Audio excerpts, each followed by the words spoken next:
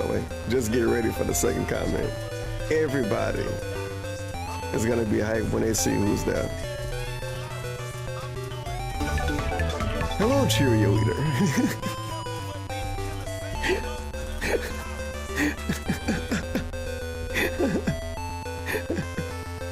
Second comment.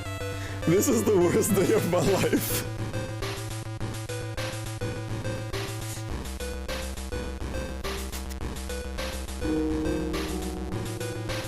You might be able to restore it, but you would need to enter a place filled with sacred light. Of course.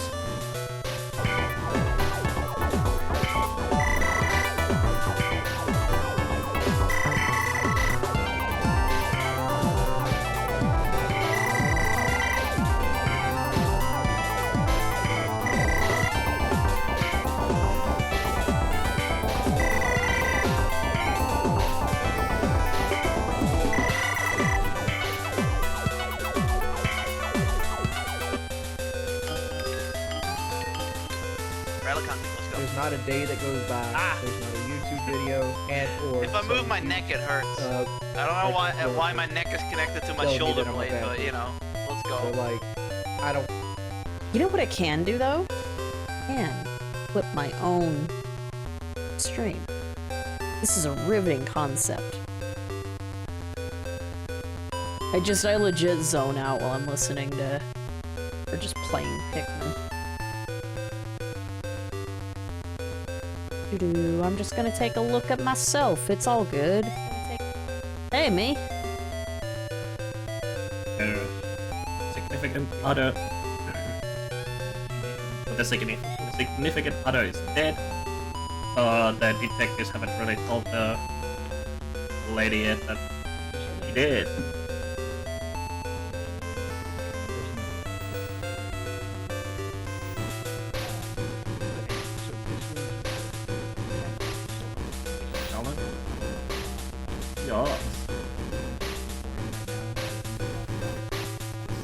Like this video.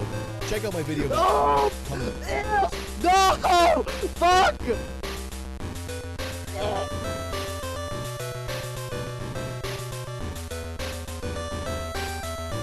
I fucking dead! I fucking dead! No. Damn! Can we be done? Can we be done with it? We're Can we done. be done with it? We're done. We're done. We're done with it. We're done with that conversation. Thank you. Thank you. We're done with that Thank you. Thank you. I got something I'd ask that has nothing to do with that kind of conversation. You said earlier, and that you were in pain and you lived with pain. And I asked you, what is making you feel so down and depressed and in pain? I You didn't have an fucking answer. hate my.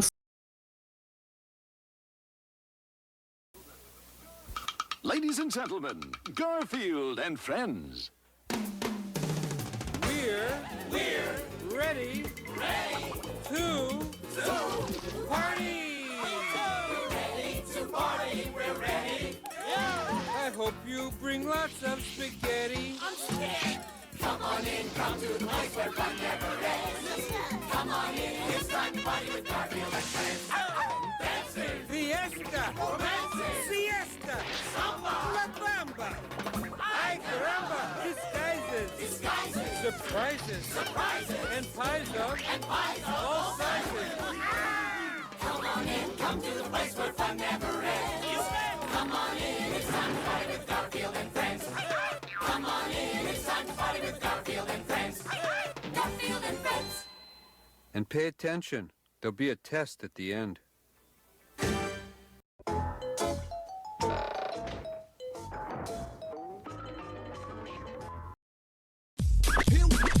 Here we go.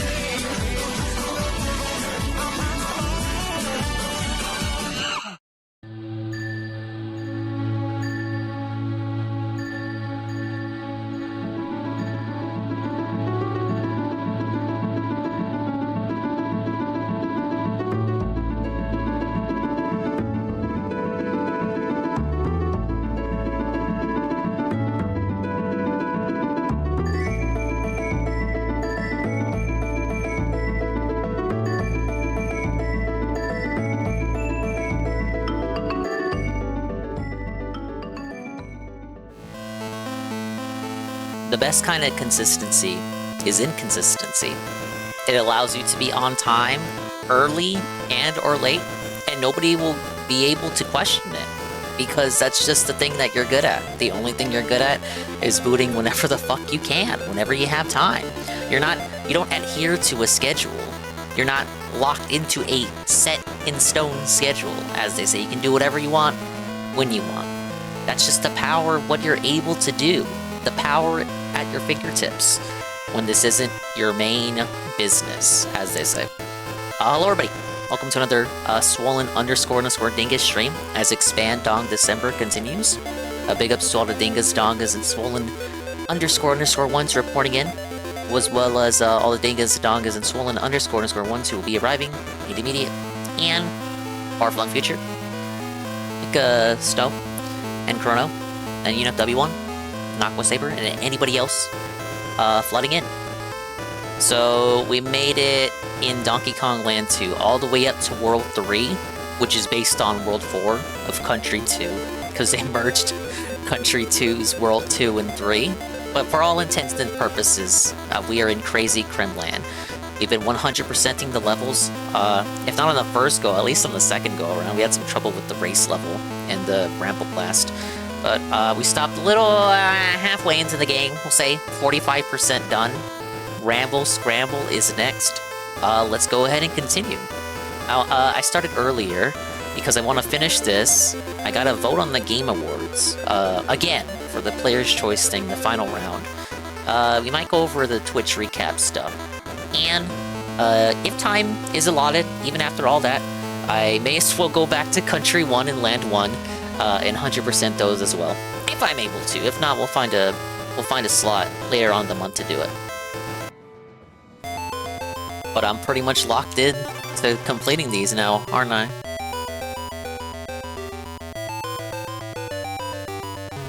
Okay, but this is Bramble Scramble.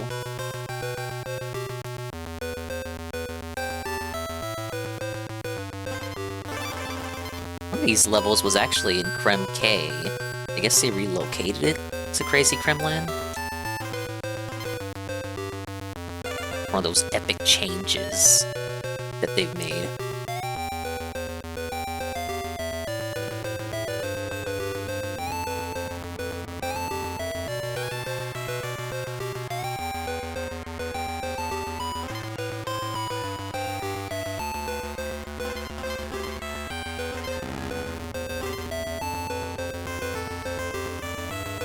Hello, Eagle.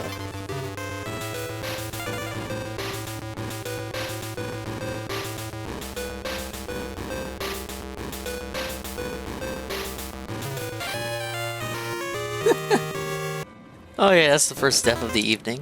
Don't bounce on that beetle right under that zinger, or you're gonna get stinged. Hope everyone's having a lovely Tuesday evening. We're already edging, as they say, we're edging into mid-December. You believe it. Feels like those first 10 days just flew on by. I suppose they do when you spend every one of those waking days, almost all of your waking hours, playing games about monkeys. But this is troublesome, we're already on the last life.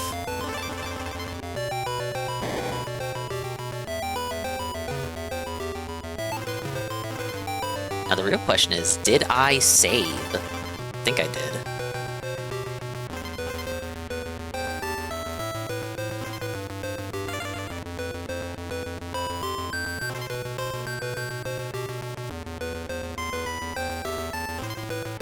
Whoa. I always get hit by that dude.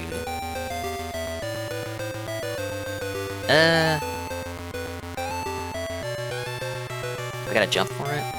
Yeah. Very inconsistent how the rope switching works. It seems to work fine when you're climbing horizontally, but not when you're climbing vertically.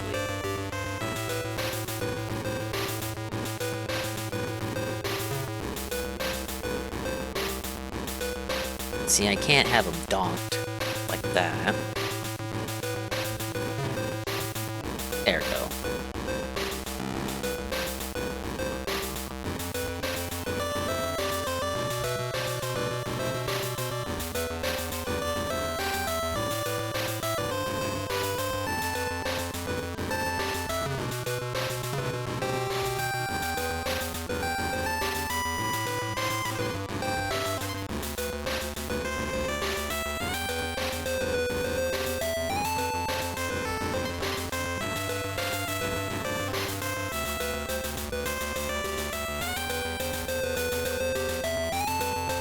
Just waiting for the next thing to knock me out. Coming. You know it is.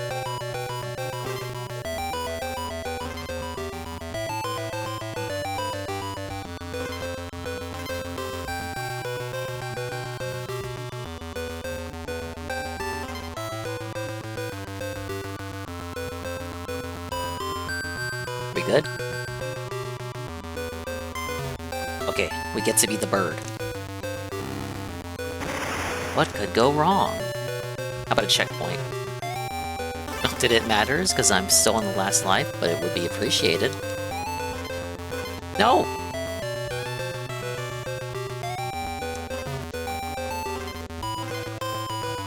Bit dishonest to put off-screen zingers coming at you like that.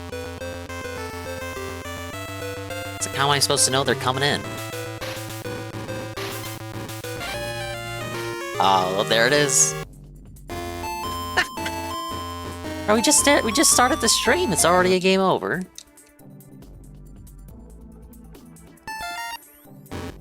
See how far back I get, son. But as I was saying, we did 100% these first 2 worlds.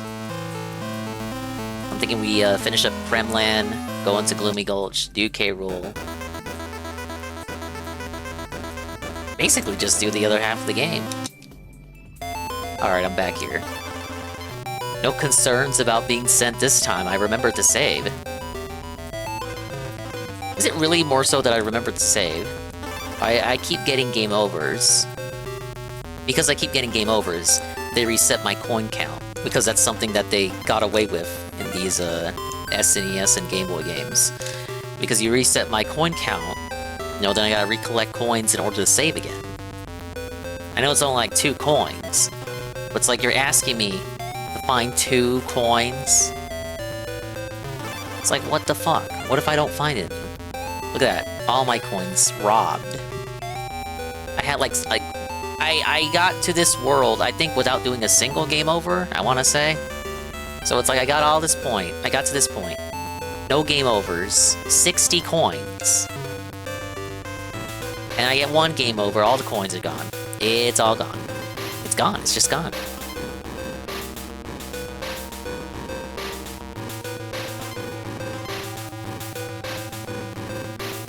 Let's see, wait for him to turn around. There.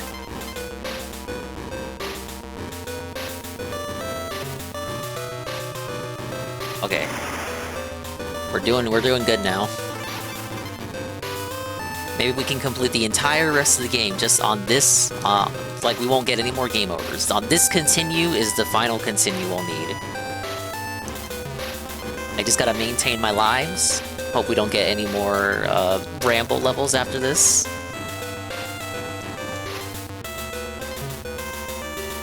You know what? I bet, because of the Game Boy limitations, they don't even bring back the wind mechanic. I bet that's not even in this. I won't have to deal with the wind mechanic again, surely. No way they'd be able to program that onto an 8-bit system, right? Oh. Oh, fuck. How was I supposed to know that guy was descending? I thought it was just 1. Spamming, again, spamming off-screen zingers. Alright, this is way too much. This is the right path. I need the wrong path.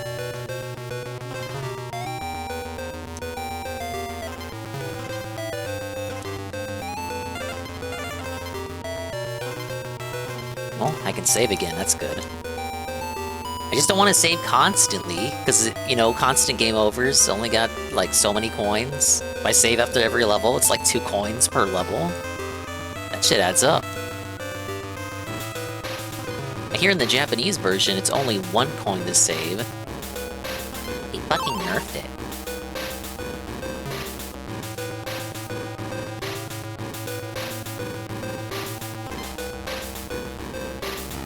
Whoops. I still don't have a checkpoint. Oh. Shoot. I don't know what's the right way and what's the alternate way.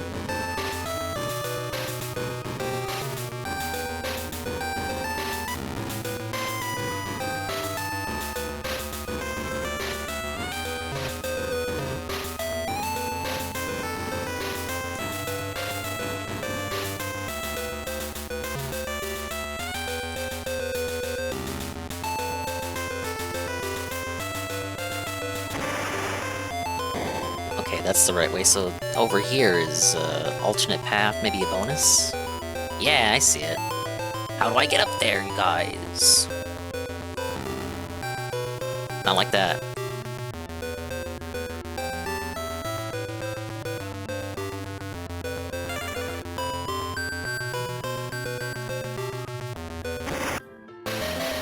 Big up 𝓓𝓸𝓷𝓭. Welcome to continuation of Donkey Kong Land 2. I'm hoping to 100% it today. And since I'm 100%ing Country 2 and Land 2, I may as well go back in time and do the same to the other two I beat. That's why we're slightly early today. I know, right? It's like the dingish streams of yore.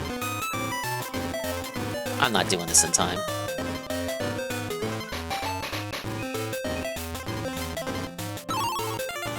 Oh, I got it. 25 out of 47 Creme coins. We'll need all 47 to open the Lost World.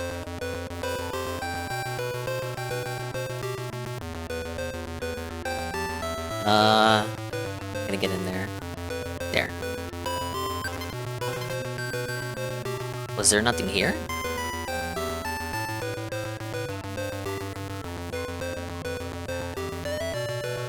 Okay, nothing was there.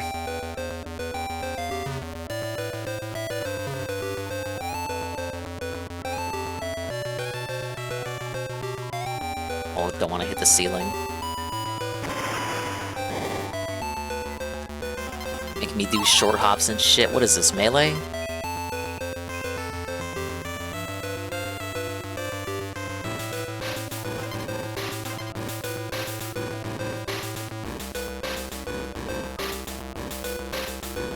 Oh, shit. Thought there was a platform.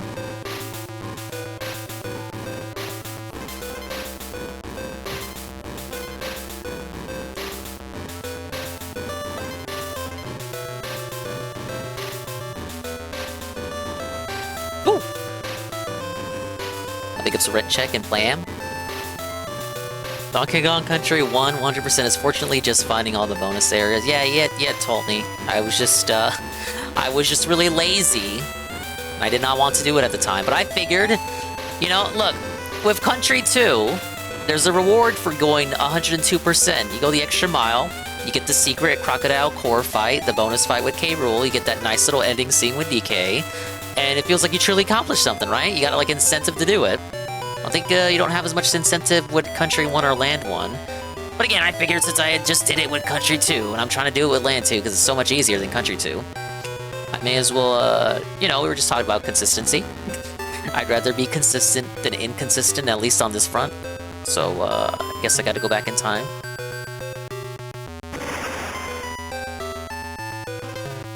So hopefully we can do all that today. And Country 3 is tomorrow. I imagine that'll probably be another 2-dayer, unless it's extremely hard, and I'm like crying and seething and coping, many game overs. But everything I've heard suggests that it's very easy, at least relative to 2. We still need that Nintendo announcement. Where's the DK64 at, bro? Telling me I'm actually gonna get away with not playing it? We can just move on to Tropical Freeze? If you really want me to see, wait till we get to Tropical Freeze, which is a game I'm familiar with and have already played to completion twice. Just not on hard mode. It'll be the first time I'm doing hard mode. Trying to think whether I should have a redeem that lets you choose what Kong I play as in a level, or a randomizer wheel that tells, like, it just randomizes what Kong I play as. Because I feel like if I gave you guys the decision to pick what Kong, everyone would just meme and pick the same Kong every time. Like, like Diddy would never get played, for instance. Was it just one bonus? I hope I didn't miss anything.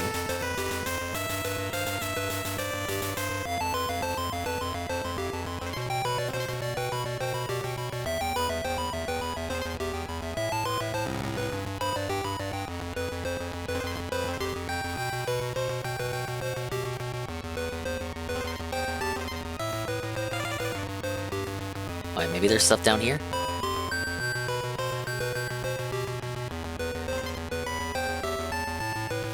Yeah, no collectibles to find. I'm very surprised, because I was not familiar with the SNES versions as much. Very surprised to find that the Kong letters are not required for 100%, because they are on GBA.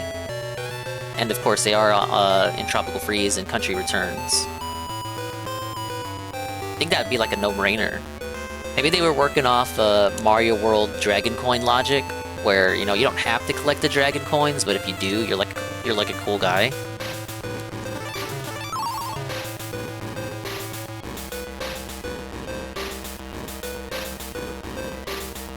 Yeah, I think we left Donkey Kong Country off at like 70-something%. This is not too bad. Though I imagine most levels I gotta redo. Bonds are eternal. Knock! What the fuck? Thank you, Knock. The Prime. 24 months? That's 2 years of Knock. Hi, Knock. Welcome to Expand Dong December. We're continuing Donkey Kong Land 2. We're gonna 100% it, go back in time, and 100% Donkey Kong Country 1 and Land 1. What? What is this? Are we trying to get a hype train going? Well, if you got a resub message, you know what to do. Thank you, the Summer Engage from Pancake Mix with the 5-bit cheer.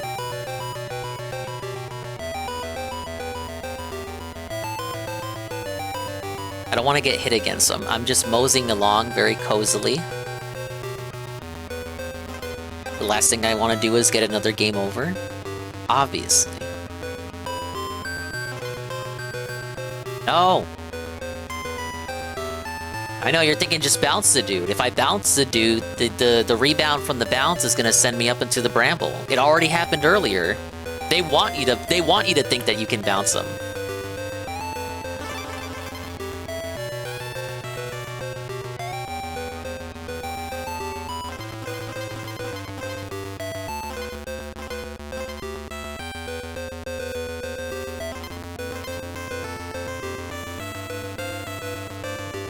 It's like they want you to drop down from that rope. No, you gotta jump off.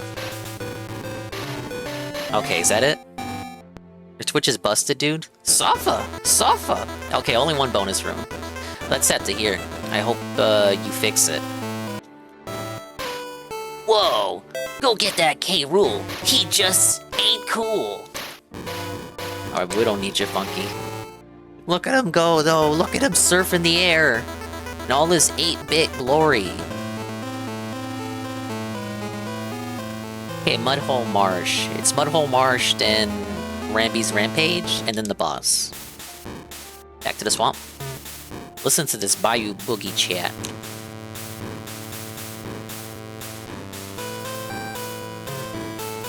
Thank you, Pancake Mix, the 5-string streak. Okay, wait. Oh no! Was that something? Was that just a banana coin?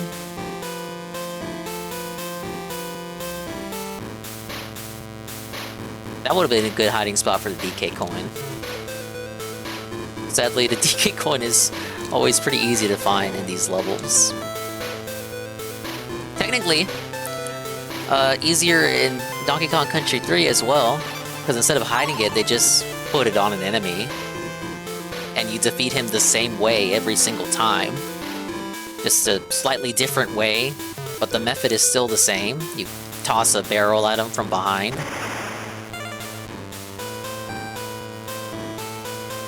He's called a coin with a K. Oh no! Slow birds, whatever will I do? Much slower than on SNES. Do your worst. Do your worst.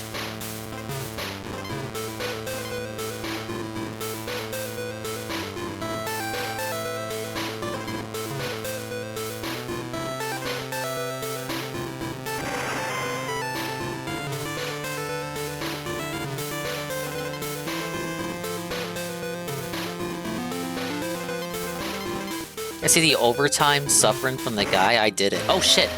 Bonus. I know he was... Oh, fuck. I know he was complaining that he didn't make the money again, and he's never gonna play indie again or something. Which is fine by me. Hated that game anyway. Yes! Okay, that was pure luck. I could have fell into the swamp water there.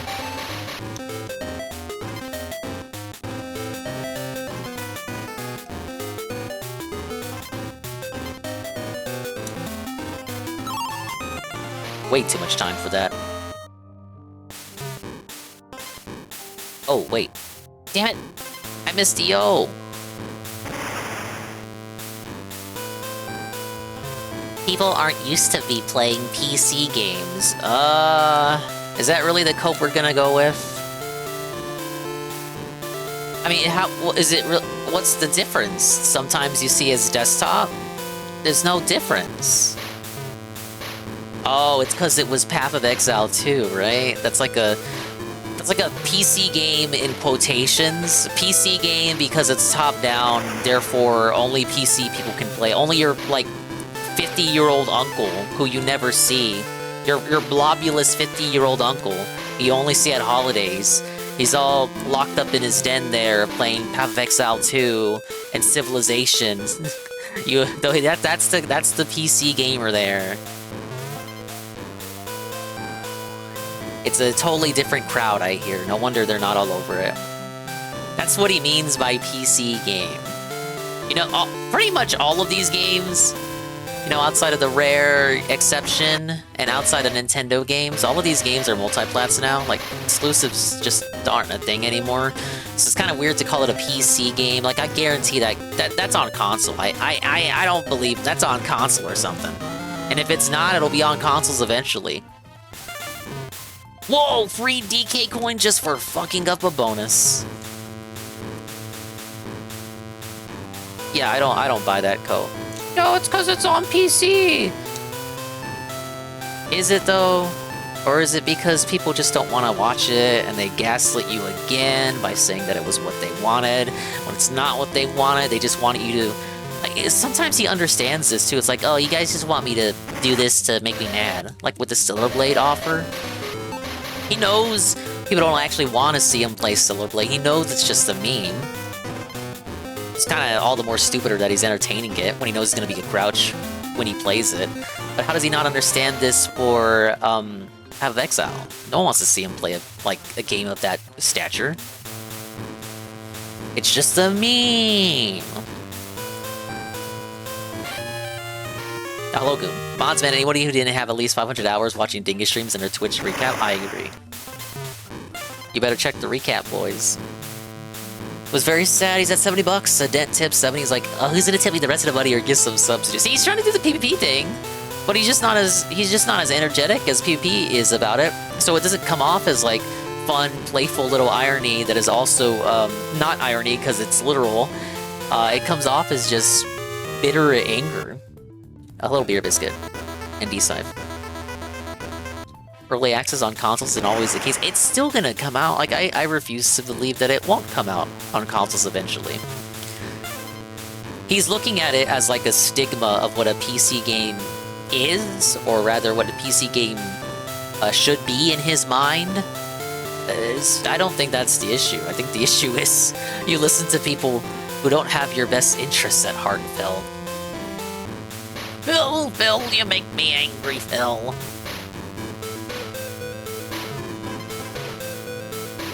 Yeah, exactly, Goon. Like I was saying the other week, as long as you're funny, or as long as people think you're funny, a moderate amount of people think you're funny, and you're entertaining, you can kind of get away with more than people who are not funny can get away with. Now, whether that's right or wrong is up to individual discretion. But it's why Darkside Phil is not able, or allowed to, rather, get away with much of anything. It's why he gets extra scrutiny for things that other creators literally do and get no scrutiny for. You know, sometimes he's right when he cries about stuff like that. But as he himself so often states, life isn't fair. You know, that's just how it is. I don't know what to say. You know, sometimes he's just complaining a lot, and you know, he doesn't have a leg to stand on when he talks about stuff like that. In some cases, he does have a leg to stand on. It's just that because he's Dave, it's just like, yeah, it's literally because you're Dave that you can't do this thing that other people do. He squandered all of his grace. 711 hours, baby, my position is secured. Congratulations. Damn it.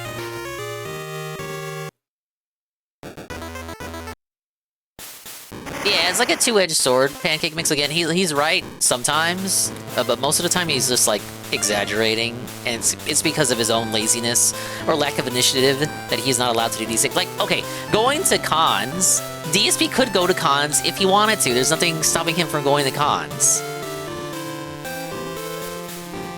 But if he says like, oh, I can't do that thing that other creators go do, like going to cons because of the trolls. That's a case in which he is hoping he could do that if he really wanted to. He could take the initiative on that. He just chooses not to. Now, if it's for something like, oh, I can't. Why are other creators allowed to grift and I'm not allowed to grift? Ironically, well, it's because you're DSP. Whoops.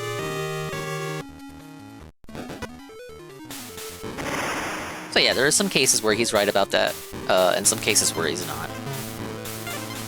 Usually, if it involves him actually doing something, like physically, you know, then it's a cope. The trolls are not at fault. Hello, cockers.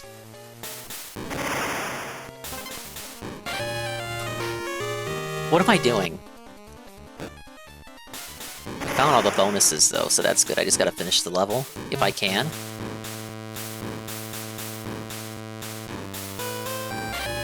I cannot.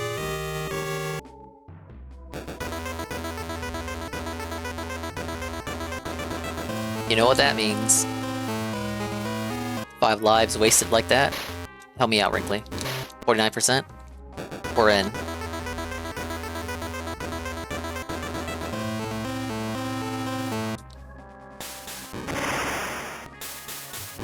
He can't grift like the KC because he's actually not doing a bit. He's doing a grift and failed as a bit. You could say that about the Kino Casino too. It's just, they're actually funny when they do it. Well, they have energy when they do it. I don't want to call them funny because then people are going to be like, oh, Tinkus are not actually funny. Their audience finds it humorous. Therefore, it is successful and people give them money. When DSP does it, it feels like he's yelling at you and he's miserable and he doesn't have the energy.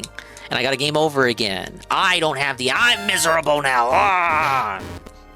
Hey, Fraga. Yeah, I'm moving like Diddy right now. With my bitch, Dixie. To live and die in Dixie. Hooray, hooray. In Dixieland, I make my stand.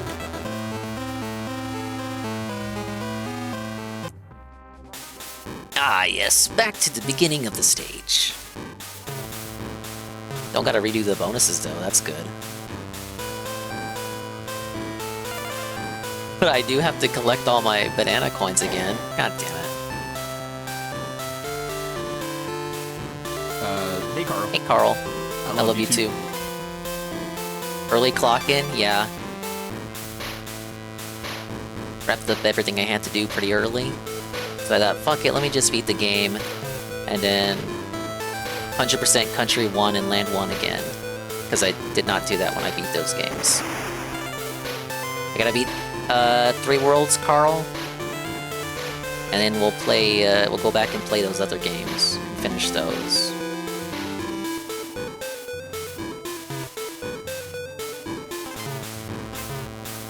I gotta vote for Player's Choice, too. There's a Final 5. 3 of the games nominated are Chinese games. No, 4. 4 of the games nominated are Chinese games, so that's cool.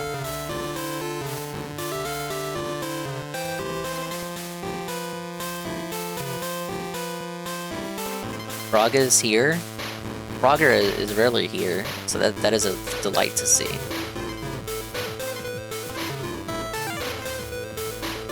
Braga hates Nintendo games.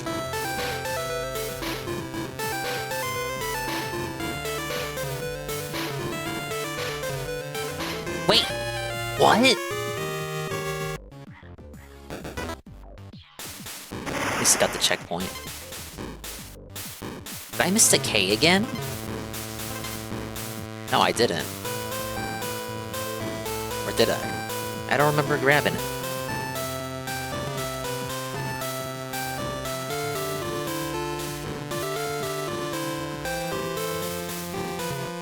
Okay, it's gonna be the challenge here. We got it.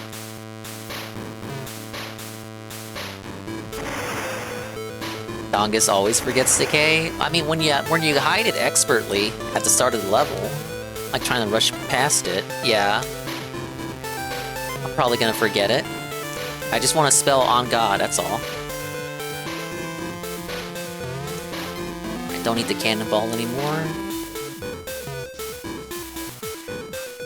I already think the Game Awards are regarded. I only watch it because I'm a fallible human being. Also, game announcements.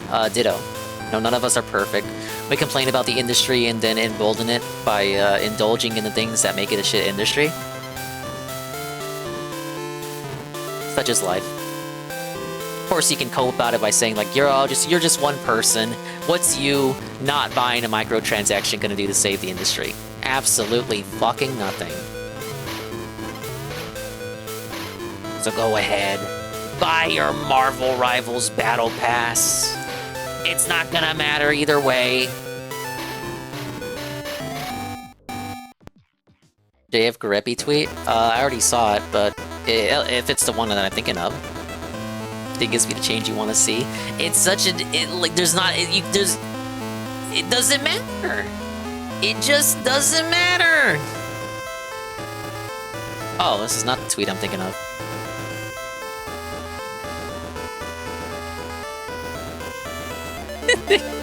I'm sounding like a lip regard. No! I've become the monster that I did not want to be. Yeah, I saw the Christian shirt. I was pretty upset about it. This looks fucking nothing like Christian's sweater. And it doesn't, to be honest. There's like a vague resemblance, and that's enough for most people. He should have recognized that rather than think that people were literally trying to argue that it's the same sweater. They weren't trying to argue that. They were laughing because it had enough of a passing resemblance that the joke worked, but he thought they were trying to argue that it literally one-to-one was the same sweater, which he tried to debunk autistically because he can't just accept that it looks similar enough to a sweater that people would make the comparison in the first place. Yeah, it reminds most people of Chris, that's enough. I don't know. He tried so hard to like make it a slam dunk that because it's not literally the same sweater, debunked, and now you're banned. Anyway, so, Carl sent me this. This is not my screenshot. I don't like and retweet 𝓓𝓸𝓷𝓭 tweets. This is 𝓓𝓸𝓷𝓭 going to a picture of the suspected gunman who blew that CEO the fuck out, and everyone is arguing over whether it is justified, or if it is murder, or if all murder is bad, but in this case it is justified because he is responsible for millions of Americans being denied healthcare. I can't get into politics unless it's a Ding-S politics stream, but that is a context. We have 𝓓𝓸𝓷𝓭? Is that supposed to be like a... is that like a combination of 𝓓𝓸𝓷𝓭 and 𝓓𝓸𝓷𝓭? I don't know. Thoroughly thought out the weapon and its use, but fumbled these basic details? It doesn't add up! John Francois 𝓓𝓸𝓷𝓭, the guy who murdered his potato, former co-host of Worski during the Worski Live days, says, the act itself is 5% of the effort. The 95% is escape route and alibi. That's where most people fail. And he's like, I mean... you could supply that advice without having been... you don't have to be a murderer yourself to suggest advice like that, right? You could just be like a consumer of true crime content. This does not necessarily implicate him in the disappearance of his ex-potato, right?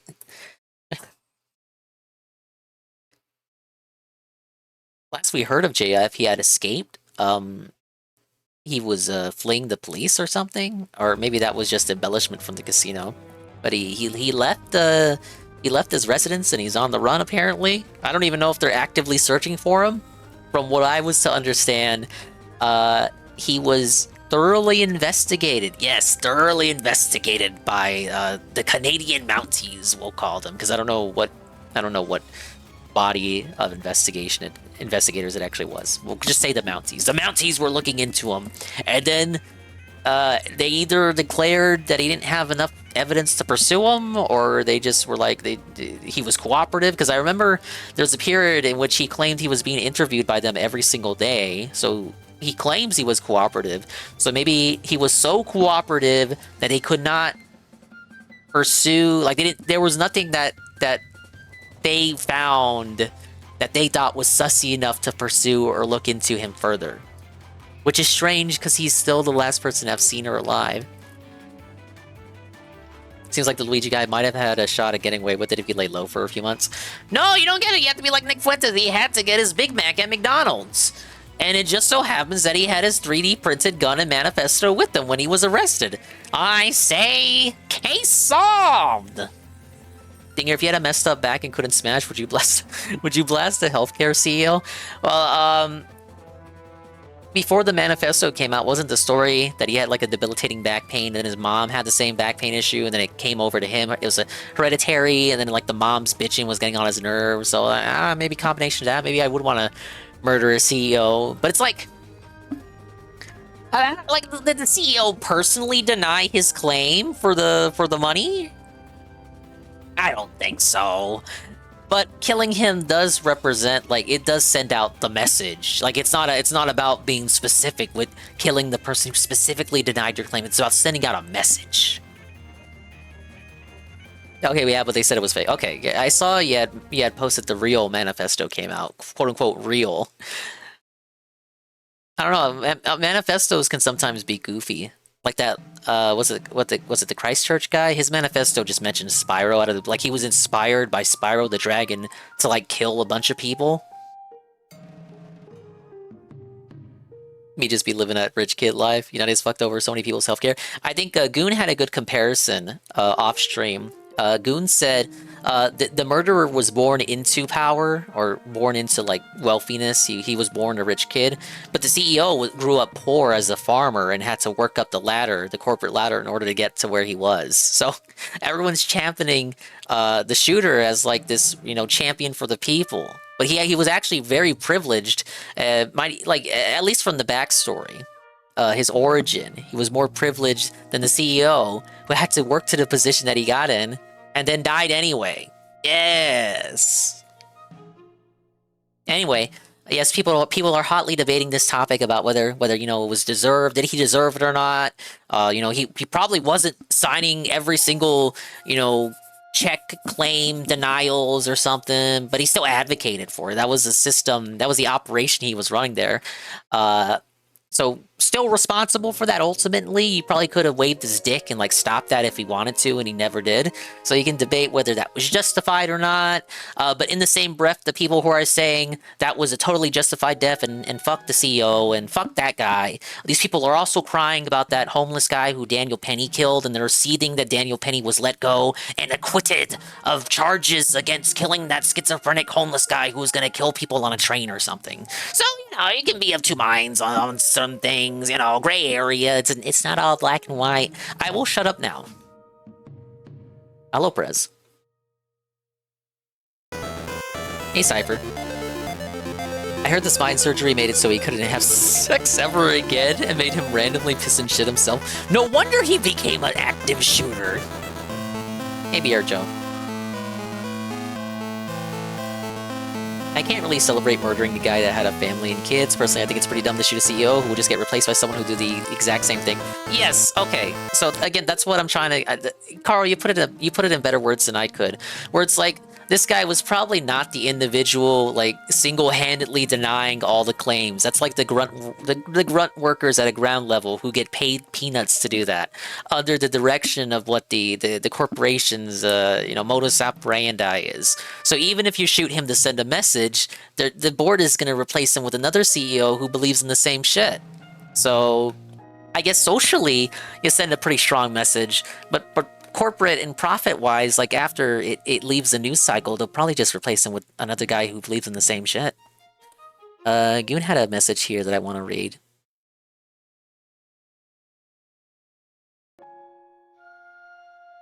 Okay, yeah, this is what... I'll read something that Goon said that I thought was interesting. Luigi, we're going to call him Super Luigi, had a mid-wit tweet in response to Tucker Carlson, where Tucker was saying that modern architecture was designed to depress you. Luigi says, well, it does that, but just because it does that does not mean that was the goal. The goal was to lower costs and retain resale value of the property, and the rest is an unfortunate circumstance that came from it. We find comfort in thinking when terrible things happen that way by design. And he says that he's also paraphrasing it. So Goon says that Luigi says, we find comfort in thinking when terrible things happen That was by design. Guess that, Luigi. Luigi shot and killed the CEO while riding a Breloom. What is a Breloom? It's a Pokemon. It's allegedly the shooter's favorite Pokemon. Pablo, can we get a picture of Breloom on screen? Who is the shooter's favorite Pokemon? That guy. Right there. What's his signature move? I shit you not. His signature move is Bullet Seed. And it's his strongest attack too if you have a Breloom with Technician. The Technician powers up your weaker moves. So Bullet Seed is pretty weak, but when combined with the Technician ability, Breloom becomes a menace to be dealt with. Does he shoot him out of his head? I think he shoots him out of his collar. It's been a great year for Nintendo with all their fun characters, Breloom, Luigi, and who could forget Diddy? Like in Sopranos, when the mob guy gets out of prison and tries to set up the old extortion racket at the new Starbucks, they're just gonna bring in a new manager if you do something, dude. Yeah. You gotta cut off the heads. Well, I guess we gotta shoot the whole board then. Like Fraga said, be the change you want to see. Hello, Golem. Could make a Kino movie. Poor guy works his way into the top position of a company, then a silver spoon anti-capitalist that lived a good life blows him away for the cause. I agree. The juxtaposition would make for a good concept for a film. Okay, but going back... Oh yeah, Typhlosion. Typhlosion, Breloom, Diddy, and Luigi. The top 4. Oh, and Gumshoes because of what happened with Trump. Because Trump, Trump got shot. And then if you look at Gumshoes' art, Gumshoes' ear has like a chip. It has like a big old chunk taken out of his ear. And then his ability is Stakeout, which means he does double damage to the target if the target switches out. So he does double damage to Kamala because Biden switched out and was replaced with Kamala. Get it? Aha! So Gumshoes, Breloom, Typhlosion, Diddy, and Luigi. We got a whole top 5 there for fun Nintendo characters in the year of 2024. What did Typhlosion do? A bunch of Game Freak fanfiction got leaked, like internal documents that talk about. It's based off the story about that Canadian bear, I think, and but in this version, the Typhlosion grapes a girl. None of it was ever meant to be in a game. It was just supposed to be like supporting lore that I guess people, like developers, would reference, but it wasn't intended to be in the game. Some people tried to cope by saying it was mistranslated or something poorly translated by AI. The truth is probably somewhere in the middle. Anyway, I distracted myself. So Goon says, Goon cites a tweet here by Luigi referencing Tucker Carlson. Tucker Carlson says that modern architecture was designed to depress you. Luigi responds by saying, it's not designed to depress you. We find comfort in thinking that when terrible things happen that it was by design. But then Goon says, apply that same logic to a health insurance company ruining someone's life. It wasn't their intention to ruin lives, you see. They're just trying to remain profitable. In 2024, what a year that was. It's still going. We still have a couple of weeks. Yeah, old Luigi was kind of hoisted by his own petard there. Want to say modern architecture isn't designed to depress you? Okay. Well, healthcare companies are not designed to scam you. Hello, Brian. They don't mean to scam you. That's just how it works out. Just like how, modern architecture isn't designed to impress you. That's just how it works out.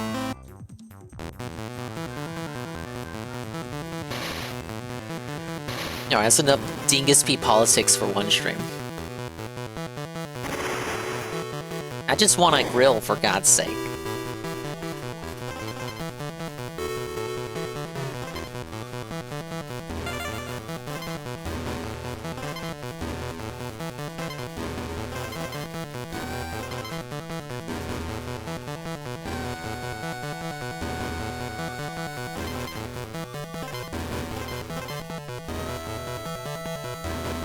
Whoa.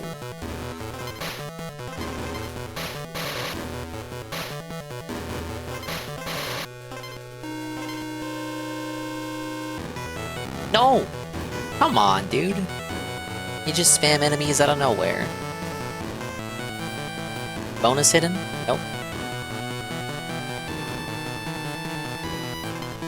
Whoa, whoa, whoa, whoa, whoa. What do we got? No! No! Ah!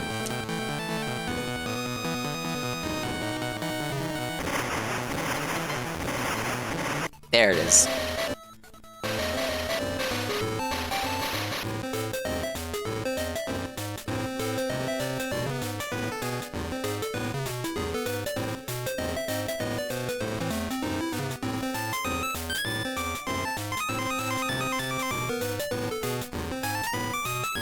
Oh my lord. Oh, okay. I thought I had to, like, roll into him. Right there. Nope. Just keep on moving and toss that other cannonball at him.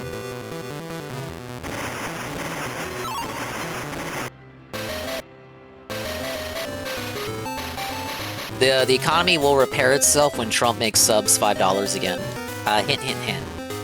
I'm not hinting, I'm outright asking. I'm not hinting, I'm outright begging. Oh, careful.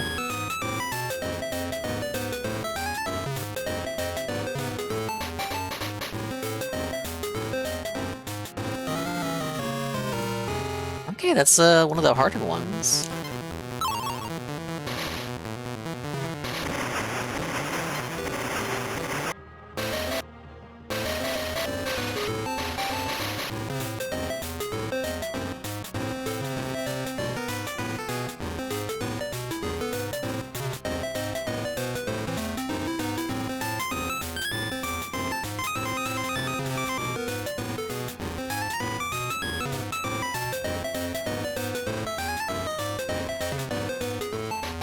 No. Alright. He's getting conditioned to stay on stream till like 4:30 now, just stalling and waiting. It's kind of funny. He just sits there, looping, waiting for the whale tip. Well, he conditioned himself into believing that he makes the most money when he just talks to people. Which is true, I guess, in some aspects. So if it's a bad game stream, he thinks he can kind of salvage it and recover it and still felt the trolls. If he makes the money with like a last 30-minute, half-hour Q&A segment. It'd just be like that, dude.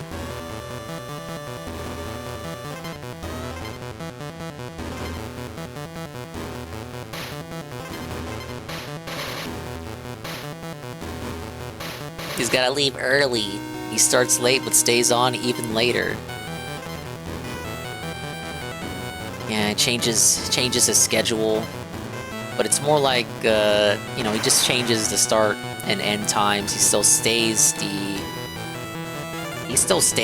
more or less the same amount of time.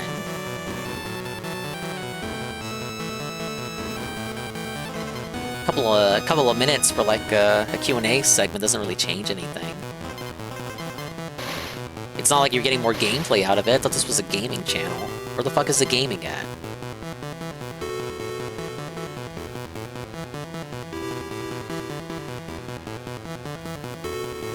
You should just watch movies on stream. You should do what 𝓓𝓸𝓷𝓭 does. Do that on the Kick channel. You can watch movies on Kick, just don't narc about it. Oh, that's probably what would happen though. People would narc on them. Imagine one of you would narc on Phil for watching movies on stream. Shameful.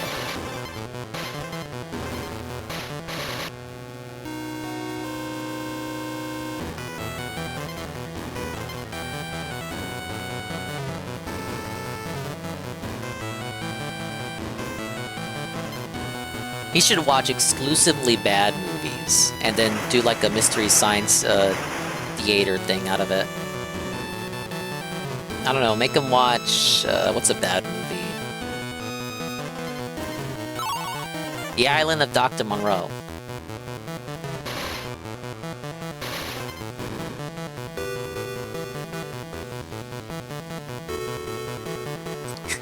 Deadass should just play other people's gameplay and talk all over it. He kind of already did that with DSP Throwback. I know what you mean though. Just do that with modern game. Like no one's gonna tell the difference. For the first 10 minutes, maybe. Then some autist will point it out. Now, wait a minute! DSP's reactions on the controller off screen aren't really matching what's appearing on the gameplay.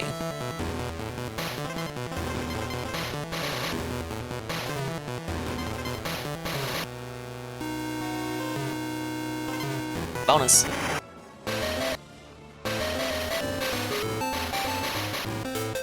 Oh, whoa, whoa, whoa. What am I doing?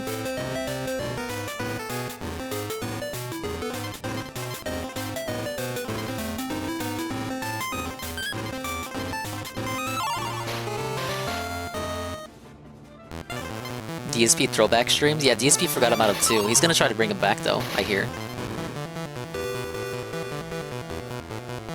No, it's not that. He says he's gonna bring it back. It's coming back. Oh man, did I miss the hero coin though? I think I did. It's over. Where's the hero coin at?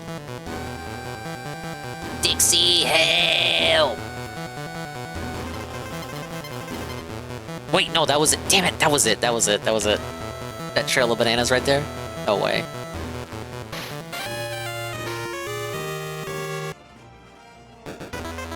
Okay, that's all the bonuses. Give me that coin.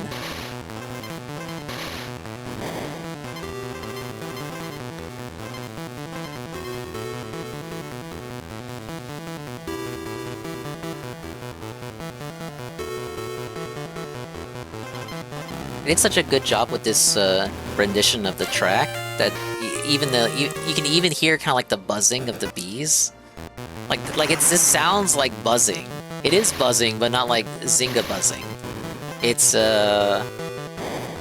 very immersive. I actually feel like I'm in a hive. Oh damn it.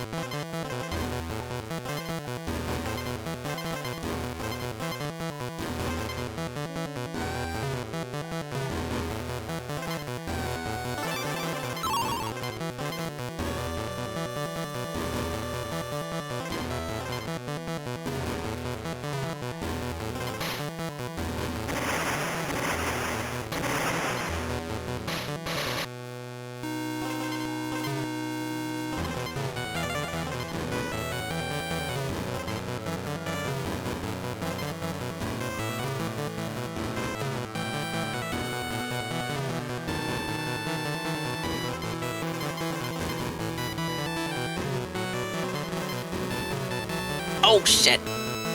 Well, I didn't need that bonus anymore. Alright, it's right here. There it is, see? I knew it was there.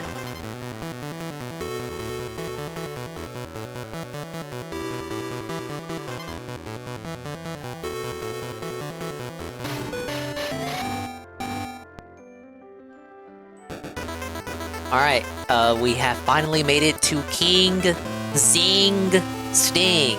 Zing! See if I waste 20 lives on this, like on SNES. We just start and we're already the bird.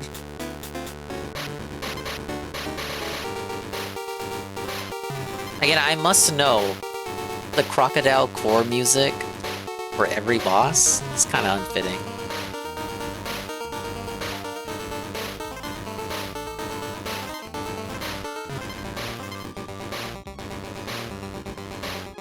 So you still hit the zinger, but because of the Game Boy's limitations, it's not always flashing.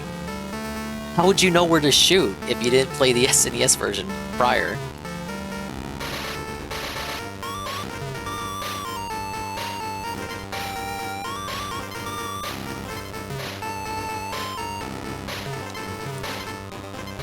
Oh god, he's spawning zingers, but it's lagging the game out.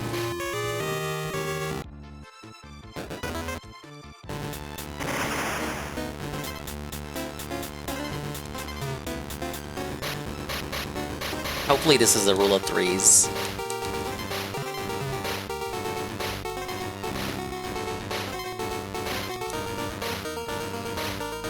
Where is he? Oh.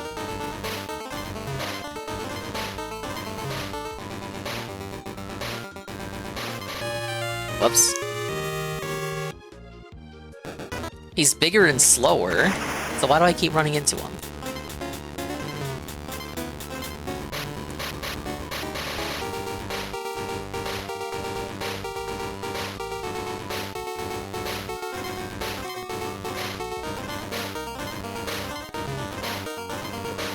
Okay, now he's on the Zinger spawning phase. Yeah, what do you got? What do you got? What do you got?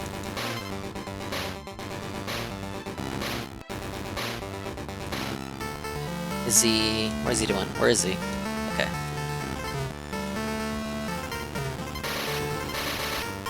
Okay, 3 hits is not enough. Oh god, he's following me! He doesn't even do that on Country 2!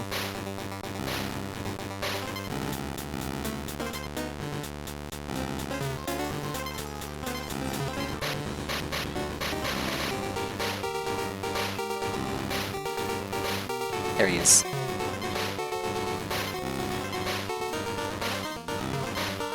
Think I got him? No, no, no, no, no. He's going after me! Stop. Oh, oh, no, no, no, no! Look how quick he's going! He's going as quick as the Game Boy will allow!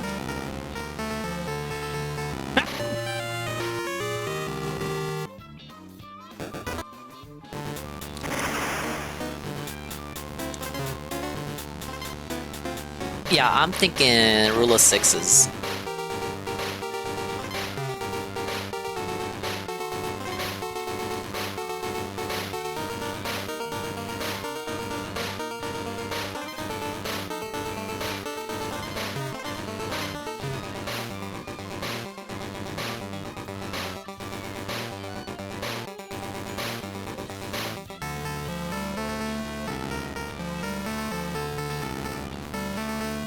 Where is he? There.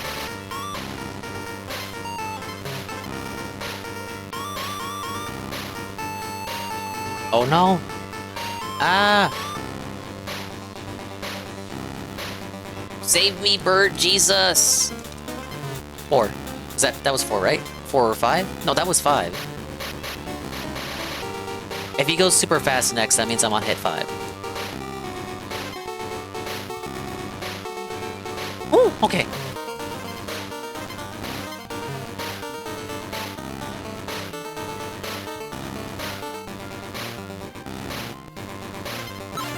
Oh, there he is. Oh. Lucky hit. Ladies and gentlemen, TB has been stung. We have Crazy Kremlin 100% complete. A big ups for 𝓓𝓸𝓷𝓭. Riku, we have completed Country 1 and Land 1. I have 102% completed Country 2.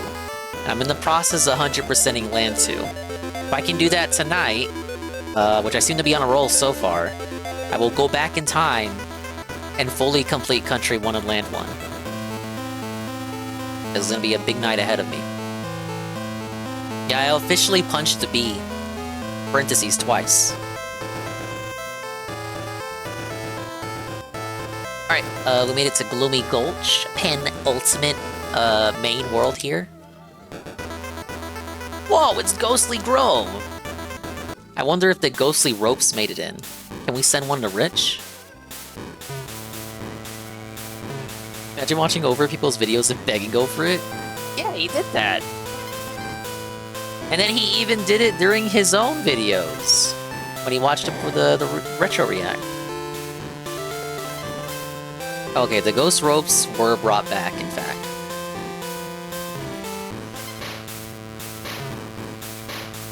Wings did that one time. Wings should do it even more, since he hates his gameplay so much. Oh, my gameplay's boring, man.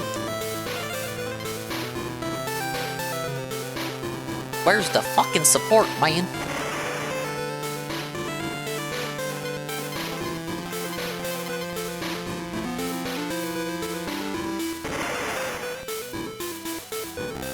Oh, oops.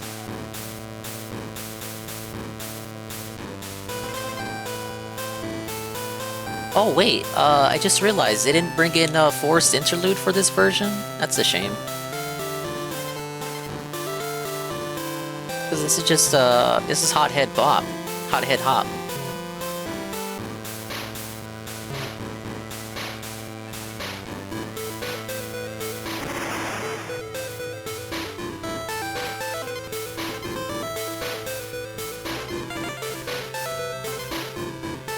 Wait, no, this isn't Hothead Bob, it's Bayou Boogie.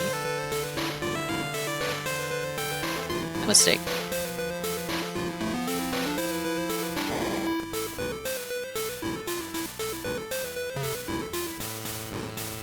Yeah, I figured the OST is limited. Let's be careful with what songs they picked. Whatever songs got left out would have to be considered superfluous. What's superfluous? Superfluous. Superfluous. What am I saying?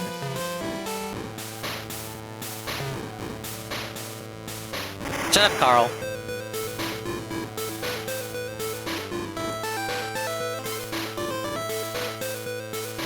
Common mistake I had with that word, growing up. Like many other words. Hello, Ivan. It should have been more like Land 1, even Land 3, that stuff that's kind of different. Yeah, I had heard beforehand that 2 was the one that's closest to its console's sister game. Ah yes, the sister game. The layouts are still different enough, but I feel like that's more to do with the limitations of what the Game Boy can do compared to the SNES than anything. Oh. Yes, Superfluous, it's my superhero name.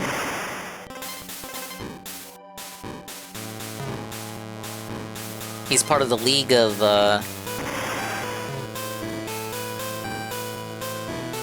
oh, what's a funny name?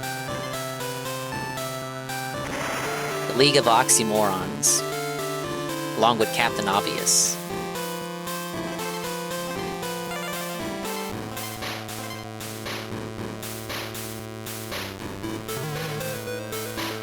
And their pet mutt, Dog World.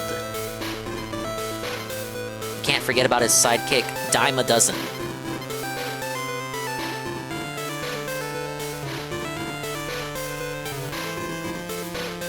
The League of Extraordinary Dunces, and their arch nemesis, the 𝓓𝓸𝓷𝓷𝓰. Yeah, Diamond Dozen. I actually said that one correct.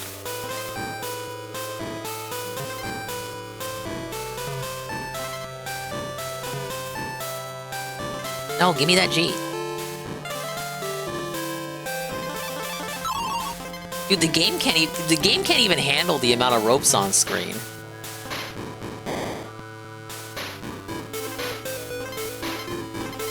Woo! Come on, I couldn't make that jump as Diddy. You crazy.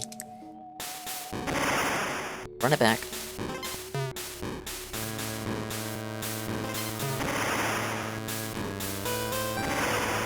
Yeah, they taking things for granted. Yeah, they did a collab with him. Ah! I should have swapped to Dixie. Dixie, where you at? I need some insurance.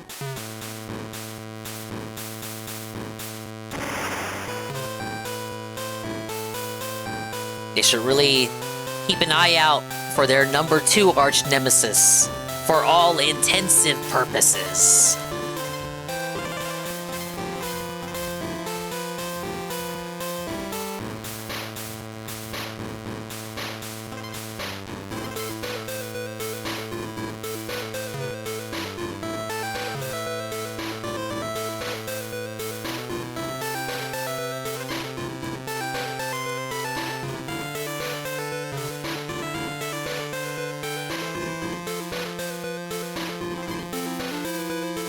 That's what I said, Carl. Do I want to drop down? I do. Wait till that guy flies over.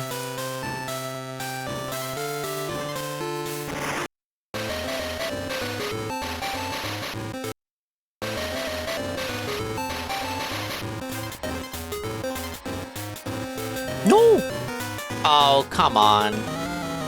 I touched the rope and it was like, nope. Wet, it's locked.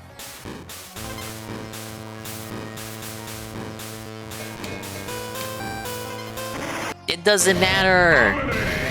I immediately get to try again.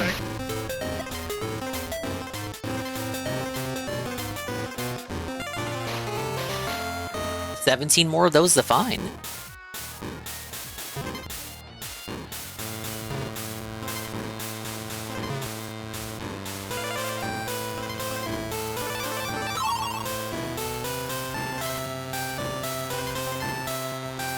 It's a shame that Forest Interlude didn't make it in. It's a great track. The second best after Stickerbush Symphony. Oh, you know Dixie. Oh wait, no, there it is. I was about to say, you know I hovered over the DK coin, but no, it's at the end of the level. They thought they were being hilarious with that one. He scammed Marvel Rivals again. What a loser, bro! He's scamming. It seems like he's scamming every game that isn't Bloodborne. How does I could only imagine being like the one or two organic fans left in the audience. You're being fucked around like that. I guess, you know, there's people, they just take it. They just bend over and just let it happen.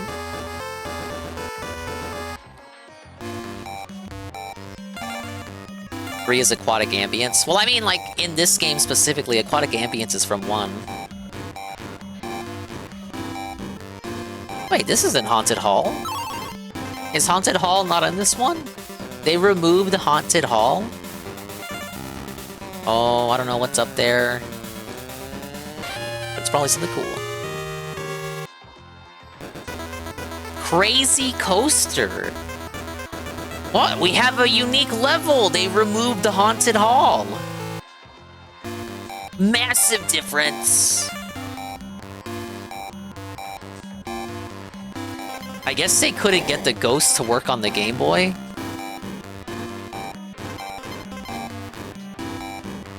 No, I need to get up there!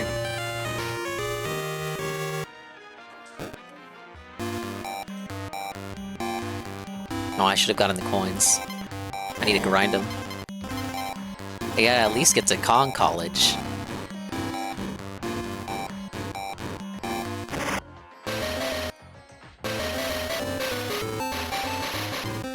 Yeah, the hall background was only used for 1 level. They could have used, like, they could have had, like, a regular library level. That's a similar bonus to the one in Haunted Hall.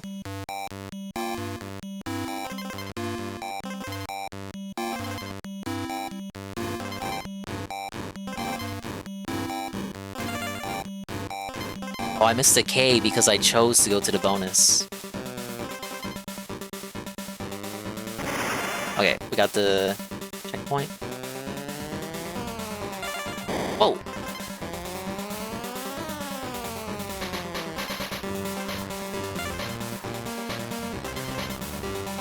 No! It was up there. Trying to listen to some music, stop dying? I'm trying! Okay, according to that, that was the only bonus, so the DK coin must be up there.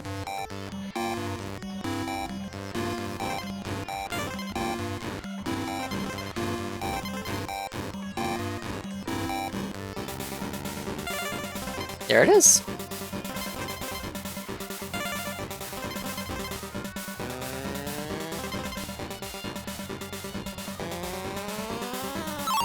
That did not feel like a World 5 level at all. What the fuck was that?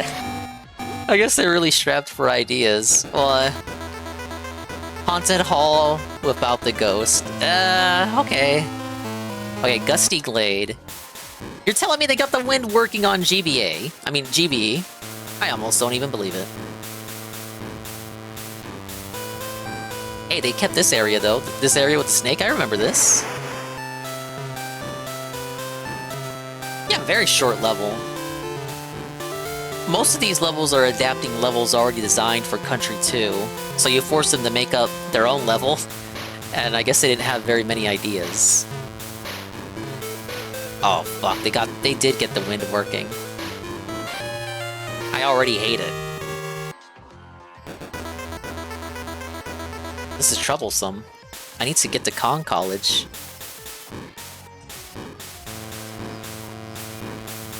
Don't send me back. Not again.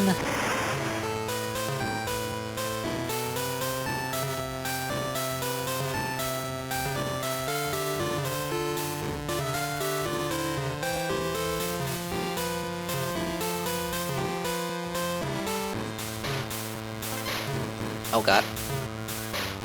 Yeah, do I even want to bring the snake?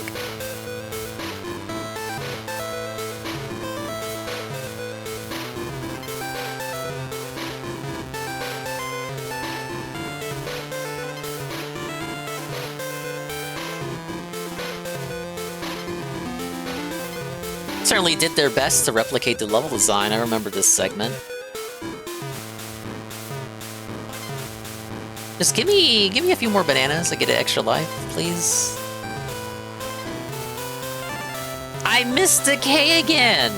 Who is hiding all these Ks?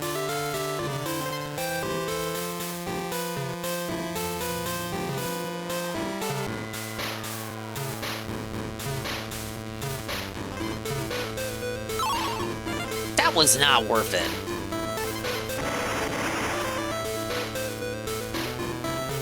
That should have been an extra life. All the shit I go through.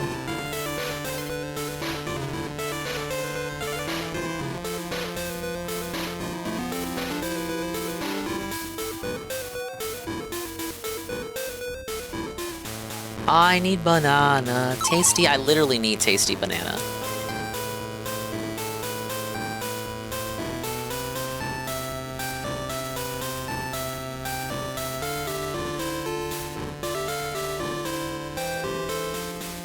Okay, cannonball bonus coming up. Extra life. And go end yourself. No way! How are you supposed to prepare for that?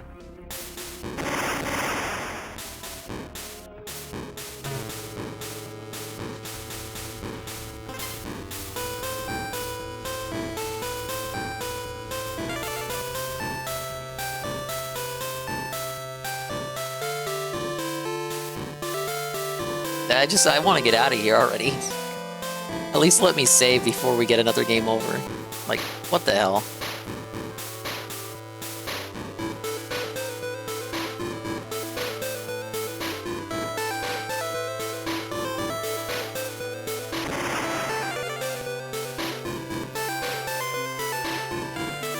Damn. I'm already back to where I need to be.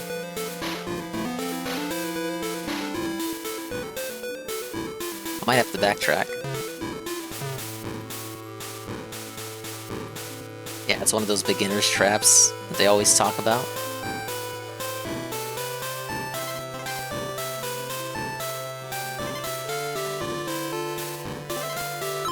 Alright, we got some insurance.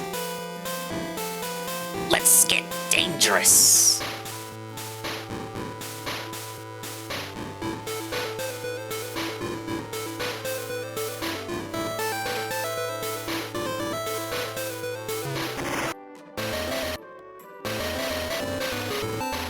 Don't tell me the wind's gonna come in. No! Go away! Why? Don't you dare. No way! Okay, I have to redo the level no matter what to redo it out again. The wind is not gonna let me go back. No!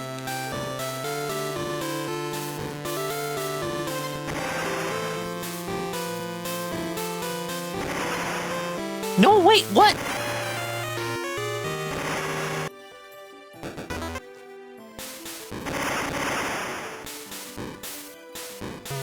Very dangerous territory here.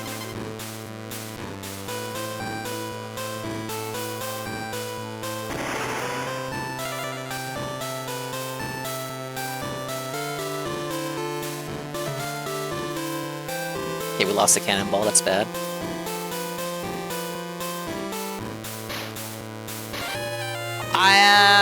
I pressed B. It didn't matter. Game over! Fuck you. Erase your progress. We're fucked.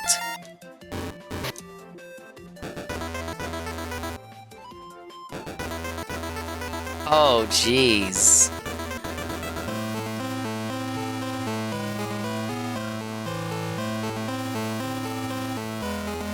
We're back in Mudhole Marsh.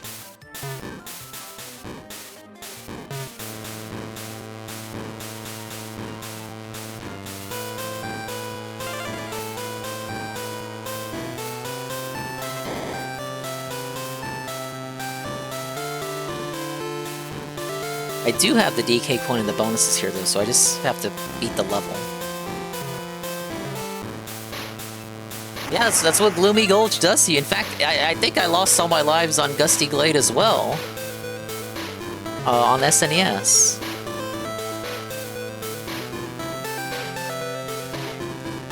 And of course my banana coins are gone too. Gotta collect another... I gotta collect another 2 of them to save again. They do that shit on purpose by making you do 3 levels before you even get to 𝓓𝓸𝓷𝓭. Like, what the hell? Why is it so fucking delayed?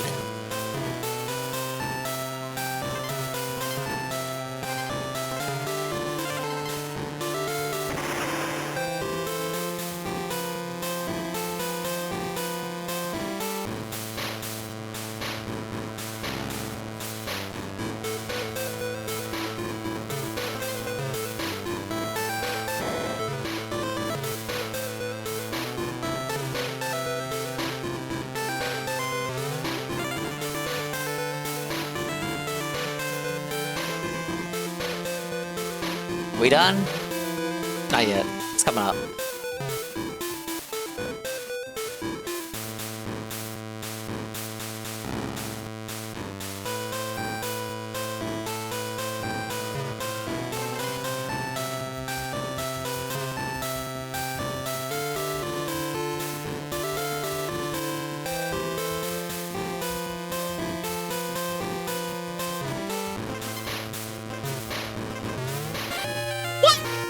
I fell through the barrel!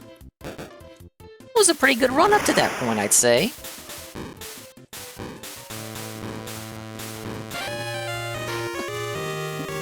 Thank you, Mini Neki.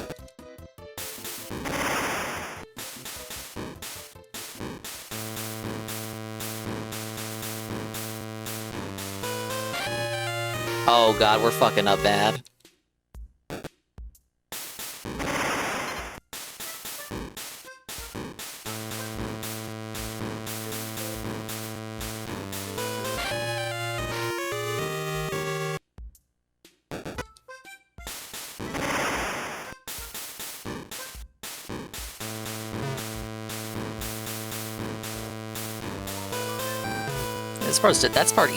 That part is easy with Dixie. You just hover over all of it. That's what I was doing earlier. We have the whole level beat. Now I'm back to 0 lives. How does this shit happen?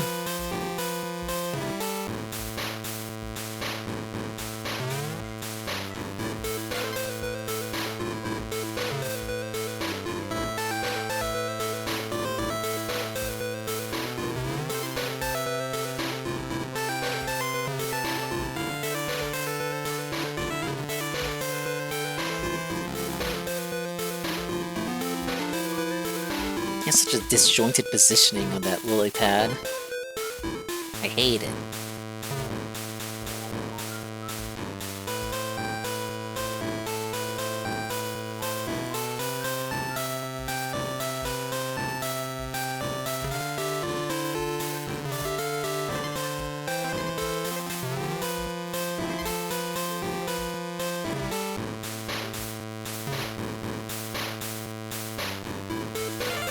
Get me out of here.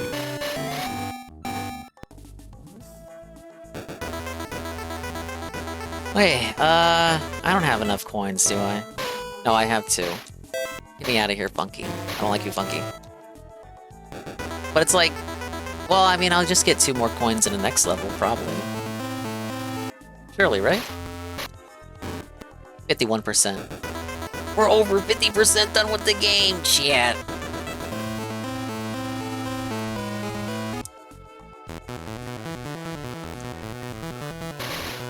Alright, now watch me whip and nay-nay this Dougie without losing a life.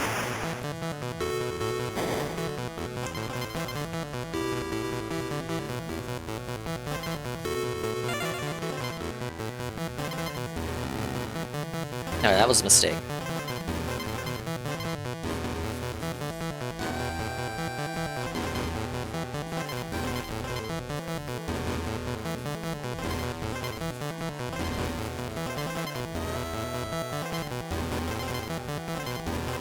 We need the super funky mode. Funky was in this game as a playable character. I would never lose.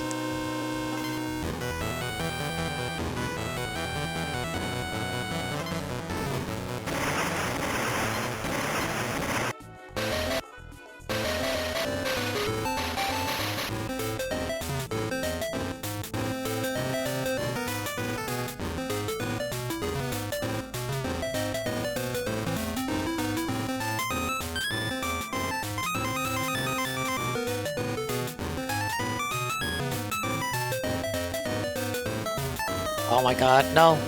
Where's the cannonball? Disappeared and then reappeared. What? Tell me how that works! Bro, the cannonball vanished and then reappeared. Huh?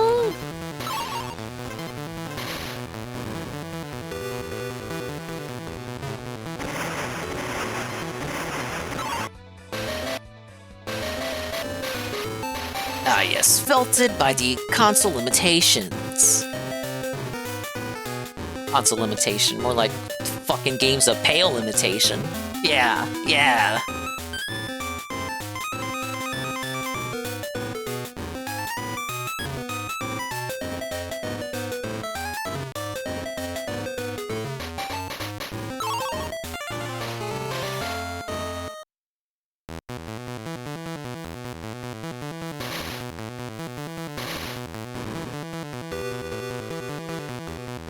The game glitched. It did though.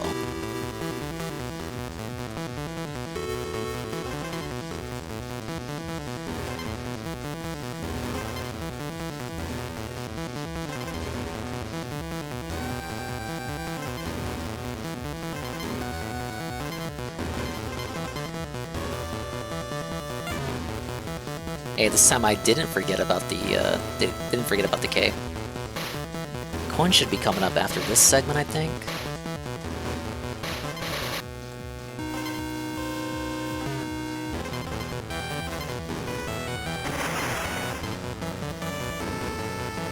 Wait. Wasn't the end? Wait, oh wait, let me down. Wasn't the end down here? Okay, no, it's just a coin. Which I need.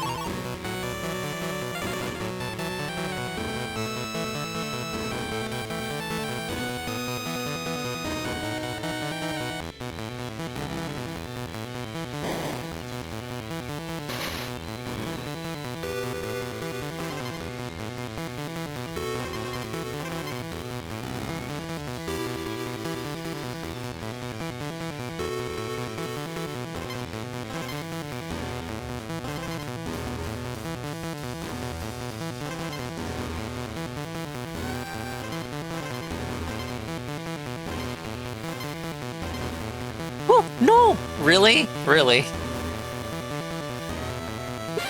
Oh! Well, I can't do it without losing one life, apparently. I got nervous! Leave me alone!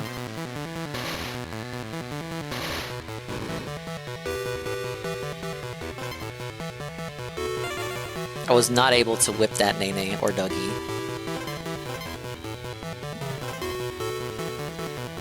They don't eat the honey like they do on SNES. Sadly, no.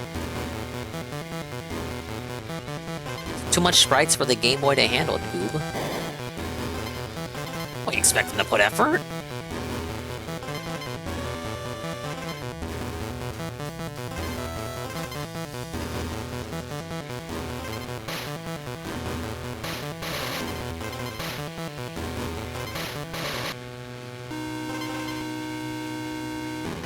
I kinda want an extra life. 10 more bananas.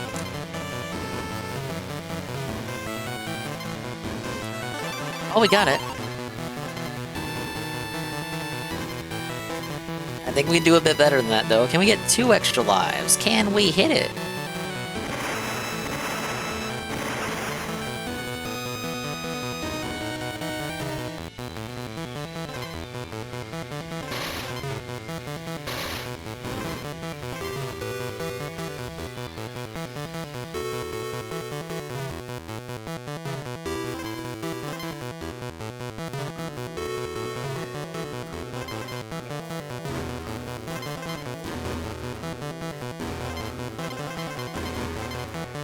Okay, it's coming up,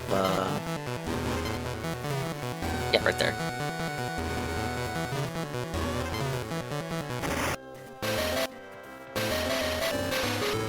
Run, Rambi, run, that's what I'm doing right now. Oh, shit.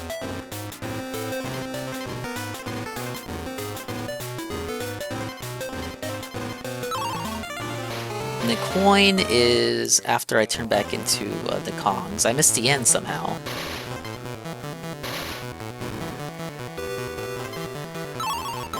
Extra life. Yeah, right here.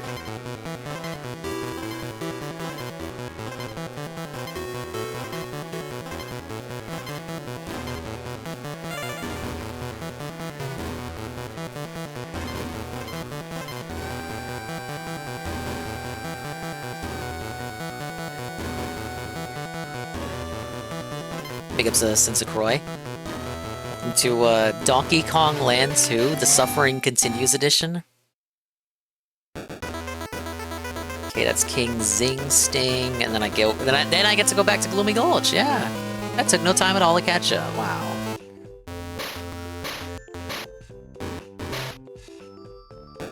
Got 54% on the board. Just saving all the time now because I'm not going to get to save after doing the boss. After this boss, they're going to want 3 levels out of me on 2 lives.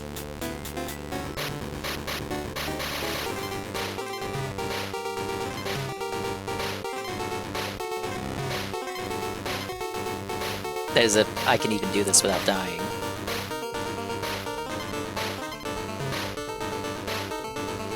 Oh, I hit him.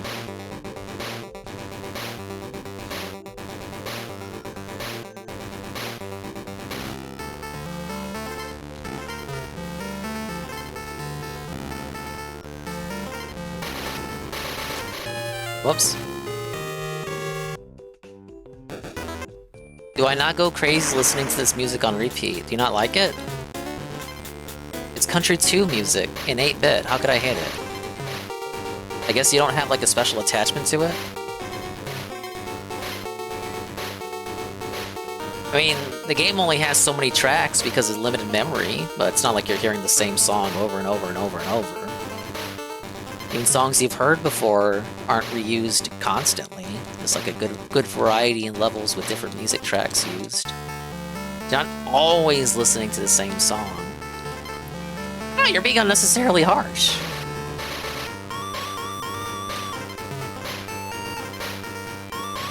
You don't really like 8-bit? That's a shame.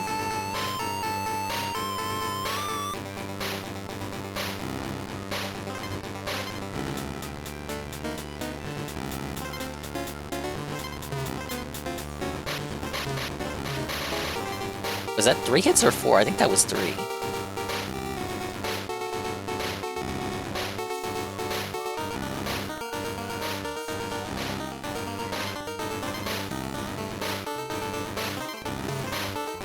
Whoa. That's 4. And he's gonna chase after me until he decides he's had enough, and then he's gonna restart the cycle. Yeah, right there. Oh no!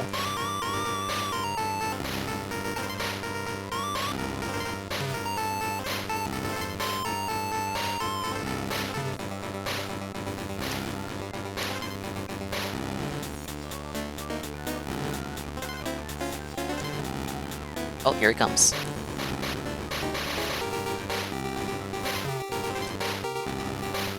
No! I thought he was lower than he actually was.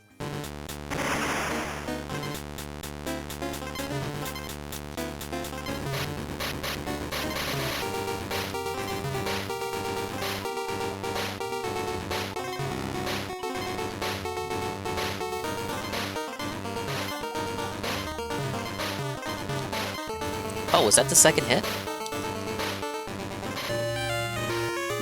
It didn't matter though. Game over! Give it up for game over number 8!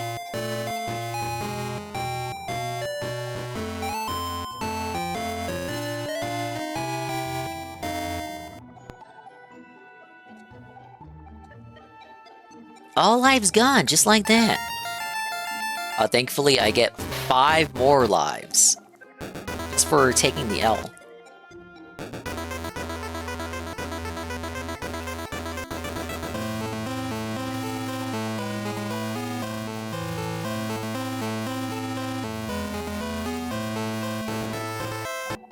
Don't worry, Knock, I saved.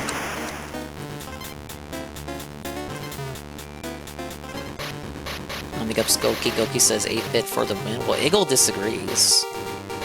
I don't know if that's just because Iggle is like a cantankerous person that just argues with people, contesting their likes by default. A contrarian, if you will, by nature. This is his statement on the 8-bit question. He's more like a 2-bit if you ask me.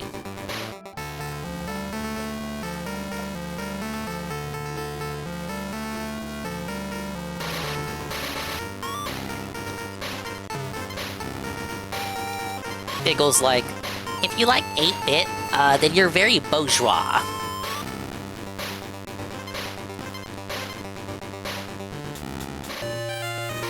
Ow.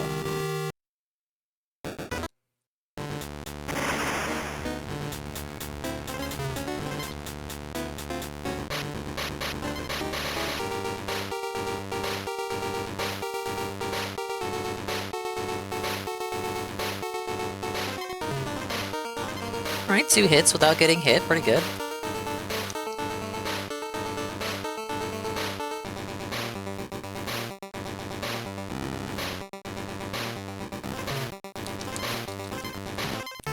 That's hit 3.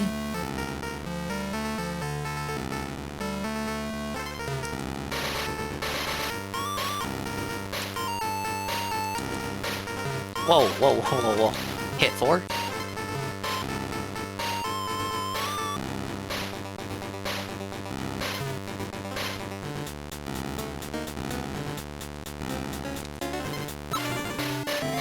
Oh, bro, what the hell? I got him off screen. Ladies and gentlemen!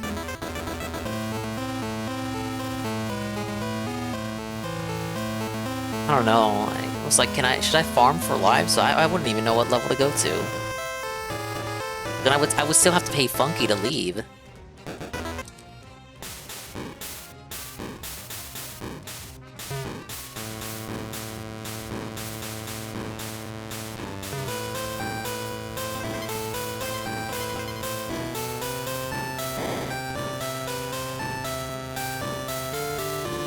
Well, at any rate, we're back in World 5. But for how long? It's a good question. We'll see.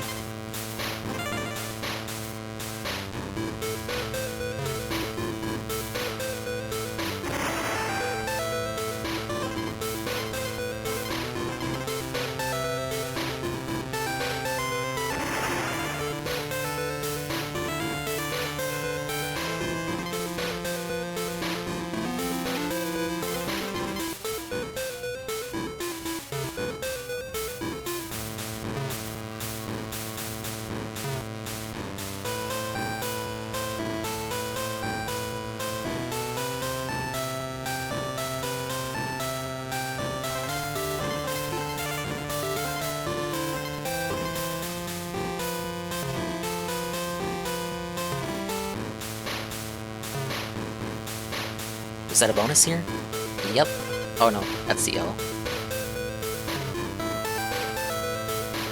This one only has 1 bonus, if I recall.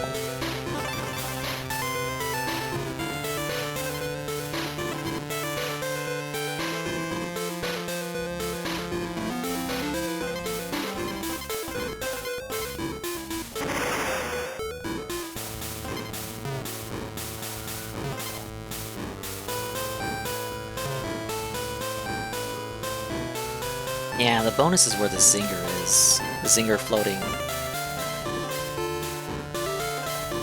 Flying low. Flowing. Yes, of course, it's flowing.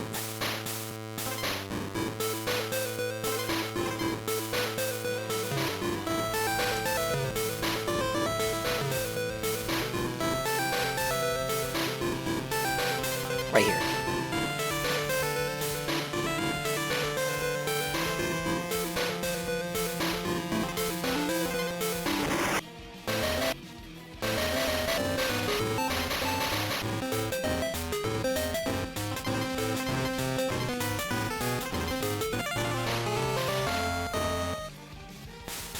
I think that was the only bonus, and the coin was at the end of the level. So I can get out of here!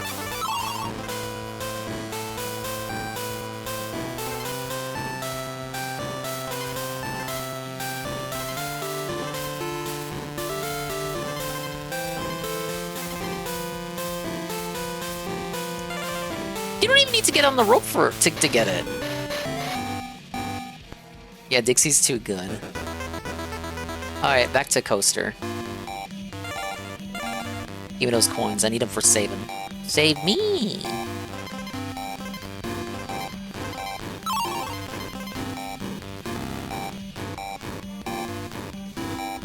Oh, come on. The short level. Maybe I can use this to grind lives, maybe?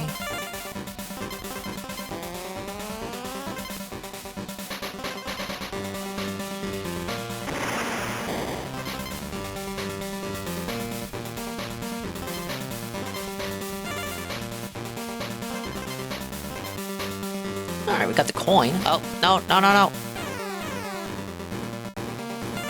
Let me play it safe.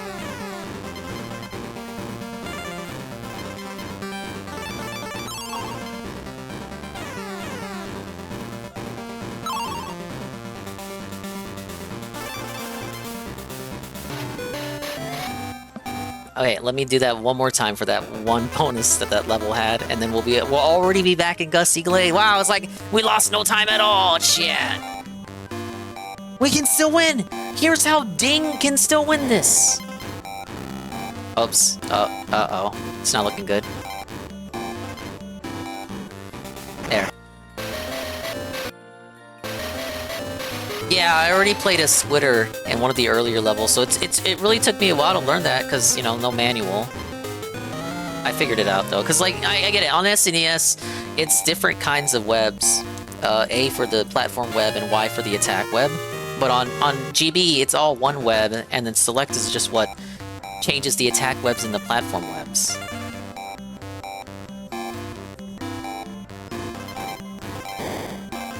That should not have... They should have left that level out.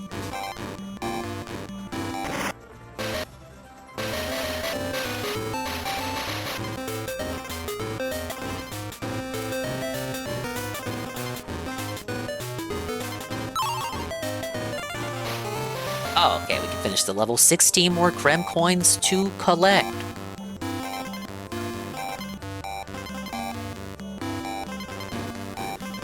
I can get an extra life, though, because I don't have the K.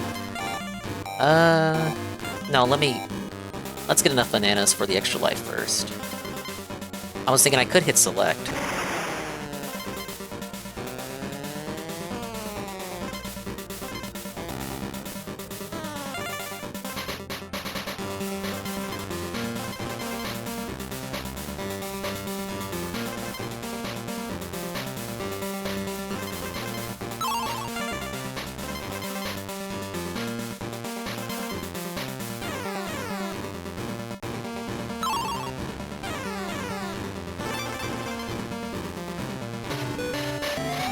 Yeah, we gotta give love to the select button.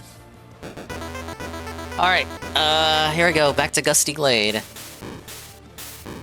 Considering all you get for using 𝓓𝓸𝓷𝓭 is a middle finger and a banana coin, I don't think we'll be using 𝓓𝓸𝓷𝓭. Most of my lost lives in both SNES and this version is because I played as 𝓓𝓸𝓷𝓭 in this level. Why would I do that?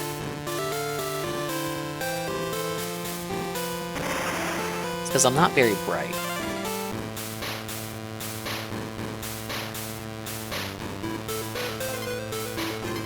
Look, it's tailor-made for you to play as a snake, but why would I play as a snake when I can be Dixie? I can be Dixie. I can be Dixie and just win. I just win. I win all the time.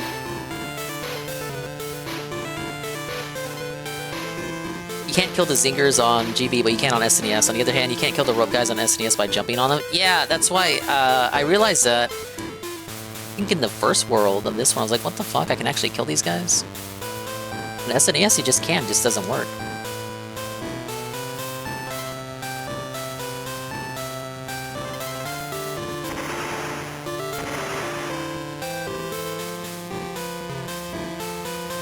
Kind of like how in this version, Dixie holding a barrel is still considered a shield, unlike Diddy. I mean, just like Diddy, rather.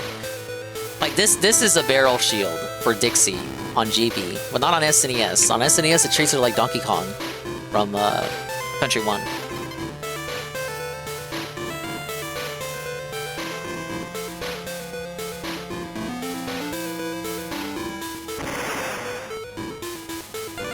Yeah, Diddy did it first.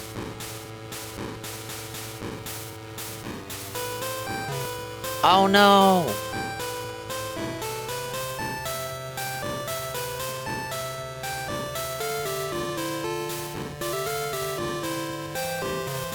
Alright, good.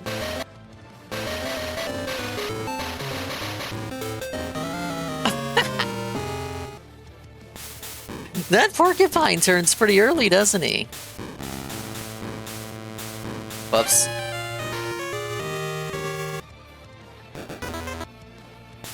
I think it does protect her from up attacks.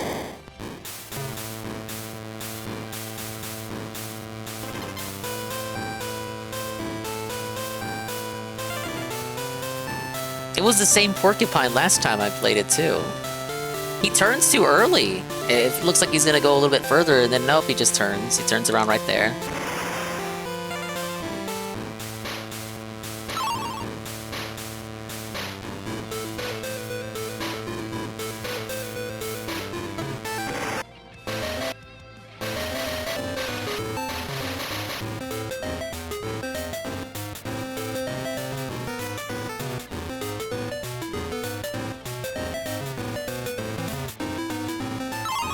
Alright, there it is.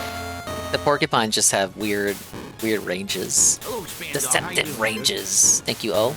Big up, so I'm doing great. Thank you for asking. Oh god. Woo! I'm trying to win, baby.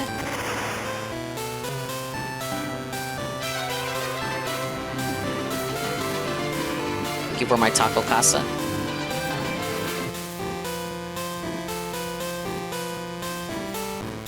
Okay, wait till this switches. Now.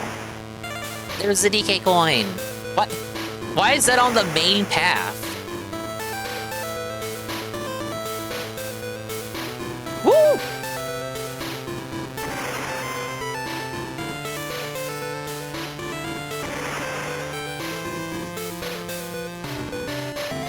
Alright, that wasn't so bad. It was just that one part with the cannonball. I missed the bonus. Fuck. Alright, Con College. Get me out of here. Get me out. Get me out. Get out. Tell those nutty cremlings it's English tomorrow. I'd rather be in English class than suffer through this game. Oh shoot, what bonus did I miss?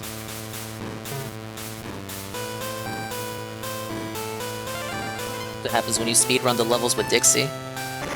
Probably at the very end, I'm guessing.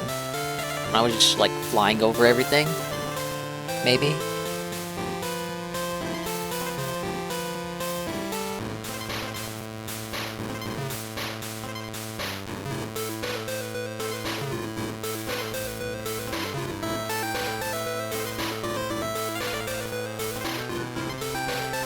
Two burritos and chips and guac. What's your order, Dinga? Hold up. Let me check if this is a bonus. Yeah, it was. God damn it. I thought those bananas were sussy. But I thought it was like, oh, you dangle from the hook and you get those bananas. But nope, it was pointing somewhere. Alright, get me out.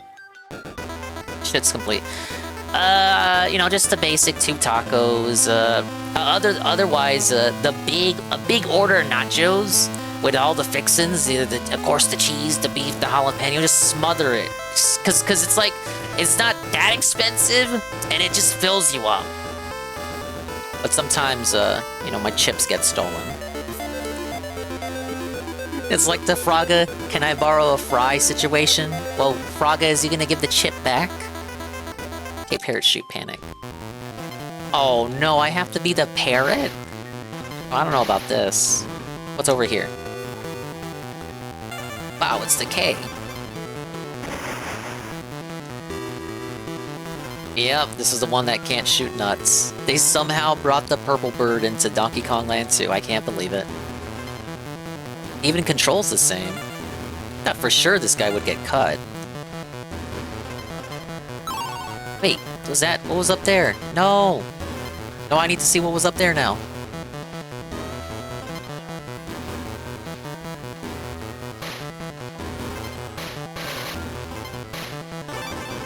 Frog is a fry stealing frog. It's just an expression. Now, if it's Burger King fries, you know, you can steal my fry any day. Hey, the DK coin is over there somehow.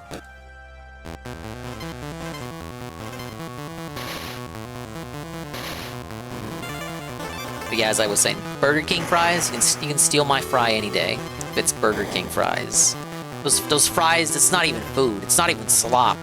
Pigs should not even be fed that. Horses should not even be fed that. Do not DoorDash your horse some Burger King fries, you fucking abuser.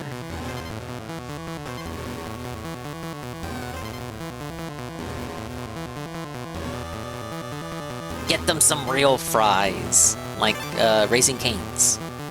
Oh shit, I gotta get Raising Cane's. I got an offer for like a free piece of toast. One free piece of toast at your nearest Raising Cane's until the 12th. Gotta go get Raising Cane's. Big ups, Pim Pam. We are continuing the DK land suffering. We're in the World 5. I had one game over that sent me back to World 4, but we're in 5 again. Oh, fuck. Yeah. There's no way I can go back up there? Unplayable bonus? Unreplayable bonus? Why?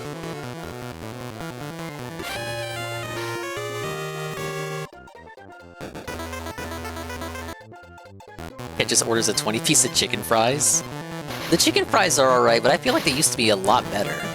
Maybe it's my schizophrenia.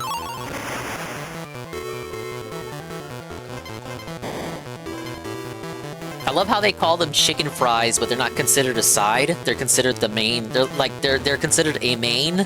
So you can't just get like, well, you could, but it won't be priced as like a. It's not priced as a side. You could get a Whopper with a side of chicken fries, but you're basically telling them you want two main dishes. You don't want.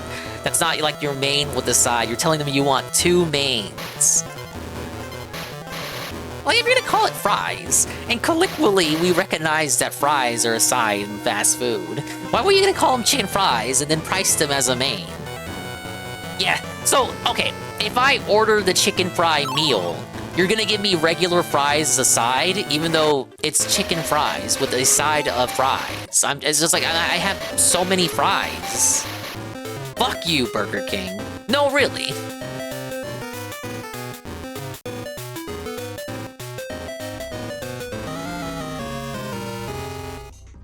I really don't like that bonus.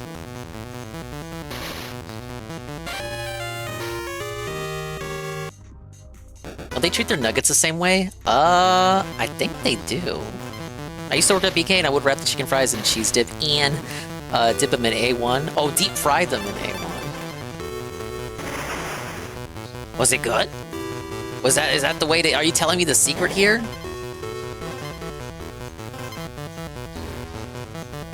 Reminds me, I went to Burger King once, because you get like an order of pancakes. So you get 3 pancakes with an order of pancakes. It's like breakfast time.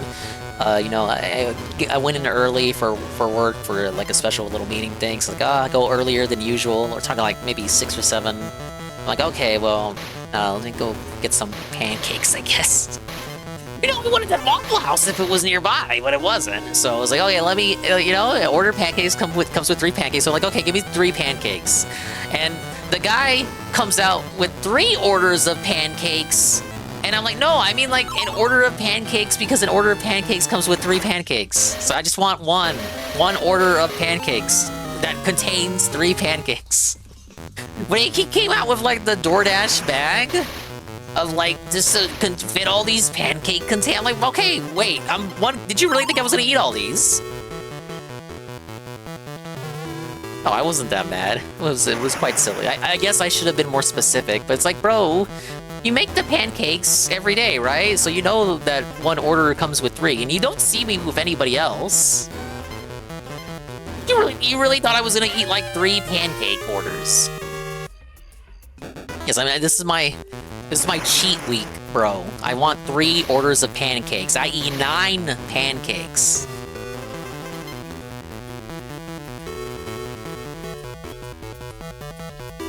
No, I you know, we talked about it before. I rarely complain in fast food because I feel bad, like they already have enough to deal with without me having to talk about, you know, how majorly screwed up my order was. Unless it's screwed up in such a big way that I'm like outright missing shit. But if you give me like, you know, one thing is wrong, it's just really honestly negligible.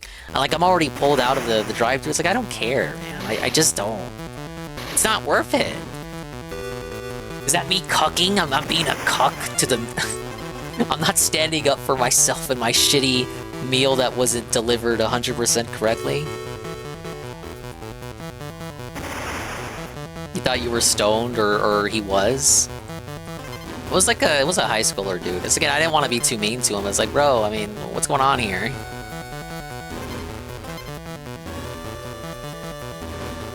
But that was a case in which I did actually, you know, correct the guy. But that wasn't a drive-thru situation. I had some time to kill, so I actually went inside the Burger King to kill time. So that's why I was like, you know, I'm already there. I may as well tell him, hey, bro, that's not what I ordered. I feel like if you're in the drive-thru, you're more inclined to just not care, because it's like then you gotta like. Sometimes you have to actually get off and go in there, or if you catch it while you're at the drive-thru, maybe you can correct it while you're at the drive-thru. But if it's after the drive-thru, then you have to actually park and get off and go in. It's like, what the fuck? I just want to eat. It's not. Give me my food. I don't care if it's like missing. I don't care if the lettuce is missing.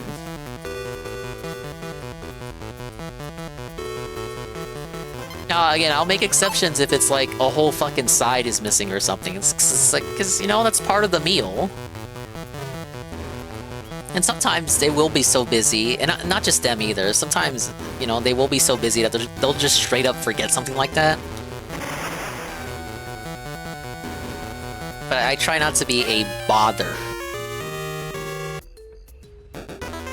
She could handle 9 pancakes solo. Well, the Burger King pancakes are pretty small, so she probably could.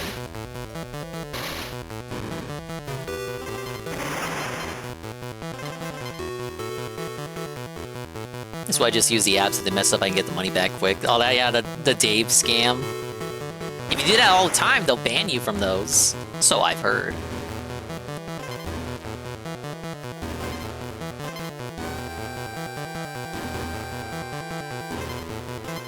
Not much of a dasher, as it were. I did dash some stuff for the stream, like the Shamrock Shake. But the upcharges, like Chalupa talked about it once, and I share his opinion on it. It's just, it's not like, why? It's like, it's so much more money to have it dashed to you.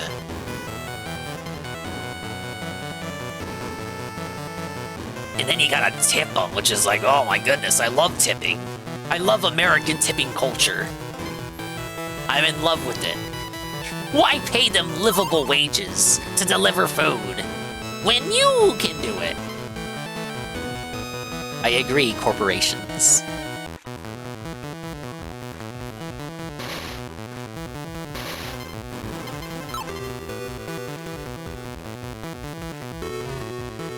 Or is that it? Is that the level? Can I go home? As if you even deserve a livable wage for working fast food. Remember when they were doing strike for $15 to flip burgers? Now, I don't want to sound like a boomer conservative Fox News style, but come on. $15 to flip burgers.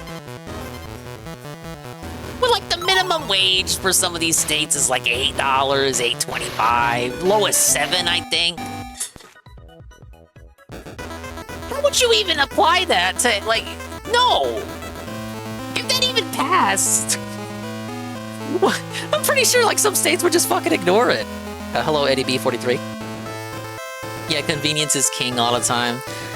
For me, I'm kind of frugal. If I don't have to spend it, I try not to. It's kind of how I am.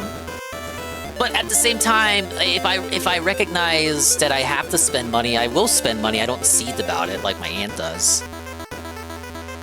You say that because you're not an adult with a family who works 6 days a week. Ah, yes, of course, of course. I don't have a horse and a cat, so how would I ever know? How would I ever understand the feeling? If I live somewhere it took more than 30 minutes to go get, maybe. I can't even justify pizza delivery with 5 minutes down the road. Yeah. If you're that close, it's like, what's a good example? Domino's, a $20 Domino's order becomes like $30 after the cost of having to delivery fees and then tipping the driver, which you always, I always try to be nice to those guys, but it's like an extra 10 on top of it.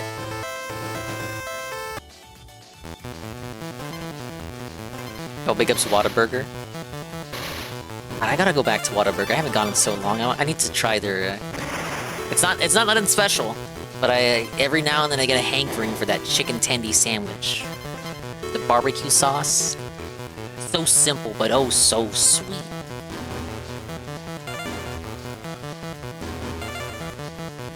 I can't type today. Good. I can rarely speak. You got problems typing? I got problems speaking. I feel like my speaking ability has gotten worse ever since I started streaming. I think there have been studies on that too. Is the power... What does Boogie say? It's the power of the internet! Hey, Bambi Whip. Yes, Banana Land 2.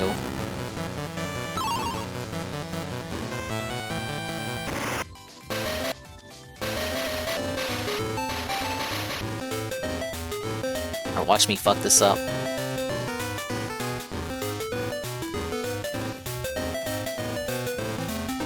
No, I got it.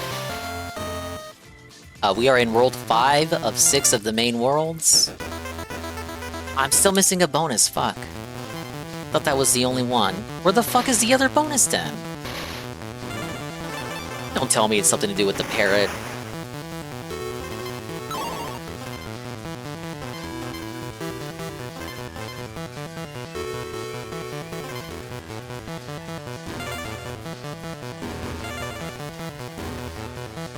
DoorDash needs to start charging the Burnell household for food by the pound.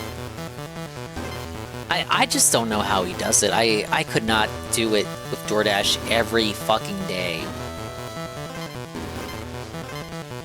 That's wild.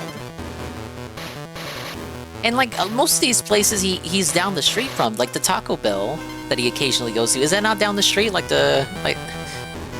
his local Firestone? It's literally right there? Why? Why would you? I just don't know. The mindset of the average white American right there. I guess it's just like Nox says, convenience is king. Yeah, I got the background music on.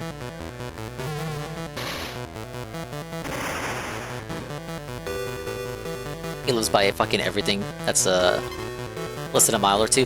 Yeah, like, cause that was his mindset when he was looking for a place to, the perfect neighborhood to live in. So he goes with Renton. But when he moves there, he never leaves his house, despite everything being nearby to him. Except on his one day off, but he's not out really the whole day, or for the most part.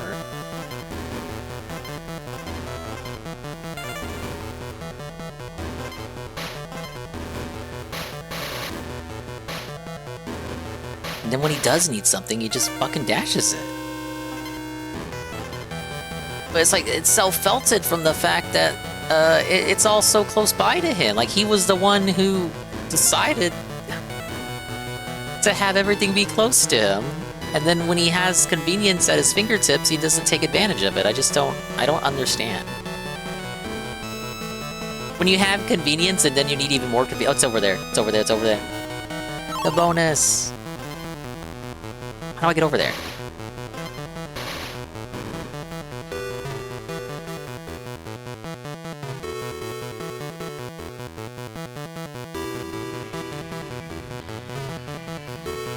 Oh, okay.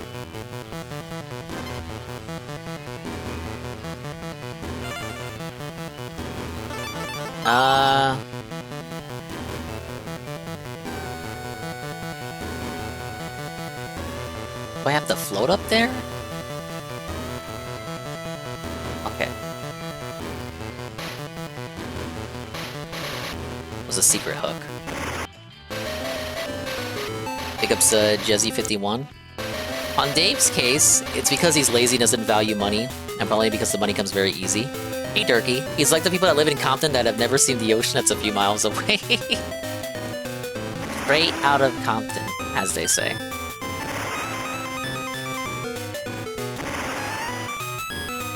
Wait, was this defeat all the enemies? Oh fuck, it was defeat all the enemies. No! Oh my god, that's so devilish! Why would it just fit me back there?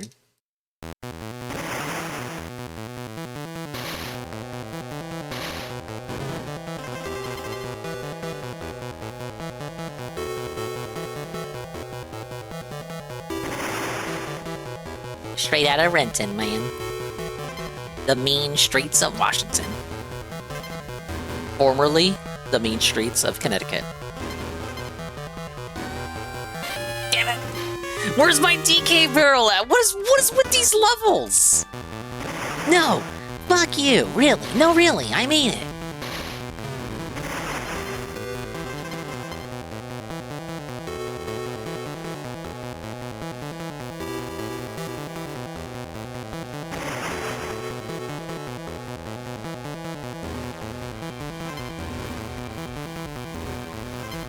They'll steal your tire and shopping bags. Wow, that it's like been a year since all that shit went down. Feels like it was just yesterday. But yeah, Renton is dangerous. What was that DS Politics segment he did? Like, kids can just do crime. Kids can commit crime in Renton and just get away with it. I totally believe that. Yeah, man, it's wild. What kind of kids are committing the crimes, Dave? Charges, officer?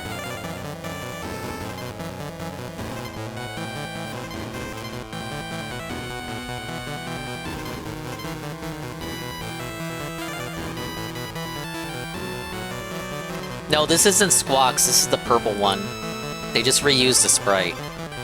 Well, I mean, it's always the same sprite, it's just purple on SNES. So this is Quawks. Yeah, the one that can only float down.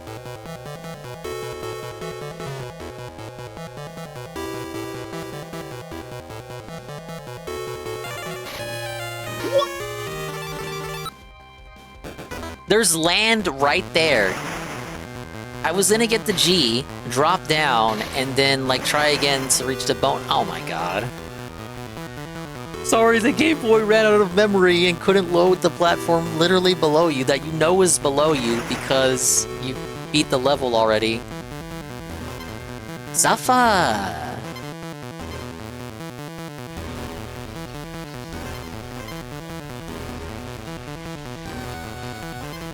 Rare software. Durr. It is pretty bad. Like, what the fuck? That's literally not, this is fucking... That's Ninja Gaiden shit. Why? Why?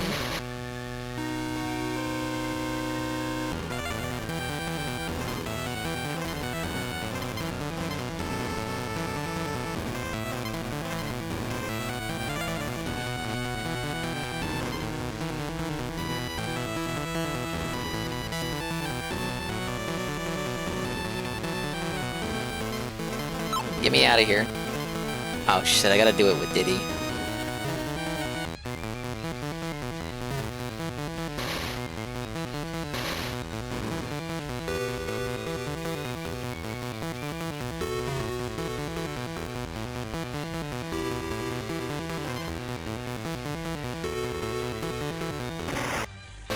Okay, destroy them all with the bees.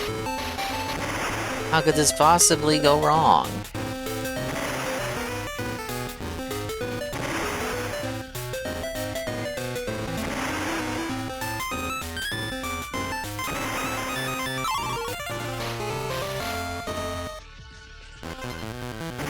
Look, and then I can't get the G. So if I get the bonus, I can't get the G. If I get the G, I can't get the bonus because then I die. Huh? I've ever punched a bee? I just beat the bee boss before you came in, Durkee. So yes, I have in fact punched a bee. Oh, we're done with the level. That was... The Game Boy limitations. felt that level from its maximum excitement. Alright, we got Web Woods. Web Woods, and then I think we're at the boss. This world sucks. I feel like that sometimes. But yeah, Durkee, we're doing Expandong December. Every Donkey Kong country in Donkey Kong Land game for the extra life, positivity. We're raising money with Almighty Tevin and All your favorite detractor pals. And it's super cool. No! That's not super cool.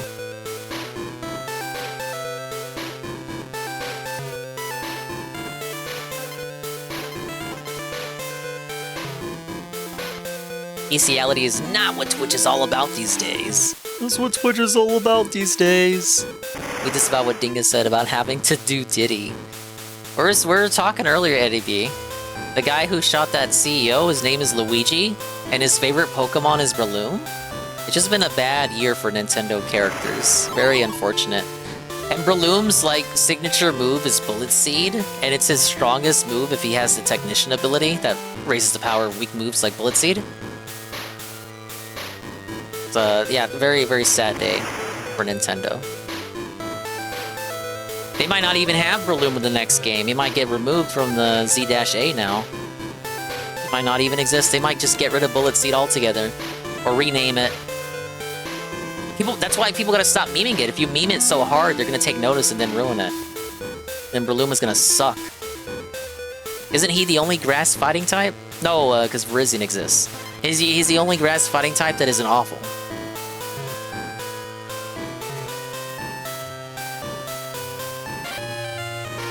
Pokemons they've dealt with so much after the leaks with Typhlosion and whatnot. They're taking so many L's. Balloon's signature was Mach Punch. That's the fighting quick attack, right? I think it is. It has a special variant called Vacuum Wave that I think Lucario gets. Pokemon can have multiple signature moves. Just look at Alakazam. He has 3 for some reason.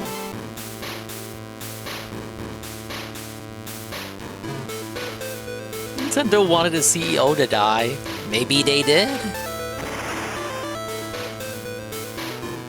Thank you, Red Animator. There's 6 grass fighting type Pokemon. I bet they're all filth.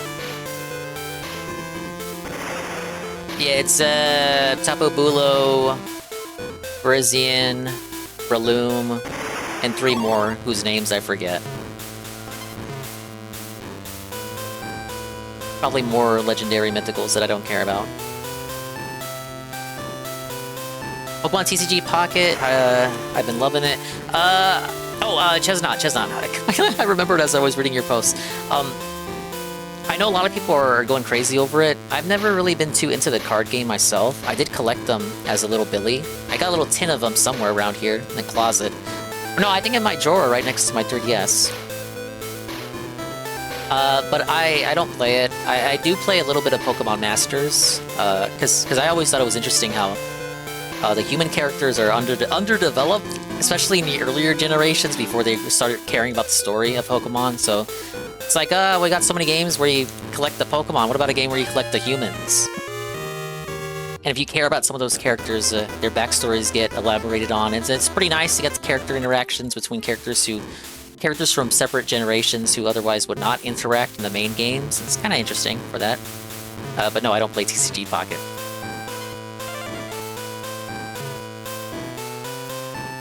Oh yeah, he's win Decidueye. Yeah, Red still plays in ellipses. Speaks in ellipses. You play FE Heroes, right, Dingus? I picked it up and got Christmas Edelgard. Yes, congratulations. She's very powerful. She's still relevant to this day. I mean, she only came out last year. Still, I would say there were no bad units on that Christmas banner. In fact, I think, if I recall, We may in fact be getting our Christmas sneak peek tonight and then trailer tomorrow. Epi Heroes is an alright game. A lot of people like to cry and complain about it. Almost rightfully so. It's a bit out of date, having released in 2017 compared to some of these other gachas coming out now. Not exactly the prettiest looking gacha this year. When your contenders are like Nikkei and Girls Frontline 2 and any MiHoYo game. The standard for acceptable gacha has kind of crawled upward in recent years, and Nintendo has not caught up. Perhaps again, rightfully so, because their bread and butter is a console game, so they really should not be wasting money in mobile anymore. That was just a venue they opted for because the Wii U was bombing so hard, and now they no longer need it. But Fire Emblem Heroes still prints millions, regardless of whether you know, the proper care is being put into it or not, regardless of the fans not really liking it anymore, regardless of the honeymoon being over with that game. They still print millions, so I don't imagine it's going to go away anytime soon. Man, congratulations on getting Bernie. How generous are they to you as a new player? Because I know there are some banners that are exclusive to brand new players.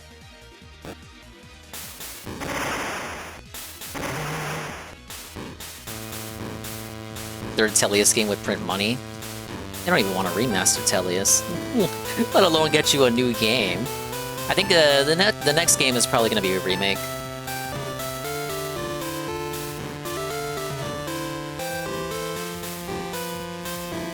Especially if it's a Switch 1 game.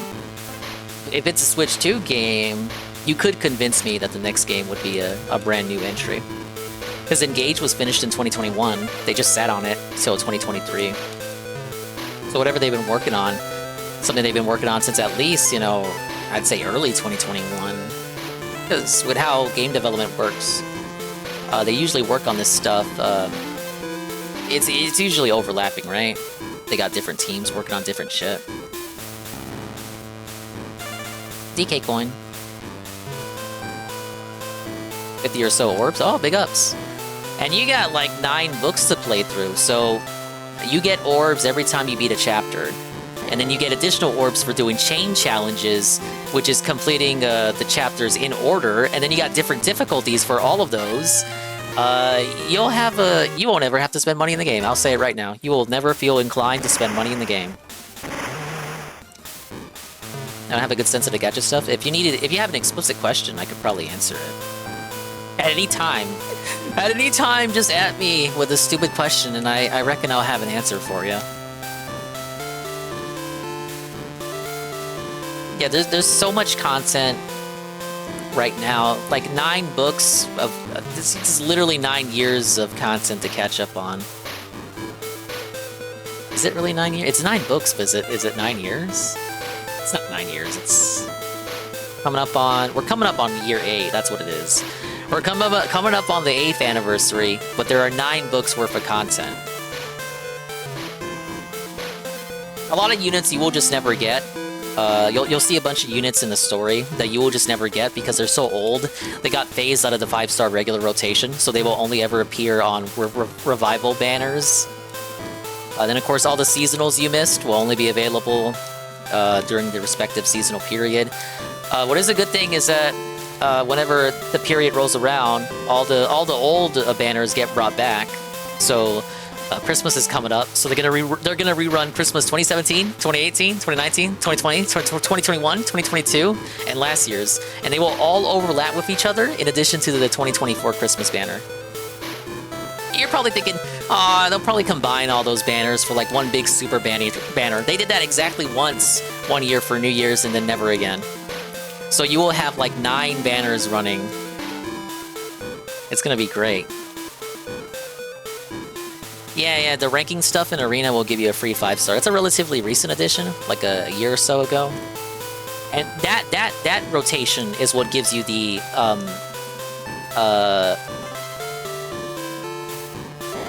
God, I'm fucking my brain fart. The 5 stars that are no longer offered normally.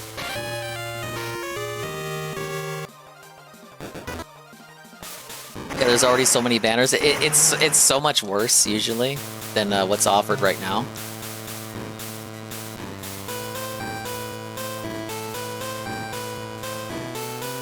I would say the training tower is where you train your characters. Though recently, they made an update where if you merge heroes, you just get so much SP, you don't even need to train them anymore. We can do training tower. That's where you get your basic resources, which you will never be in short supply of if you just play the game. You can do some training there, though. Really, what you really want to do is train in the special maps. In the special maps, there'll be like a special map just for training, and that's way better to train there than in the training tower. But there will be some quests that make you go to the training tower regardless. You can do that. You can do Ether Raids, which is the other ranked mode, where you set up your little castle and have other players defend it, and then you attack other players' castles. And like I said, story mode has the main chapters, the paralog chapters, which are usually to advertise seasonals, the chain challenges that I mentioned earlier. You're doing all the story chapters in a row without dying. The squad assaults are like a series of 5 battles, which you have to do without any of your units dying. Trying to think what else. Heroic Ordeals is where you select one hero with another hero of your choice, and then you gotta take out 4 units. It's kind of like dedicated training for that specific hero. Special maps usually features like legendary battles or mythic battles with special heroes. Actually, bonus. If you go to special maps and then scroll all the way down, you'll see a bunch of heroes available for like free. If you can defeat them in battle, like grand hero battles is what they're called. And then you'll also see like a weaker, like 4-star hero available. Usually it's like a lesser character like Saul or something. And then that changes every day. So that's also free orbs there as well.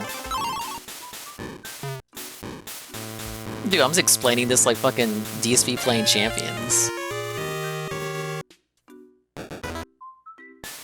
You remember me playing this in the OG? Yeah. Well, some differences to accommodate the Game Boy. But it's the same idea. Right now, if you go to the Events tab, there's a rhythm little game going on. You get some free orbs from playing the rhythm mini-game. And there's Binding Worlds, which is like it's a series of maps. Oh, come on. The series of maps where you recruit heroes that you don't own until the end of the event, where if you have like a special fucking bullshit premium currency, then you can redeem one of them to recruit. But you gather like a team of heroes that you don't own outside of that mode, and then you use their abilities to progress through the series of maps. Dingus slowly realizing that he's Fez, bitch. Suppa, Dingus, suppa.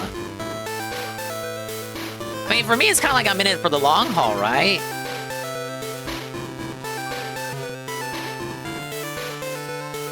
I can't quit now. I gotta see how the shit show ends. Yeah, Fez, my champions. Your sub helps fuel my non-stop addiction to anime gacha waifus. How you feel about that?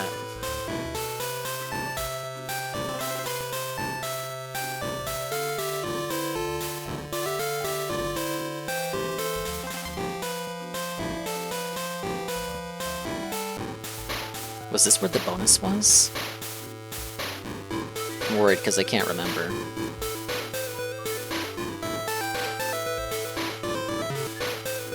Oh no, that was pointing to the DK coin. No! I let go of the D-pad, bro. Zappa!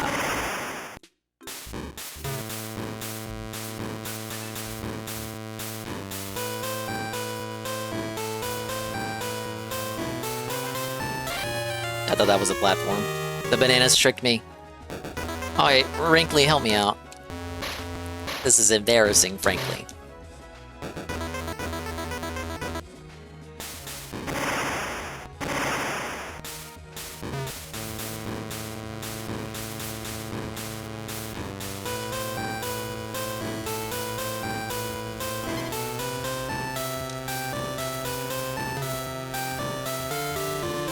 At least this version of the level doesn't have the bird spam.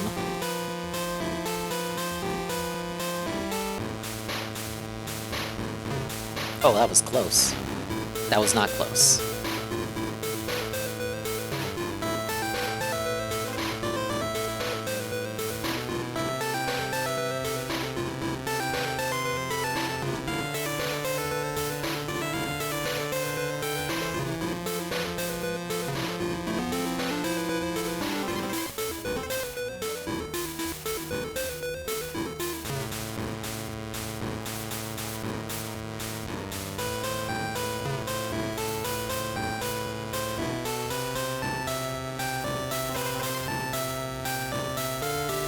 Oh, give me that hit point. Gimme.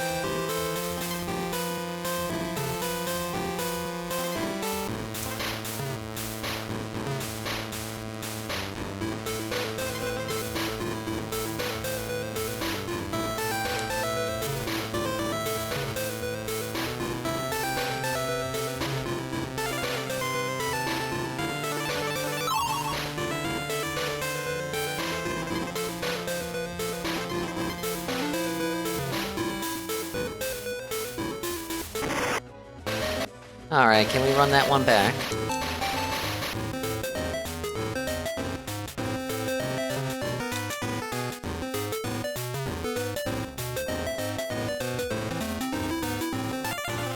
There we go. 11 more to go.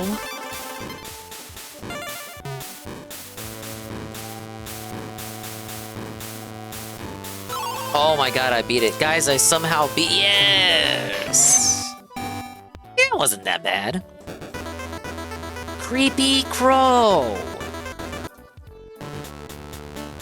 It looks exactly like the first boss. They don't... They couldn't... I don't know, they couldn't make the ghost effect work on Game Boy? What a shock. Again, I can't tell if I damaged him. I know I did, but like, he doesn't have a hurt sprite. Hey dude, you use Diddy.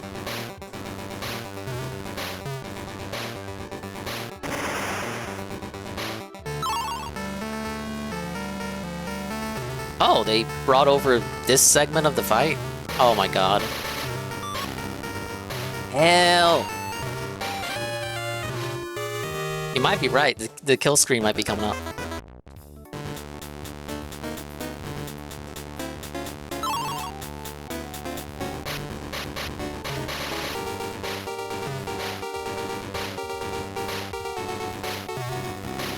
Oh, come on, that counts as a hit? That's a helpful egg, not a hurting egg. Hurting egg. That's not an ouchie egg.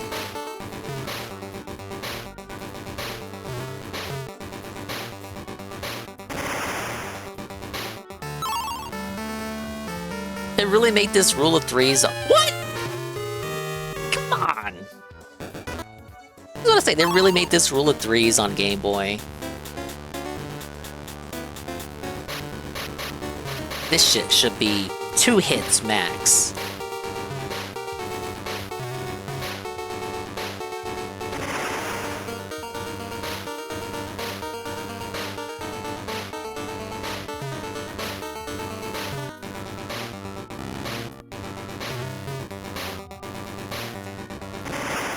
Alright, I am not surviving. The screen is too small to survive those eggs.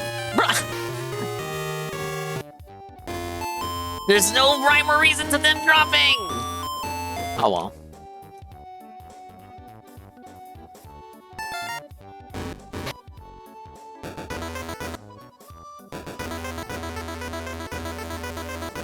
Guys, they sent me back to Webwoods.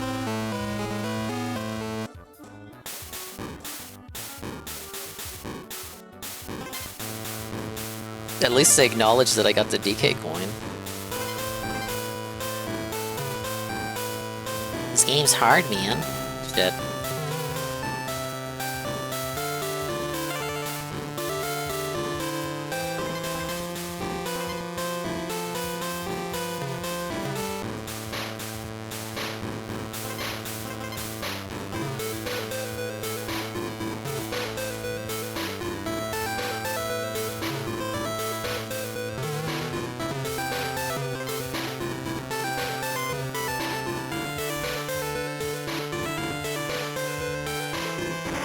Alright, true suffering begins now.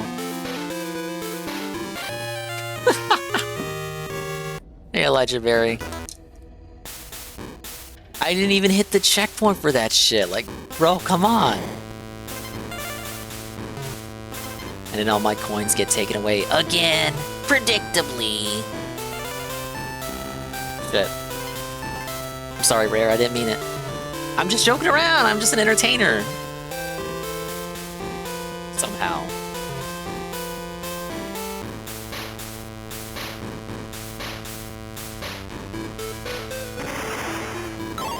Oh, extra life. Gimme.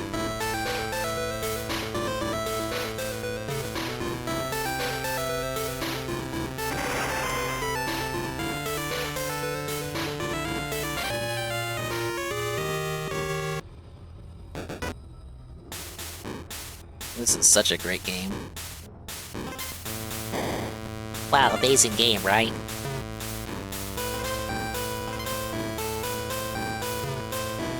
The power of the Game Boy.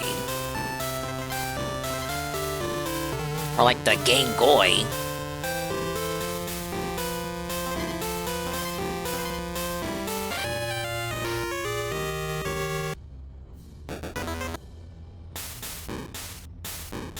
That was pretty bad. I couldn't get my extra life back from that chest.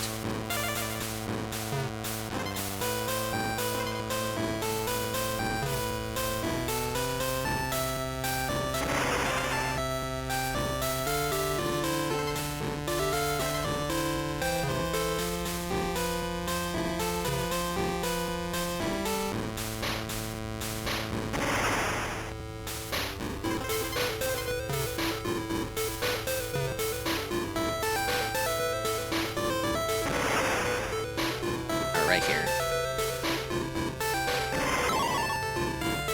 Look at that, we're back up to 3, technically 4 lives. Sadly, we are the spider again.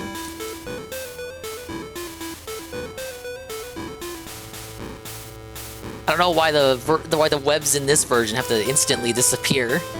You so much as shoot a second one.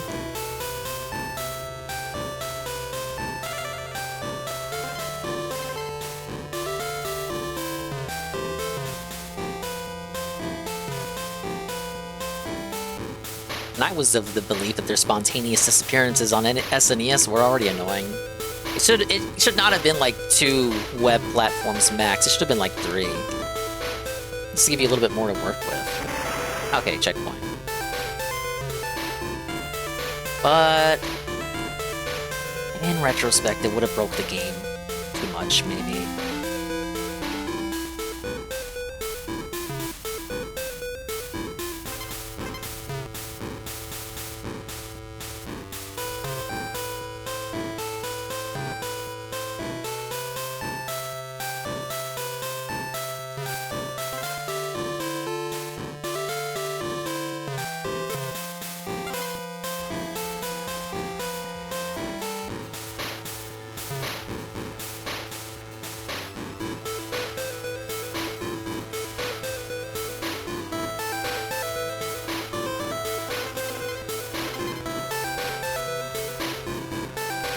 Oh no!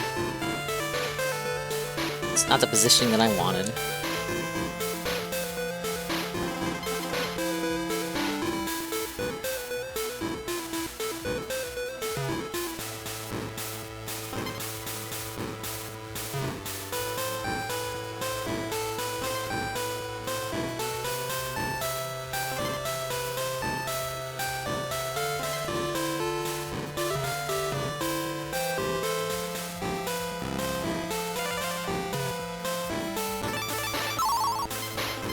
Okay, right here.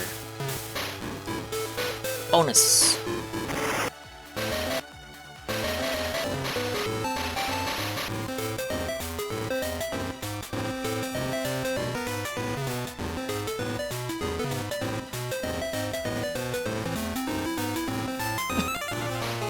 Almost messed that one up. Alright. That was the only bonus, I think. Yeah, pretty sure that was. Now can I survive the rest of this? I can.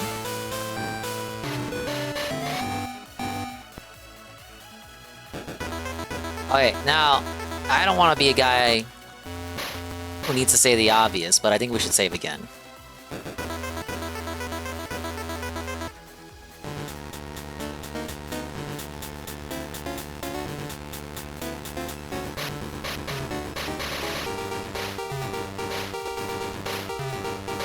Our civic duty, saving constantly.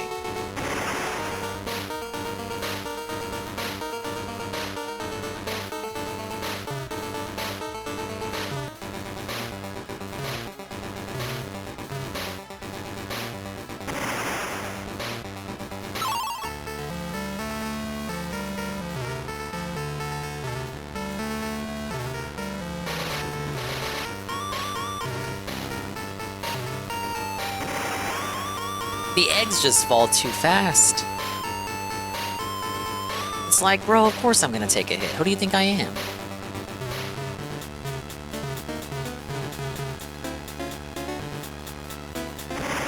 Now the egg bounces, and of course the egg bouncing is considered dangerous.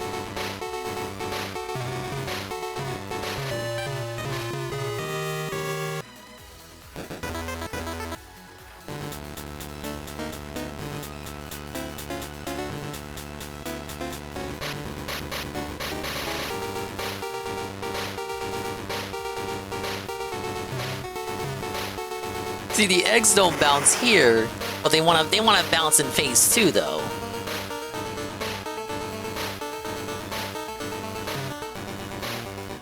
Hey, you're supposed to do this all on one life, right? Oh, whoops. At least I dodged him.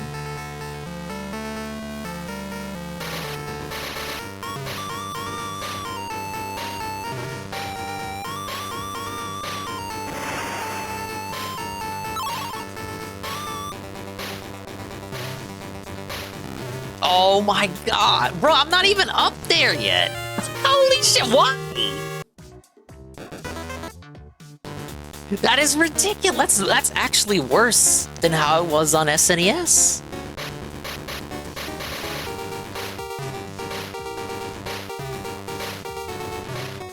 What were they thinking? No, but actually, what were they thinking? Who was the fucking playtester, man?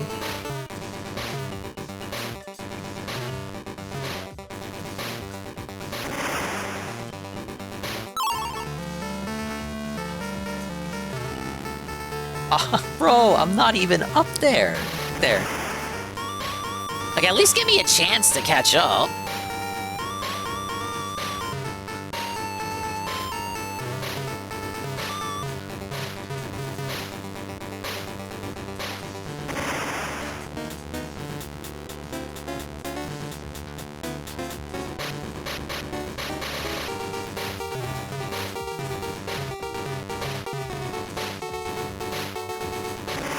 Is that it? Please be done. Okay, that's it. No phase 3. Woo! Alright, it was quite the ride, but we made it to 𝓓𝓸𝓷𝓭 Keep. Is that 𝓓𝓸𝓷𝓰's kiosk? Let's see a silver, you fleabags! 47 creme coins, which I don't have. We are 11 creme coins away. Don't come back, you scurvy dogs!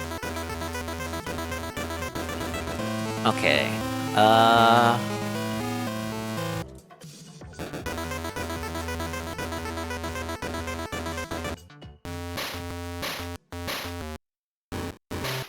got 68%.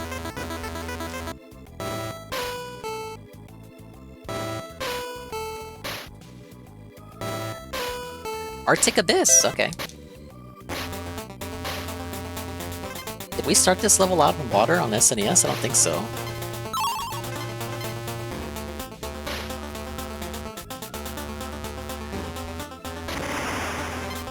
Big up 𝓓𝓸𝓷𝓭.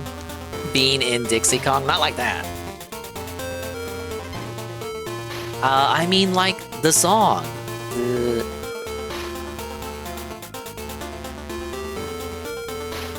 Never got into Heroes, just seemed like a cheap bastardization of the original. It's alright for just being Fire Emblem on your phone. You know, most gacha games based off an IP, especially if that IP is a especially if that IP is a game series, the gameplay is not really congruous with how the series plays on consoles. At least with Fire Emblem, they make an attempt to replicate that experience on a phone.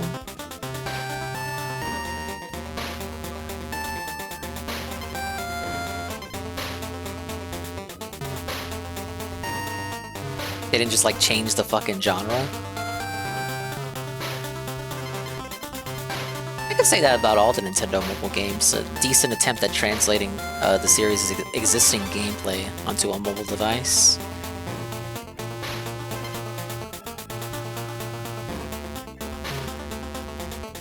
Dave has champions, Dingus has heroes. Very astute observation. Original too. Yes! He has sweaty men JPEG. I have sweaty women PNG, which is higher quality, so I win by default.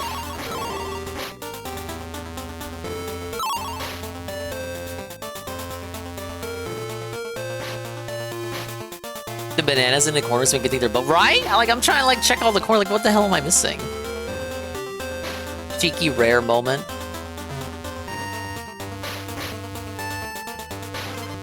Like, why? Like, who thought bananas in the corners were funny? Hey, Flippy 4-man. Yeah, very sweaty.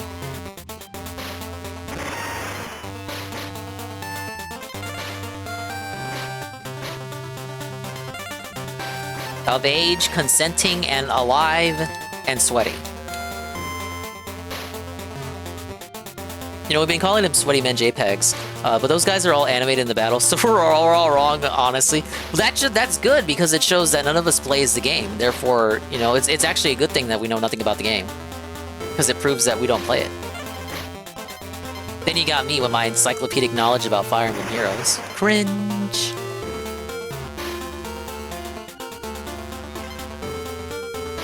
Dingus likes muscle mommies. Book 5? Book 5 has like a section of the stories all about muscle mommies. I'm not making that up. It starts off as a book about like gnomes and shit, and then it just turns into muscle mommy. Because it's like you know, you start off in Midgar, and then you go to like the 9 realms. It's basically God of War. or rather the shit that God of War is based off of.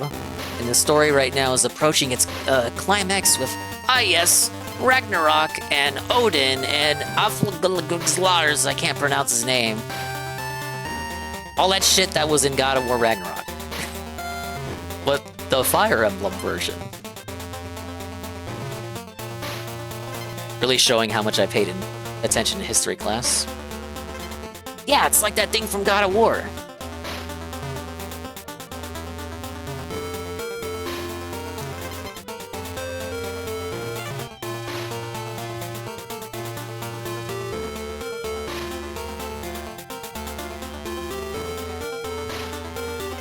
I played it, DSP made me stop playing it. Well, at least he broke you out of the hypnosis.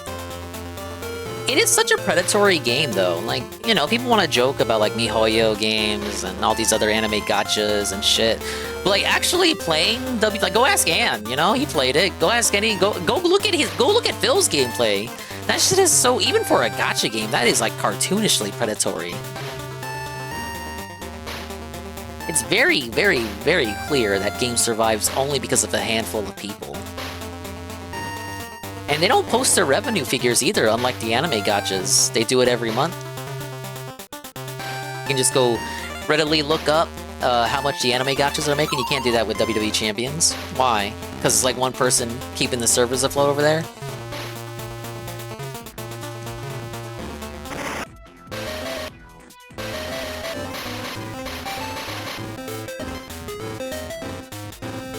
How am I supposed to follow the money trail if the money isn't there? Really makes you think. Oh hey, the stars spelled out DK. It's kinda neat.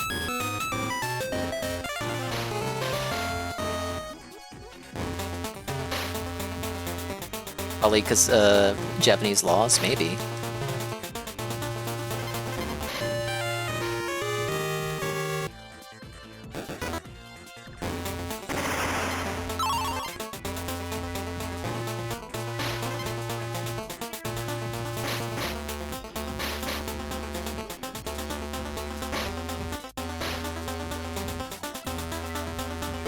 Well, that is true, D-Side. I'm citing stuff like Sensor Tower, but you're right, it is not 100% accurate. They kind of keep their numbers to themselves, too. I feel like occasionally they will brag about it. Nintendo's boasted about their numbers before during quarterly reports, but they're not super accurate. I feel like it's a rough estimate of where the money is, though. At least it's something, unlike with Champs.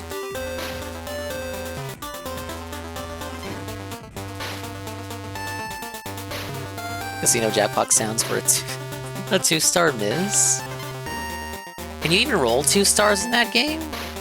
I don't think he ever rolled anything below a 4. Or a 3. Like, whenever he had luck so bad that he would have rolled a 1 or a 2-star in any other game, it just gave him an item.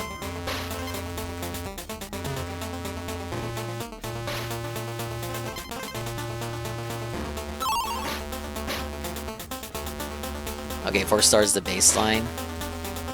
And then he would roll a character and he'd be like, "Oh, this guy's garbage." It's like almost every character was like, "Oh, this guy sucks. We don't want this guy." Well, who are the good characters? Do they even exist? I guess not.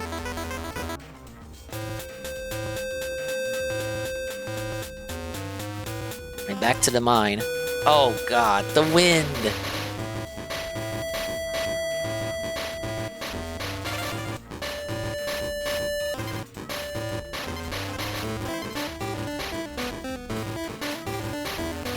Yeah, it's just something I noticed whenever he played the game. Oh, this guy's not good. Oh, who cares about this guy? This guy used to be good? Are any of the characters good?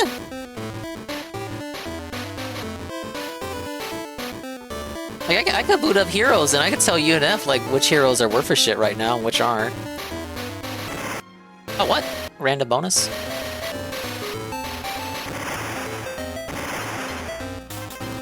It's just weird, for like, it kind of tells me, like, again, how predatory it is, that, like, none of the characters are good. Oh, oops.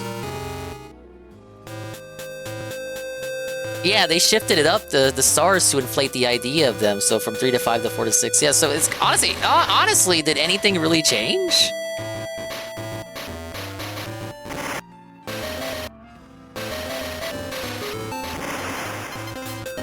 It's all psychological.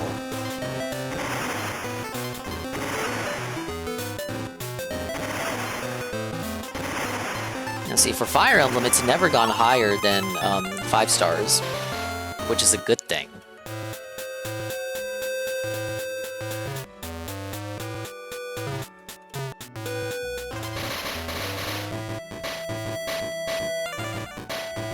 You know, they did introduce, like, duo heroes and shit, like, which is, like, 2 heroes in 1. But it's more, like, for the purposes of the art and the character dialogue and stuff like that. It doesn't really... Like, it's not like you have 2 heroes combined into 1. It's just it's 2 characters, but they act as 1 unit. It's not like you have 2 6-star fucking Randy Savages.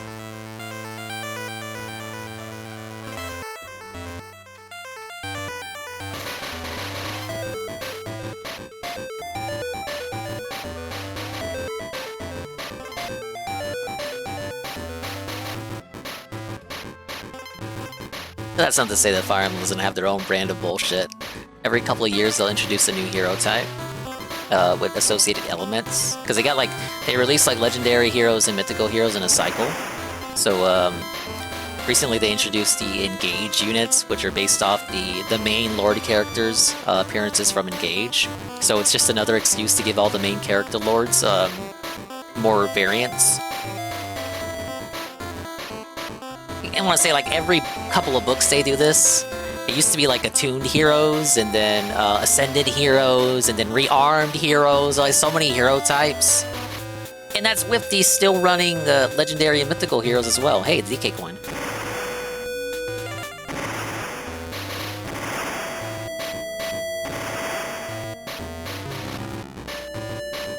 Thankfully, if you're just playing the game in order, you won't have to worry about any of that shit. maybe a lunatic level story chapter difficulty. But if you have a strong enough unit, regular unit, it won't be an issue. Won't be fiending for those kind of units unless you're doing like arena or ether raids.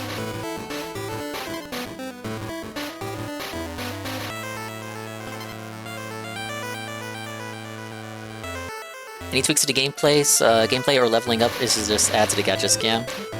Yeah, like again, in Fire Emblem does it just so they can have an excuse to justify giving the popular characters more variants that aren't seasonals. Because the seasonals, while seasonals can be cute, rarely are they gameplay defining, because they can't be gameplay defining because they're limited by nature. They're not always available, so you can't make them broken. You can make some broken, but not too broken. It's like, a UNF got Winter Edelgard, and she can move twice with a move range of 5. If you play the game, you know that's fucking broken. But she can move twice, moves up to 5 spaces, and she's pretty powerful in her own right, like the stats are great. But there are ways to deal with her, and you don't need her to be viable. Is that it? No, the G.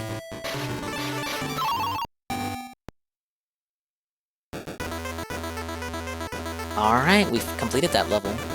Gone college. 72%. Just going through the story on normal, about 3/4 of the way through book 1. She's just moving 1 square right now and only once. Oh, you don't have her leveled up then. Level her up to 40, and then go to allies, and then learn skill, and there'll be all her skills there. Once she has all her skills, she'll be ready to go. Wait, Dungeon Danger? This is a new level. Now, wait a minute. We have another exclusive level chat. Oh, what does this replace? Can this replace Toxic Tower?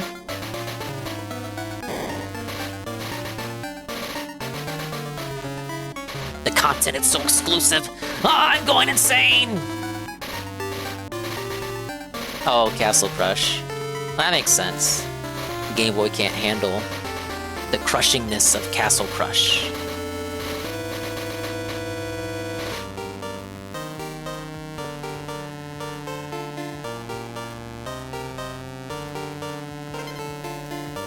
Yeah, at full power with all her skills, Edelgard will start sweeping it up for you. Oh, that was nice.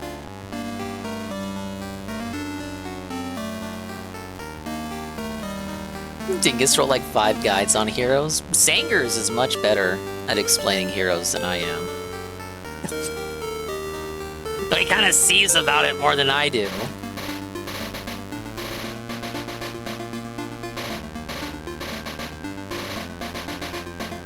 Oh shit, come on. Dick Stroking Phil Vlogs keeps clickbaiting, they're too good. Hate Army is the master clickbaiter. He's got the best titles in the game. I'll say Hate Army has the best titles, and Momology is my favorite editing-wise.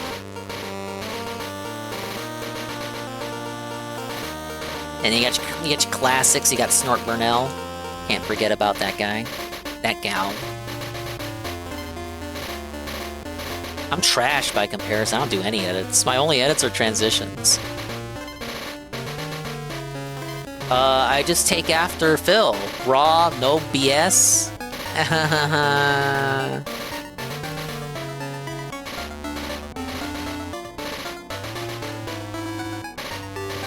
No BS aside from the intro. Thanks, Vandong. How you doing, dude?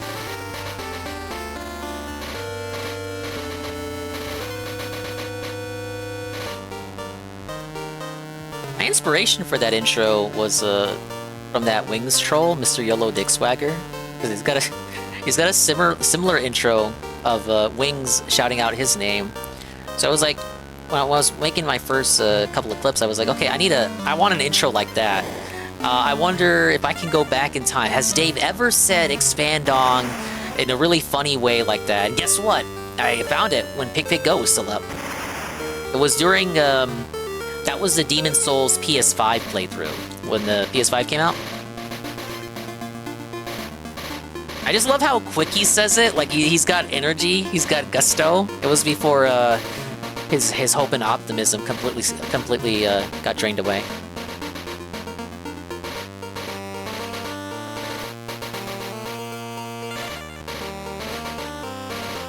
Yeah, Mr. Yellow Dick Swagger. It's quite a fucking name. It's actually, it's almost like fucking, it's at that dingus level where like if you imagine like you're arguing with a guy named Mr. Yellow Dick Swagger on the internet, it's like you've already lost if your life has gotten to that point.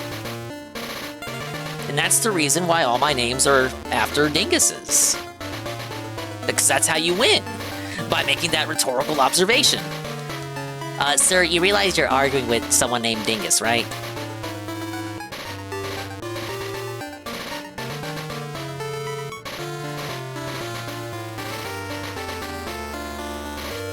Exposing wings of redemption, lie after lie.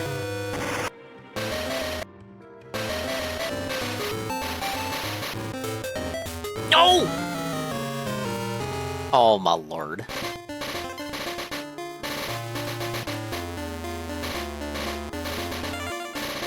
Suffer, dingus.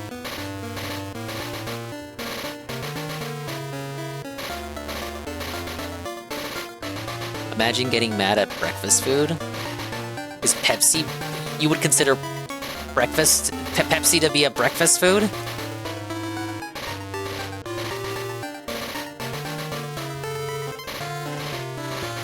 Oh, wait. Where's it? Does the cannonball not come back? We're in trouble if it doesn't come back.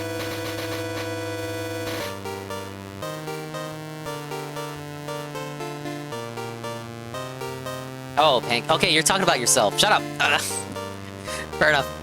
I wasn't thinking. I'm thinking about pancakes right now, actually. Kinda want some. I don't care if it's 9 p.m.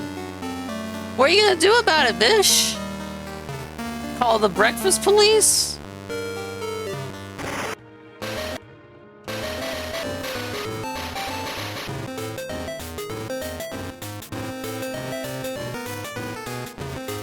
You're right, those enemies are less annoying now that you can just jump on them.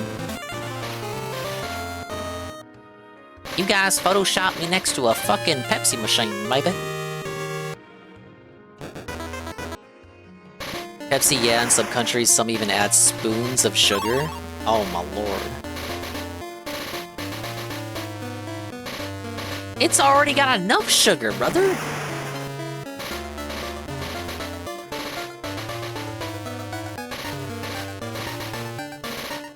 I thought I avoided the checkpoint, but it placed me at the checkpoint.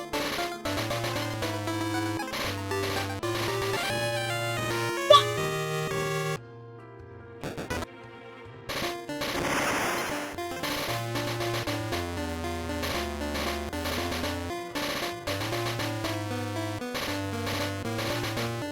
Alright, never mind any of that. Just run it back.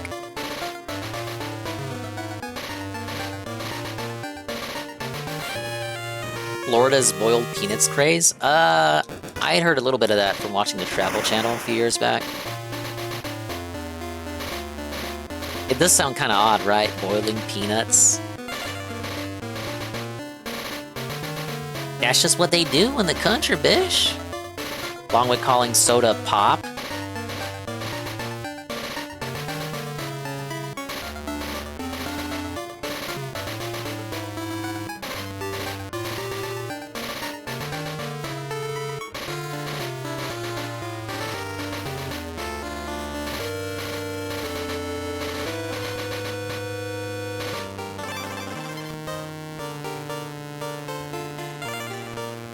Oh, no, I didn't get the O. No!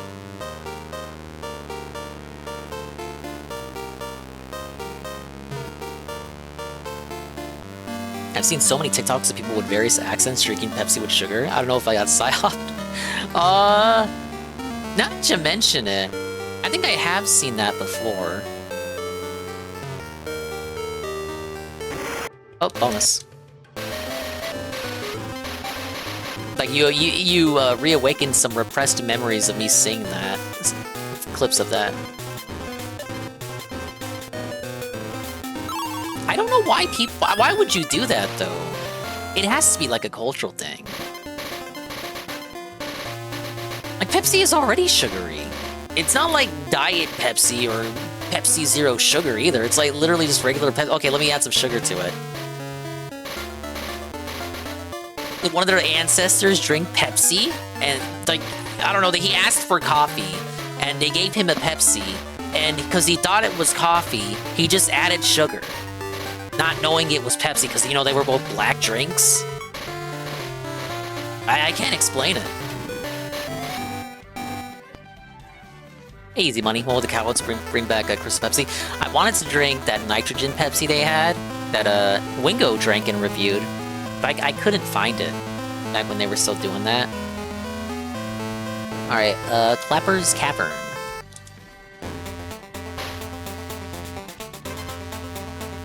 Oh, bonus. Instant bonus. Instant DK coin! Holy shit! I love this level.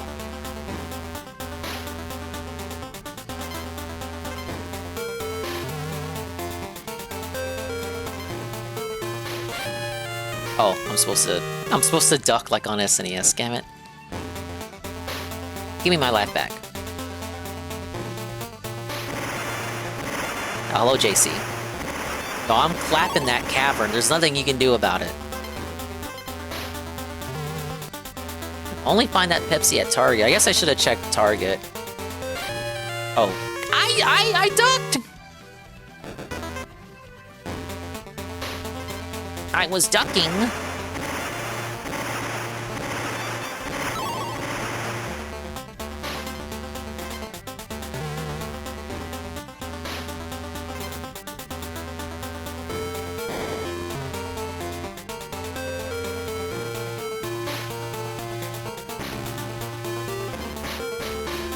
I wasn't quick enough. I was stalling.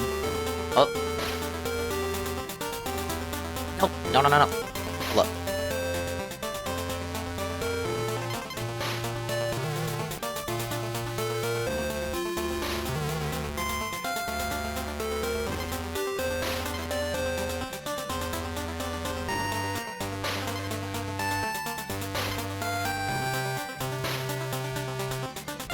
Can I have a checkpoint already? Holy shit.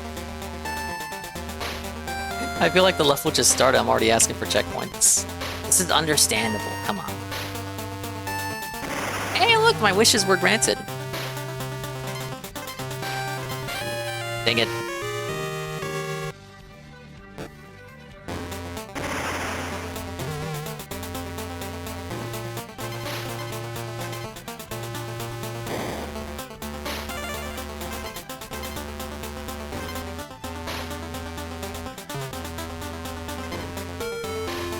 Oh god, oh god. Stop. No! What's wrong with that singer? Okay, good. He wouldn't align right. I blame society and the slowdown I'm currently experiencing. What is this? Oh my god!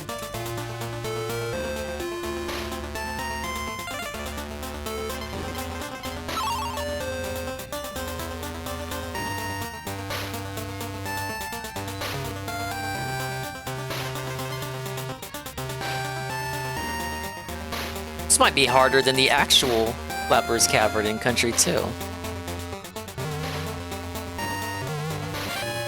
check that out! Well, am I supposed to bounce on him the opposite direction so he sends me on the ice?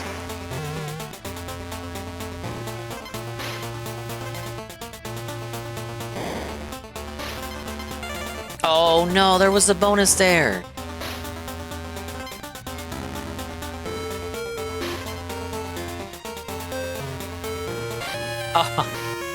Oh god, I felt like I could have reached it with that one, but no.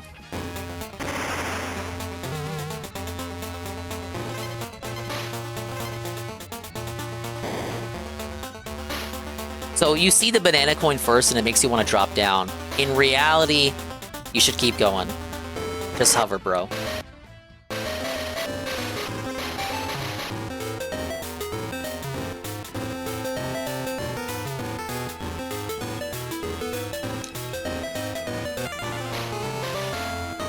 Oh, we're 6 creme coins left.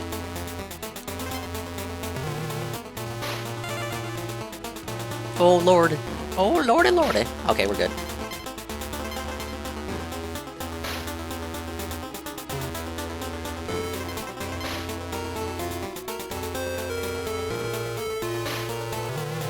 There, that's how you do it.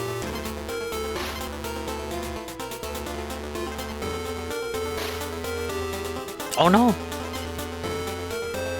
Great. Anything? Nope.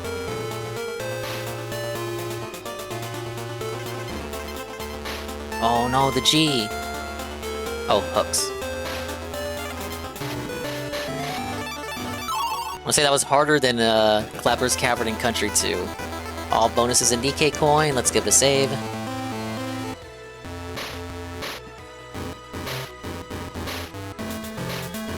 We're up to 79%.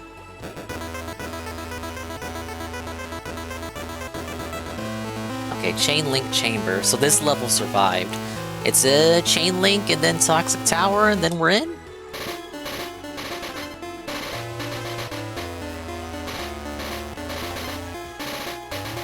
Wait. What's the optimal way? Where am I going?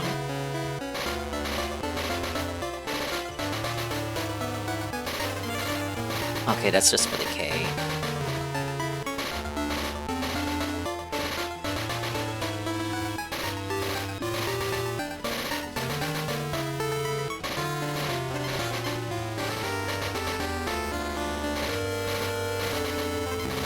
Oh, whoops.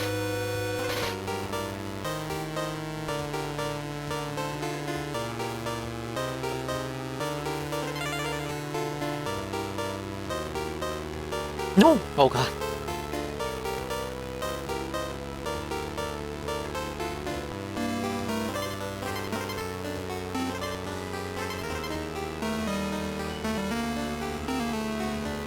I just realized the cutlasses aren't in this game. Unless you count, they appear in the roller coaster levels. I won't have to deal with those guys. We still got that guy though.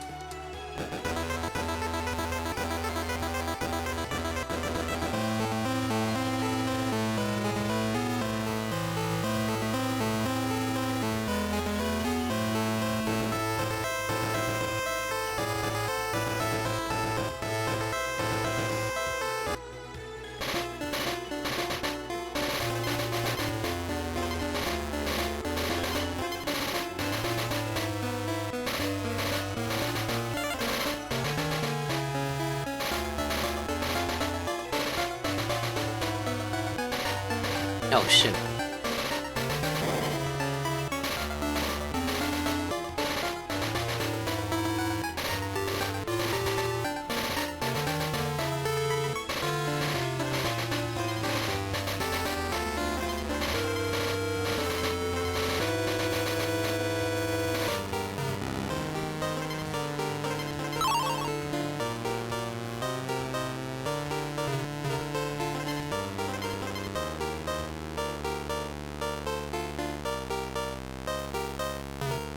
Ooh, I gotta explore every nook and cranny. What am I forgetting? What am I not getting? I missed the O. Okay, that's that same area. We can continue.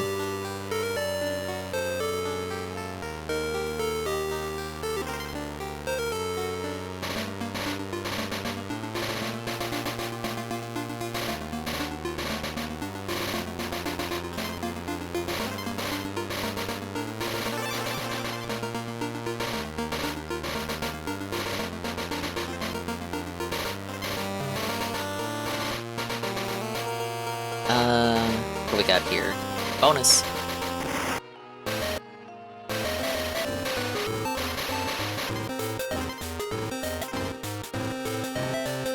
Oh shit, no! Stop. Okay, I'm done playing around. Super serious fur mode right now.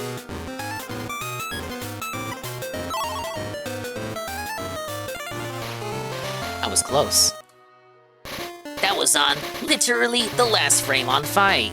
5 more of those to go.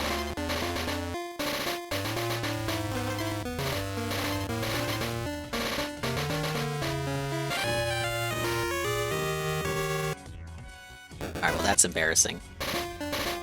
Alright, so there's one more bonus there, according to the map, that I haven't found.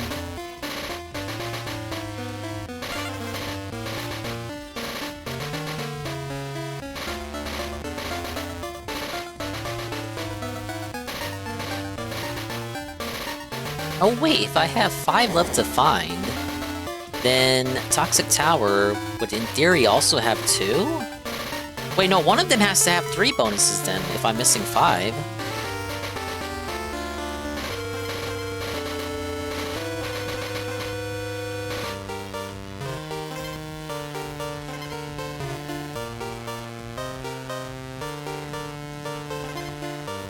This is anything like Chainlink Chamber on SNES. One of these things is going to be hidden in a very bullshit hiding place. Oh, just jump into the background where there's like a floating banana, dude.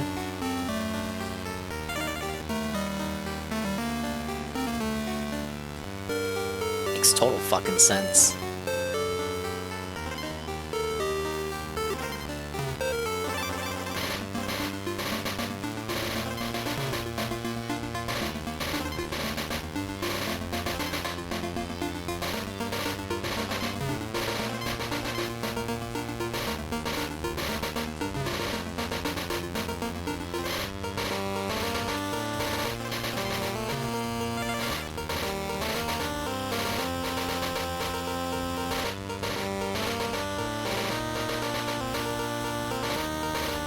A lot of banana bunches over there. Wait, checkpoint? Wait. Ah, yes!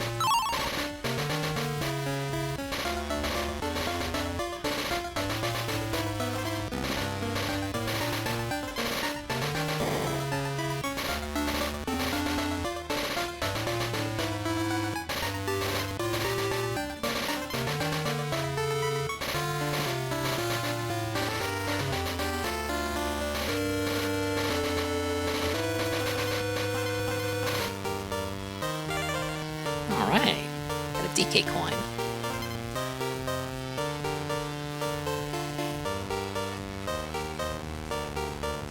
I'm very grateful again that the hiding spots for those are so much more easier to discern in this version. I keep calling it version, it's its own thing. You know what I mean.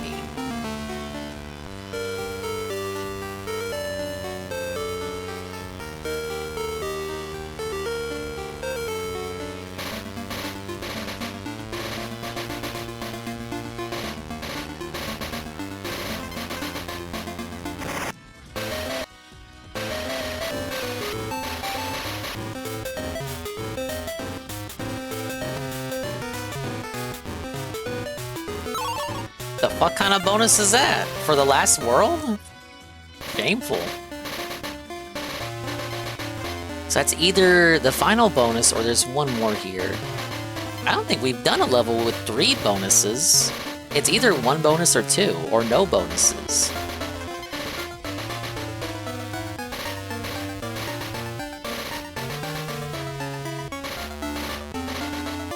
But with the amount of coins I got left, either this stage or the next one has to have 3 in order to get me to 47. Or maybe the last one I get from K-Rool? No, he would give me a hero coin, right?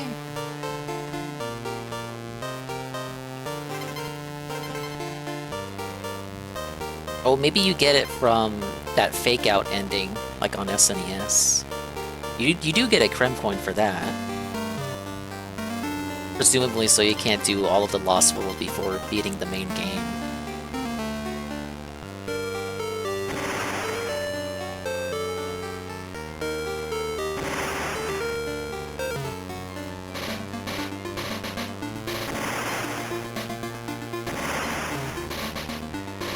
Which of course would make sense, because Lost World has that final K-Rool rematch. It'd be weird if you could access that before fighting K-Rool properly.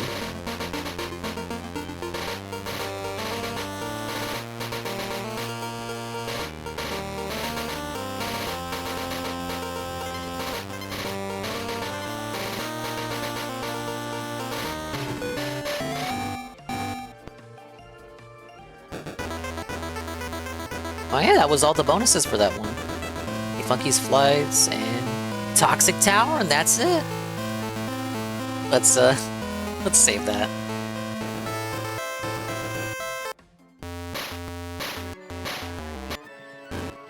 %. Yeah, I'm thinking it's 2 bonuses here, and then I get one from 𝓓𝓸𝓷𝓭. What? Oh. I almost forgot the fucking slime was rising. Why aren't we Rattly, though? Do we not get to be Rattly in this one? It's not a Rattly level?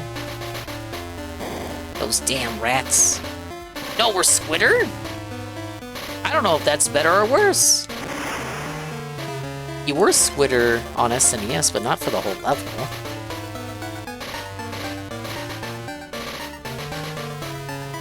Dude, this is wild. All my lives are gonna go to this. Get cozy.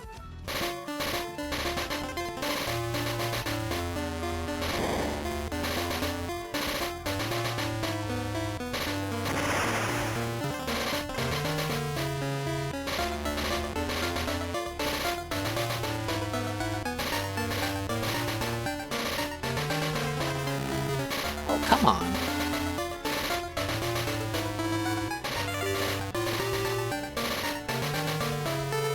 Level design is so different to the point of being... It's different, but also lazier. Whoops. There was something up there, though.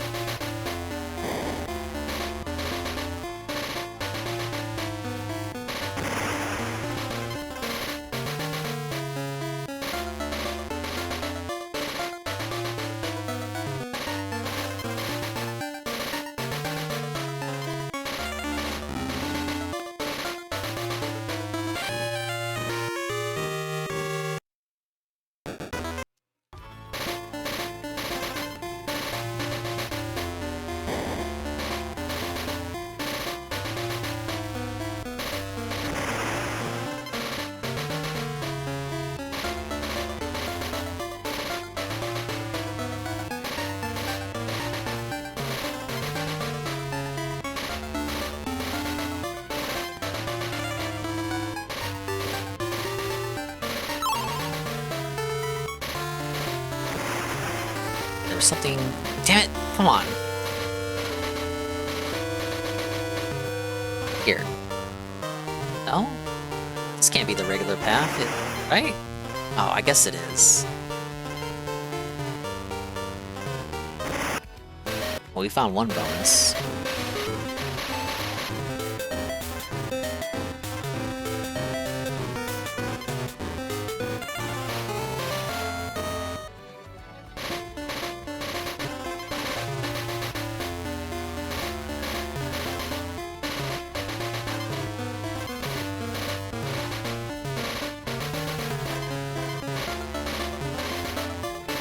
What is this?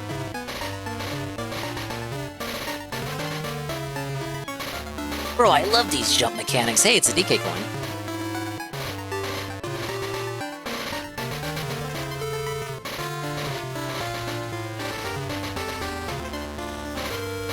Okay, you're telling me to go right, but what if I go left? What are you gonna do about it?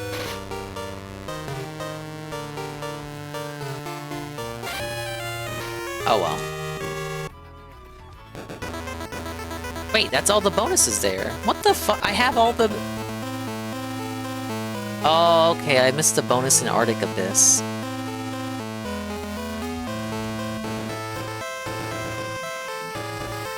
Okay, well that's good to know. I just gotta finish the level and then I guess go back to Arctic Abyss.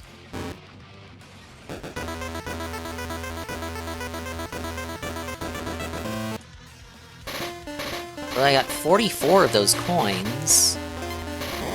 I get one more from Arctic Abyss, and then K-Rool gives me 2? Question mark?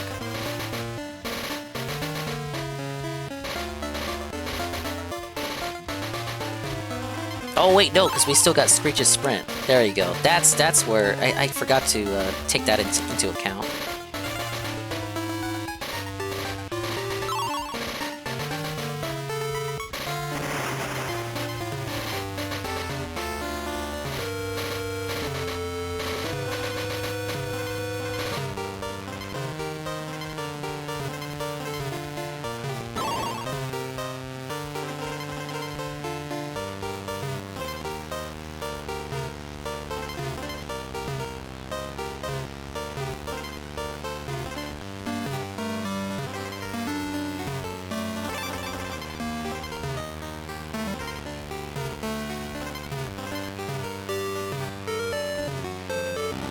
Ratley feels like he's on ice. What are these controls?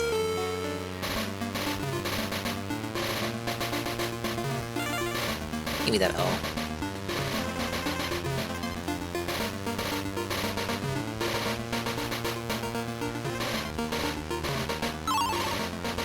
Can we get a checkpoint? We good? Checkpoint. How did that count as a hit? Is it an attack if he touches you while you're switching chains? Alright.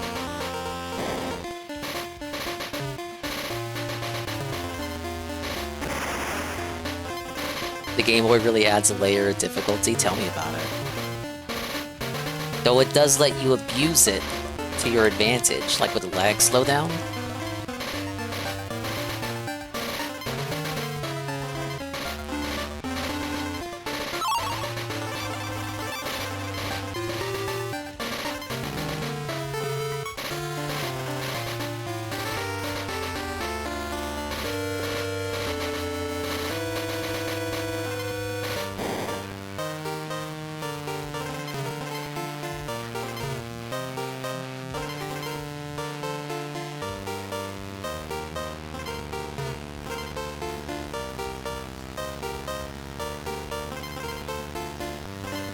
I'll say this, it's much easier to outrun the slime in this version.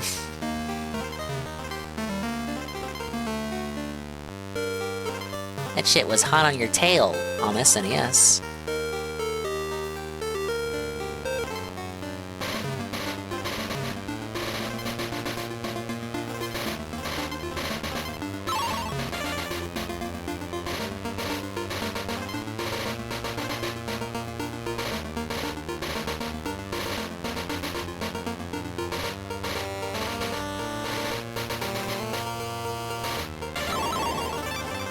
Oh, big ups. A little reward for the final level there. The camera takes so long to scroll. I agree. Okay, Stronghold Showdown is next, or it would be. We didn't have to go back to Arctic Abyss. What did I miss here? Maybe UNEF was right. It really is one of those corner bananas that has my bones. My corner bananas.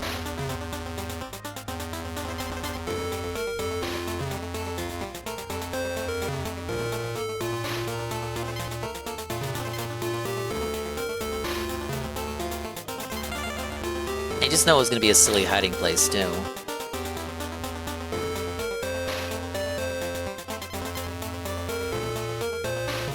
Yeah, my corner demon bananas. Some devilish gorillas eating all of them.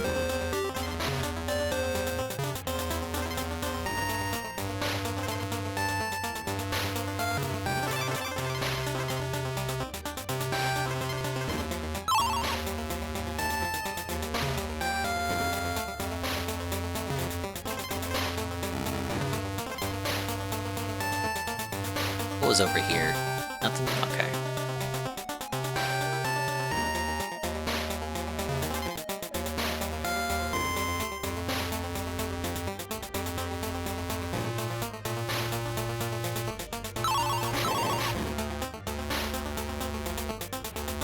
Maybe it was above ground.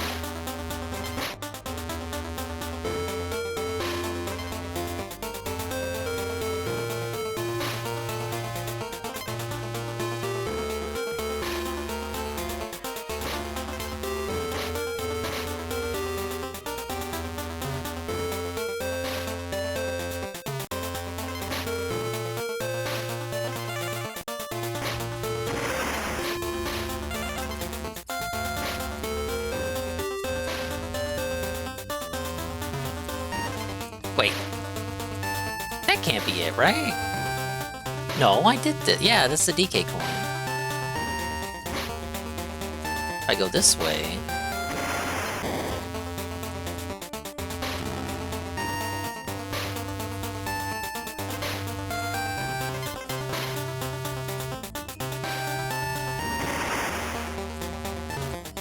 Oh, that's like a free DK buddy barrel.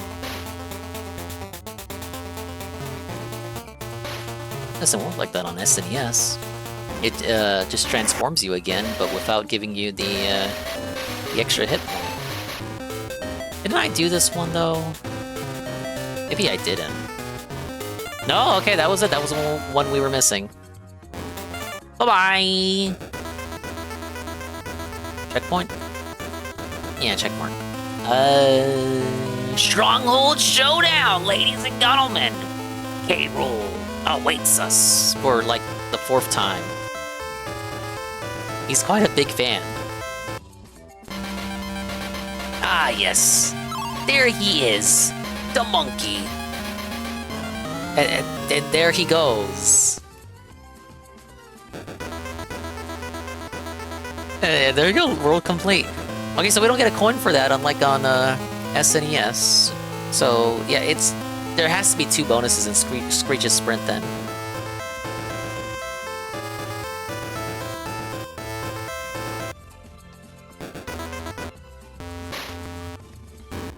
%.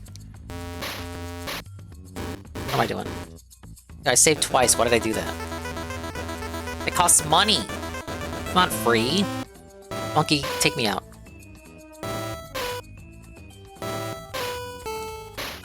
Yes, Screech's Sprint. So there's 2 bonuses here, and then Lost World, here we come.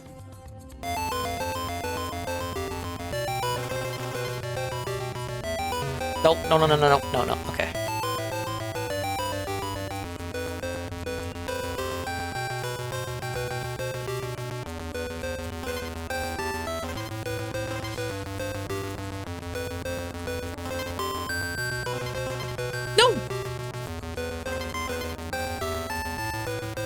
There's one of the 2 bonuses. Let's see how hard this is. Whoa!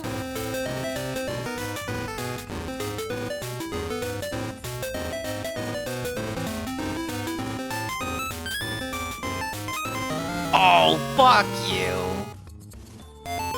Now wait a minute, chat.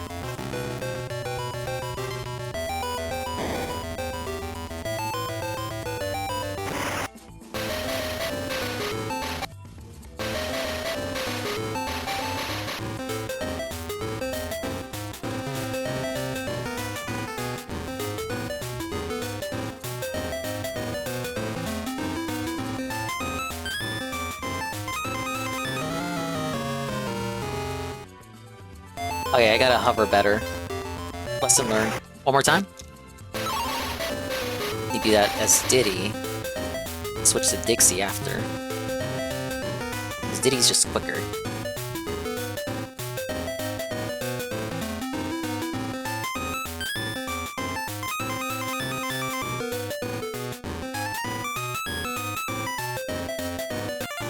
One more to go.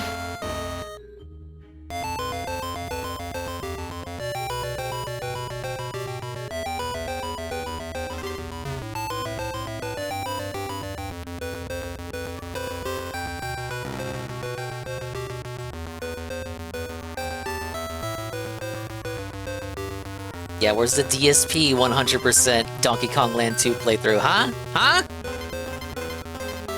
No guides allowed, big guy.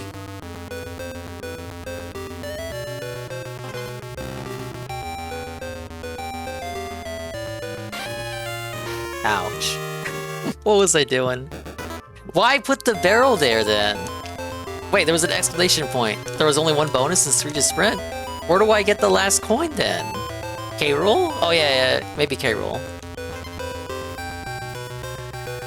Alright, well I just gotta find the coin then.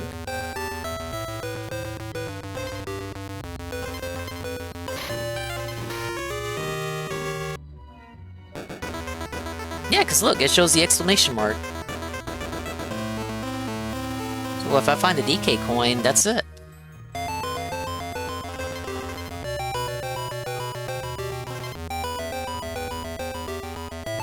Who knows where it could be? Probably hidden during the race portion, like on Country 2. Bro, I keep hitting that zinger. I gotta stop. I gotta stop. I can't control myself, chat. I must climb into the killer bees.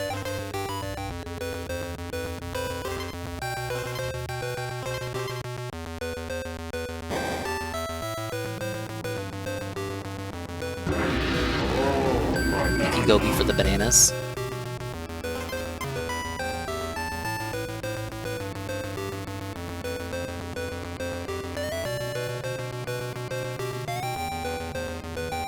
That is a tight jump to make right there.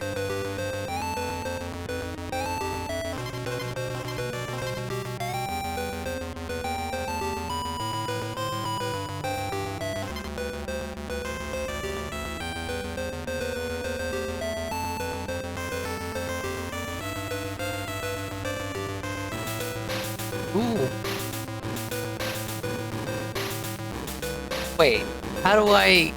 What the fuck? How do I make that?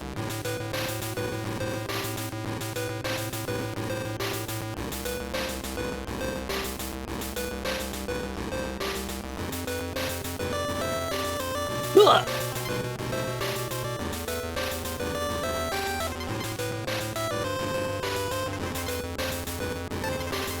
Really appreciated checkpoint. Thank you.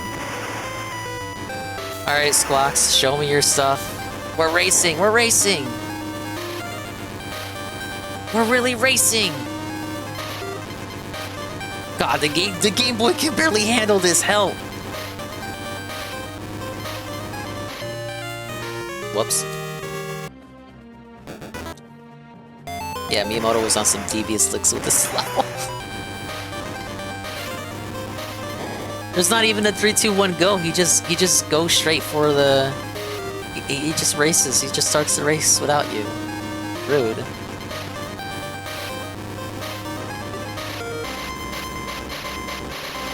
Doesn't even wait for that guy to shoot the gun in the air.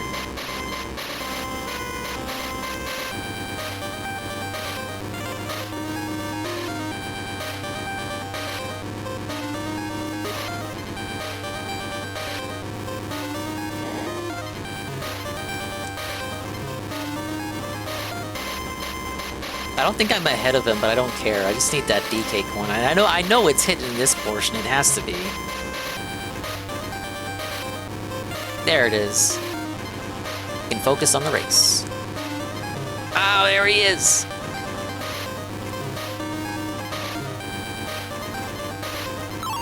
Again, he's faster on SNES. The Game Boy can't even handle Screech.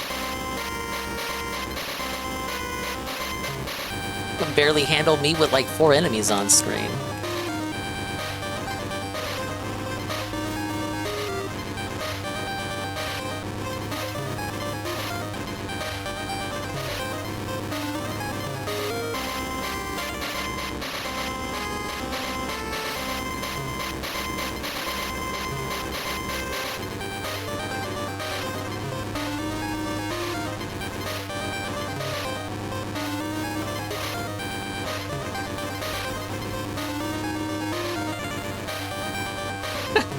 I only collected ONG. I'm an OG, dude.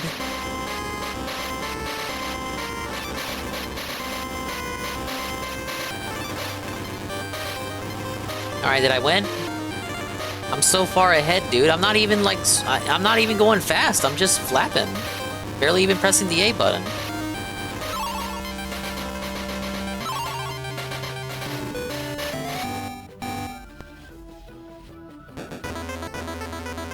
Alright, so we got a save point and Kong College.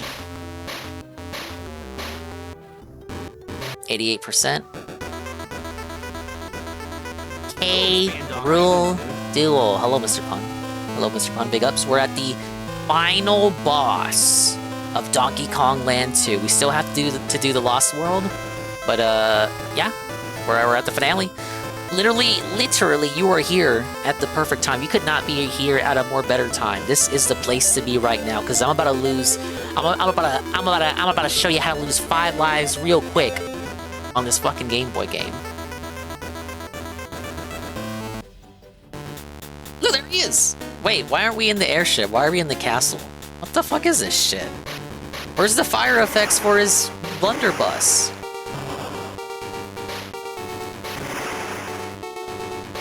Reuse the wind effect from the gusty glade level to represent his suction abilities.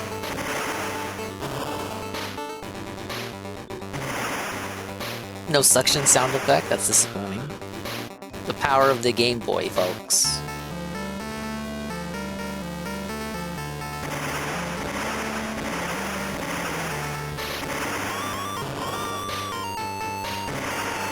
Does he even whack you in this version if you get too close?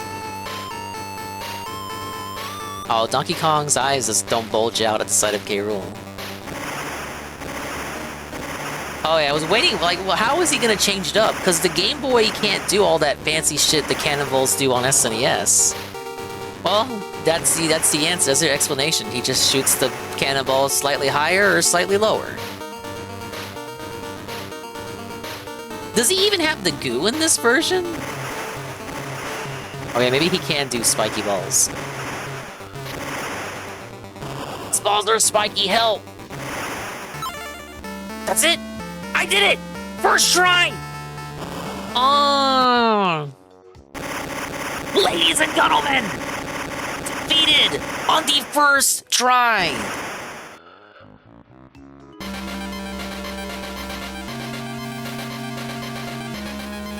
We have 34 DK coins. We are second place to Mario Guy. Yoshi has 29 coins. We dethroned him once again.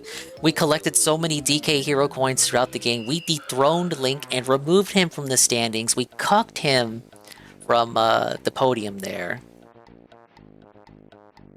So 5 more DK coins to collect. That's presumably from the next levels coming up in Lost World. But yeah, holy shit.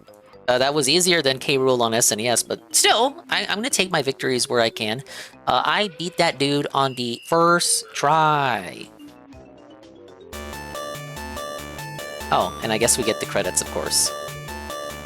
Well, that's Donkey Kong Land 2, chat. What did we learn? Well, in terms of newness and uniqueness and stuff exclusive to this game compared to its country counterpart, this game does a lot less unique to distinguish itself from Donkey Kong Country 2. Diddy's Kong Quest. You know, Donkey Kong Land 1... Nothing to report.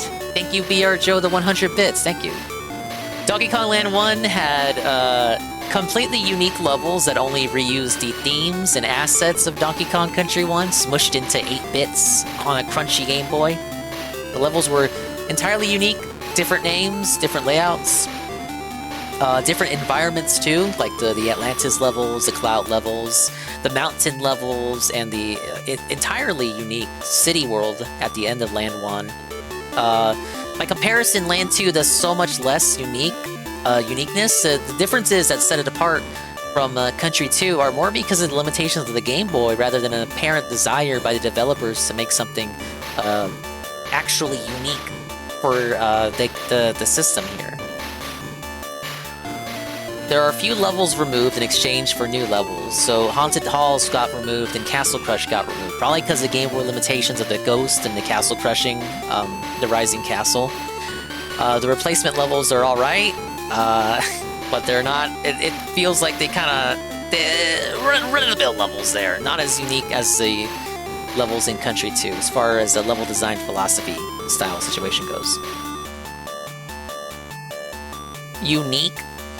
Yes, truly unique. I thought you were referring to the rat enemy for a second. Yeah, because of that, I could see how you can make the case that it's a lesser version of Country 2 on a weaker system. For the time, see, look, the rat's name is Sneak. For the time, if you had a Game Boy and like you were out on the road trip or something, it basically is Country 2 on a Game Boy with some differences. But again, the differences seem like as a result of compromise from the limitations rather than a desire to give this version unique shit. Unique style. But it's still an enjoyable experience. For one, so much easier to 100%. The DK Hero coin hiding spots are so much easier to find. Same for the bonuses, and the bonuses are easier too. As for the difficulty itself, all around, overall, still an easier experience. There's still a difficulty spike when you get to like Gloomy Gulch, to be expected. But it's still easier than Country 2. Like, by and large, broad brushing it, it's the easier game. Country 2, but completely shitty. I'm not gonna say that. It still is Country 2, overall. Therefore, it is objectively a good game. How many people worked on this? Like 10? 10 people worked on this, I bet. Look, there's 𝓓𝓸𝓷𝓭! 𝓓𝓸𝓷𝓭, responsible for converting all your SNES music to somehow fit on a Game Boy cartridge. And here we have 𝓓𝓮𝓬𝓮𝓻's music, even though Swanky did not make it into this version of the game. Oh, is that David Wise? I think it is. Greg Mills, Tim Stamper, Chris Sutherland. Presented by Nintendo and produced by Rare. Then you just get back to the title screen.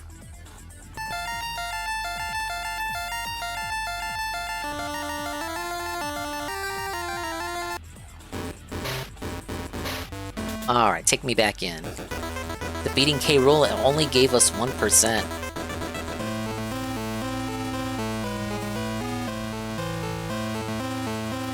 Let me just double check. I did get everything right.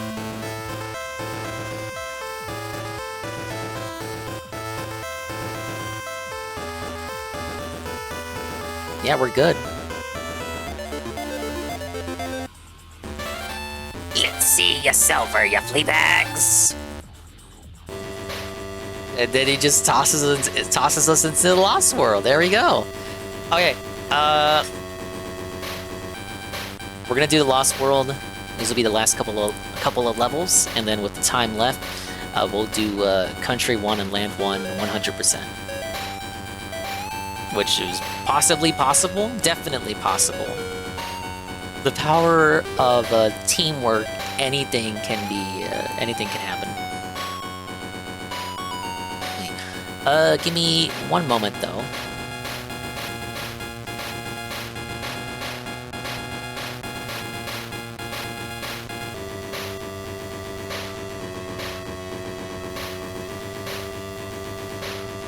Alright, yeah, we'll take a mini BRB.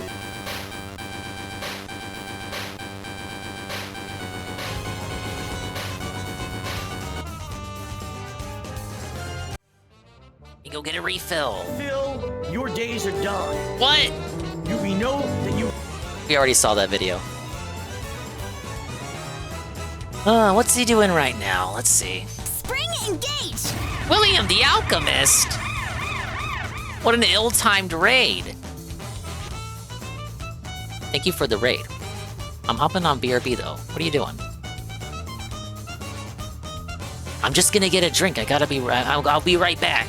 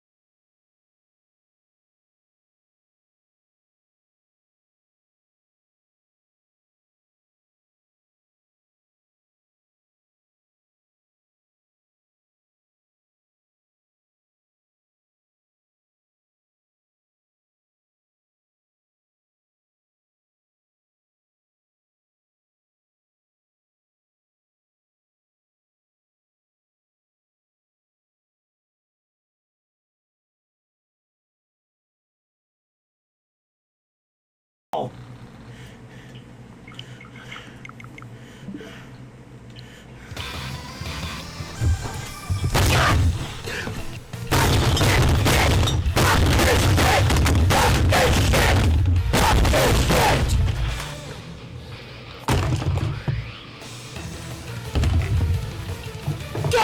damn it!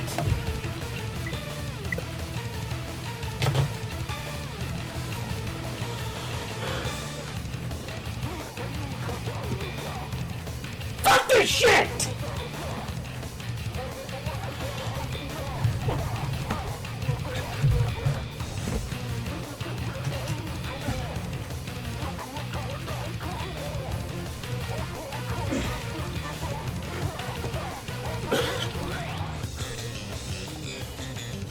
So fucking annoyed! I love BBW? What a clip to come back to. Oh, please. Nice. Who's shouting out cuts on my clock? Go! Please, I love you. Go! Hey, Nurgle. Oh, remember when I fought DSP in Multiverses? Peaches aside. Mamma mia! Okay. Okay. Dude, literally nothing about me has changed since this clip was made. Okay, maybe I got better at screaming.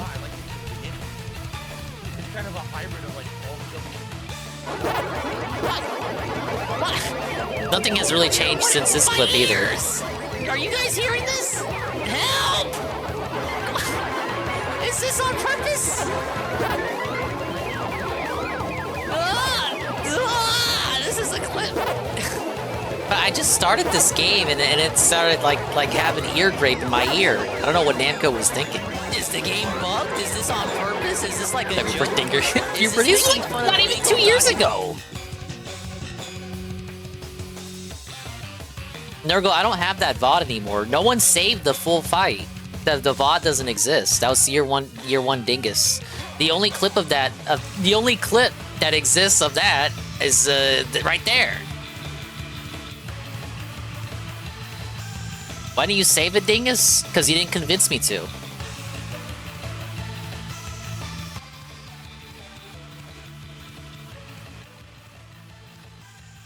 All right, back to the game.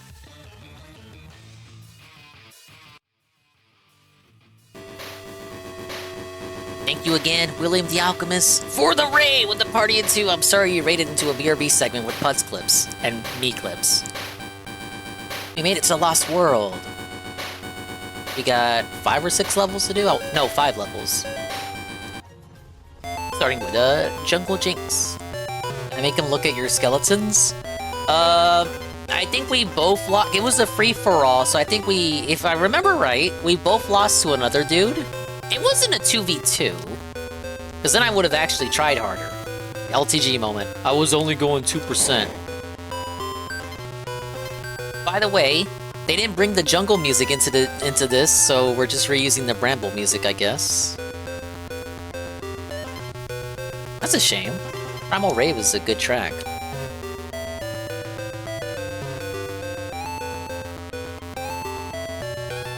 Maybe that's the real reason I didn't save it, because it wasn't nothing to watch. It wasn't really anything to look at.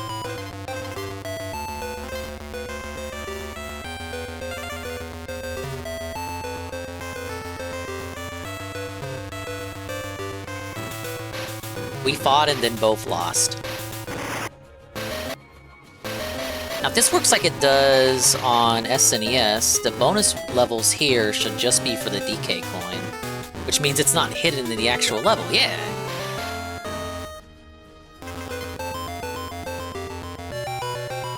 That should be the only bonus as a result of that. 1 bonus per stage here, buddy. Then we can cheese the rest of the level as Dixie Kong.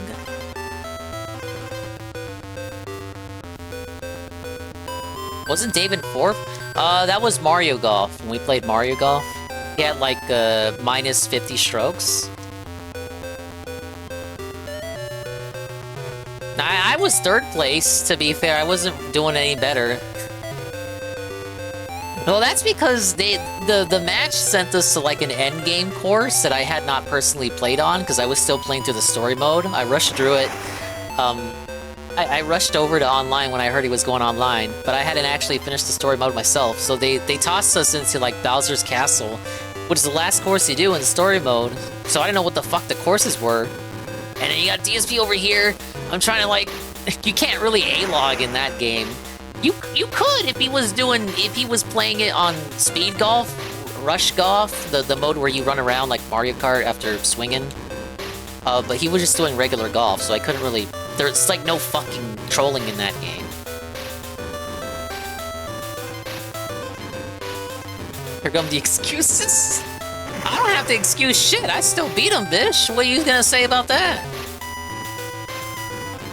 I think your limited scared DSP away from playing Tekken 8 for so long. And then he eventually did play online.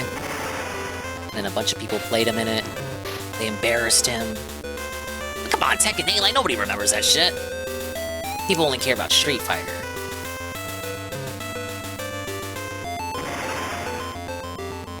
So imagine that. DSP loses in Tekken 8. Then it doesn't even matter because people don't remember the game itself. Makes you wonder, why did he save so much in the first place? Well, that was easy. You know, the tires, they got rid of the tires in this world. There were no tires in that level. On SNES, that level is dedicated to like a tire mechanic. I guess more Game Boy limitations. Black Ice Battle. Yeah, he's got a Tekken trophy, guys. He's a Tekken god. On God. A Tekken god.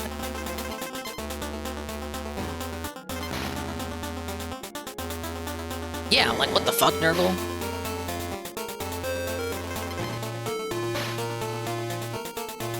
But that's what I'm saying, right? The stuff that makes this game unique from Country 2, it's not like they didn't choose by design to have no tires in that level. They just couldn't put them in the game. It was too much memory. Here's our bonus. Alright, how are we gonna fuck this up?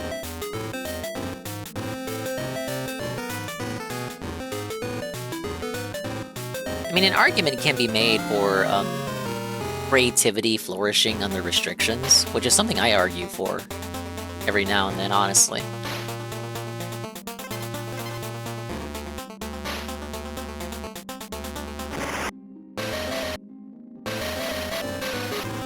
Yeah, for sure.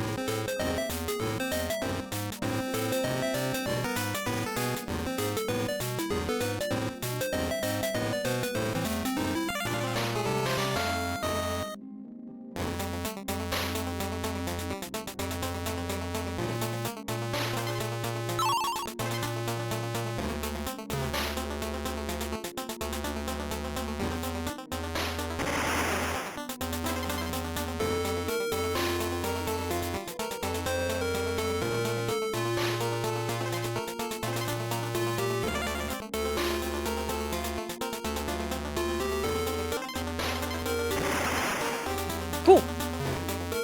Spamming the clamp-ons right there, right as I get out the barrel. What the hell is wrong with you?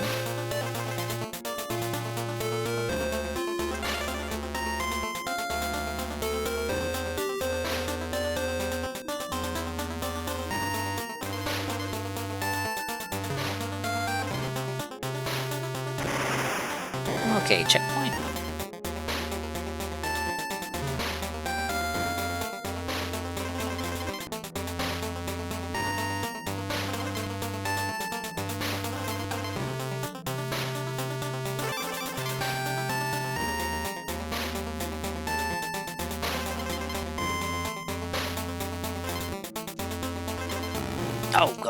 Oh, no. Okay. We gotta go back to playing it safe. Damn it, Dixie. How many letters did I miss? Sheesh. What? Was that not the way? The area with the clobber was a dead end.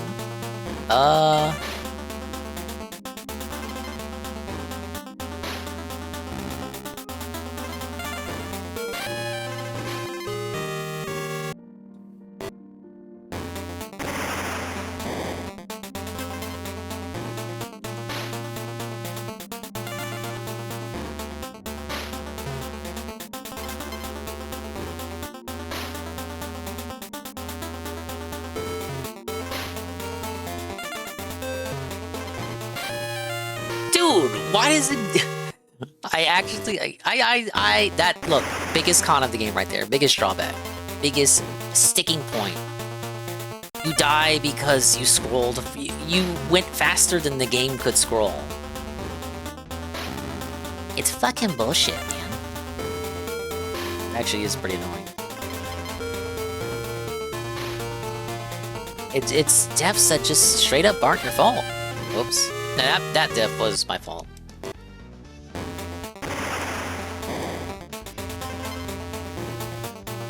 And see, even Nurgle agrees. Like, why would the game condone that shit? Just because I free-falled? Okay, if it's like, if the level by design does not include free falls, okay, I get it, punishing me for that, because the level, like, you're not intended to free, but the level is literally lots of free falls down an ice shaft. How are you gonna give me a death for just doing, you know, what the level expects you to do? It's pretty silly.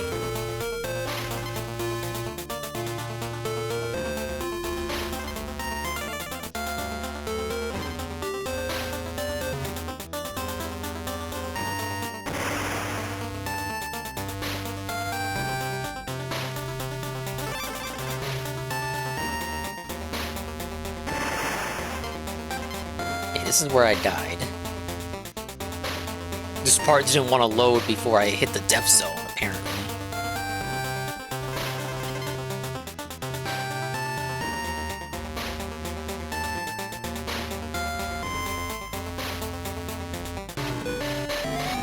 Alright, level other than that. I lost like 2 lives to that shit.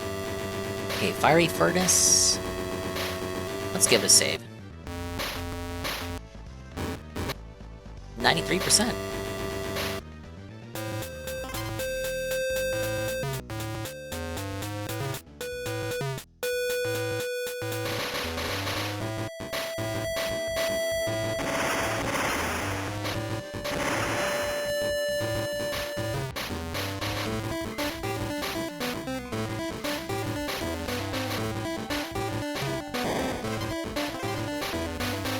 Wait, is this level gonna have the steerable barrels? Is that one of them? No, okay. No steerable barrels in Fiery Furnace. RIP.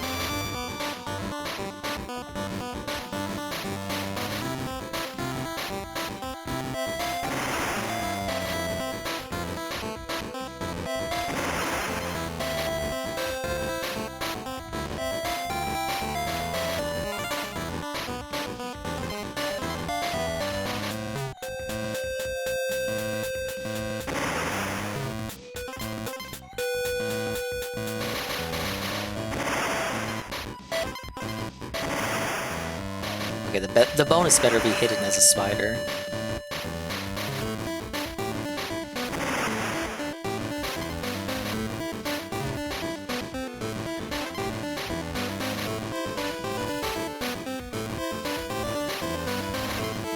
Oh, up here? Maybe?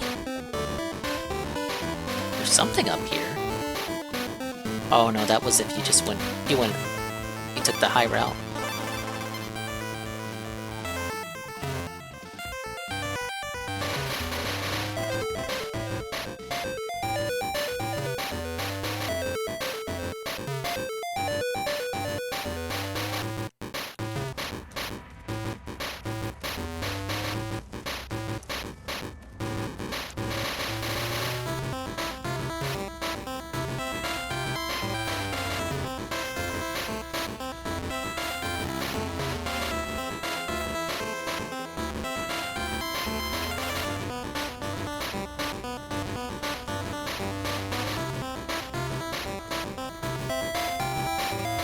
Yeah, I feel like I already missed the bonus. Awesome.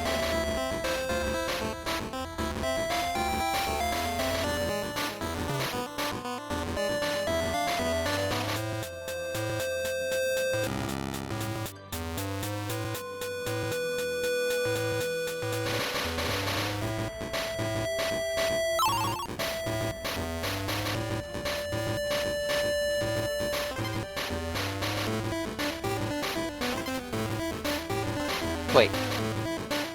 No! It's just this. Whoops.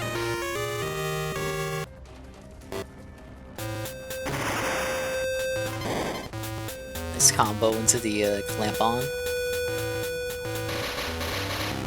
I had a combo into the spiny.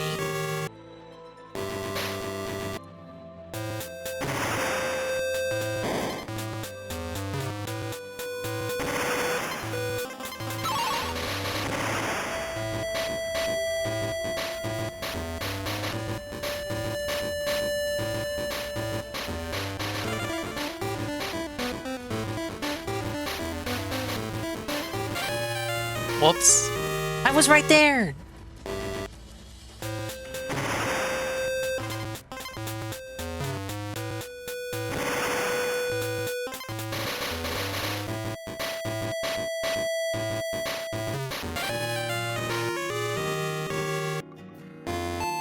Well, chat, there it is.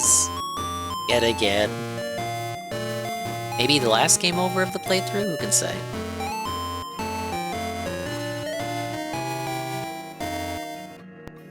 We gave it our best shot. That's all that matters. Question mark. Yeah, felted. We did it, Reddit! Let's fucking go! Thank you, Ralph. Much appreciated. I want my last 7%. Give me my 7%.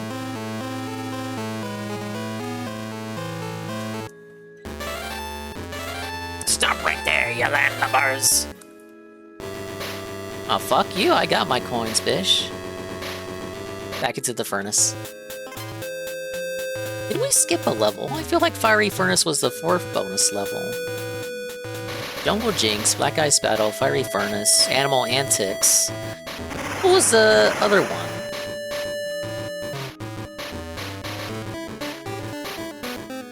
Oh, Clobber Carnage. Was Clobber Carnage removed?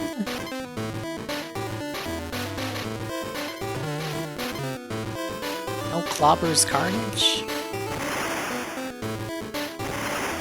Oh, they couldn't get all the Clobber spam? It overloaded the Game Boy. Overheated it.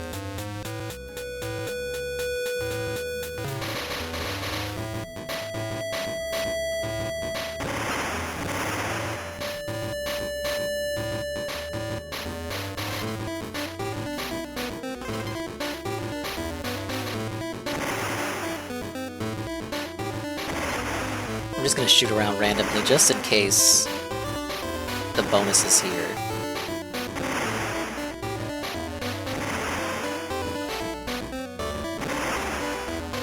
Because if I were a game designer, I would hide it here. Is this a 𝓓𝓸𝓷𝓭 raid?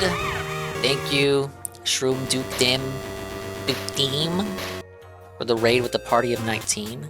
Welcome back, Eagle. A 𝓓𝓸𝓷𝓭 himself. Everyone else coming in. UNFW. Egg 1738. Go back to expand Dong December for extra life. I'm on the cusp of 100% team. Donkey Kong Land 2 for the Game Boy. Only a few levels separate me from greatness. No longer will you have to wait for greatness, because greatness is right at your doorstep. Just as soon as I can stop losing lives.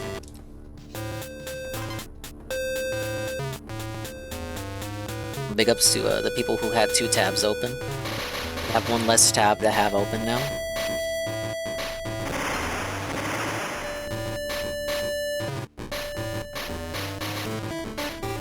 This is a good game, Shroom. But it is very much Donkey Kong Country 2 light. Unlike Donkey Kong Land 1, which kind of had some unique shit going on. Even though I didn't like half the unique shit that it did.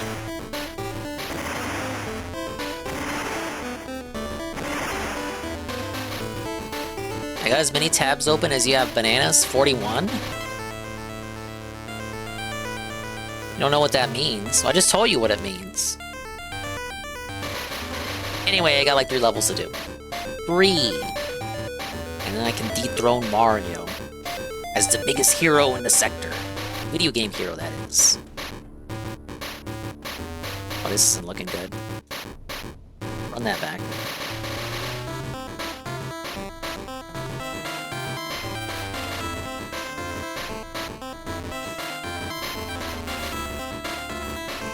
Congratulations, and I hope you had a meaningful stream. Whatever it is you found yourself doing.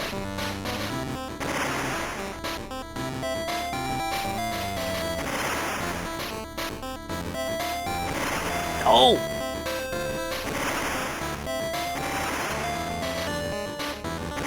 I'm so bad at aiming. Okay. Just get me back to the checkpoint. This is all we ask for.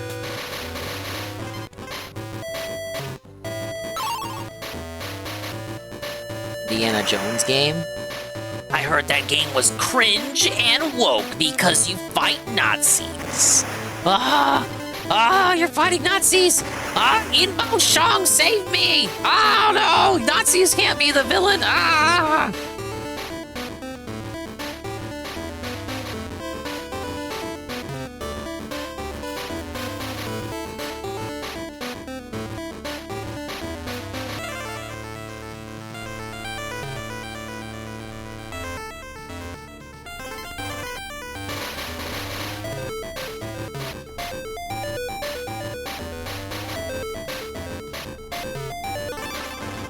The game has had such a, we'll say a gaslighting campaign on it as of late. Nobody cared about it before, but now we have to pretend to care about it because Nazis are the bad guys. It's regardation from both sides of the aisle. From people who should know better and for some reason don't. No Nazis yet, just fascists. Are they too scared to even say Nazi? What is this country coming to, Chet? Where my country gone?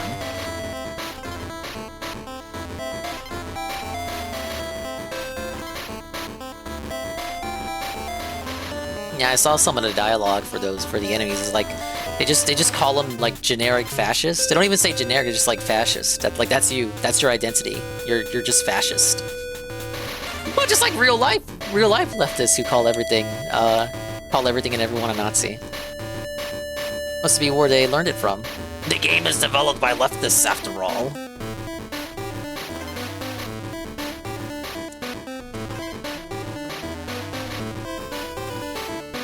Italian fascists? Yeah, they're too scared to go German fascists. Set during World War II, so whatever. Well, of course it is. It's Indiana Jones. I'm more like talking about the cultural implications that result as of the game existing, not so much what's literally in the game itself. The discussions that people have as a result of the game existing. How about we shit on it because it's a first-person Indiana Jones game? Like, who asked for this, right?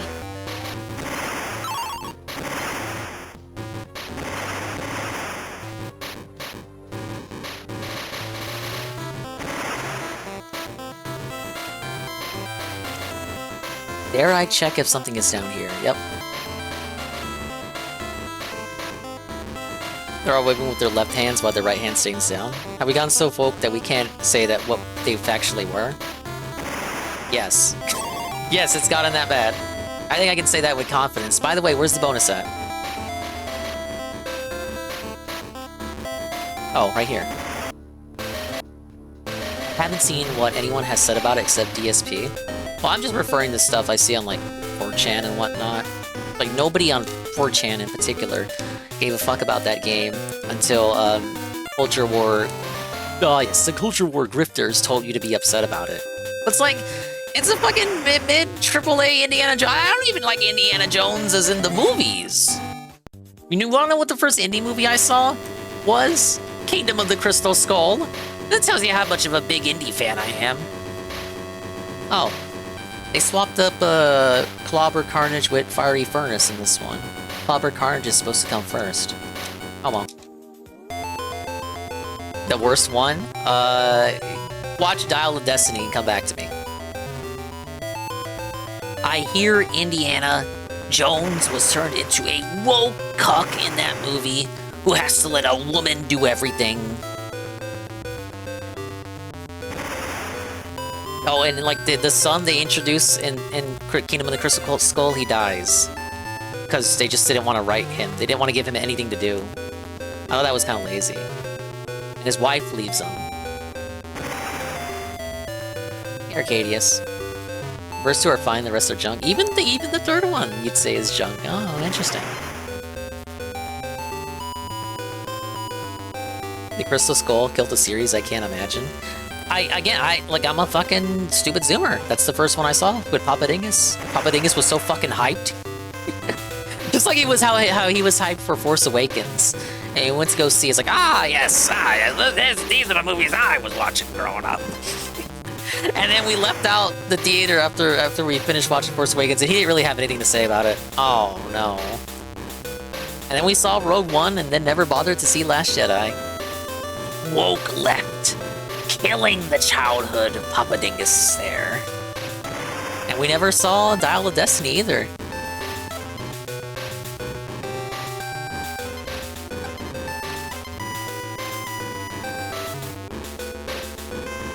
Sure, the huge time gap before Crystal Skull had nothing to do with the series getting killed.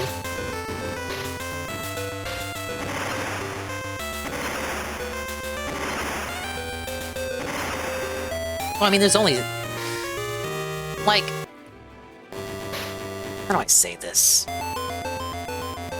It's kind of like what happens when you let a series go on for too long, like Pirates of the Caribbean.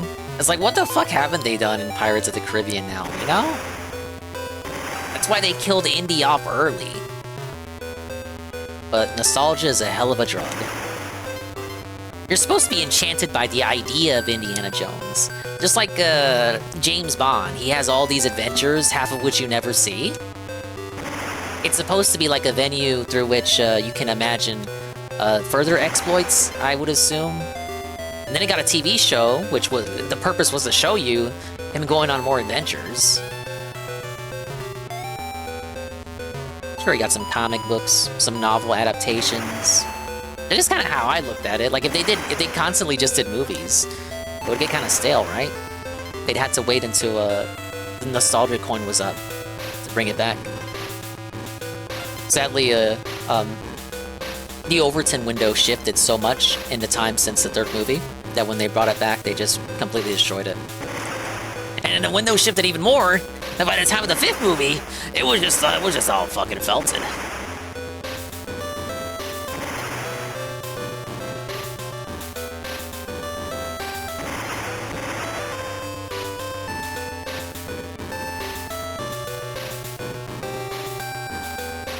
They should have recycled Indy like with Bond. I mean, like, have multiple actors play Indy, or like Indy is like a title. You'll get your wish. The next Indiana Jones, he'll be like a black woman.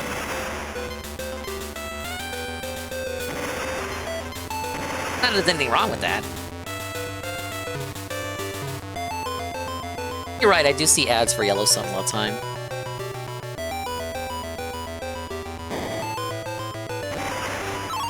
It's like that kind of binge culture show kind of lost its luster, maybe. Oh, shit, at least since, like, 2021, after COVID stopped being a thing. It stopped being a thing. You know what I mean.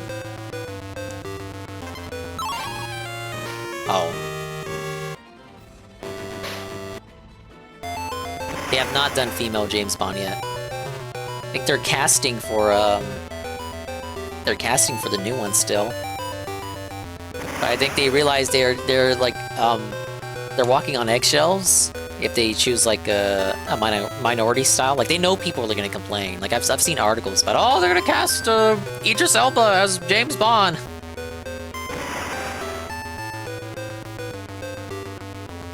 types of articles you see circulating every couple of years or so. I feel like they obviously want to do it, but they know what the reaction will be, so that's why they're hesitant. Whether that's right or wrong, for them to be hesitant is, of course, up to you, at your discretion.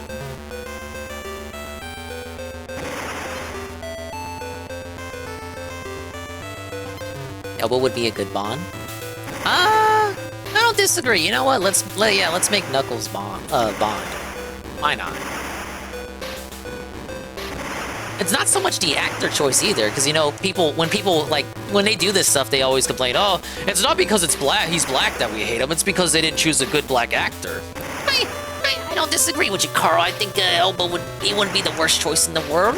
So if they did pick Idris Elba, they wouldn't get to use that excuse. The Brits are too racist. If only Eddie B were still here.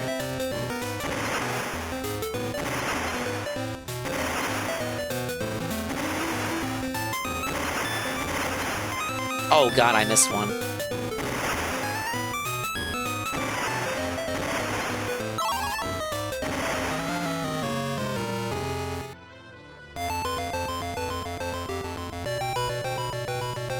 Just give them a different number. That would be the reasonable thing to do, right? But then they wouldn't be able to get like rage bait, rage bait marketing. Because that, even if it's rage bait, it still gives attention to the movie. It's still free marketing. And then, of course, the people who actually care about that shit would complain, like, oh, it's just a half step. Oh, you're not queer baiting, but like the diversity equivalent of queer baiting that isn't to do with sexuality. You're race baiting. You made us think we were getting a black Bond, but then it wasn't actually Bond. They would call them cowardly. Then if you actually go ahead and go through with it, if you have the guts to go through with it, then you get complaints from the right wing. Wow, my childhood massively destroyed. That's how you get Quarter Pounder making 10 videos about you a day.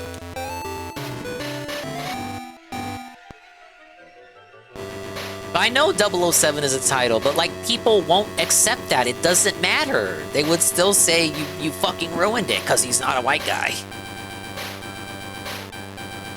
Alright, you thought Animal Antics on SNES was bad? Well, here you have Animal Antics on Game Boy. It's probably not as bad. We'll see. Let's take a sip.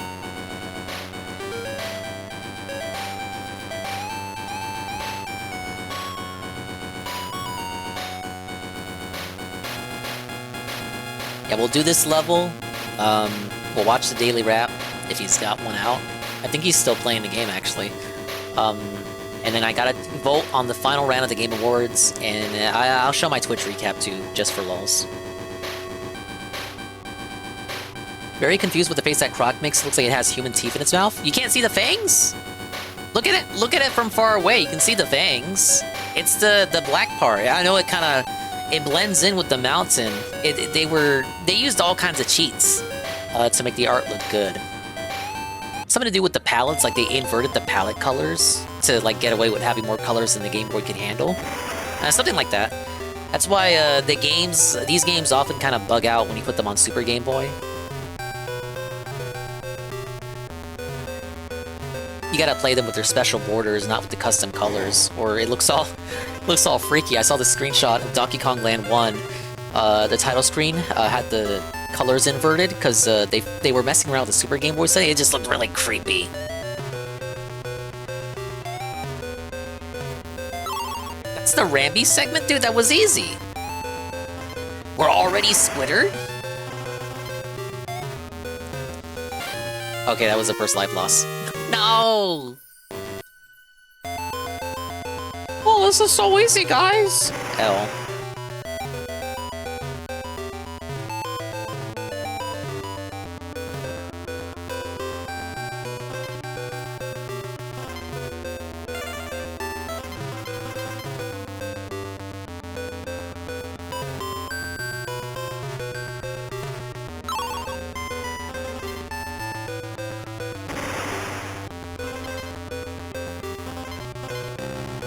Oh. Placed at just the right height to hit me. I couldn't even short hop it. Give me my life back.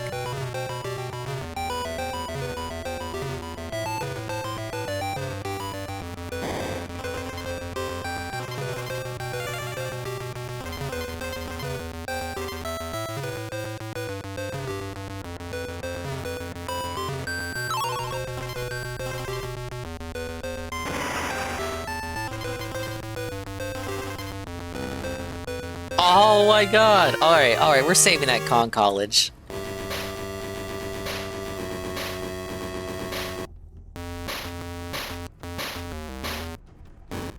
$97%.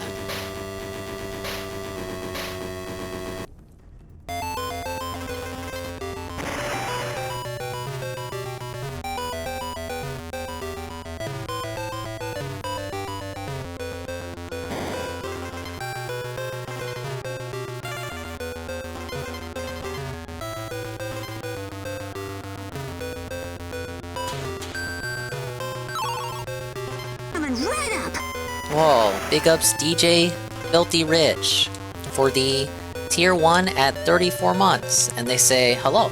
And I say to you, hello, DJ 𝓓𝓸𝓷𝓭. Welcome to the end of Donkey Kong Land 2 for its Fan Dong December.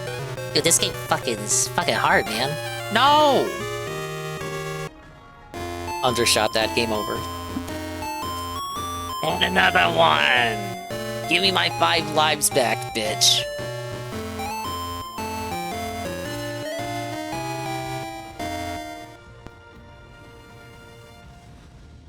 𝓓𝓸𝓷𝓭.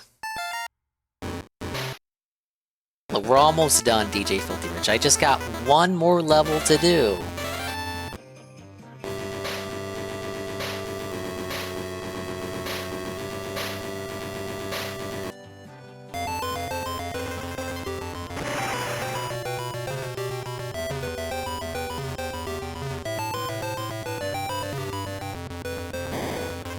And tomorrow we can do Donkey Kong Country 3. 𝓓𝓸! Even more! The game has like fucking 8 worlds. Shit.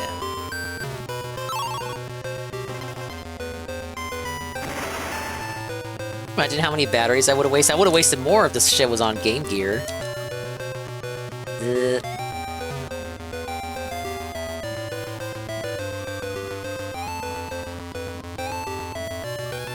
Look at how quick the web platforms are to disappear. This shit sucks. I thought SNES gave you no time for the web platforms. It's like instantly.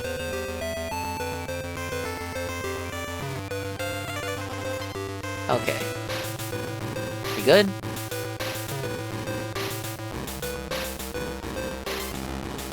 Thank you.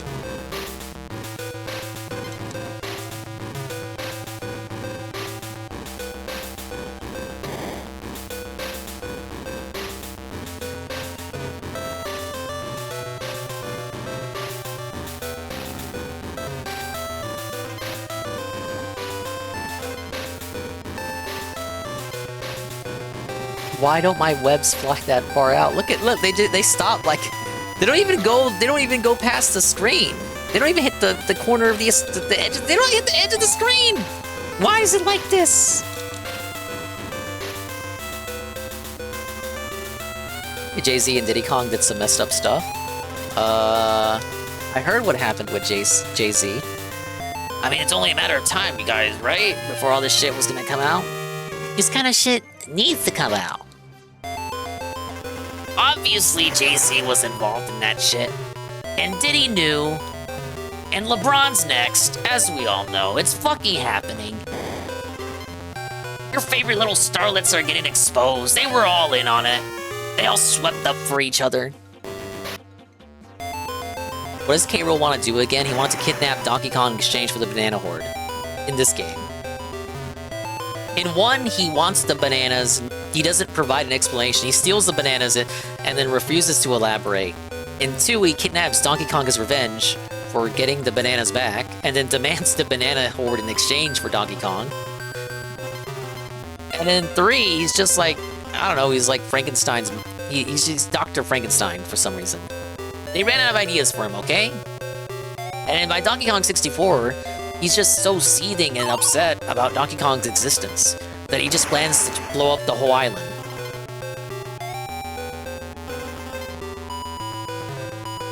And he starts out being super serial about it too. But then by the end of that game, he turns into a complete dunce. Then you, as the dunce felter, have to felt him in a very amusing boss fight. That also takes like 30 minutes long.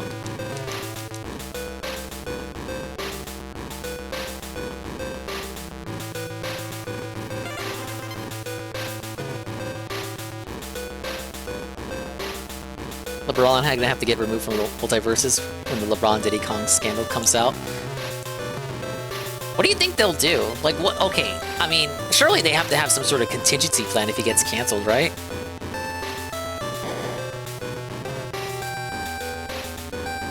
Turn him into a different character? Legally distinct character? They can't just outright remove him, I don't think.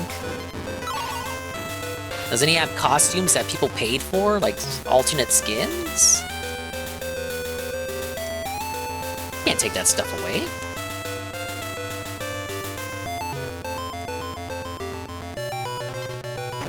Alright, checkpoint.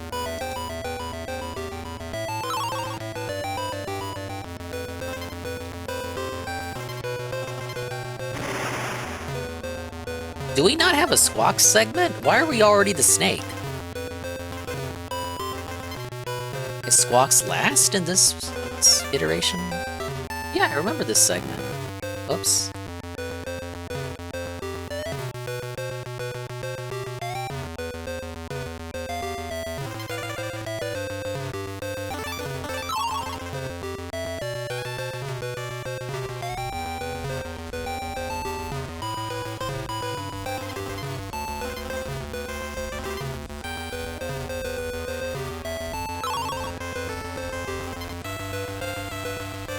Oh, is that it? Ladies and gentlemen, Animal Antics on Game Boy, I guess.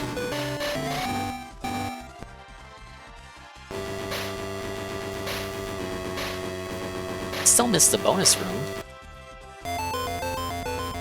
No Squawks. They completely gutted the Squawk segment. Wow.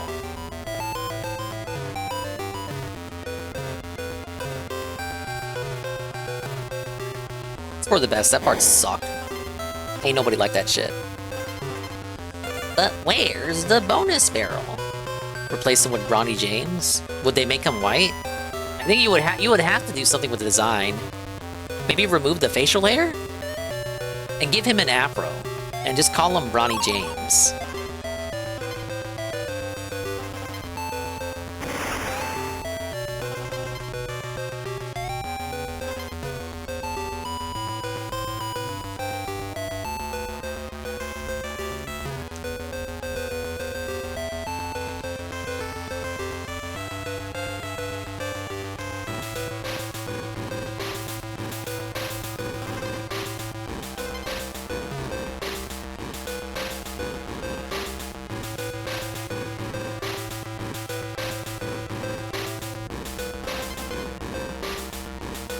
Just call him basketball player. Basketball player joins the battle. I could see people memeing that. People would agree to it too, because they won't even want to, you know, LeBron would become Voldemort. They won't even want to say his name.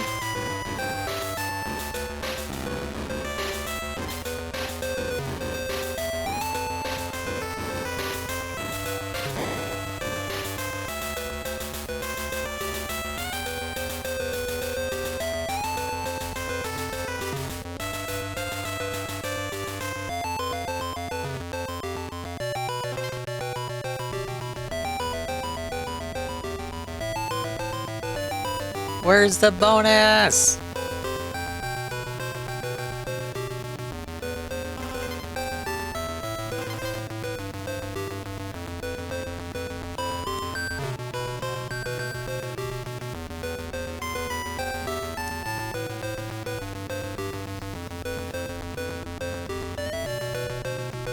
Right here?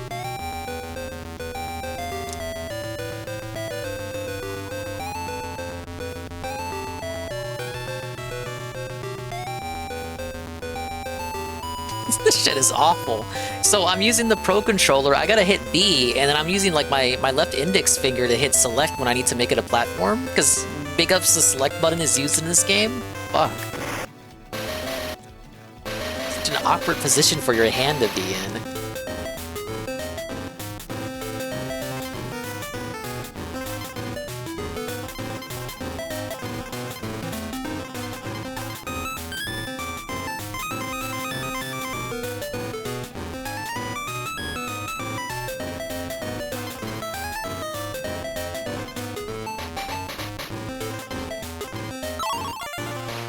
Alright guys, all DK coins acquired. We just got K-Rool left to go, buddy.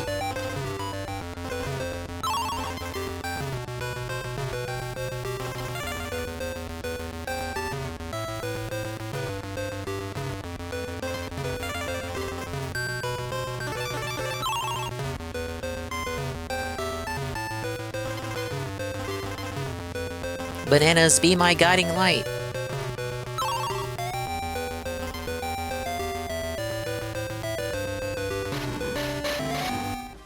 A live daily wrap. Yeah, we do a bit of stalling. I love it. I love it. All right, let me beat the game first. I'll go ahead and see what he's saying. Final save in the game. I'm completely out of banana coins. 99%. It only took 5 hours according to the game. Not counting all the game overs. Thank you, UNFW1, for the 10-bit cheer for animal antics with squawks completely removed. Thank you, Game Boy Limitations. Anyway, rock it out, Core. See how it is. Wow. We're not in the temple. We're in the background for the lava levels. What are we doing? Where's the cannonball at? Is it still just one hit?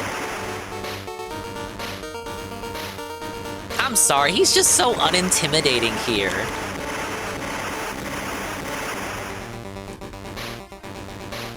Like, what are we even doing here, K-Rool? What are we doing? Give me back, Diddy! No! Oh, are you kidding?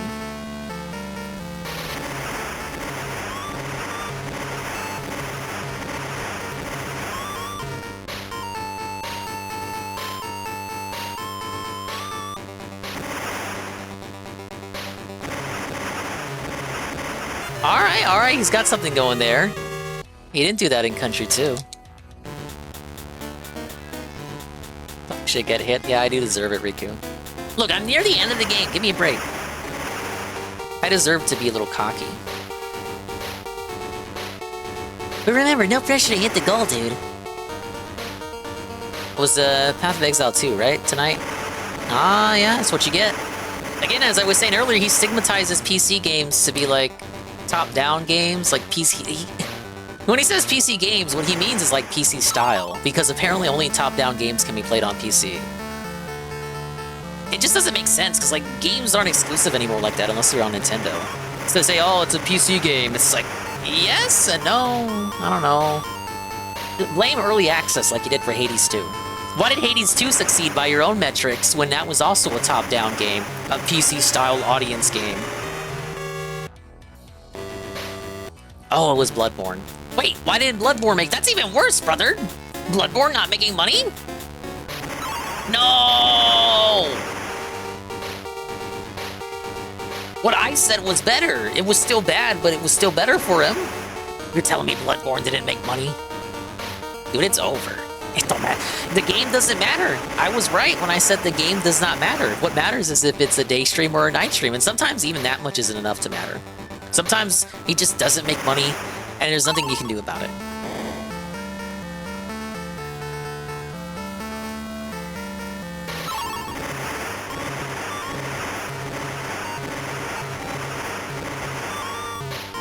No!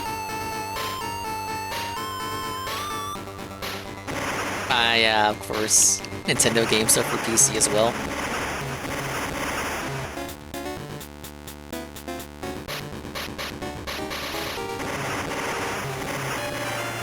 Alright, he may have me with that pattern. Thank you for the bananas.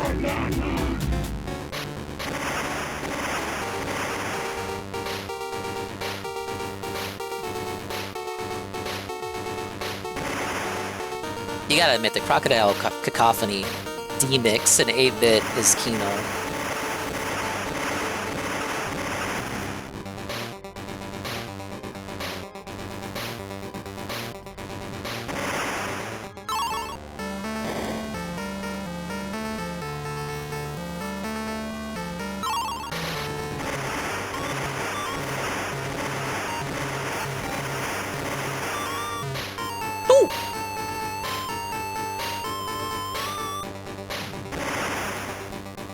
Better hide on the bouncing one. Oh, I see what you mean. Oh, he's gonna do it one more time. No! Damn! I forgot he sweeps 3 times instead of 1 for that phase.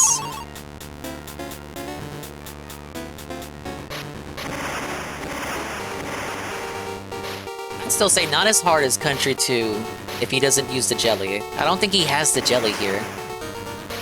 Or he would have used it in the last fight.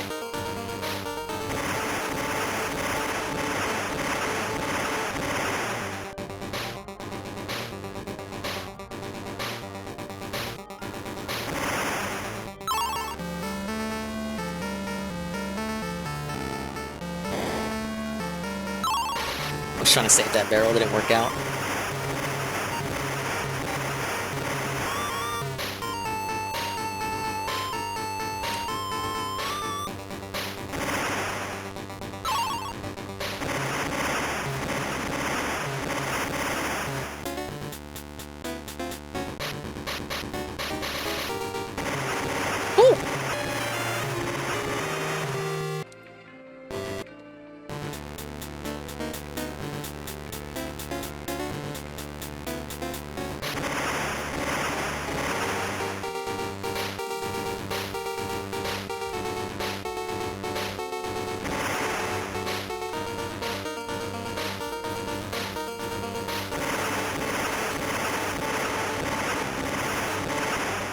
I gotta short hop that. You can't full jump it, or you're gonna get hit.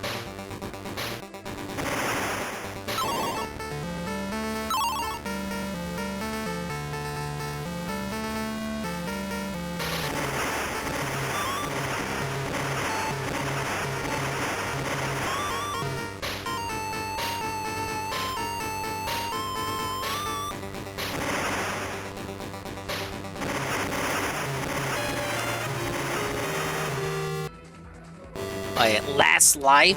Can we hit it?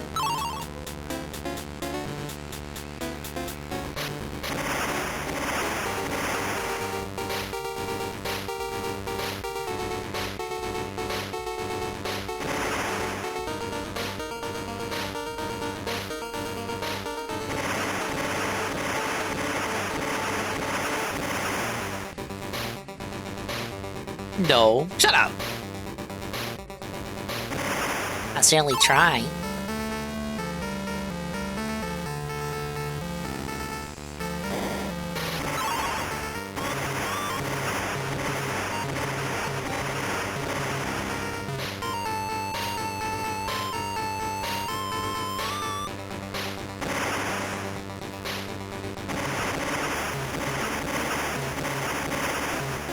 Can we do that one more time, please?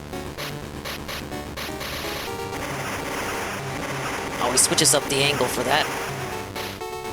Oh! Yes! Last line! Get out of here! Yes!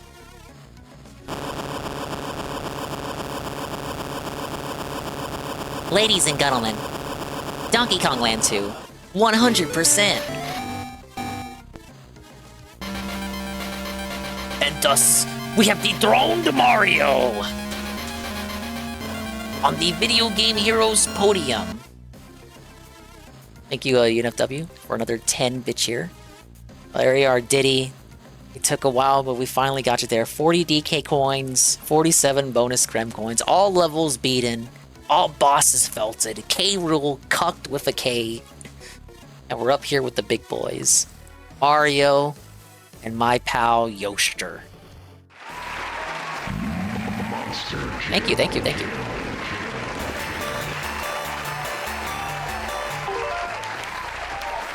Perfect.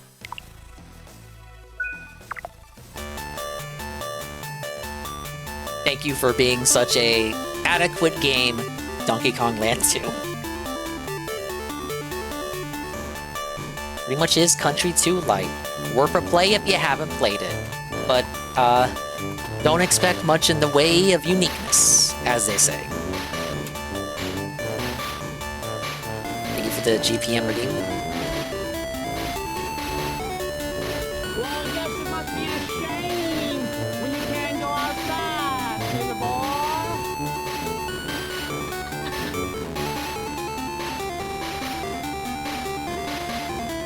What it does right is, actually the subtle gameplay differences.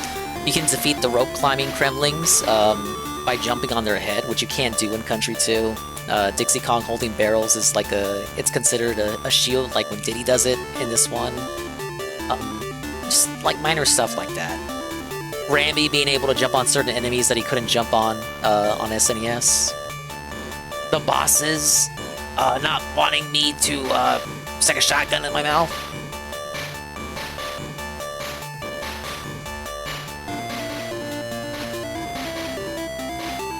Some weird changes, though, like merging World 2 and World 3 into 1, and making that be the longest world in the game. And then removing the Cudgel boss because of it. So there's one less boss in this one than in Country 2.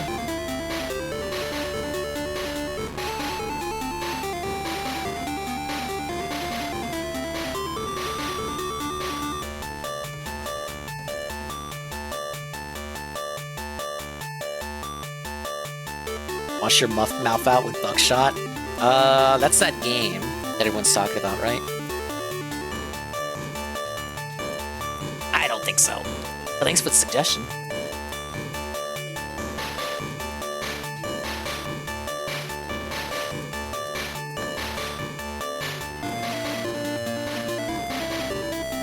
Right now, we're gonna focus on. We got Country 2 and Land 2 completely done. I'm gonna use the time left tonight by going back to Country 1 and Land 1 and seeing if I can finish those as well. And we'll have DSP in the background. The MSI can handle it, I dare to disagree.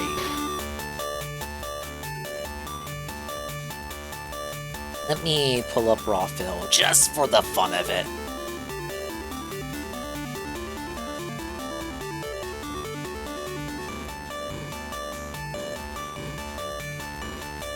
Oh yeah, he was playing Bloodborne. Oh, dude, I love Bloodborne. It's my favorite game that hasn't been remastered and sold to me again for $60. We do a little bit of Stalin. We do a little bit of Stalin. A little bit of Stalin.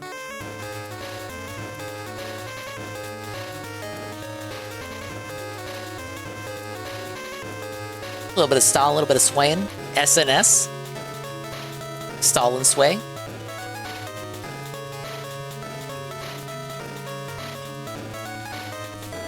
It's crazy. Again, they have Swanky's theme, but they don't have Swanky Kong. Just they removed him. Cranky Kong doesn't even appear in this one. Maybe he shows up in the manual.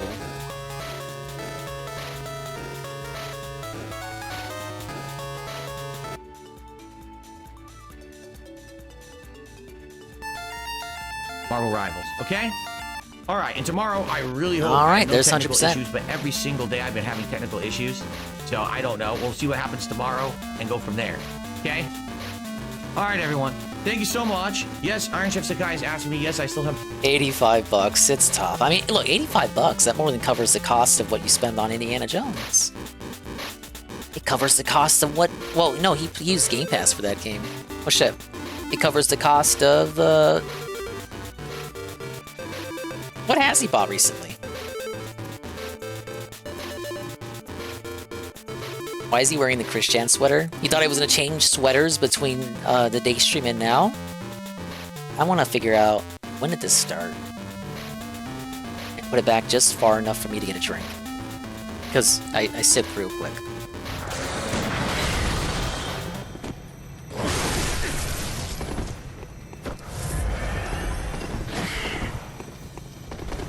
Okay, quick BRB.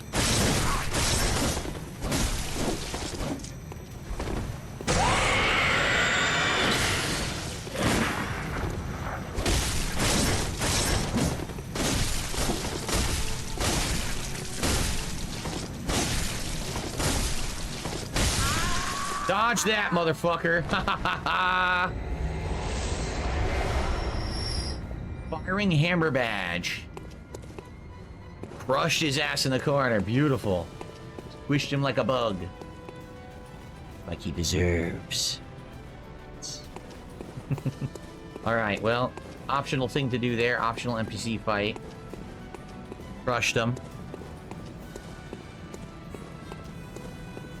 Was I supposed to be afraid of him? Sucks I couldn't parry him because he's a human, and I like parrying the human types, but they just wouldn't let it work. He absorbed the bullet every single time.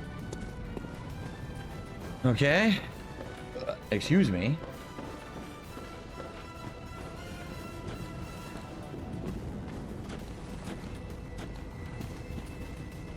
You're defending an item, and I can't remember if the item is any good, honestly.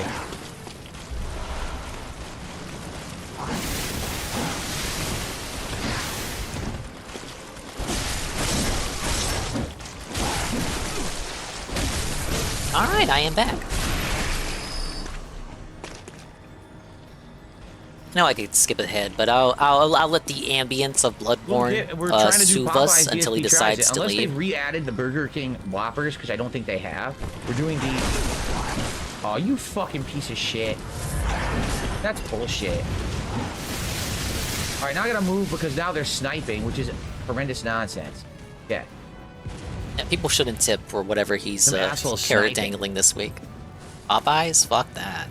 Yeah, it's this guy. Look, they're up there sniping down like dickheads. Come on. Come over here. Back. Good fuck. Come on. Stop spitting and come over here and fight. Come on! It's so annoying! BK sold out a what the fuck is the Pickle Whopper? What's the Pickle Whopper? Do I gotta go to Burger King? No, I like pickles. What? Cucumbers. Right! I can't move. I'm stuck. I seriously can't move. Look at this. I can't get out of the way. I'm trying to get out of the fucking way. I'm trying to get out of the way. Why won't you let me control my character? I'm moving. Why are you fighting me? I mean the enemies, I mean the game. Like, I'm trying to just get him to run and dodge and roll. He won't do what I tell him. He just, like, fumbles around like a fucking idiot.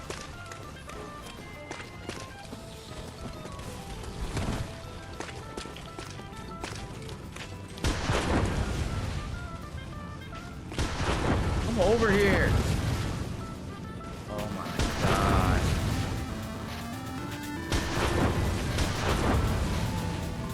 %. So let's give it a save here. Big ups me, another one for the dogminated list.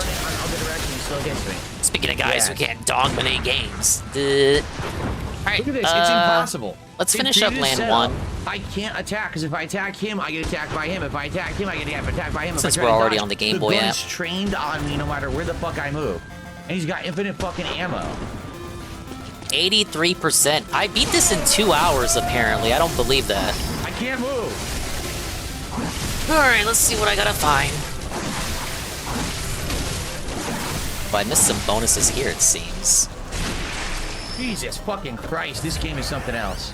What a pain in the ass. Oh.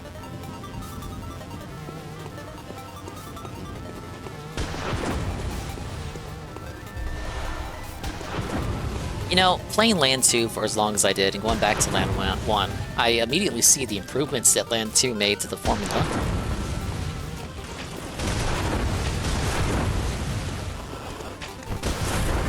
I can't heal, because he's gonna keep firing non-stop because he has infinite fucking ammo, which I know. Cheating ass fucking game. Whoa, that pig spawned in out of nowhere. You can't stop him. Absolutely insane.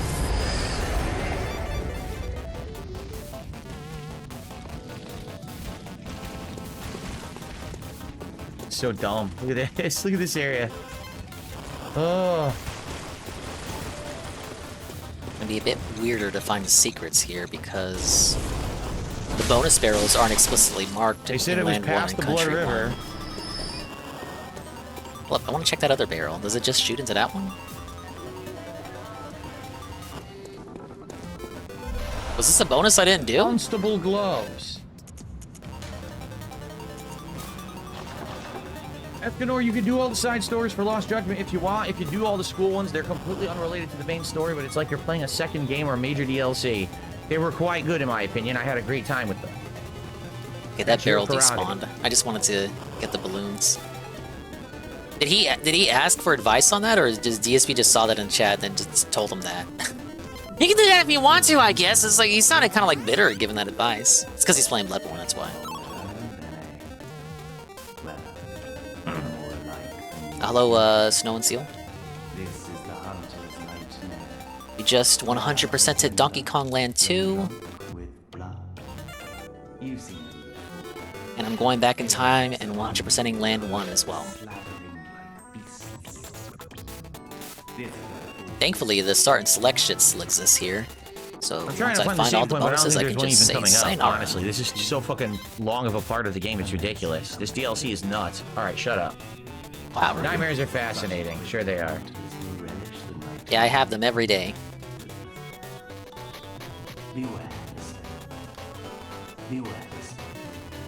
Okay.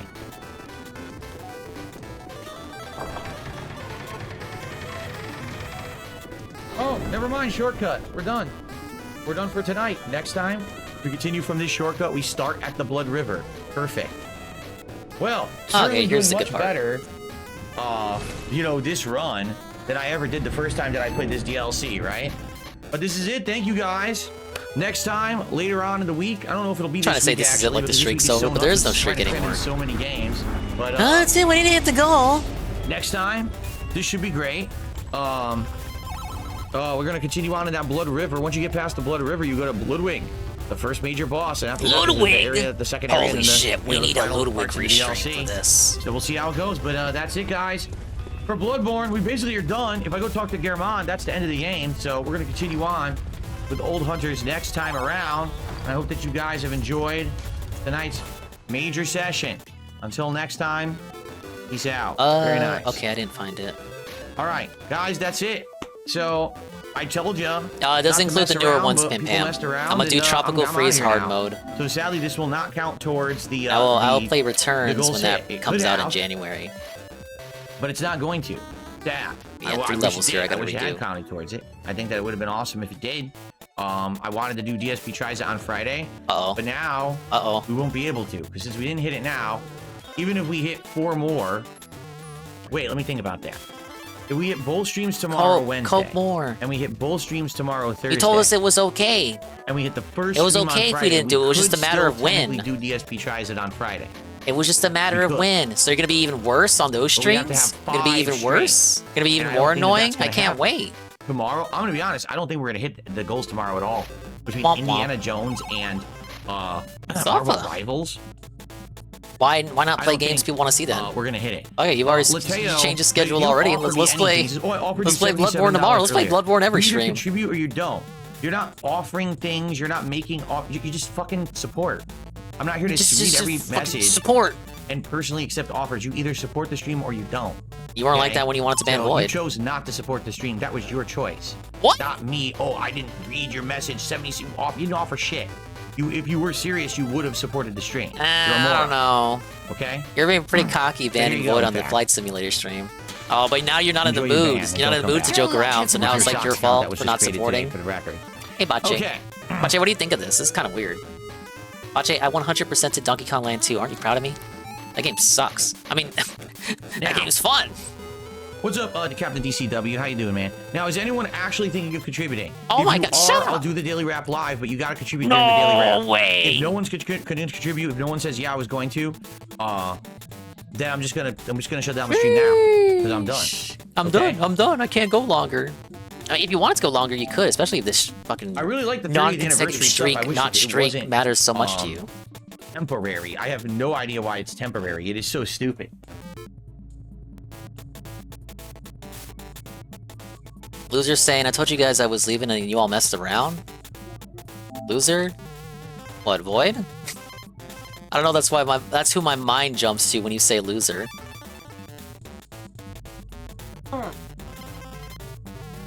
Oh, let's see. I think I got to get up there for a bonus.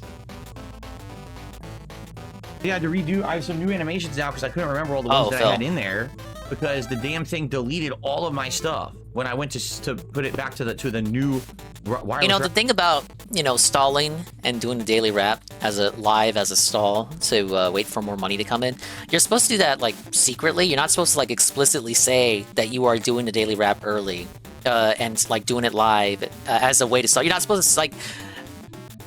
It's like say the quiet part out loud, right? You're not supposed to actually say, yes, I am doing this to stall for more money. But that is essentially what he just said. Router that I have, really dumb. This guy's wild, isn't he? That it deletes all the stuff you've ever done and you gotta start over. That's pretty poor design in my opinion. I don't know. Let's say so we had Sunday, Monday, the third day, so we do this one. Okay. Alright, did anyone say they were gonna support or no?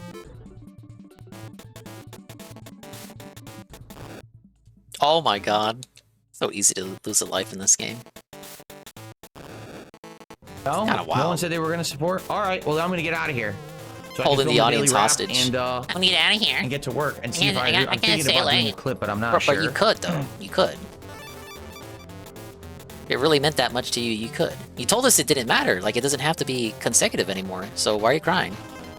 Remember, he's the one who said, like, it doesn't matter that we do it right away, because we'll hit it eventually. All it matters is, you know, how soon you want to do it. Lots of trolls. Like I said, today was like Troll Central. Today was literally Troll Central. It was so many effing trolls on the stream today. They're making tons of these sock accounts now. So it's to the point where, you know, it's like you delete 10 and another 10 and then there's another 10. It's like, oh my god, they fucking know. Maybe that your reactions prompt them to make so many sock accounts. Just asking. I'm asking for a friend. Yeah, Captain DCW, I don't know. You're exactly right. If people, here's the thing, Captain. People keep asking me for stuff now, and I go out of my way to play this stuff, and then they don't watch it. Yeah, they know. So that's the point. Like, that's the point. On Friday, I had every intention of playing Marvel Rivals, because that's what we said we were playing all week. So people said they were interested in seeing me play. Because you're autistic and you need to set in some schedule. Rivals, and everyone yells at me, "Why aren't you playing Indiana Jones? And why aren't you playing Path of Exile 2?" And I'm like, first of all, I don't even know what Path of Exile 2 is. I've never heard of it. And Indiana Jones doesn't even come out till Monday.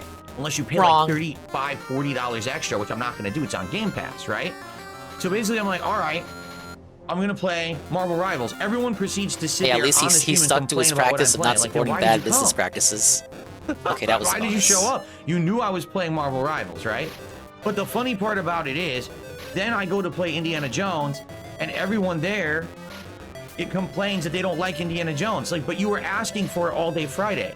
Yeah, so why again, no they're not. These are not people who have your best interests at heart. They just want to res you. Specifically asked me to play. They beg for you to spend money or put in some sort of investment to play a game that they're not actually in no way have no intention of supporting. Everyone's like, "Oh wow, you know, this is boring." I was like, "Yeah, no shit. It plays like Diablo. Like that's the point. It is Diablo. I knew that." Did you? You didn't even know what the fuck the game was called. Right? Pillars of Eternity 2. I agree with you. Anyway, all right, guys. I'm gonna get out of here. No one's contributed. So, tomorrow, I'm gonna get out of here. Get out of here. Where's the rep? It is gonna be more Indiana Jones on the first stream. Sadly. I'm gonna continue on with Indy. I think what I might do is start focusing on the story because I was exploring so much that I kept getting lost. Yeah, you just want to be you want to be over with it already now. So it'll be Indiana Jones. Tomorrow's day stream. We're gonna get a game over. And then tomorrow night it is Marvel Rivals. I almost guarantee you that tomorrow I'm not gonna hit any goals because barely hit the goal when I played Indy. Cry more. We were short by like $100, and then all of a sudden it was a $100 tip last minute. So I guarantee that ain't gonna happen twice. And Marvel Rivals we only raised $60. So no, why would I do a live daily wrap? I said if someone was gonna contribute and says they're doing it, I'll do a live daily wrap so they have time, and literally no one said anything. So I'm out of here. Just do the daily wrap now. Just do the daily wrap regardless, so you don't have to do the stop streaming and the start recording combo. You know he wants to do it. He's gonna do it. He's gonna do it.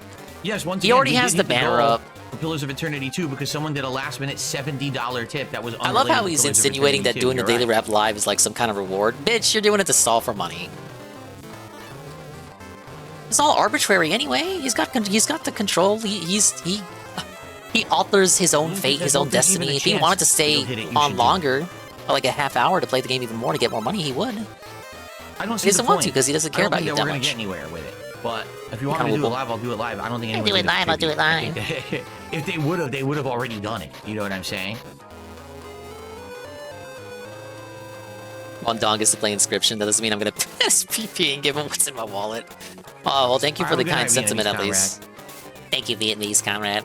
All right, well, dude, did I say Pillars of Eternity? I said Pillars of Eternity again, dude. I say it every day. I say Pillars of Eternity instead of Path of Exile.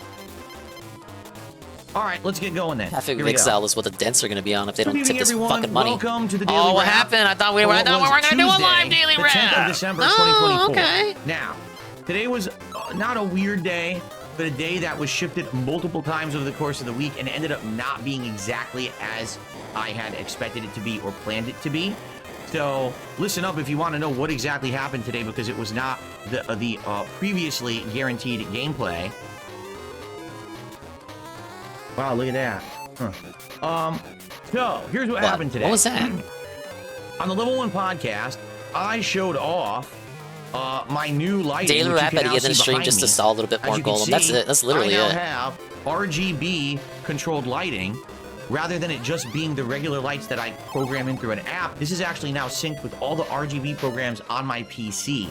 And we went It's a good riff, because night streams usually do terribly, and it's a good excuse to have them be online just a little bit longer. Here's some ice and snow, here's some water, here's explosions, here's lighting, here's lava, here's fire, here's, this is supposed to be, I don't even know, like galactic ripples or something it looks like, right? It looks pretty crazy. So, I showed this off, and by the way, it took a lot of work to get this to work. Like over 2+ hours of messing with programs and stuff, but I'm happy I did eventually get it to work. It looks great. I also announced that I had a new wireless router coming today because my existing wireless router was having issues. Remember last year doing the Comcast arc? The Comcast people he called in after the Comcast guy got exposed. Check on his router. He said they worked out some sort of trick, some sort of hack to make his router work without him having to get a new router. But now the router is the issue again.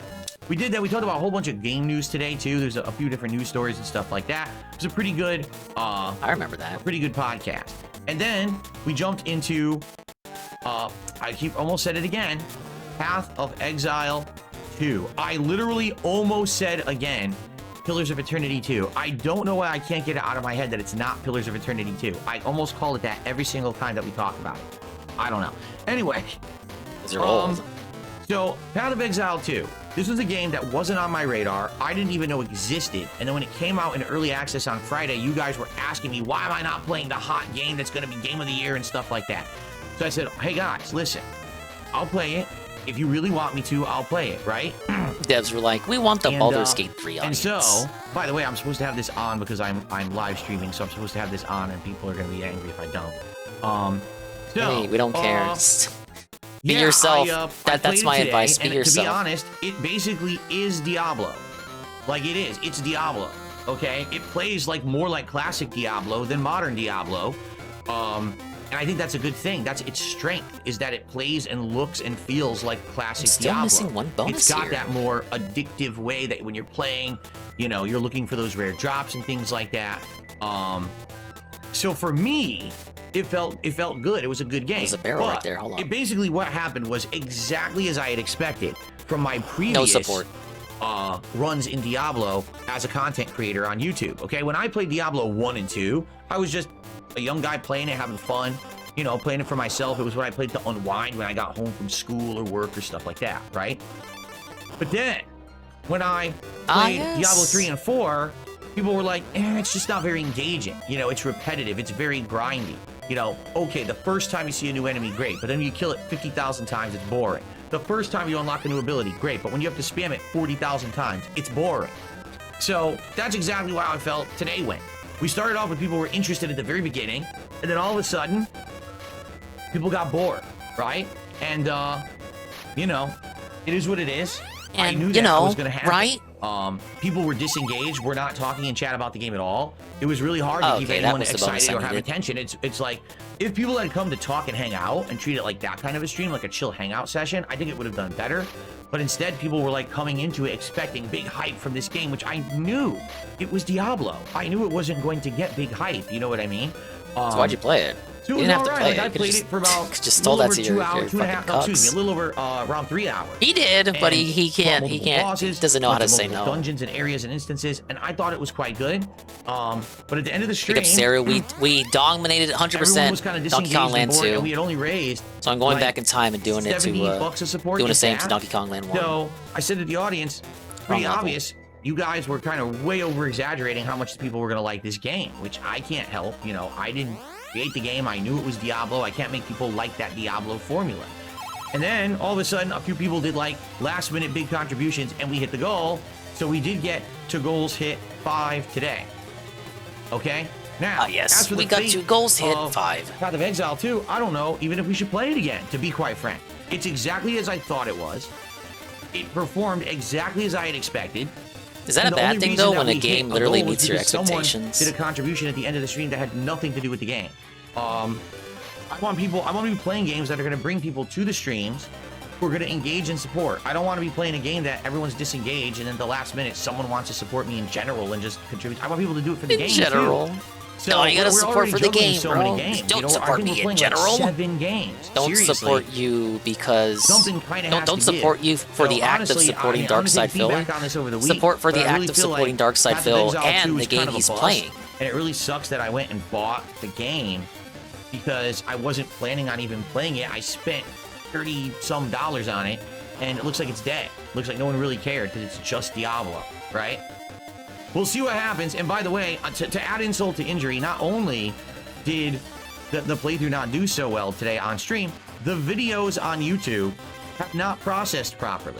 When it rains, Only it pours. The podcast has, but the other 2 videos say video processing is taking longer than expected. Please, and then it cuts off. I don't know what it says. Please, what? I can't even tell. So YouTube is having issues processing videos today. So no one can even watch the Path of Exile videos higher than like 420p or something like that. Let me check. I'm almost certain that they're really low quality, so no one's gonna watch them. Of course, now it has to play a stupid ad. Dumb fucking thing. Alright, 90%, 10% to go. Arcade one up that insanely bad arcade games. That's great.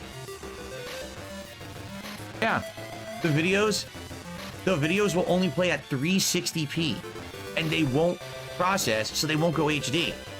I don't know what's going on. I can't make them process and run better, so... Oh, I did really good with the bonus rooms in this world. Holy shit. I'll leave them overnight.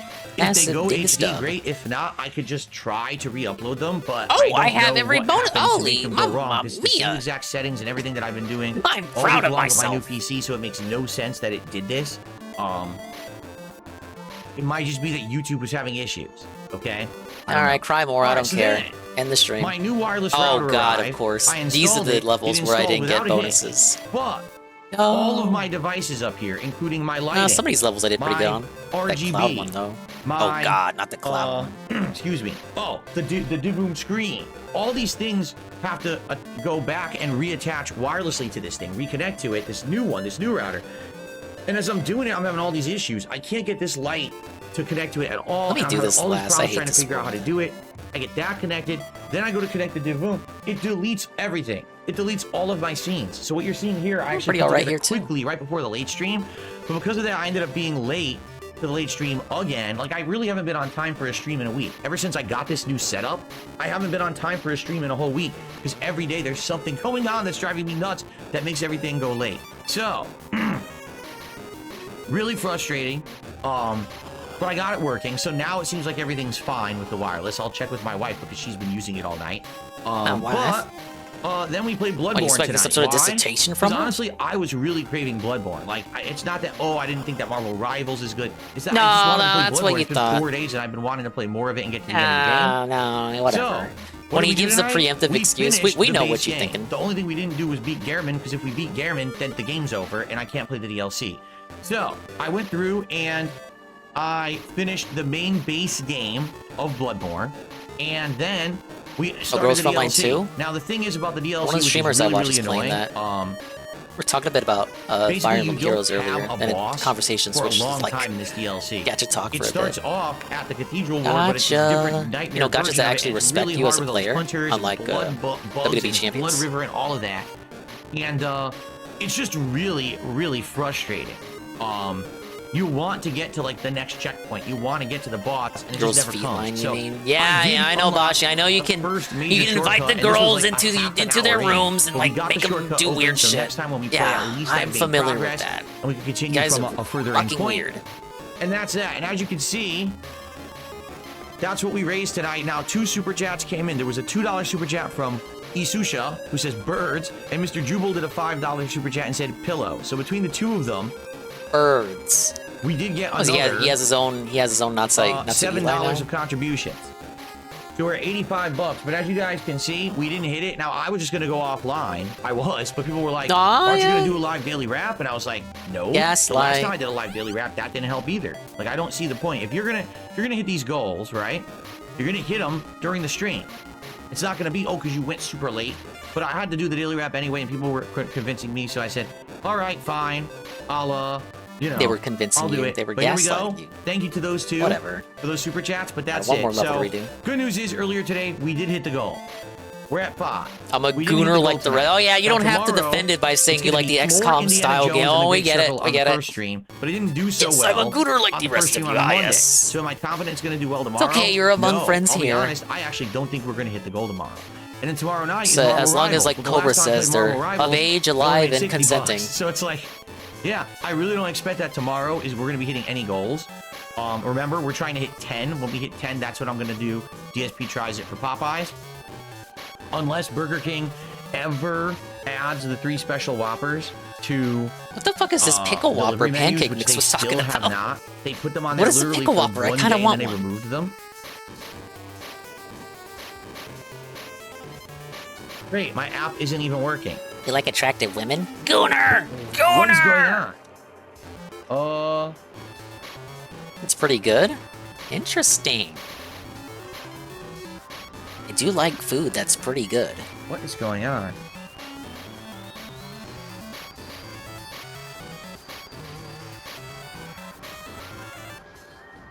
How do I turn this up? So the router I bought had built-in armor like support for a month. I don't want it. Bro, how can this get any worse?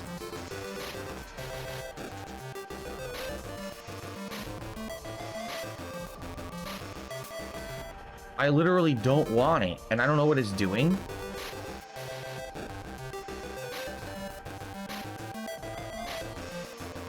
I don't know. I gotta figure out how to get rid of this. This is ridiculous. Like, what are we doing? Go home. In there. I didn't enable it, and it just all of a sudden just has all this shit going now that I don't want. Like right now. Okay, it finally opened. Wow, it was not. I don't think it was allowing me to open the ordering app for food. I think it was like blocking the app. Yeah, it's protecting you. It knows that's the biggest abuser in your life is DoorDash. Maybe it was trying to send you a message, Phil. You think? From the new router, because it is running like molasses. Thank you, Sarah, for the redeem. I don't know, guys. Okay, it's working. Might be some sort of connection. No, did they re-add it? No. So I guess we're not doing those $1 million Whoppers from Burger King ever. They're just never going to re-add them. They're gone. So they're gone forever. So the goal what we're working towards is Popeyes for DSP tries it, and we're gonna do it when we hit 10. But we're not hitting it tonight. No contributions have come in since. So tomorrow we'll see if we hit it or not. But I'm gonna be honest, I don't think we're going to. So probably we're not going to be getting a DSP tries it until maybe next week at this rate, because if we don't hit any goals tomorrow, he said it didn't matter. Go back to the streams a week ago. He said it doesn't matter. What matters is when we hit it. We're gonna hit it. It's just a matter of when. If you do it sooner, but anyway, we get it sooner. Tomorrow, hopefully, something like that. You guys will. Said this was supposed to be a good change. For Indiana Jones and for Marvel Rivals. Okay. All right. And tomorrow, I really hope I have no technical issues. But every single day, I've been having technical issues. So I don't know. Right, pickle ranch Whopper. And go from there. Okay. All right, everyone. Thank you so much. I might have to stop by there tomorrow. Yes, I still have my hand sanitizer, my hand exerciser. That's what I use. It's a very firm, rubberized egg. That's my hand exerciser. That is it for the daily wrap. Tomorrow, we'll have a day of games, indie, and Marvel Rivals, okay? Everyone, thank you. Have a good night. See you tomorrow. Peace out. All right. As expected, which I told you guys. Now for goodbye number 2. I knew it. I knew we weren't going to I hit knew it, we were going to All right, hit guys, it. I'm out of here. All right, I'm tomorrow, like I out said, of here. Bye-bye. podcast in the morning.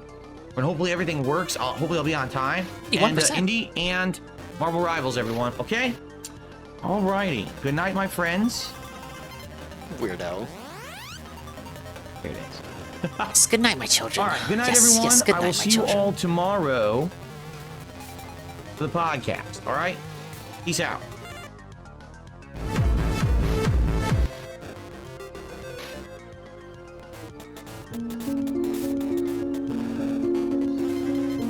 Good closeout music. We have once again failed to hit the streak, guys. But it's not your fault. But I'm gonna make it your fault. But it doesn't matter when we hit the streak, because we're not trying to do a streak anymore. It's non-consecutive goals hit now, guys. It doesn't have to be a streak, guys. But I'm still gonna be upset and cry when we don't hit consecutive streaks, consecutive goals hit. And I'm gonna act like it's a streak, even though I explicitly told you guys going in to this new change that it wasn't meant to be like a streak. But I'm still gonna beg for money every day. But it doesn't have to be a streak. No, it's not a streak, guys. But I'm gonna treat it as though it is. And I'm gonna continue to do that. Cameron. He was trying hard not to say streak tonight. I can tell. I can hear it. It sounds like he wants to say it so bad, but he knows he can't say because it's not a streak. It's non-consecutive goals hit. He told us the advertising was, we're gonna hit this eventually. We're gonna do it eventually. It's just, the sooner we hit it, the quicker you get the DSP tries it. It was supposed to relieve him of stress and anxiety. It lets us do the goals anyway, regardless of support. It's just a matter of when we hit it. So what happened? Why is it gotta be like this, chat?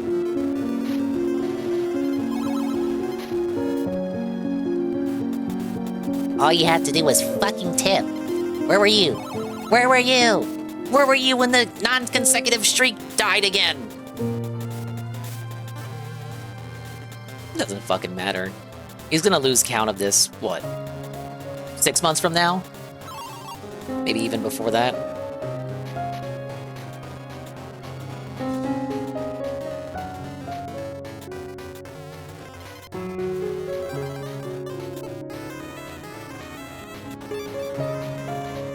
Thing is, it causes his DSP eat shit not to be Friday, so he's gonna panic mode all the— yeah, because because it's like a schedule, right? When he tells you he's gonna do something and then something happens that prevents him from doing it. So even though he told us it doesn't matter, and whenever we do hit it, we're gonna do it. He told us, if we did do it soon, it would be on Friday, because he told us that all this week, and now it's looking like that's not gonna happen. Now we gotta act weird about it, even though the advertising for this new marketing proposal was that wasn't gonna happen anymore. What a sad, strange, special little man.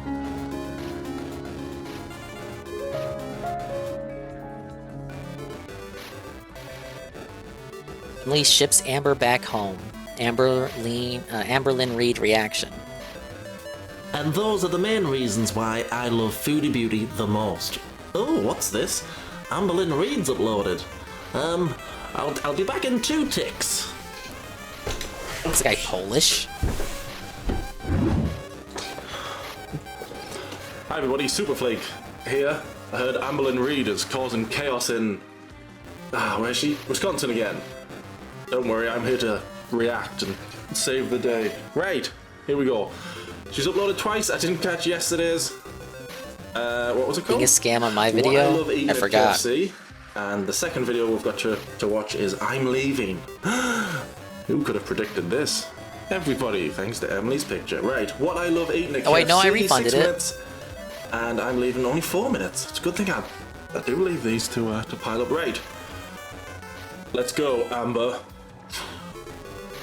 Hello, welcome to another Vlogmas. I cannot believe, even though Vlogmas has been kind of hectic, let's be real. Vlogmas has gone by so fast. Video on so Squid far. Fisherman that I went feel like crazy as looking I've for a gone cool older, background story. the I think I'm days gonna just catch go up a by bit with quicker. what he I don't was know. And have you- doing This is earlier her today, pretending she got out of and the then I got a shower. lot of other stuff I gotta Choker watch and too. all. Although when we did see her in the shower once, she did she have a choker on? I'm sure she did. I could be wrong, but I'm sure she did. Oh god, not these guys. Anyway, it's giving 2019 vibes of, hey, I'm just got out of the shower. I've been hearing about those UFOs in the sky. Girl. Anyways, hello, welcome to a new Vlogmas. So I normally brush my hair after I shower, but I'm not going to today. I just have a lot to do and it's not fully like on my top priority list. And I do want to recommend What isn't brushing your hair? brush my hair after I shower, but I'm not going to today. Even I just have a lot to do and it's not fully like on my top priority list. And I do want to recommend this deodorant. It's Dove Advanced Care Dry Spray. Literally the best. Like 10 out of 10 recommend. I was gonna say before I saw what it was. I was gonna say I've never taken the advice of the advice of somebody. Super stutter. The advice of somebody whose life is worse than mine by a considerable amount. Make sure I'm still filming. So I'm definitely not gonna take her advice on anything, especially not how to smell pretty. Not to be mean, but somebody who's known for stinking on YouTube, I'm not going to take their advice on how to smell pretty. It isn't happening. No. Okay, so I just gathered, I think, hopefully all of my jewelry from around the house. I had jewelry everywhere, literally. Sometimes I'll just be like sitting there and I'm like, oh, these hoops are annoying me. Let me just take them off. So I'm gonna like figure out all my jewelry. This is all the jewelry that I just had laying like next to the bed, on the nightstand, some in the bathroom. I had a pair on the kitchen table. That looks like a music video, not a video about squids. Seal. To react sometimes. Thank you for the puppy.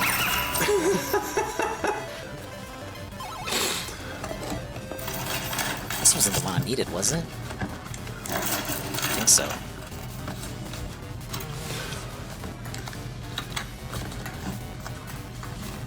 How long does this go for? No, man, this is Okay, nuts. so I'm gonna Oh, there we leave my go. rings out and I'm gonna It's amazing. 11 Libby years of update, doing I anything, haven't seen him you in should months. I don't have an be update excited. for you. You should be amazing at it. Whether I'm you're sure he's doing a fine. filmmaker or Sure he's grown up. It's been a year since anything. we last saw him. You should be a pro at it after 11 years. She's worse. She's got worse. leave this pair of earrings out for the next outfit that I wear. All right, so all my jewelry is back to being organized. What are you doing? Yes, girl. Slay him. She's walked the dogs. Who was that one? Was it Milo? Milo? Back to being organized. What are you? Twinkie looking big. Last time I saw Twinkie's nails still long. Milo, I think you have long nails as well, don't you, mate? No, you can't see that, but oh yeah, they're long. Okay, good. Oh, did Twinkie have a collar there? So all my jewelry is back to being organized. What? Ah, man. No collar for Twinkie still. Good. Hey, man. It's a bit, man. Oh, dude, did I get it long? Why doesn't the tire It's on crazy this that one? she just doesn't have the ability to learn. Let a pet out. Pet escaped. Didn't have a collar or anything. And again, just letting pets out without collars. Okay. Okay, I want to get to the next video where she says I'm leaving, so I'll... Okay. What are you doing? What are you doing, baby? Okay, so I was just This doing game is some super things around the nostalgic. I house, remember and playing it a ordered lot. some Yeah, it's KFC. it is. It's a weird kind of black sheep of the country and land series. It's not a direct adaptation of its corresponding country game. Alright, okay. There's a lot of it. But she's not. A lot of things it does are Okay, completely go on, what unique. did you get KFC? What's the I last gotta thing shut up, got? or I'm gonna keep Got a saying KFC, unique like the guy. The mighty meal bucket thing for one. But I misspoke when I spoke to the woman in the sound intercom thingy. I said a Mikey. I could do that, Nurgle, but she's on a business trip I said right something now. wrong. I don't want to she laughed bother at her. So, what I always get in my standard is I get a famous bowl. Yeah, this one has the pirate levels. With no chicken. The big city levels too. Chicken from I like to go to KFC and not get chicken. Alright. KFC. Okay. No, almost up there. no. So in replace for that, I get a wing. I love a crispy wing. It's like one of my favorites. I do not get a drink from there, so I just have a Cherry Coke Zero, which is one of my favorite drinks right now. I'm assuming Emily's not at home, and this is what she does when Emily's not there. She just orders herself some food, and that's why if you saw the picture I posted, was it yesterday? When she was 5'2" to now, and the difference is crazy. I mean, it's not a perfect picture there, they're not both in the same position, but you can tell she's gaining loads of weight, and this is why. Emily's at work and she's just ordering KFC without the chicken. I've never had one of the famous bowls. I don't think we have it. I don't think we have it over here. Besides Sprite Zero. So famous bowl is literally, if you guys don't know, which I'm sure everyone does, mashed potatoes, gravy, cheese, 92%. corn, and it comes with chicken, but I'm telling you, see if I can find bonuses in this fucking their world. chicken in the famous bowl was Nightmare. crispy Den of and iniquity dry here. and delicious. And now it's like not crispy and it's like juicy and it gives me the creeps. So if anyone cares, which no one does, when I eat a wing, I care. Actually, Emily cares and our feeder mates care. Go on, what's this? Are you gonna eat it for the feeder friends? I always eat this part first. Don't eat the bone. Not the whole thing. These are the worst levels Just like across that. any If you country drink or that land soda, game. you've never had the cherry Coke Zero. Real talk. Please try it. Okay, so I was literally just Again, I'm not gonna take advice from somebody whose life is worse than mine, and I'm not gonna take eating advice from a 600-pound person. Just not gonna do it. Maybe I will do it. Maybe I can just live my life like Amber does for a year. and see Damn, what I really happens. wanted that to be the only one that I needed. I'd be a pet down. Gotta go back. sitting here editing, going through some of my clips, and I actually have How really dare old you have clips two that I haven't bonus shown, rooms? so I'm just Fuck gonna put them you. here. Oh, really? Oh, this baby loves. Oh, I forgot me bingo. I made a bingo sheet. No. One of the things on me bingo sheet was pet PR, where she tries to come across as she's really loving with pets. Is that an older dog as well? She's got the same PR team as Chris Brown. She's trying to come across as nice with pets now, so we all forget that she's a monster. We won't forget, because we've got a good documentary coming up about how scummy Amber is with pets. Stay tuned. Oh, spicy teas there. Yawn. The Amberlynn pet documentary. Just the sweetest baby. Are they long nails? They are, aren't they? Oh, yawn. Okay. She's got just. Oh yeah, they are. Oh man, Emily and Amber. Super forgetfulness. Emily and Amber are the same. They're the same person. I get why they get along awkwardly. The sweetest baby. He's just a little boy. Oh, it's Emily. Sorry. There I it was is. thinking one of Bonus. Amber's hands looks very looks thin compared to the other Get one. me out of this level.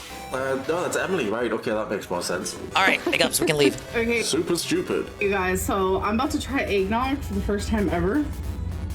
Do you like eggnog? Yeah, I do. No, hold on.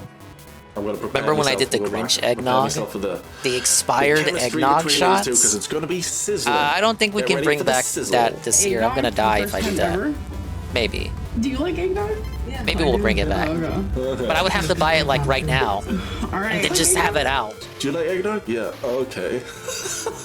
Love these two. Oh, they're great, man. Guys, so I'm about to try eggnog for the first time ever.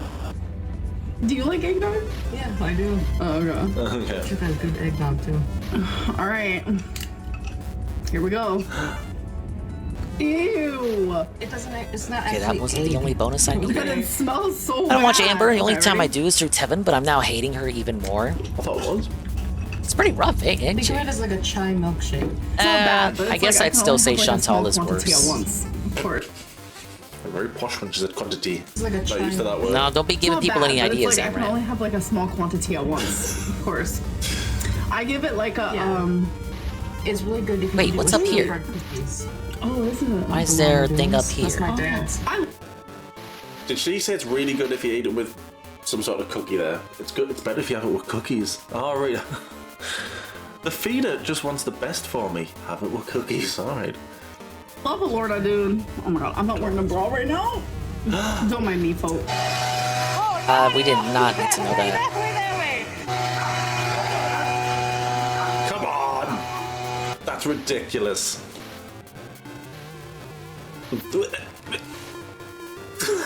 Come on, you kind of. Right now? Don't mind me, folks. Oh no! That way! Whoops. Bet that neighbour's come out just to see. Oh, the big woman across the road, she's blowing the leaves. I've got to see this. She comes out, starts vacuuming his lawn. It's a checker handiwork every time here. Every time Emily's in charge of the camera, it's Amber doing some of that. Because you know she's attracted to bedbound women. Oh, you struggle to move around like a normal person. So I'm sure she gets. Oh, you struggle to move around like a normal person. Oh my god, that just gets me so hard. Oh my god. You do that. You do a bit of. I'm struggling right now. Oh my god. Your inability, your lack of mobility just gets me so horny. What is wrong with Emily? That is ridiculous. Her trousers go under her feet? You get the little right shoe. Buy a new pair of whatever you call fat little electric mouse. Yoga and she does. They go right under. That would be 𝓓𝓸𝓷𝓭 as a Pokemon if Snorlax didn't exist. Swords, doesn't she? With kitchen scissors. Why doesn't she cut the trousers? Is it so you can't see her ankles? Because that's ridiculous. Why is there? It looks like there's purse? something up here. There is. How the fuck do I get up there? I don't know, the screen smaller. Oh, it's bigger. Uh-oh, so curious. Mini player? No. Oh no. I think Super Boomer. Oh, what have I done? Have to bear with me. Cinema mode. No. Default. No. Oh my god, boomer moment. Oh, there it goes.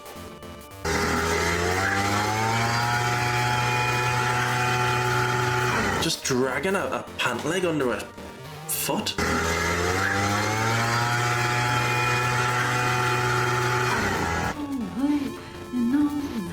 Did she just get smarter? Oh wait, who is that? Didn't recognize her with glasses on. Ugh. You got the joke, yeah. Shooting stars. Break the mold. Don't know who that is.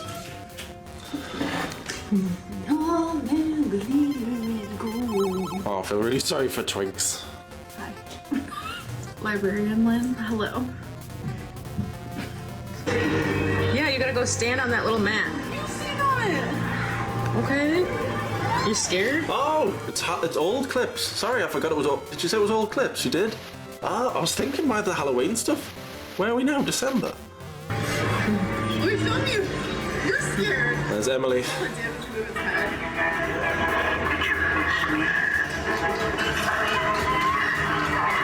Oh god, I bet Emily loves this. She's a bit like the murderer in Scream, and she's a murderer. She just does it. It's a real catty racket they got going on over there, Seru, huh?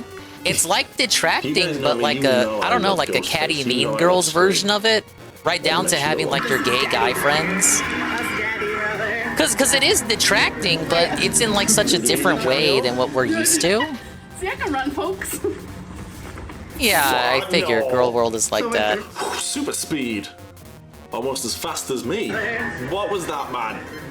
It's familiar territory, kind of like repackaged in a foreign manner. What the fuck was the bonus? What's it going? That's really threw me that. Yes, every time Emily has the camera, do something that a normal person would do, but can you struggle? Absolutely, let's go. I'm gonna try and run for you. See, I can run, folks. Oh no. Oh no! Felt sympathy for her. Ah, got us. Damn it. You stay on. Do it. See, I can run. Folks. Ass jiggling, man. It's not even an ass, it's the fat above the ass. Bro, how am I getting up there? See, I can run, folks. There's a big old banana I'm not feeling sympathy for her. Just a smidge. I think it's because I know everybody knows what Emily's doing, and she can't see it. She doesn't deserve me sympathy. It's gone again. Okay, phew. Whew. I think it's because we can all see what Emily's doing and she can't. One more. She's a runner, she's a trickster. You stay on. Foodie. Do it. See, I can run, folks. God. So my favorite snack is carrots and ranch, but I didn't have carrots. I had this pizza, and I didn't have ranch, but I had the Cool Ranch Doritos.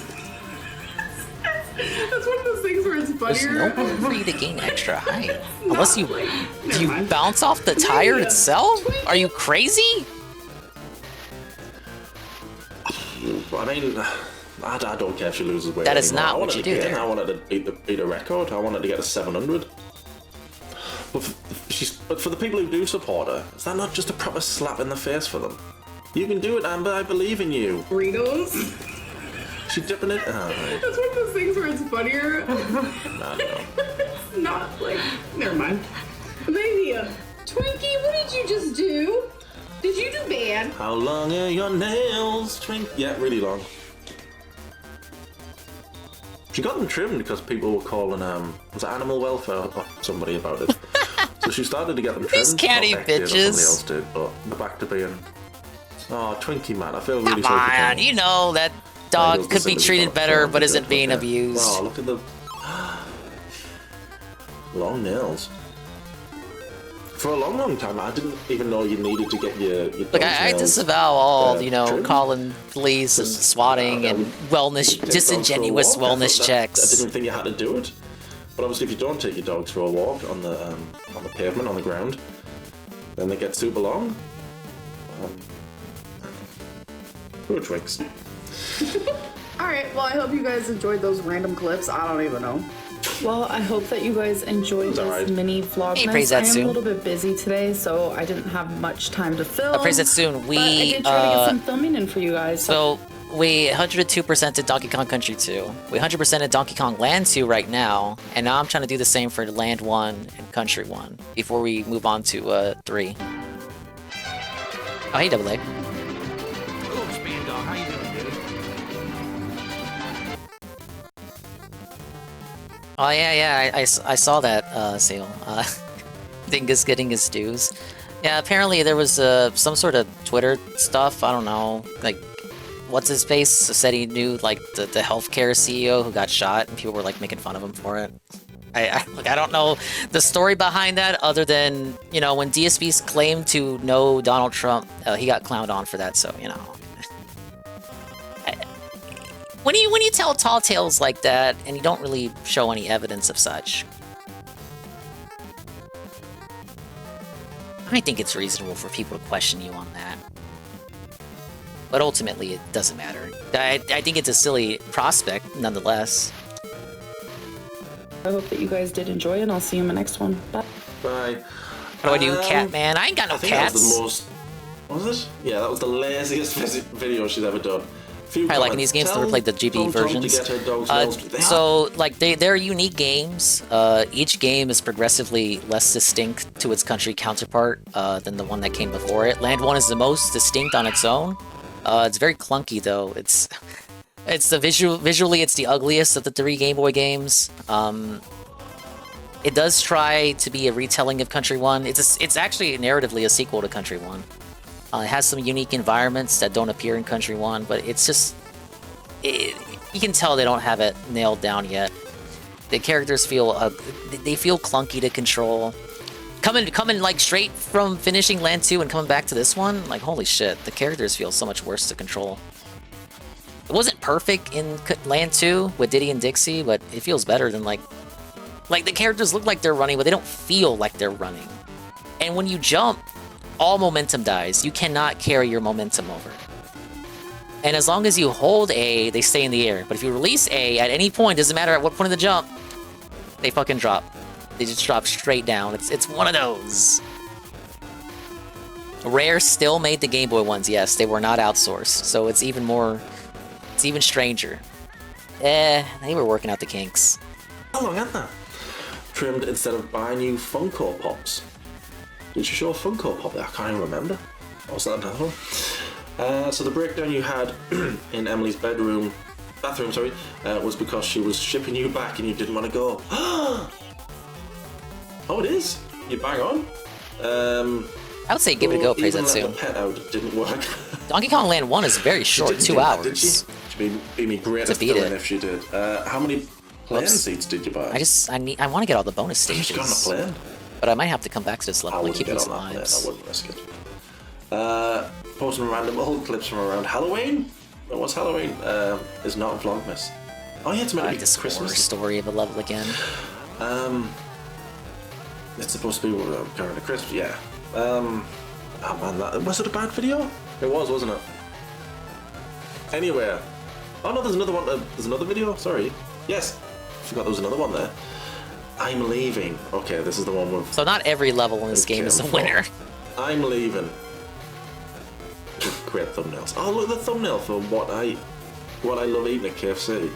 Bro, who knows where the bonus is? I'm gonna be like doing the whole level trying to look for it. I genuinely don't know what I'm gonna do after Vlogmas. Like, this always happens. When I'm doing Vlogmas, I love it. It's so fun to be part of something that, like, so many people are doing. I love it. Yeah, it's very psychedelic, isn't it? Literally. There wasn't anything like this in Country 1. Sorry, I was just staring at me, so that gotcha. This is known as the chimpanzee clouds. I really hope the bonus is early on so I can just leave this place. And upload every single day, and I like that. And for some reason, I don't have the same urgency after Vlogmas. I don't know why. So I'm over here like, oh my god, no, Vlogmas, don't end. But we still. It's a bit like Big Man Lee. You know the psychopaths? You probably don't. When they first start the series, the normal young lads, and then by the end, they're really overweight and they look bad because of how poorly they've lived and how the crap they eat for years. So they just age so badly. Sorry. Same with her. She just aged so badly because of all the. Still have more than halfway to go. I don't know math. We still have a decent amount to go. So let me not, ring on my parade right now. Here is some unsolicited ASMR from Santa Claus himself.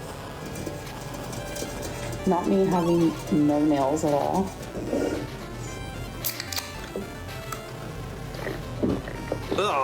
Yeah, that's a flying Dave. It's an enemy called 𝓔𝓁𝓷𝓭. He definitely meant feeder content now. Did y'all like the sound of us? What was 𝓓𝓸𝓷𝓭? No, I've turned into Bizarro. I purposely. You didn't purposely. You just gross. What? I purposely swallowed super hard. My only weakness, 𝓓𝓸𝓷𝓰. Oh my god. It's a good thing she's got over that ASMR. As part of the ASMR. Okay, so I've gotten so many people asking about my cameo because. Oh my god, right. All in good faith, I'm sure. I was gonna say that. For the ASMR. Okay, so I've gotten so many people asking about my cameo because sometimes I just like go through months where I don't do any cameos at all, but people are like, oh my god, it's Christmas, like I want to get a cameo for my uncle, my sister, my best friend, and I'm honestly not sure. You don't need to pay for a cameo to give you a shout out. All you have to do is start a YouTube channel, call her out for her lies, and at some point No way. I had Diddy. I really can't stand how that works. Say NDC, dude. Sure, if I'm gonna open cameos for December, I might. The only game I could play with my stab wound. Oh yeah, dude. Press F for your stab wound, man. I hope it get better. I was just thinking it's different for a YouTuber. The laziest YouTuber. Here's some old clips from Halloween. I like to give my all of my. If you guys don't know, like 𝓓𝓸𝓷𝓭 literally stabbed a pair of scissors through his hand trying to open a lock. Stupid costume to make people laugh. Give you all. You don't have to dress up. You should dress up. I've seen the pictures. It's Lois. It's a good thing I don't have a phobia of blood. There's just a certain type of like pep in my step that I need for cameos that I just like don't have right now. I'm sorry, but I will definitely tell you guys when I'm doing. Nah, it's not good enough to make YouTube videos for your audience. For the audience who likes it. To not try for them. That's baffling. Yeah, now 𝓓𝓸𝓷𝓭 hand has a big old gaping hole. He's like the dude from Inuyasha. Lots of people don't like her. But she has got fans. So to not try for them is bizarre. What's the lady claiming to do? She's gonna do like cameo shit. I mean, she was already doing it. She just wasn't doing it for some reason because she's lazy. Bonus? That's it. Me and Jimmy maybe. I ordered 2 Superman costumes because I forgot. No, come on, give me bonus. I ordered the first one. And it hadn't arrived for about 2 weeks. That's I was not like, the bonus. did I order it? I'll order it again. I'll order a different Superman suit. So Jimmy's gonna wear the other one when he comes on. Yeah, he's got the homemade wind tunnel. Again. What were you doing? You said you were breaking a lock? Cameos for me. Like, it just means the It's like some sort of industrial lock. This is for work? Did your wife make you do it? In this moment, I have been prolonging this conversation. It has been something that I'm almost also like intrigued by the science behind how that happened. I have been going back and forth between, do I go back to Oklahoma or do I stay here for a little bit longer? And I think ultimately the right choice is going back to Oklahoma. She totally decided that. Oh, that's another lie. I put that on part 7. Oh, the part 5 live video is ready to go. I just need to click upload. So I'll do it after this. She decided. Did she say she decided? I was cutting a hole in a lockbox for wires while wearing mittens because it was 20 outside. I think ultimately the right choice is going back to Oklahoma. Bonus. So that has been. Now it feels like the right time. There it now is. that I've murdered a cat. It feels Please like tell me the this is the only bonus I What a useless needed. trip. How long's she been there? 3-4 months? 4 months? Put on loads of weight. Never put on so much weight in such a short space of time. More miserable, depressed than ever, arguing with our audience more than ever, obsessed with the reaction channels more. Why would you be obsessed with reaction channels? How loud It's was your ridiculous. scream when that happened? And lost the cat? Great trip. Great trip. 10 out of 10, recommend. Something. Oh, I've hey, been that was doing, the only like I said, bonus room I behind the needed. scenes. Big I have ups. been packing and getting ready for that. There's just things that I need to do there, and I really miss my mom. It's a hard choice to make. That's it. I'm not gonna lie, but deep down, I feel like in this moment, it's the right one. Look, she was going to move in with Erica, who had a wife. Who had a wife, didn't know her. Was going to move in a married woman. Oh, There's but that no wasn't the chance bonus she room I decided, needed. God it's damn the it. right time for me to go. How come? Miss me, man? Whatever, man. Found some Legit stuff 310 about on her pain and because the I'll knife was so in the next sharp. live thing. Oh, so it was like quick and painless, as they say. What was I saying? Well, it is she true. has The decided slower Emily, stuff the is death usually what feeder, hurts more. Got sick of her. Even the death feeder was like, you know what, I can't. I thought it was going to be all fupa crushing, and it's just been you Oh, crying. big about downs reaction to an channels ex stabbing and you. your It cat. hasn't happened to me. He doesn't care about the cat. I'm just really excited to see my mom, and I know my mom's excited to see me. She's been begging me, come back home. So, yeah, she's pretty excited, and so am I. Okay, genuinely. Look at the tone, look at the line. Come back home. So, yeah, she's pretty excited, and so am I. Okay, genuinely, that was super weird timing. My Seal mom had literally a called me in the yonder middle of reaction. me filming No. that clip. So, back to what I was saying. I am going back to Oklahoma, and, like, I'm gonna miss Tommy so beyond much. Like, it has been amazing to fall asleep next to her and to wake up next to her every morning. So it does hurt to leave. I'm not To gonna wake up to breakfast in bed every morning as soon as she wakes up.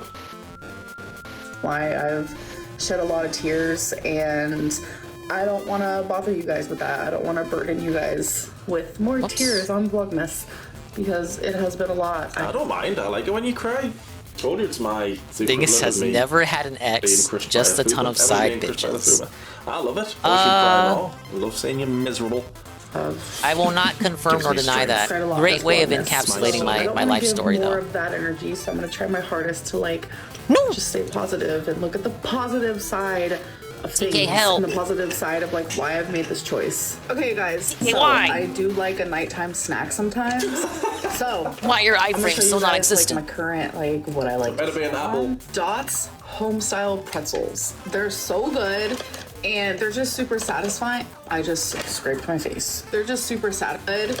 And they're just super satisfying. I just scraped my face. They're just super satisfying. So literally, you only need a serving at a time. Like, I've had this bag for over a week now. Like, it's a massive bag. She better give these Massive a 10 out of 10 I bag. recommend. Because I love taking diet advice. Finally, she's From finally 600 found a pound way to people make who money. run in slow Oh, wait, motion. not that That's kind of what I bag. love. Go on, recommend someone else to me. How to smell good and how to eat. Those are two things I wouldn't. And I've only had half, like a serving. Oh, that's healthy. Not that anyone cares. It's 16 pieces. And they're actually pretty big pieces. Let me sit you down so I can show you. Here's the 16 pieces. And they're actually pretty big pieces. Let me sit. Can I need to get this right? Serving, not that anyone cares. It's 16 pieces. And they're actually pretty big pieces. Do you want to say it or should I? That's Emily's view every night. Ugh, I was wondering where to go. That wasn't too bad. Okay. That's what Emily sees every night. Getting crushed. It's a hell of a sight.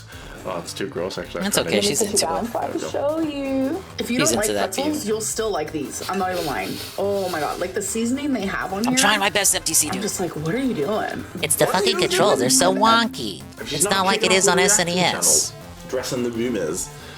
She's doing ASMR, Eden. She's got no cannon on. Well, I've never had it in my life on a pretzel or a snack in general. So 10 out of 10 recommend. Hey! Okay. She's useless. Oh, was that it? Oh, I enjoyed that. Guys, so that is the end of this Vlogmas. Tommy and I just watched a couple episodes of You. I kind of got her hooked on that. One of my favorite shows. Supposedly Season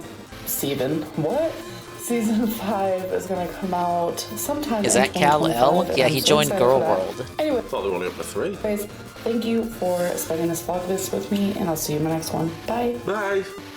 Absolutely useless. Oh, there's Karina. I'll watch that after this. Bonus.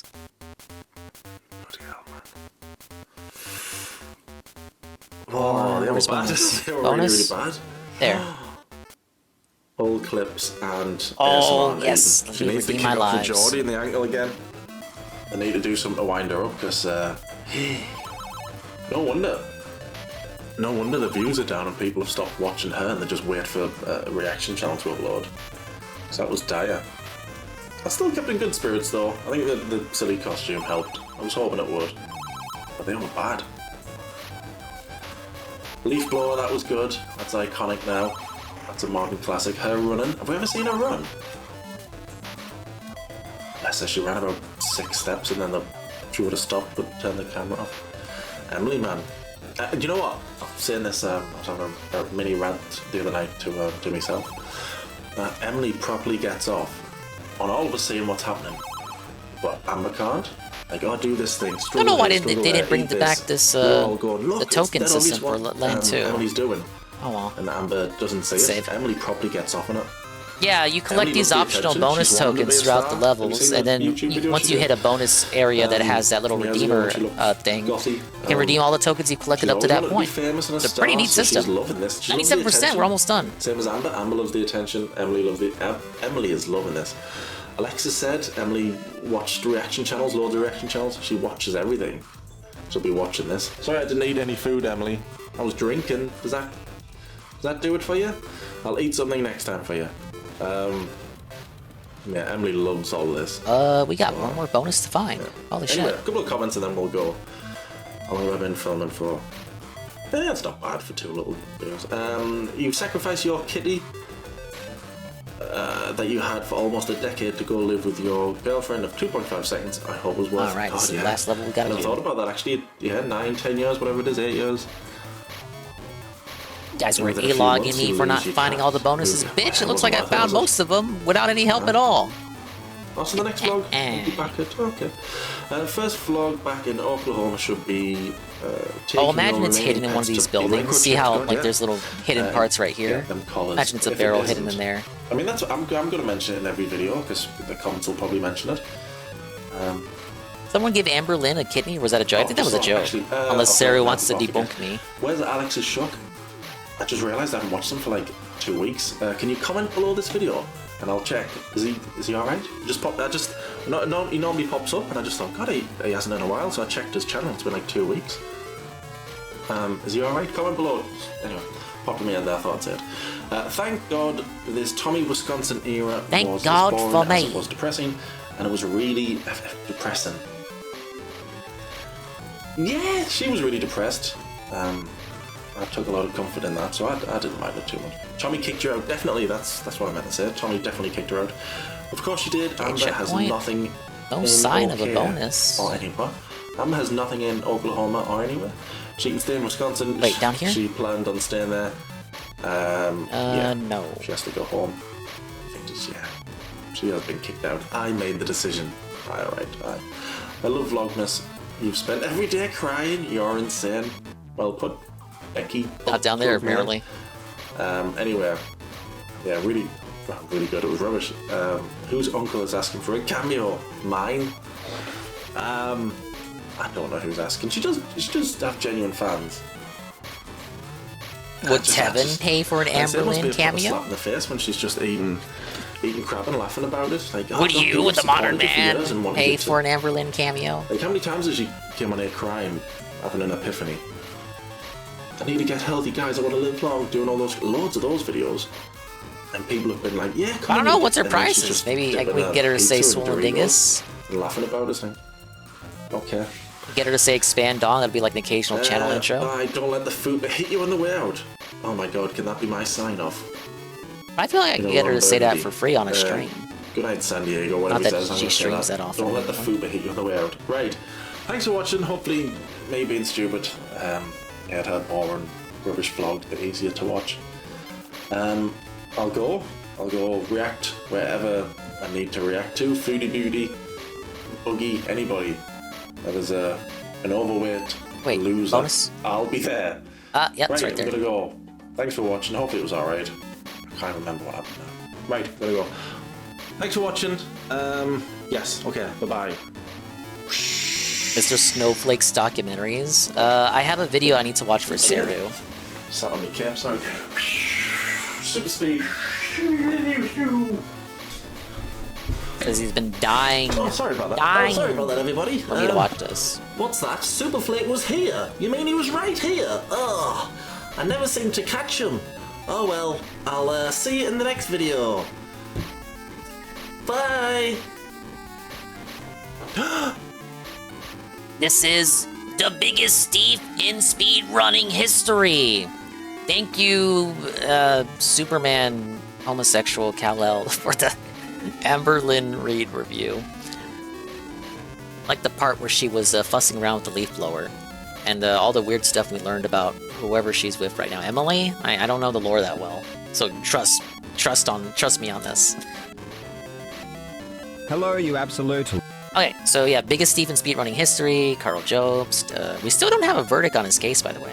Legends. Anyone who knows me knows I'm a huge fan of Todd Rogers, one of the biggest con artists in video game history. I've even made several videos about him, covering his impossible dragster record and also Emily his is childish lawsuits that he's filed against Twin Galaxies and Guinness World Records after he was banned for lying about many of his scores. Naturally, because I'm such a fan of Todd Rogers, I always try to catch any new videos from other creators that want to cover his story. In March of 2022, the YouTuber 𝓓𝓸𝓷𝓭 released a video about Todd called The Biggest Liar in Speedrunning History, and it's a pretty good video. I liked the video because it covered some fake scores and some history that I've never covered myself, and I could tell that 𝓓𝓸𝓷𝓭 really tried to make the video original and add something new. However, there was a section near the end that was a bit too familiar. It was talking about one of Todd's failed lawsuits, and it was basically a condensed version of one of my videos. Not only are all of the screenshots taken directly from my video, but most of the script is just my script slightly rewritten.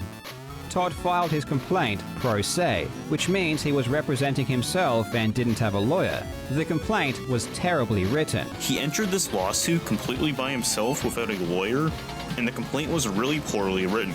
So the lawsuit just sat there for months with nothing happening, until September of 2020, where Todd actually did find a lawyer. The lawsuit sat around until September, until Todd found a lawyer to represent him. Several days after this, Todd himself wrote a letter to the judge claiming that the lawyer filed the dismissal without his consent. He accused his lawyer of committing numerous errors, including the infamous misspelling of his name, which we all fondly remember being Todd Todges. And then Todd himself sent a letter to the judge claiming the lawyer filed the dismissal without this guy sounds his like consent, Bathtub Ross. as well as many other errors. The funniest one being the spelling of his name as Todd Todgers. My favorite screenshot from 𝓓𝓸𝓷𝓭's video is this one, which just happens to be identical to the one that I used, but hers has this inexplicable dark gradient at the bottom. This isn't present on the actual legal document, but this exact same effect would happen if one were so lazy that they would just pause my video and use the snipping tool to take a picture of the screen. This is because when you pause a YouTube video, it darkens the bottom of the screen, so this darkening would of course creep into the screenshot. Despite this entire section being ripped straight from my video, I now see why 𝓓𝓸𝓷𝓭 wanted me to watch this. And I can't help but get the impression this is intentional, because in another part of the video, 𝓓𝓸𝓷𝓭 says this.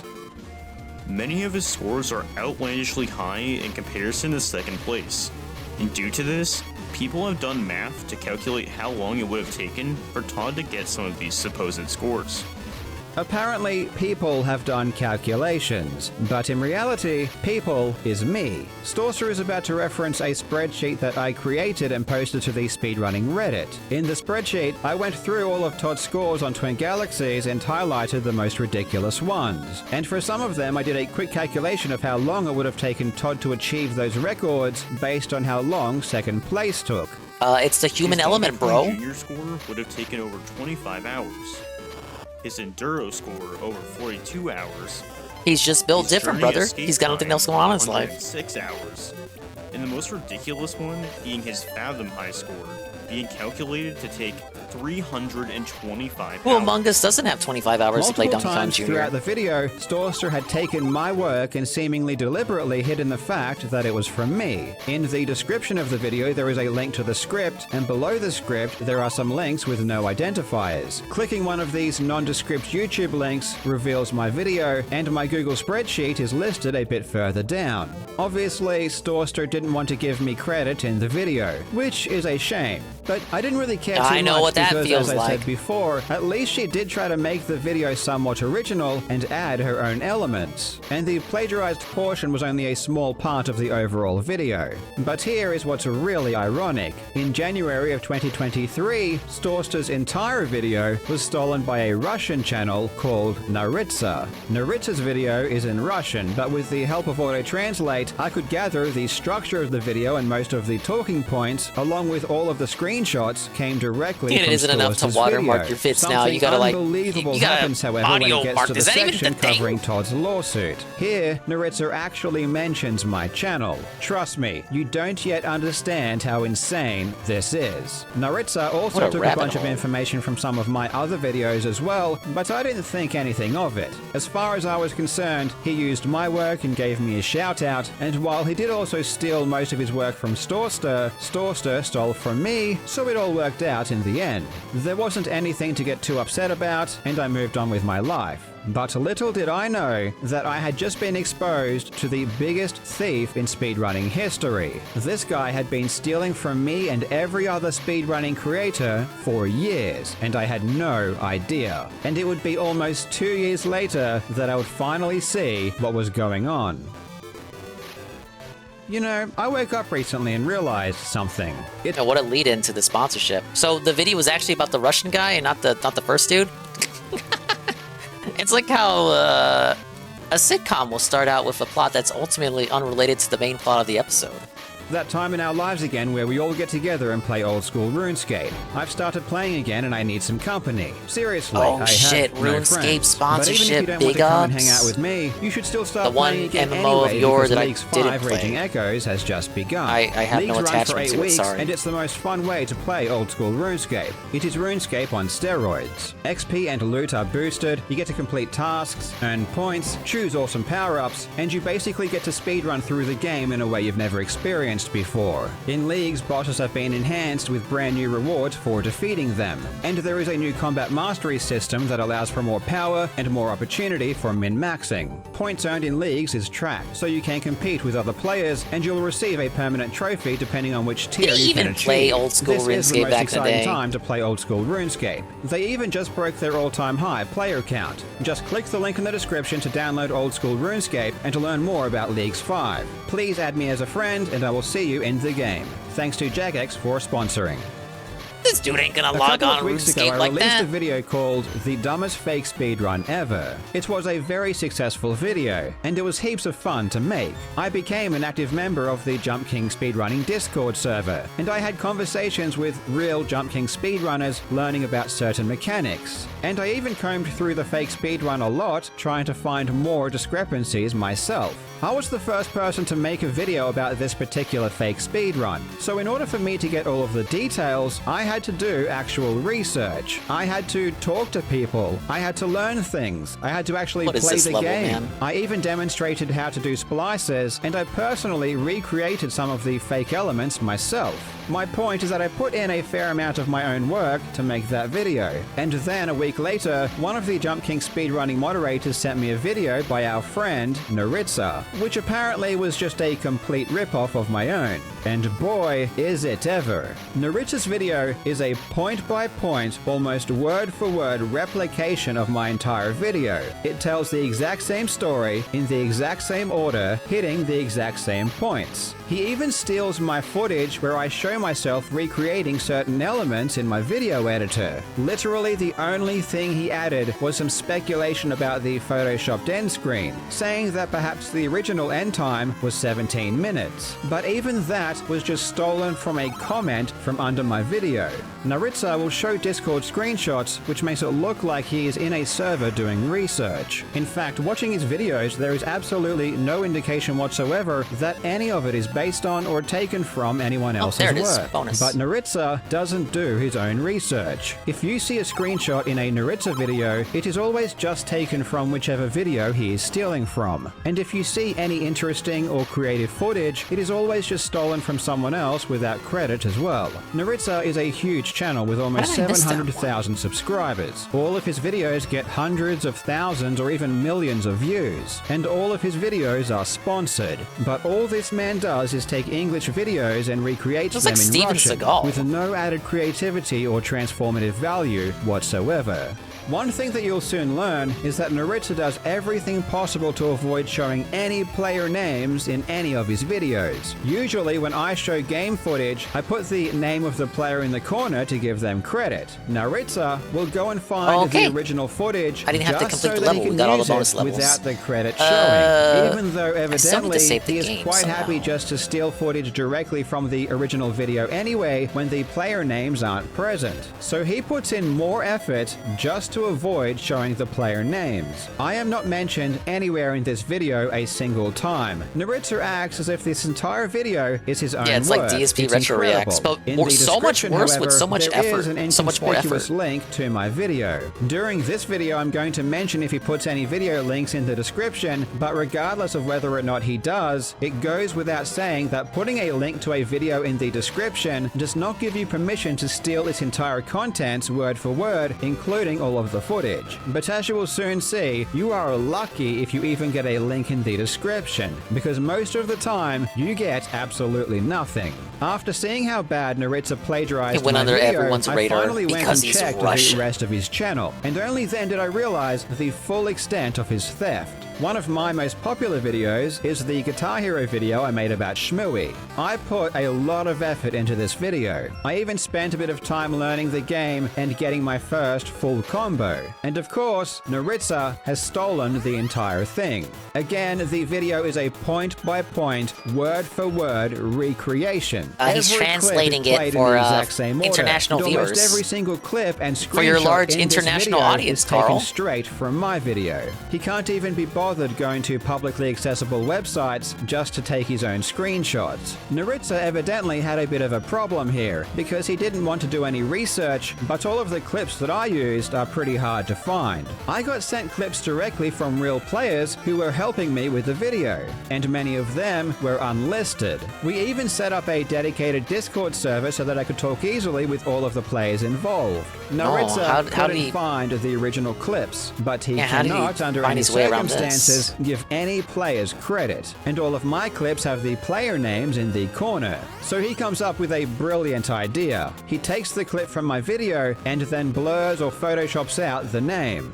I really don't understand the logic here. 𝓓𝓷𝓭 is quite happy to steal unique footage that I created specifically for my video, so it's obvious that he's stealing from my video anyway. He's not even trying to hide the fact that he's stealing. So then why can't he just take the other clips and leave the credit where it is? Why What does he a have to crook. put so much effort into hiding the names of the players? It makes no sense. It would honestly be much easier just to Yeah, it's slap his honestly own disgusting. credit over the top. That would both hide the fact that it was from me, and it would at least still give the player some credit. Why is he so Sometimes adamant about accidentally not leaves my credit in crediting? though, because he doesn't realize I put it there. Look, I get it, right? If you don't credit out of neglect, you know, you forget or something, or you just don't think about it, that's one thing. But he goes out of his way not to, like, he knows crediting is the right thing to do, but like chooses not to do it, like almost out of spite. Huh? In this And then puts in more effort to not credit than if he would just credit. clip, I put Frank over the top of the player name, because Frank is the one playing.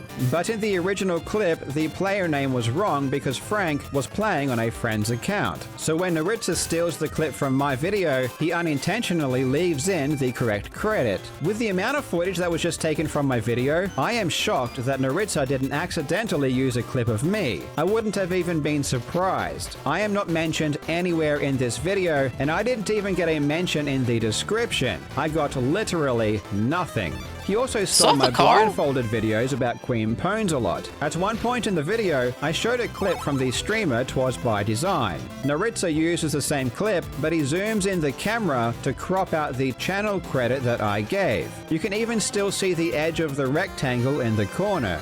𝓓𝓷𝓭's Osu video is just stolen from videos by Abisoft and myself. It's always the craziest coincidence. 100%. 𝓓𝓷𝓭 takes all of his screenshots on the exact same days that I do. Sometimes I offer people a small fee for helping me with a video. In this case, I paid for a top Osu player to check my script and provide me some unique footage of them using the routing keyboard software. 𝓓𝓷𝓭 just takes that footage that I paid for straight from my video. The theme of avoiding giving people credit continues. I mean, 𝓓𝓷𝓭 goes out of his way to find the exact same clips just so that he can put them in the video without credit. These clips are literally identical. 𝓓𝓷𝓭 tries his hardest to use the least amount of brain power possible. I mean, there are thousands of top-level Osu clips he could have used, but he will just use the exact same ones that I used. Even if it's just random B-roll footage, he refuses to use any creativity whatsoever. And in his Osu video, he actually does unintentionally use footage of me playing.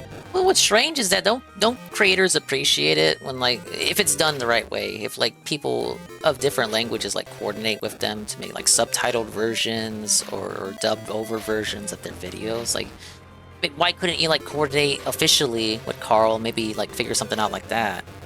Then everybody wins. It's because he's a fucking criminal, right? He broke the law. And that's very upsetting. I had to play for almost 20 minutes to get a run that good. Not only does he not mention me in the video, but again, I'm not even mentioned in the description. What a joke. 𝓓𝓷𝓭 loves to find creative ways to steal the work of other creators. He made a Doom video that was supposed to be an explanation of a speedrun through all 4 episodes of the Ultimate Doom. He mainly showed footage from 𝓓𝓸𝓷𝓭, whom, by the way, he has never contacted. When 𝓓𝓷𝓭 isn't stealing from videos, he makes bland, obvious observations about what is happening on screen. It's as shallow and pointless as you could possibly get. But then he will find any excuse to break away from the speedrun and steal from the creator, 𝓓𝓸𝓷𝓭.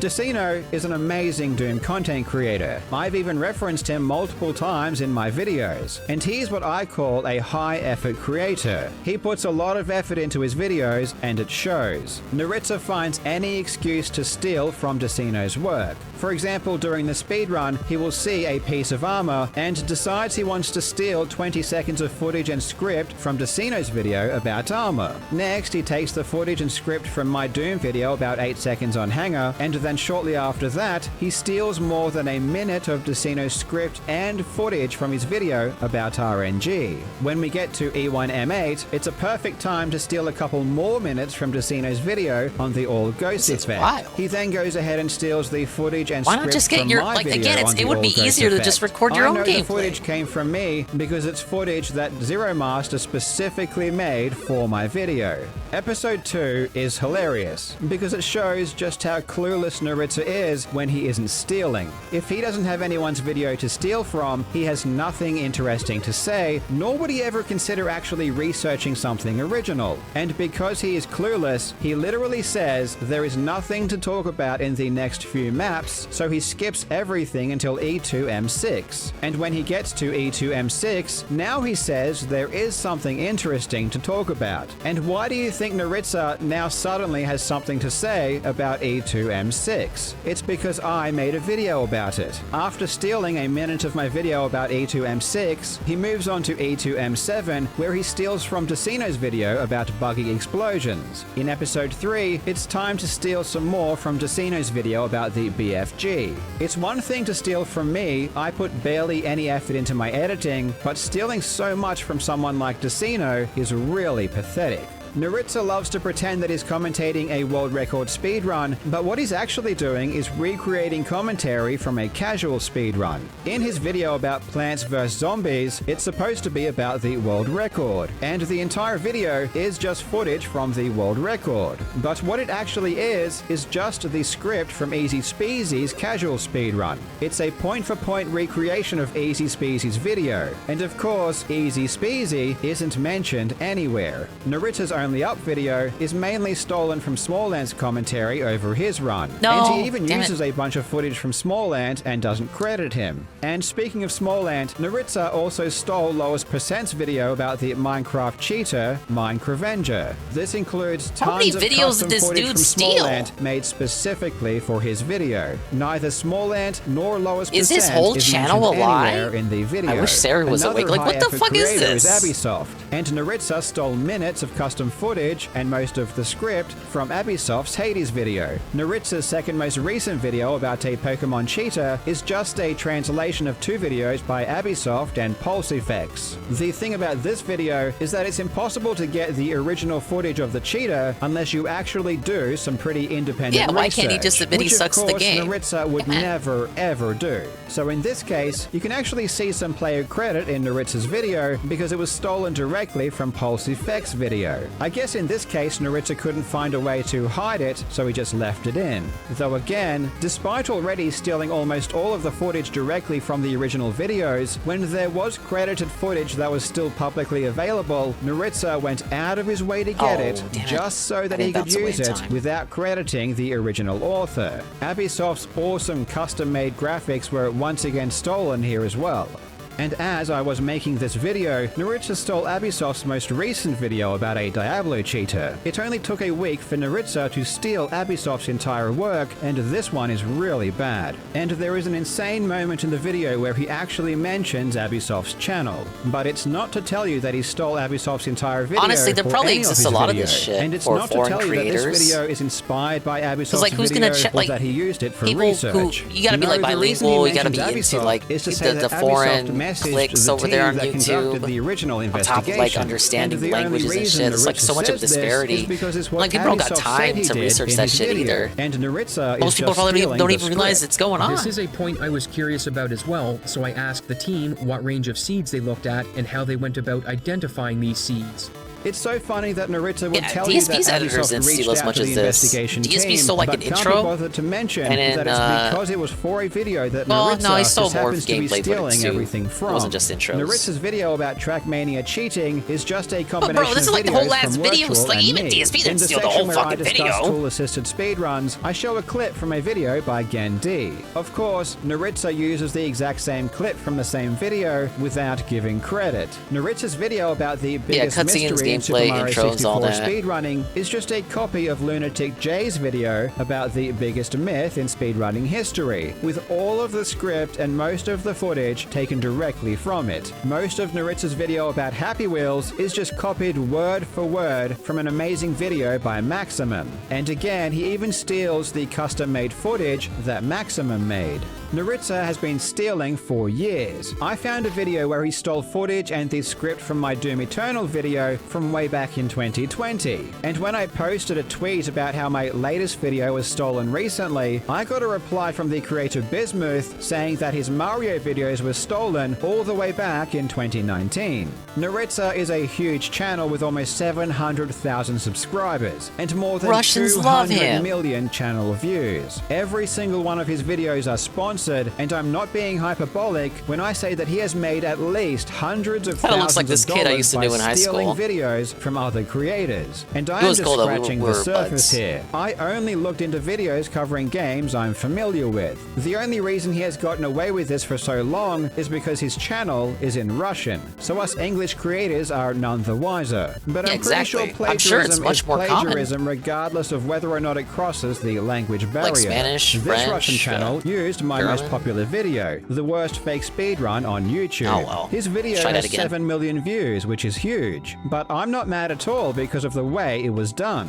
Yes, there is a link in the description to my video, but that link is meaningless. What matters is what's in the video. And in this case, not only does he tell the viewers he is using my video as the source, and he tells people to subscribe to my channel, but he makes the video his own. He transforms the original work Whoa, into that's something all you new. had to do, He 𝓓𝓸. puts his own spin on things. He cares about his own artistic input. I mean, he changes my videos so much that he probably didn't even need to mention my channel at all. But obviously, this is an honest and ethical creator. He did substantially use Yeah, my he- video. his guilty And even though conscience he would've did let him create sleep at night if he something didn't credit original Carl. himself, he still gave credit where he What a felt nice it was guy. due. 𝓓𝓸 is the opposite. He steals everything, changes nothing, Steven's and like, "Oh, why would you credits do no one." this? On the plus side, 𝓓𝓸 getting so much success from these crappy, low-effort knockoff videos has seriously inspired me. I mean, all I need is someone who speaks Russian to do the voiceover for me, and I can create my own channel making videos straight from the source. Or maybe if there are legitimate established non-English channels out there, we can sell them a license to use our script and footage. That would be mutually beneficial, and Hey, that's what I suggested earlier. Like, yeah, there are things like that on YouTube, I believe. You could easily do that. is the way things are supposed to be done if you want to tell a story that isn't your Yeah, this own dude sucks, for Nermal. profit. What 𝓓𝓸 is Sarah doing was hyping is up this really video, scummy, is when he linked certainly it to me. plagiarism, and Did not hopefully it disappoint. stops. Because I'm pretty sure his years of copyright infringement is enough to completely destroy his channel, if only but a few of the creators he's stolen from decide to take any action. Thank you so much for watching, you legends. I hope you're having a fantastic day, and I will see you in the next video. Thank you, Saru, for linking that one. That's my main takeaways. I feel like this is much more common than most people think, and it was just total coincidence that led to this guy being discovered. Just from the fact that, you know, you gotta be bilingual, you gotta understand not just how English YouTube works, but these other if you're trying to look into Russian YouTube, you gotta know how Russian YouTube works, German YouTube, French YouTube, Spanish YouTube. You gotta not just know the language, but also know the culture, I guess, like what's popular over there on those on foreign language channels. And then so you gotta know the language, and then you gotta be in the know, and then you have to have like a reason to go search that stuff out. I guess most people just assume, you know, naturally, reasonably, rationally, that foreign language creators don't do that kind of shit, or they just don't think about it. They don't think it's a possibility. But having been exposed to that, and there were two copycats covered in that video actually. So I would actually go as far as to say that that's probably more common. Maybe there's someone copying the tractor content in Spanish, and we just don't know about it because none of us know Spanish, including me. Let me let's just catch up on Carl. See what Carl catch up.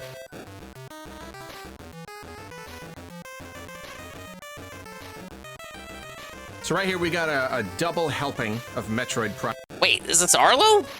I didn't ask for Arlo. Oh wait, I got the wrong video. Just Arlo talking about Metroid. That guy.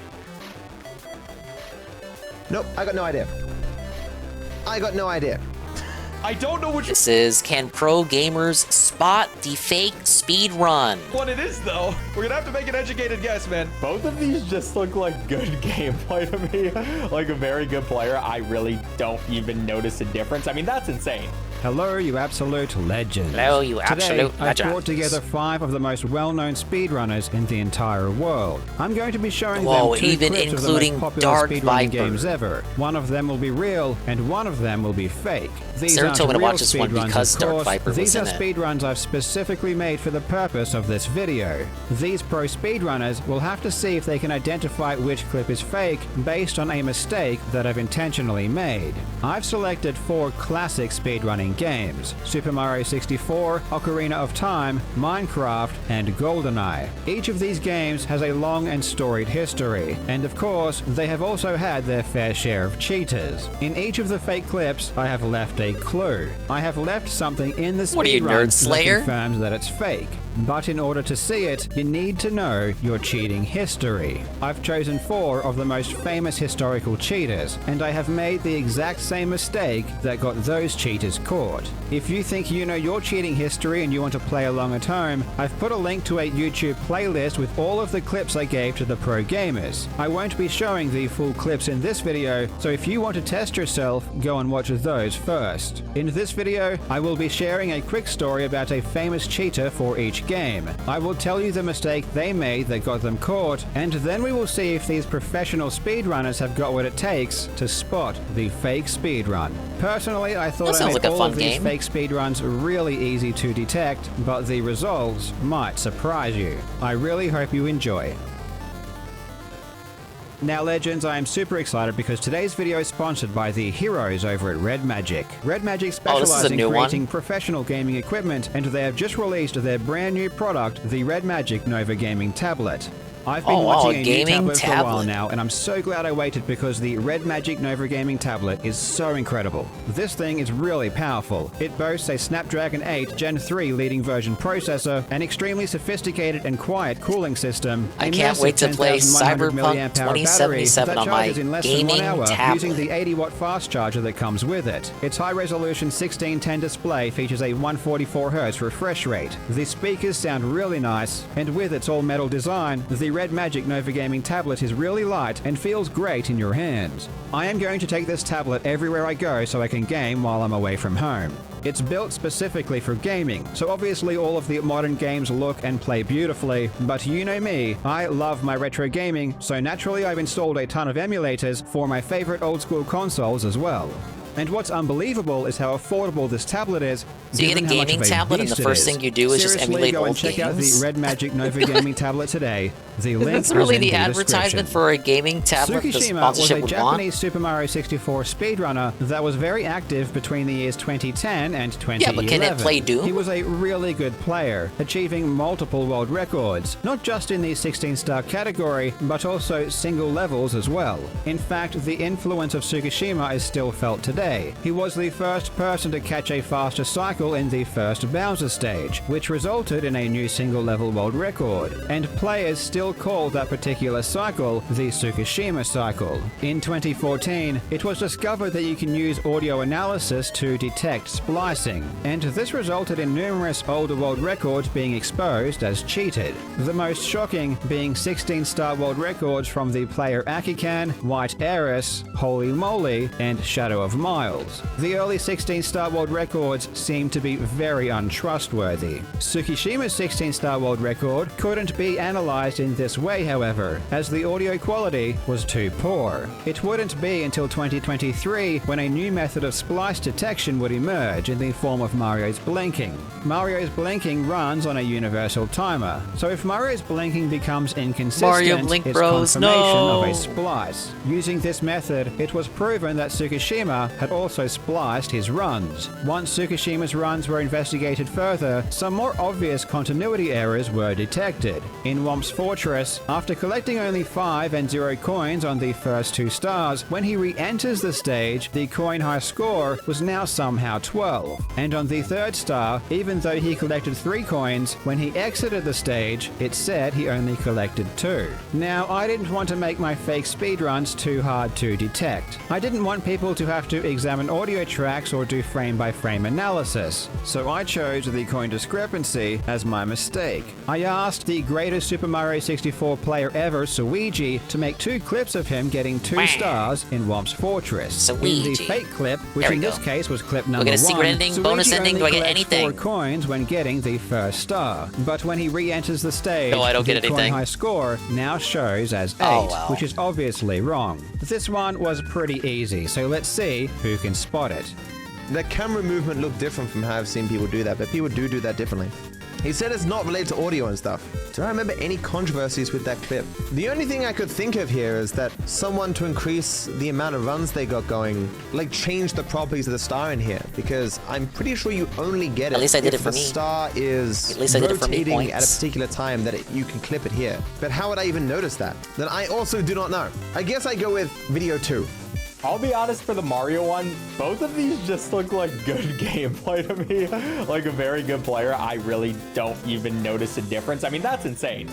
But yeah, I cannot bragging see the rights difference copium. personally. I'm just gonna I don't know go what with I the gut expected, feeling. but We're gonna hey, say we did 2, it. and we'll see what happens. At first, this one had me really confused. I looked at both the clips several times and I couldn't really spot 100% any DK difference between land them. 1 and 2. But then I noticed do, the sneaky country coin difference in clip number 1. As Mario enters the stage again, the coin count jumps up, meaning there had to have been a splice there. And I don't honestly think I would have noticed this if I didn't know one of them was going to be cheated. So I can totally see how this gets overlooked, but yeah. My answer is clip number 1 and the method of cheating, splicing. Wait, how many coins did they get? How many coins did they get in that run? 2 coins? 4 coins. Okay. All right. I'm just checking that there's no splice. The people that he asked to do, to play the game, like live streamed their little investigation, because then it's like an added layer of interactivity. There's not going to be another splice? Oh, 8. Okay, this is the cheated one. The record is 8. They got 4 coins. Yeah, this is cheated. Okay. Number 1 is cheated. Of the 4 games we're looking at, definitely the one I was most familiar with is Mario 64. And as soon as I saw there was Mario 64, I figured the cheating method was going to be splicing, because I know that's been used a whole bunch in the game's history. He does this completely insane cannonless setup that I don't think is at all consistent.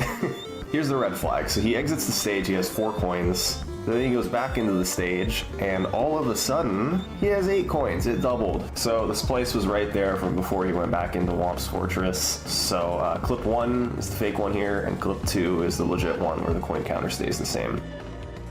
The Legend of Zelda: Ocarina of Time is one of my favorite games of all time, and one of the most incredible things I've ever witnessed was watching the speedrunner TSA beat Ocarina of Time in just 5 hours. This seems like an incredibly long time by today's standards, but back in 2004, this was utterly mind-blowing. This was before YouTube, when you had to download this gigantic speedrun in pieces if you wanted to watch it, and the entire thing was mesmerizing. These early world records really helped to popularize the idea of doing full game speedruns. But in 2011, all of TSA's speedruns were removed from Speed Demo's archive after they were found to be cheated. TSA's runs were full of splices. 101% in Donkey Kong Country 1. Well, that was the idea. Once I finished Land 2, 100% that I would do Land 1 and Country 1 next.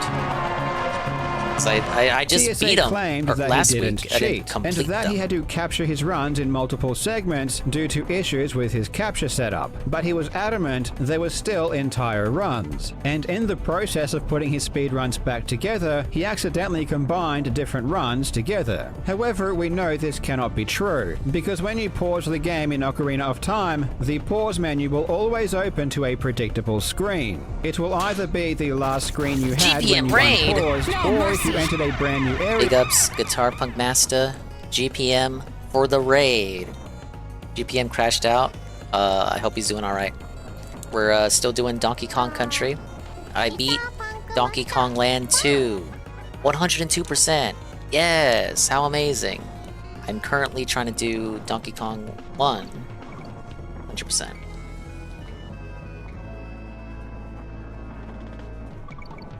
And I might crash out too. By choice, of course. I'm not like you. That's okay, because that's what makes us all unique.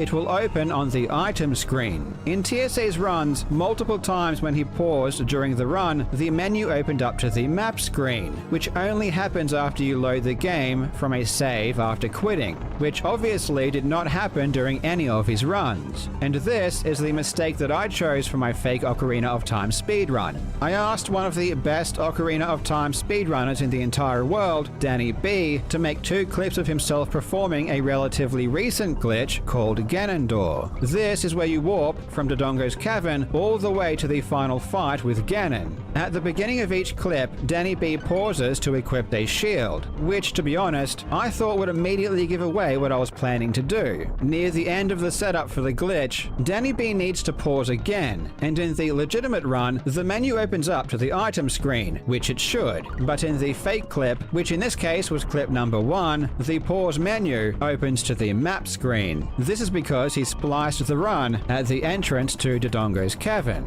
Let's see if any of our professional speedrunners can spot it. Ocarina of Time, you know, it's kind of the same thing. I just don't know that much about the game. I think TSA was caught splicing like 15, 20 years ago, but it's nothing I could really pick up on from watching these videos. So, but I don't know. I think there's some funny business going on here with clip number 2. Here, so I'm going to very confidently say clip 2 is the one that is cheated. Ocarina of Time. Man, I haven't seen Ocarina of Time in so many years. I used to watch so much of it back in the day. Every single time like a camera changes or something, I think this is spliced. Every single time. Every slight transition could be a splice. This is why it's so hard to catch speedrunning cheaters.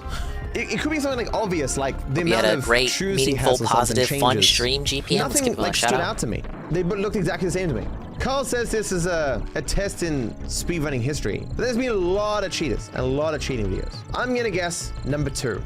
For Ocarina of Time, I'm gonna go with number 1 solely because of this like screen effect that's happening right there. Like that triangle that's coming by Link, and I do not know what that is. I don't think I've ever seen it. I've seen even when they pick, the right clip, they give their answer is the wrong reason. A feature of Ocarina of Time, but the other one, number 2, didn't have that one. And I'm just gonna go with number 1's the fake one. Does the menu stay on the last screen that you were on? Yeah, wait. Why is the map open on this one? Okay, that's what it is. That has to be it. Okay. I don't know which one is cheated, but I'm pretty sure that has to be it. That's it. There's gotta be something wrong there. I don't know which one it is though. We're gonna have to make an educated guess, man. Okay, all we need to do is just watch this run. This one opens up on this menu. We knew what was cheated, but we didn't know which one was the cheated one because I just didn't know enough about the game. I think it's number 1 because of the menu positioning. Before I give my answer, I just want to take a moment to appreciate how cool Zelda speedruns are. Like, what did we just watch? Who came up with this? Bugging through a wall straight to the final boss with some intricate setup? Really awesome. I don't know Zelda speedruns, but the one difference I noticed is that in the pause buffering that they're doing for this final skip, clip number 1 opens the pause menu on the wrong screen, and I think the pause menu always opens on this blue rectangle screen, so I think for that reason, I'm gonna say that clip number 1 is cheated, but I would never have known if I didn't look for a cheater, so very, very sneaky method there.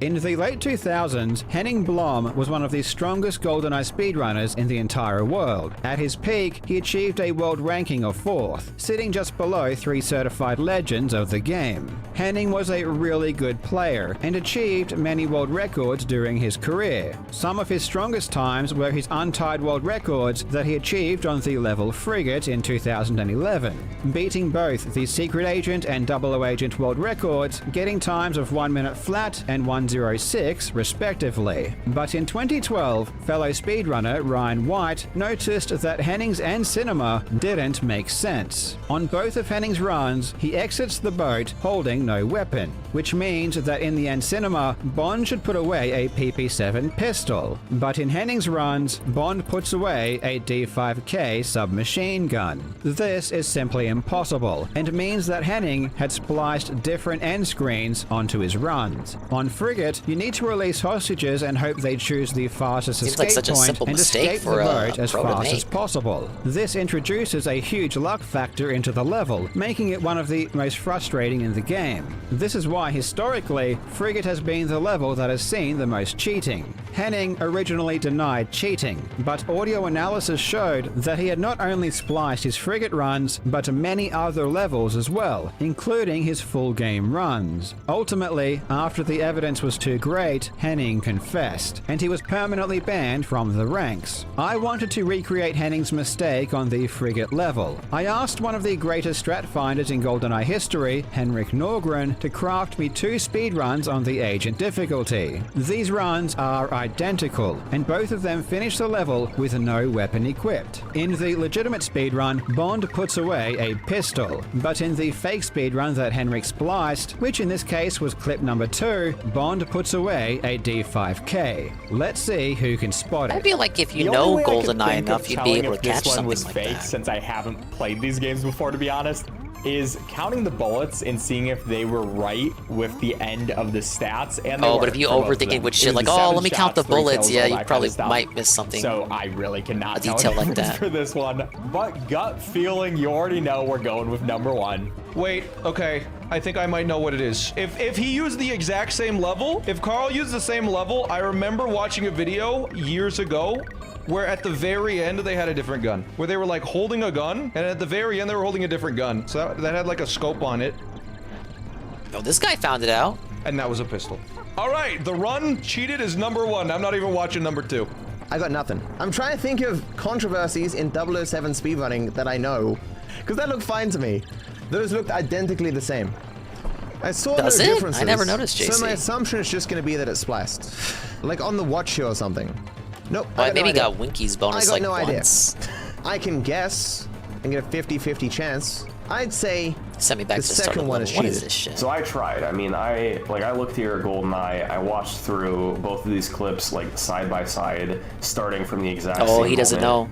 And I literally couldn't notice any discrepancy, like at all. Bonus there. So I don't know. I'll just say, obviously, clip 2 is the cheated one for GoldenEye. This final one, I already knew the cheating scandal from before, where Bond puts away the wrong weapon as he goes on the boat. And therefore, I'm gonna say clip number 2, where he puts away the long machine gun instead of the PP7. So. Smallland was so close to getting that one, but I think he didn't realize that Henrik switched to unarmed before exiting the boat. Surprisingly, this seemed pretty difficult, so I sent the clips to former GoldenEye world champion David Clemens, who surely can't miss. Hello, Carl. I'm here to tell you which of the 2 GoldenEye runs that you sent me is fake. So I was sent 2 GoldenEye runs, and I was asked to determine which one is fake and which one is real, and this one was very easy for me to tell. You can see here that he's an unarmed, right? So actually, the thing about it, and the reason this is easy for me to tell, is if you enter the boat in unarmed, Bond is always going to have a pistol out in the ending cinematic here, and you can see clearly that he's holding the silenced D5K. So if this one was real, he would have been holding the pistol at the end and not the silenced D5K. And the player that got busted doing this is 𝓓𝓸𝓷𝓭, and this was like 15 years ago. He had got a couple on-tides on this level, and it took us like 3 or 4 years to realize that the runs were fake, because this ain't that level though, but yeah, I know what you're talking about. What gun was out in the cinematic?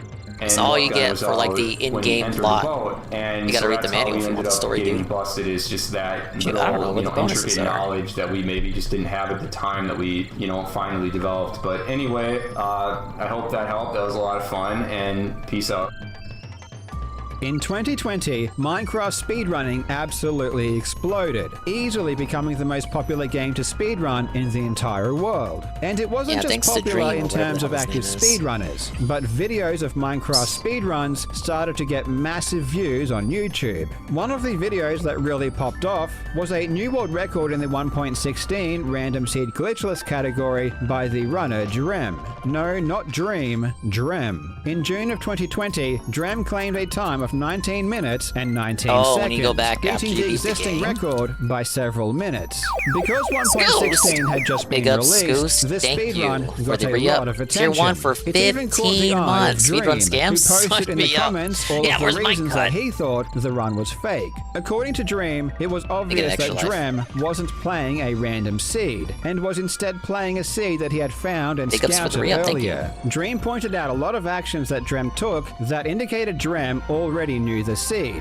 but it's usually very hard to prove this. However, 𝓓𝓸𝓷𝓭 did highlight one concrete discrepancy that did prove that 𝓓𝓸𝓷𝓭 had spliced the run.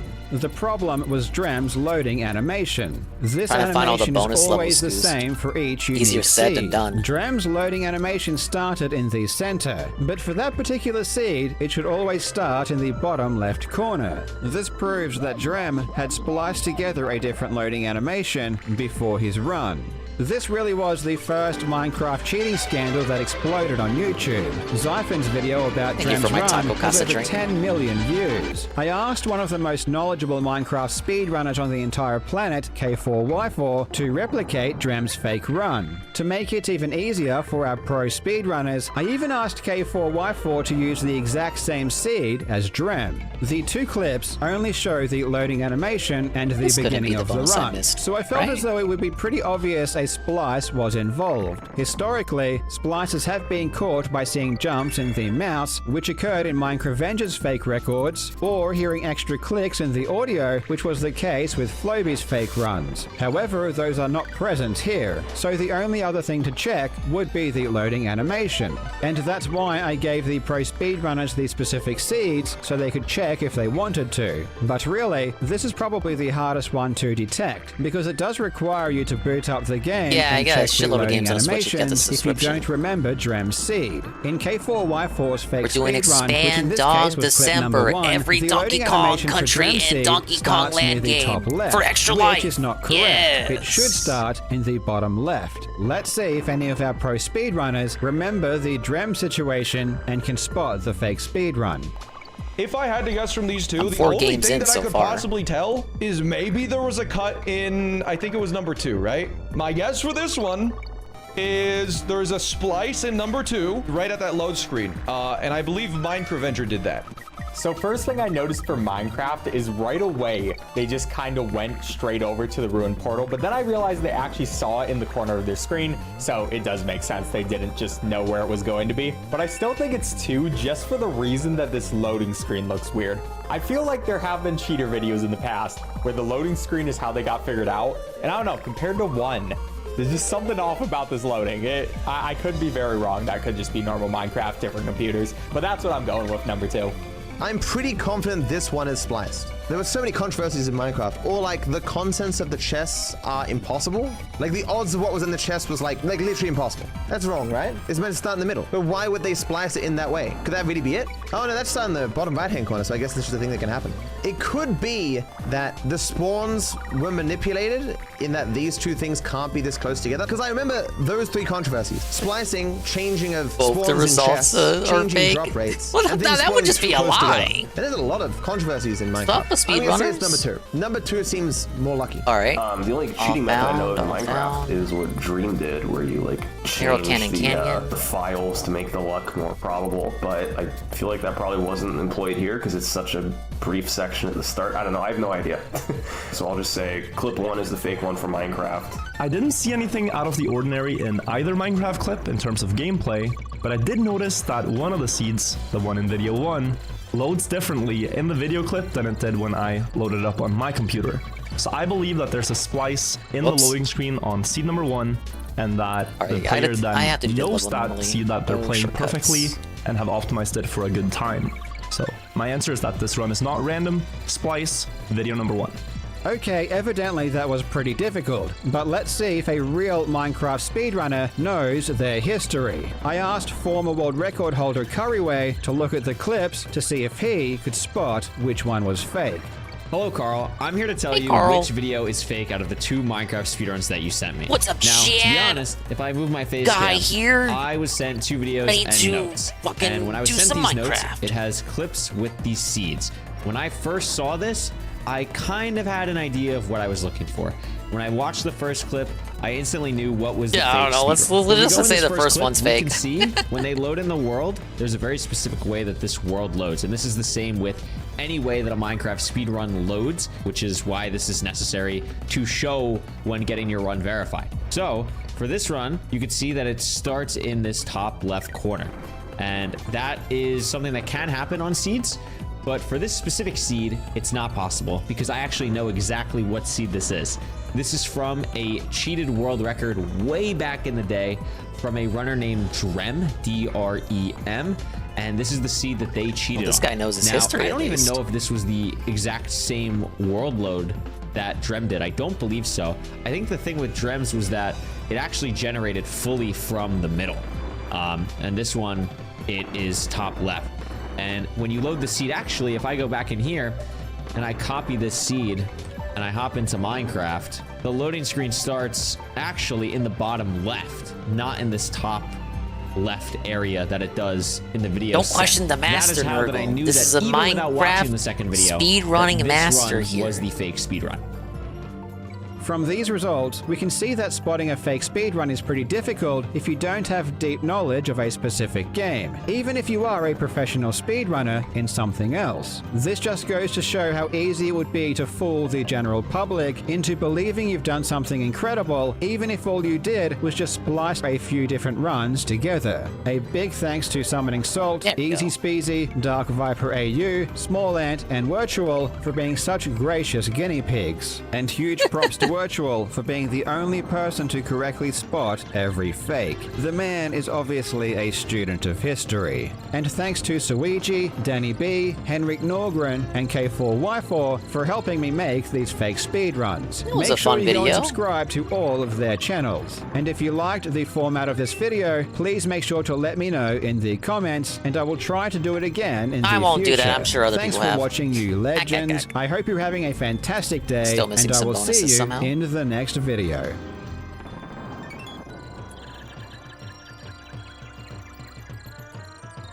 Alright, I think we had one more from him to watch. Oh, this is probably gonna be way up here.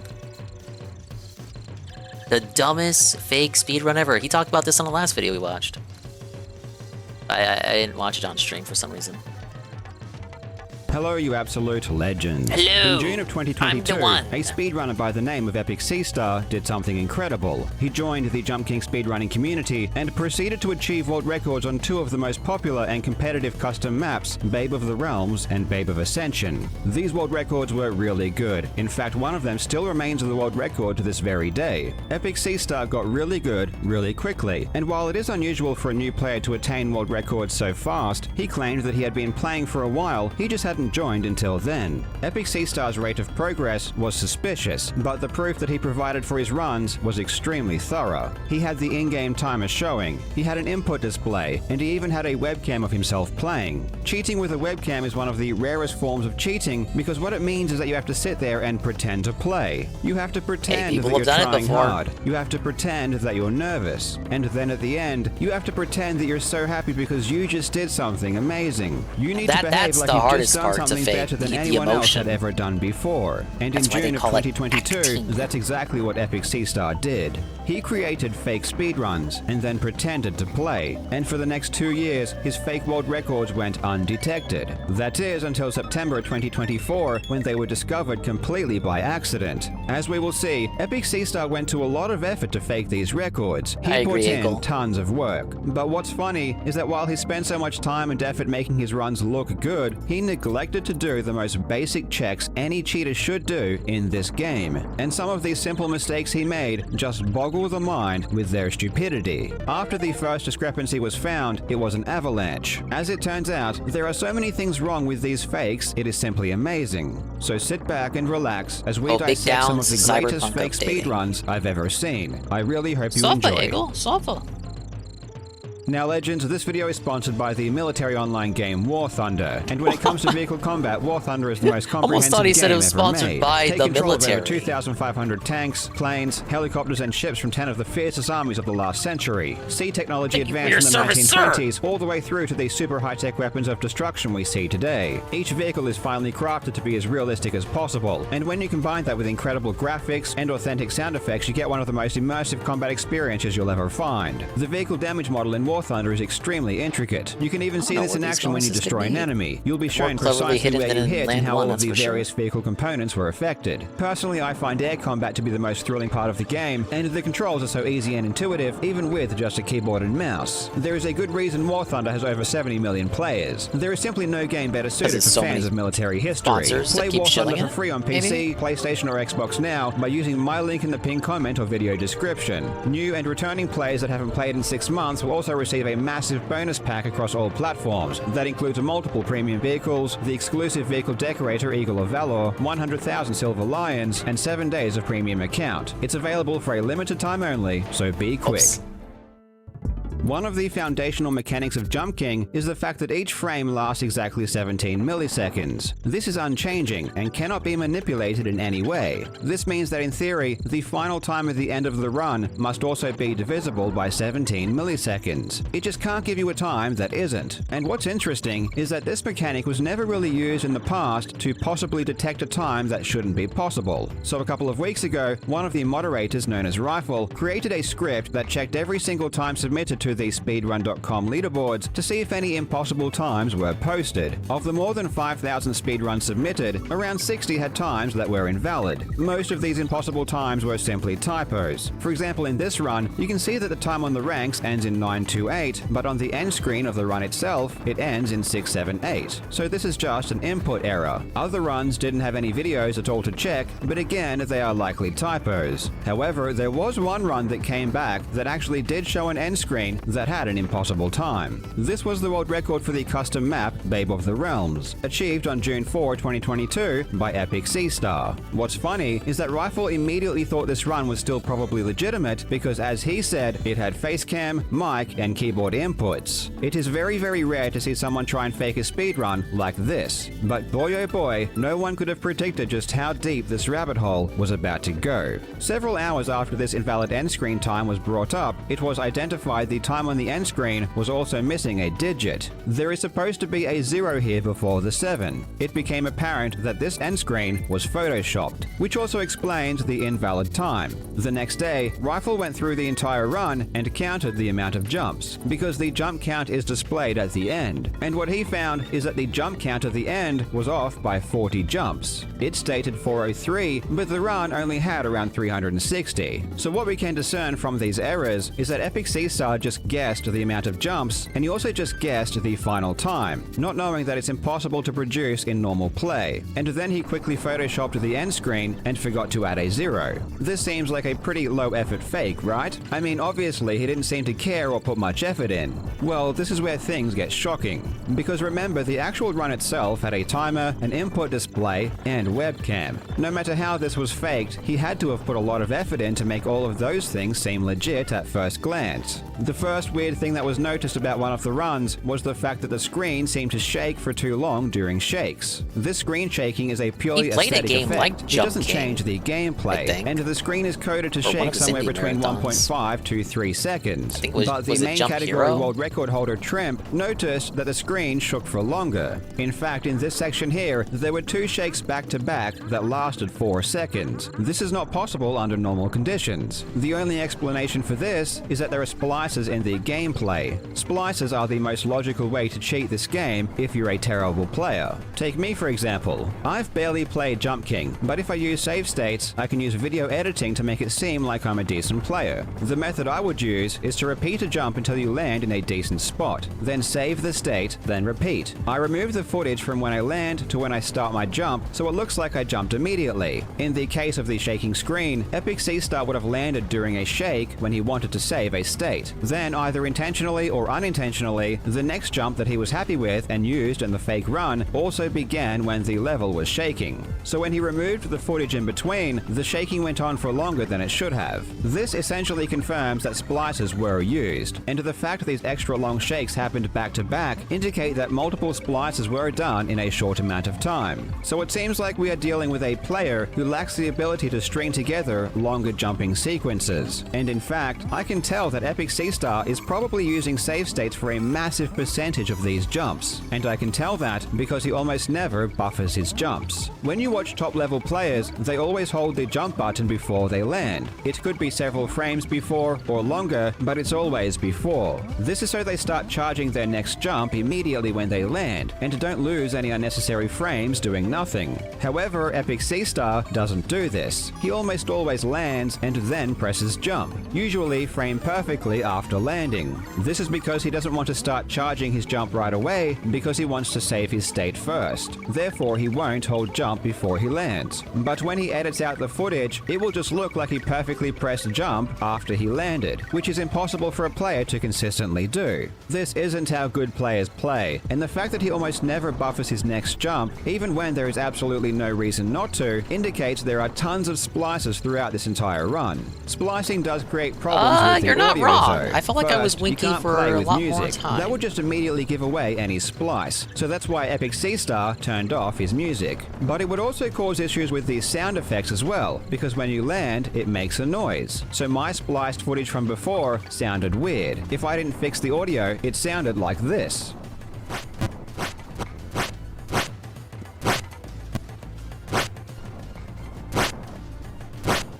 In order to fix this, I would have to make sure to extend the audio slightly after each splice from the first clip to include that sound effect. It's cut off a little bit. But you don't hear the full jump.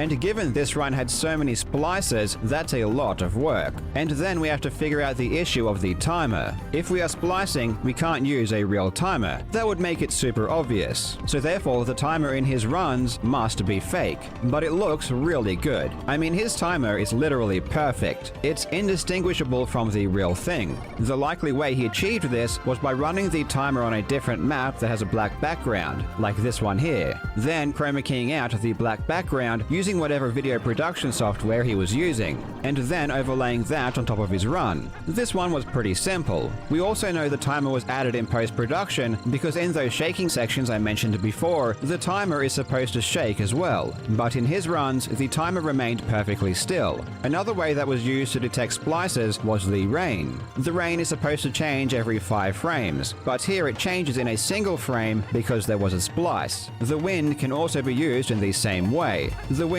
produces specific patterns in the background which can be predicted, and if these patterns do something unexpected, you can confirm the footage in the video has been edited. The player hybrid detected even more splices using this method. And things like the shaking and the rain and wind patterns got me to look around for other things that might be affected because of a splice. And then I realized that during this same splice where the rain is messed up, the area name is displayed on screen. Whenever you enter a new area, the name fades in, stays up for a few seconds, and then fades out. It also produces a sound effect like this.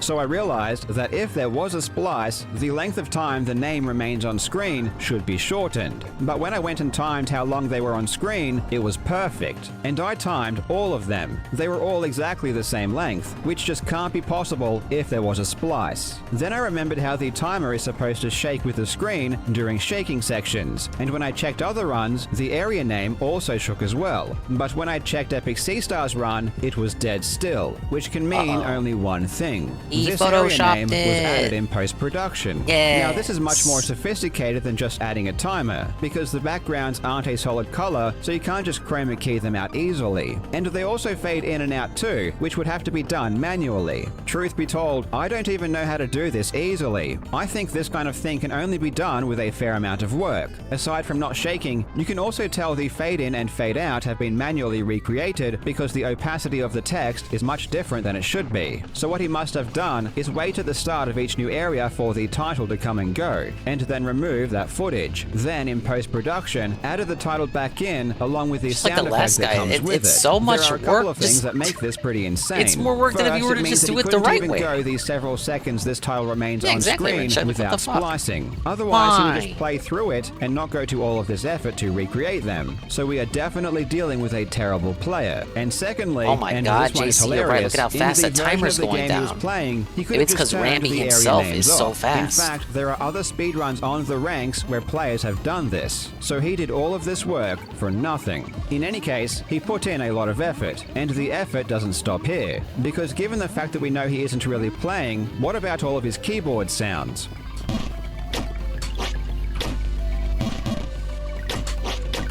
JC might be onto something. Whoa, dude.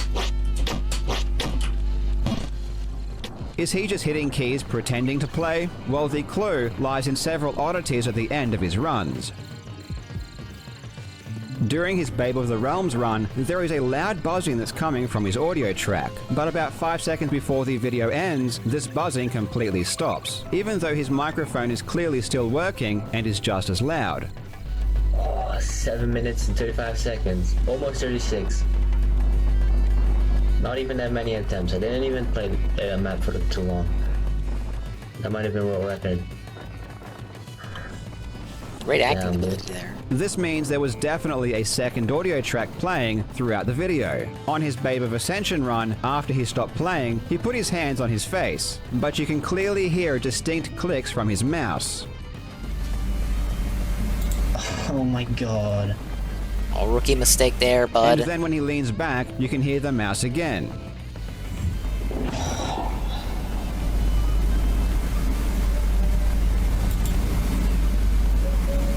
And there is also a huge discrepancy in the volume of his keyboard, because when he is playing, his keyboard is quite soft.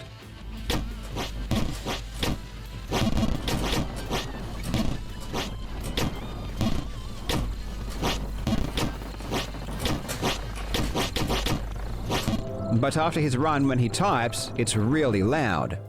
Yeah, I should have turned on those noise gates. Why don't people want to learn how filters work?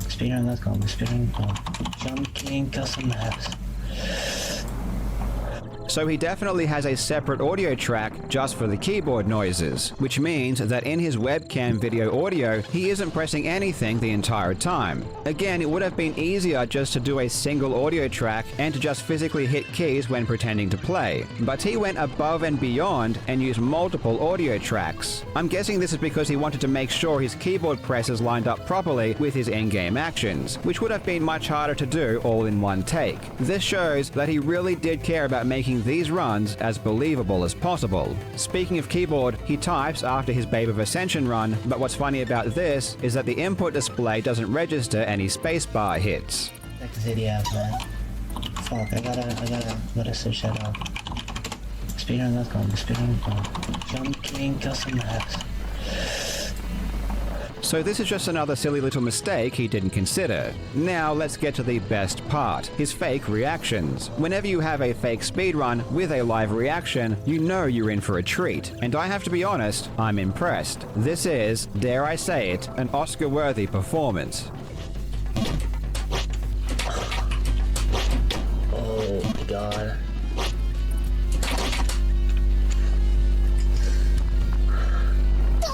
Oh my god.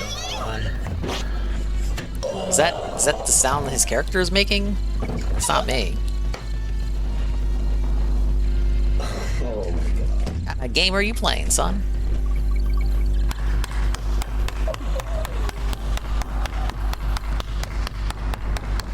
Let's go, dude. Okay, there's a barrel in there. Go, dude. Found it. Oh my god. Oh. Call it luck, I call it skill. No, just kidding. I love that last quote. Personally, I would never be able to think of something that cool to Well, say I mean, after a it world does record. require His skill second to fake reaction a was even run. better, but I must warn you, if you're in public, do not play this out loud. Does he say the N-word? Wait, what? Does he say the what? Why? Oh. Oh.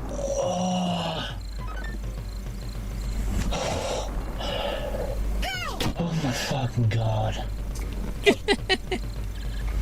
Alright, I get it. Oh, I'm fucking shaking right now. Oh. Baby. Yes! 354 milliseconds. That's how long you lasted? Wait, I gotta pull up something.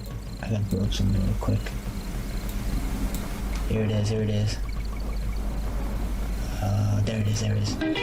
Let's go. If everybody had a nose across the US. He had music What prepared. the hell am I watching? I wish I could play the whole dance with the music, but I will probably get copyright claimed if I do. Either way, this is truly a work of art. So let's be clear about this. Epic 𝓔𝓸𝓷𝓭 edited together dozens and dozens of splices into a single run. Look, he's just making having sure fun. the Let him in-game do his own audio thing. and the keyboard presses all sounded correct. He perfectly added in a fake timer. He meticulously recreated all of the area names, including the fade in and fade out. He added an Okay, that input should have been the last display bonus, and even please. webcammed himself It was. pretending to play with a fake Sorry that took so reaction long. and even a dance number at the end. And after all of that effort, he uploads his run and forgets to put a 0 in front of his time. And he doesn't even bother counting the jumps or making sure the end time is even possible, which is how this was discovered in the first place. This is dumb. This is really, really dumb. But at the same This is time, really, really Epic dumb for real, 𝓔𝓸𝓷 even? might be a genius. Is this just high IQ performance art? I have no idea what this is supposed to be, but either way, it's amazing. This is simultaneously the best and worst fake speedrun I've ever seen. This may even top Bloodborne, and if Epic 𝓔𝓸𝓷 took a single bite or sip of anything, it wouldn't even be close. But I will let you guys let me know what you think in the comments. Thank you so much for watching, you legends. I hope you're having a fantastic day, and I will see you in the next video.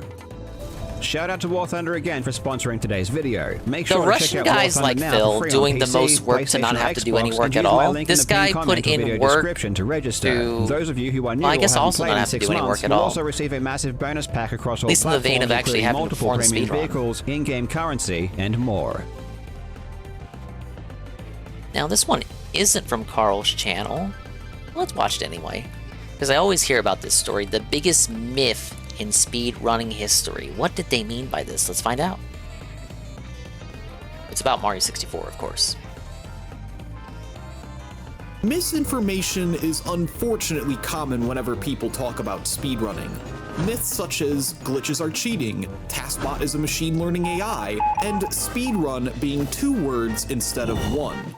However, one particular speedrunning myth stands above the rest in terms of how widespread it is, how widely accepted it is among the casual audience, and how much it continues to annoy speedrunners and taskers alike. Because it probably didn't even happen. The myth that a cosmic ray from outer space caused a spontaneous upwarp that saved time in a Super Mario 64 speedrun. It's Now, fake. you've It's probably not heard real. about It's this not incident true. Either from a YouTube video or even a meme posted on social media. But in case you have no idea what I'm talking about, boy, do I have the story for you. And if Well, you again, end up enjoying it's this like video, people are gonna don't choose forget to believe the subscribe if funniest you like explanation. speedrunning content. This guy's gonna seethe and cope about 10 memes. years ago, on September 21st, 2013, a 70-star speedrun race between 2 runners, 𝓓𝓸𝓷𝓭 and Midboss, took place. The race itself wasn't particularly high profile or notable, but 54 minutes into the race, something very strange happened. 𝓓𝓸𝓷𝓭 was in the middle of collecting red coins and tick-tock clock, when suddenly... What the? Did you get invisible wall? What? Mario warped straight up, past the graded ceiling above him before falling on top, skipping the climb up the platforms. This anomaly was saved as a highlight on Teabag's Twitch channel, but wouldn't garner much attention quite yet. Nearly 2 years later in 2015, veteran Mario 64 speedrunner 𝓔𝓁𝓸𝓷𝓭 would stumble upon the 𝓓𝓸𝓷𝓭 upwarp clip and was intrigued. Upwarps under different circumstances had already been a well-documented glitch, where if Mario jumps Could use into the some very Mario edge music. of a ceiling while Mario also Party music underneath earlier in a the video. higher adjacent hangable ceiling, Mario will snap to the higher hangable ceiling as long as A is still being held. You can even see speedrunners perform this Take type your of notepad out, upwarp this'll in be on the Bowser in the test. Fire Sea to save time. But this upwarp was different.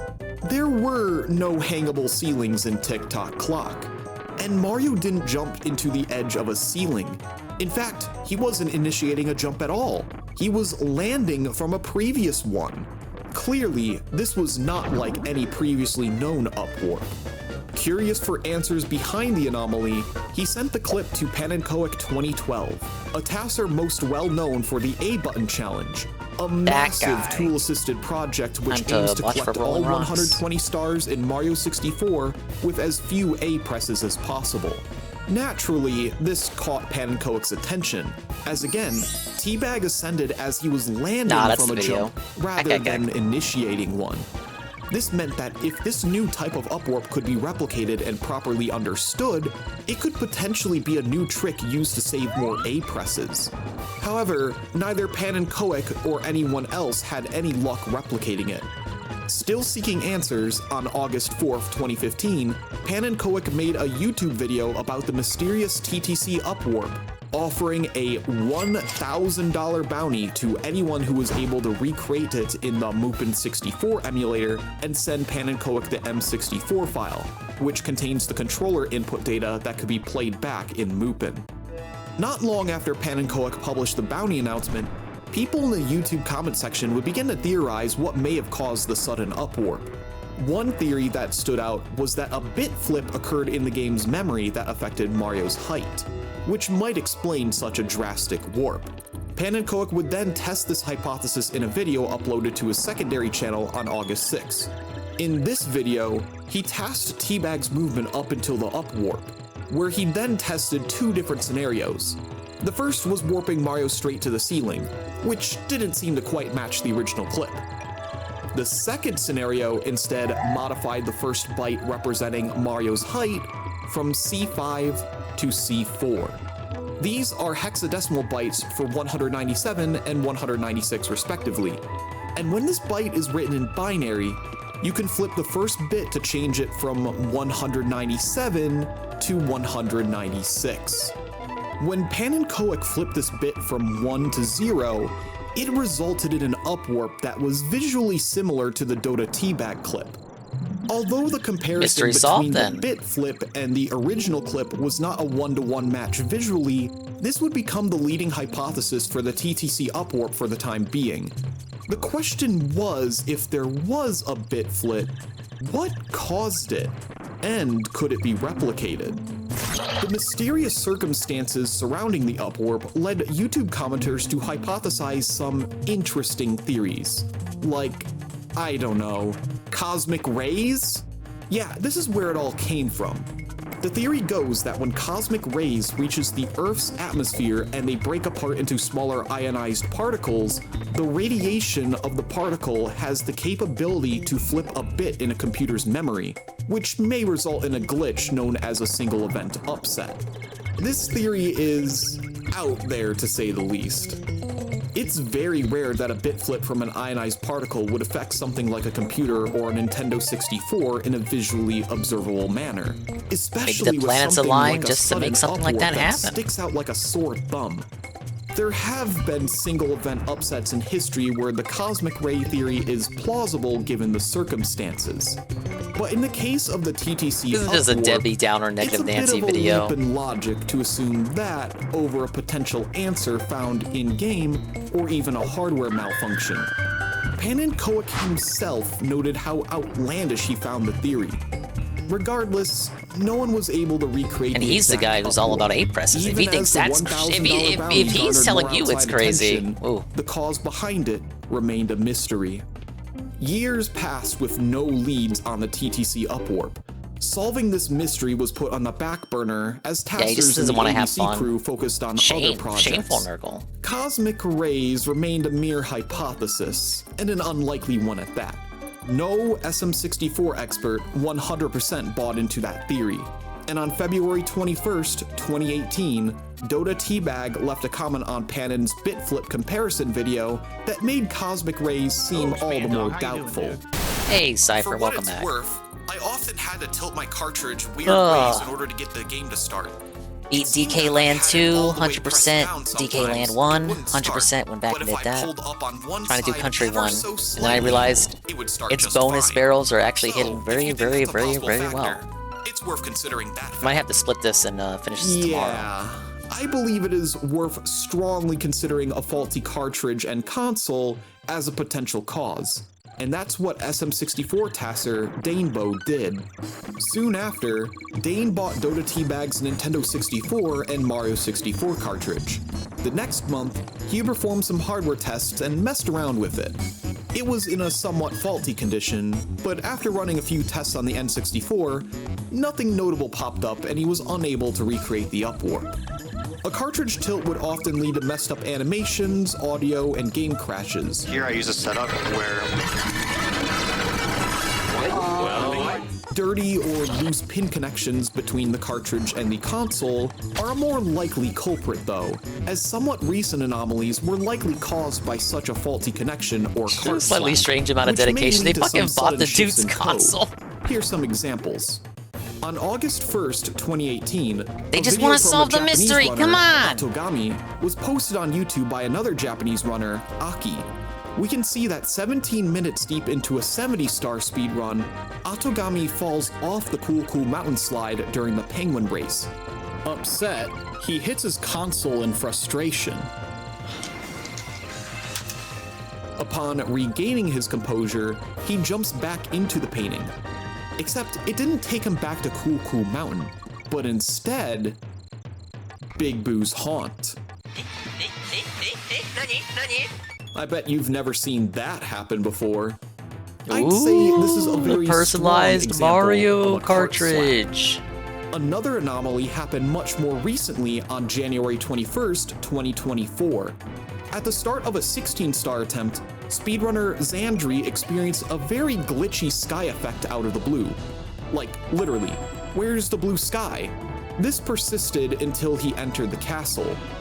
The character animations and audio were fine, and the glitchy sky effect did not happen in the other levels. When 𝓓𝓸𝓷𝓰 lost the run, he went back outside the castle to see if the sky was still messed up. It was back to normal. How strange. 𝓓𝓸𝓷𝓰 would also go on record to say that his N64 was particularly sensitive and susceptible to loose cart connections and even cart tilts.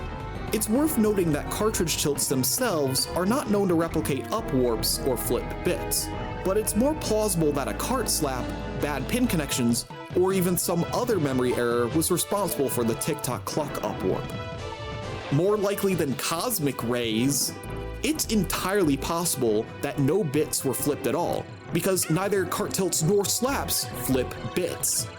Again, without knowing the exact displacement of Mario's height in the 𝓓𝓸𝓷𝓰 clip, we have no confirmation that a bit flip even happened at all.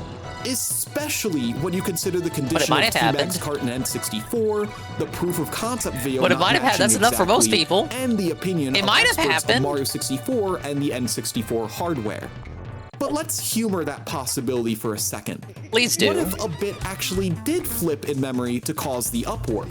Surely then it has to be a cosmic ray, right? Well, not really. In fact, another phenomenon occurred in 𝓓𝓸𝓷𝓭 again. In May 2020, speedrunner 𝓓𝓸𝓷𝓰 was practicing 𝓓𝓸𝓷𝓭, specifically the 100 coin star, when suddenly, one of the moving bars from above teleported downwards from where it's supposed to be. Not only that, but throughout the VOD, even during an actual speedrun attempt, there would be some reoccurring graphical glitches with Mario's shadow in 𝓓𝓸𝓷𝓭. After 𝓓𝓸𝓷𝓰 uploaded the clip and streamed VOD to YouTube, SM64 expert 𝓔𝓁𝓹 began to investigate, and wrote up a Google Doc trying to make sense of everything. The SM64 tasking community investigated 𝓓𝓸𝓷𝓰's footage, and managed to recreate the moving bar warp by flipping one specific bit. They even did the same for one of the weird one-frame extended shadow glitches, showing that You're bit making flips Google were Docs a for likely everything out cause there, for some huh? of the weird glitches on 𝓓𝓸𝓷𝓰's N64. But don't get it twisted. This does not mean that it was a single event upset caused by cosmic rays, especially if multiple bits may have been flipping. In fact, this was not the only recorded time 𝓓𝓸𝓷𝓰 saw that same moving bar downwarp for no apparent reason. It happened again. Clearly, this had to be a deeper hardware error of some kind causing these reoccurring glitches. Taking into account that 𝓓𝓸𝓷𝓭's N64 appeared to have frequent bit flip errors, including 2 separate instances of the moving bar downwarping, there is significantly more evidence pointing towards a malfunctioning memory cache to have caused all those glitches. That or some There's other no hardware-related point to error getting that is as a far remedy. more likely of a theory than cosmic rays. Wastes way too much Hi there, time. the editor here. If we were to still humor the bit flip theory, there is a possibility that it could be some other type of interference. For instance, electromagnetic interference. Something as common as a power surge may potentially be to blame for the causes of bit flips. And if you listen to Teabag's surroundings during the race, there is a lot of construction going on.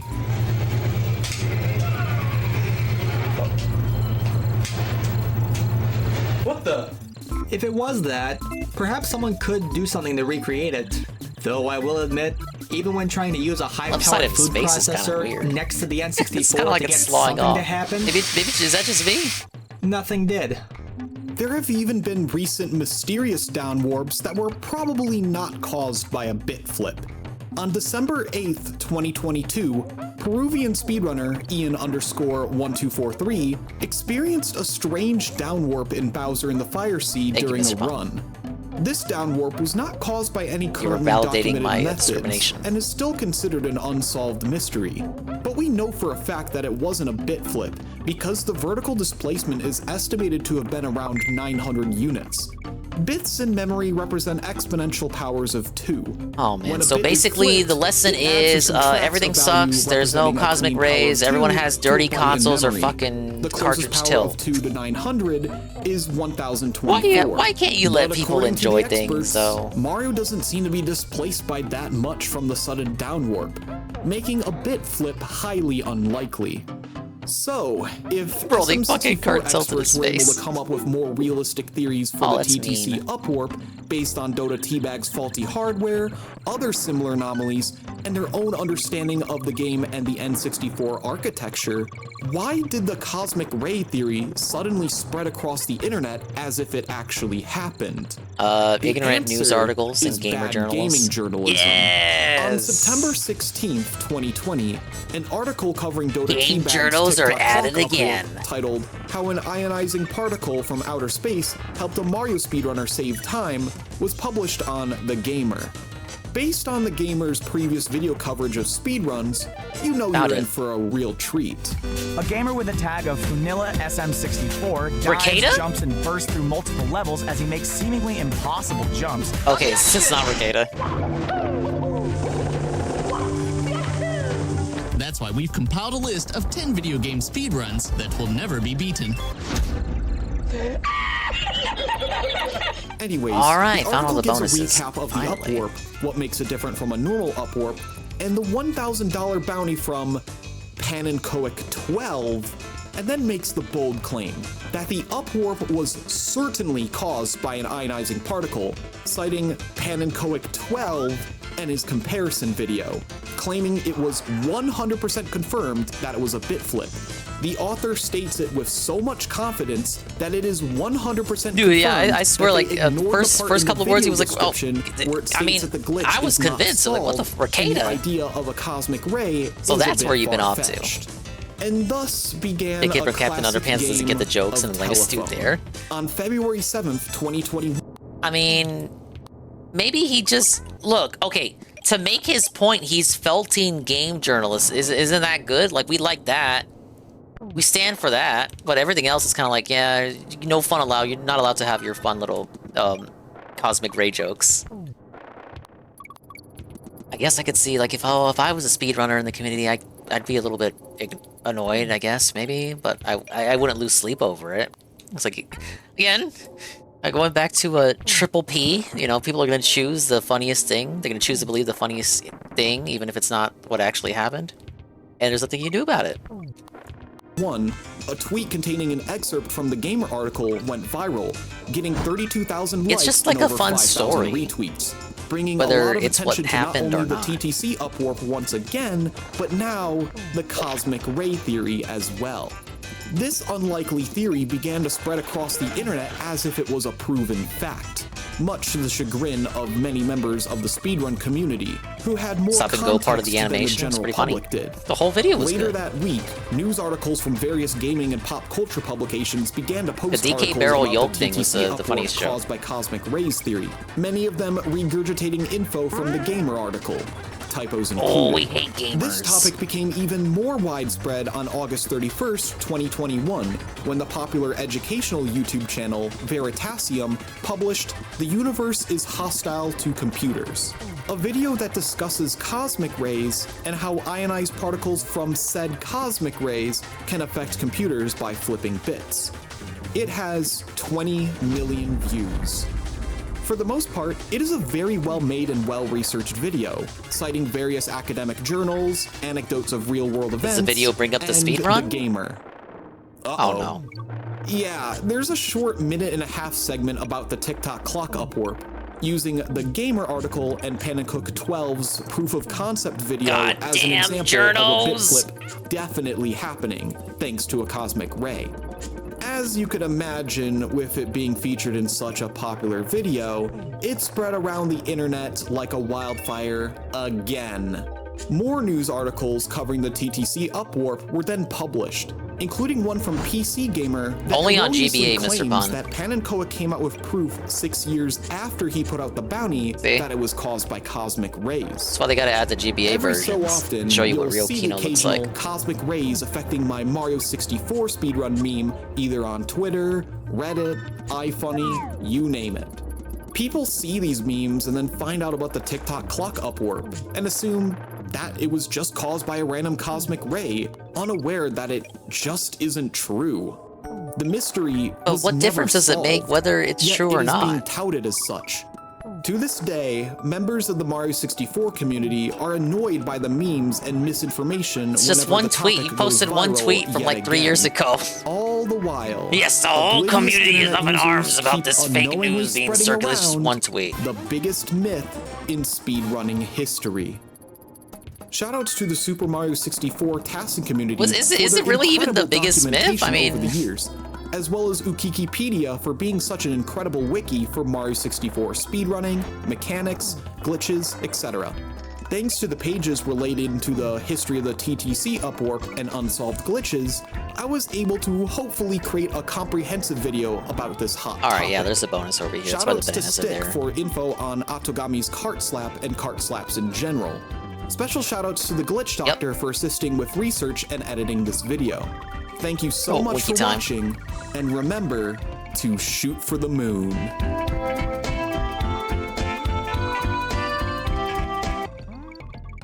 Well, you should keep aiming for the moon because, look, it's a well-researched video and it does debunk game journals. You know, we do hate game journalists, but I don't... There wasn't enough proof shown that the Mario 64 speedrunning community is truly up in arms about this fake news being spread, so I don't really believe that narrative all that much, unless you should have shown more tweets or Discord messages, I don't know.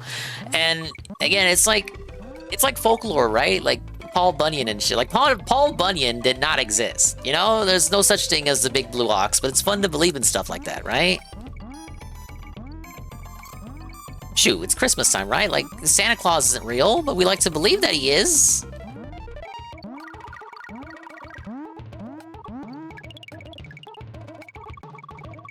Yeah, it was kind of just him crying. That was the video, was him crying. The game journalist part, exposing them, was like the best part of that. Alright, we can finally remove that out of the playlist. I got a bunch of shit in here.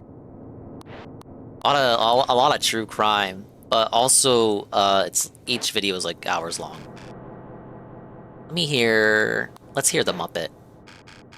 Because I've been hearing this rumor go around, and given that we're coming close to January, it's time for Nintendo to start announcing shit again.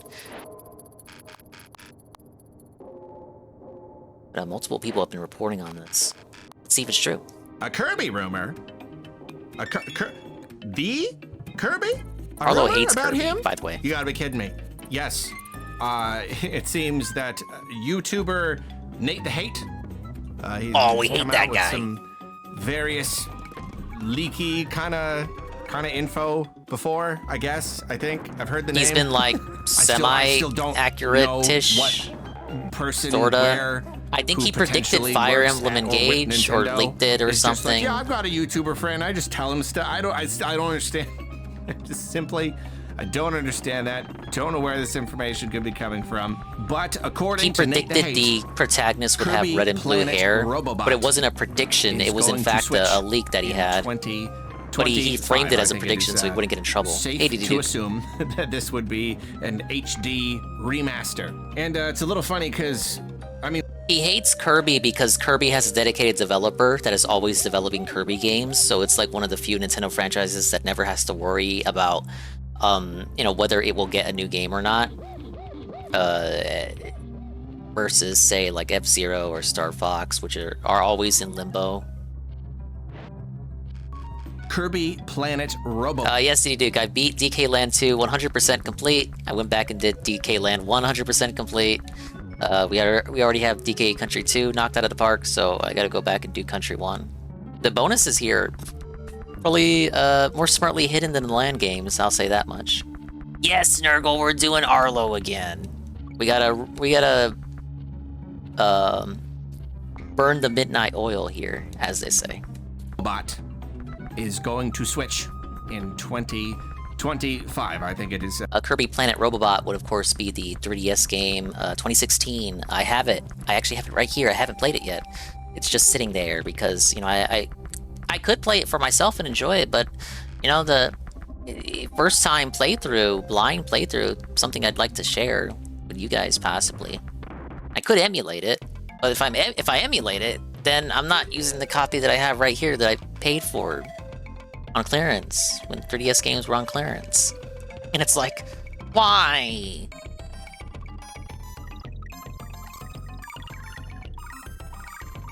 I've talked about it before.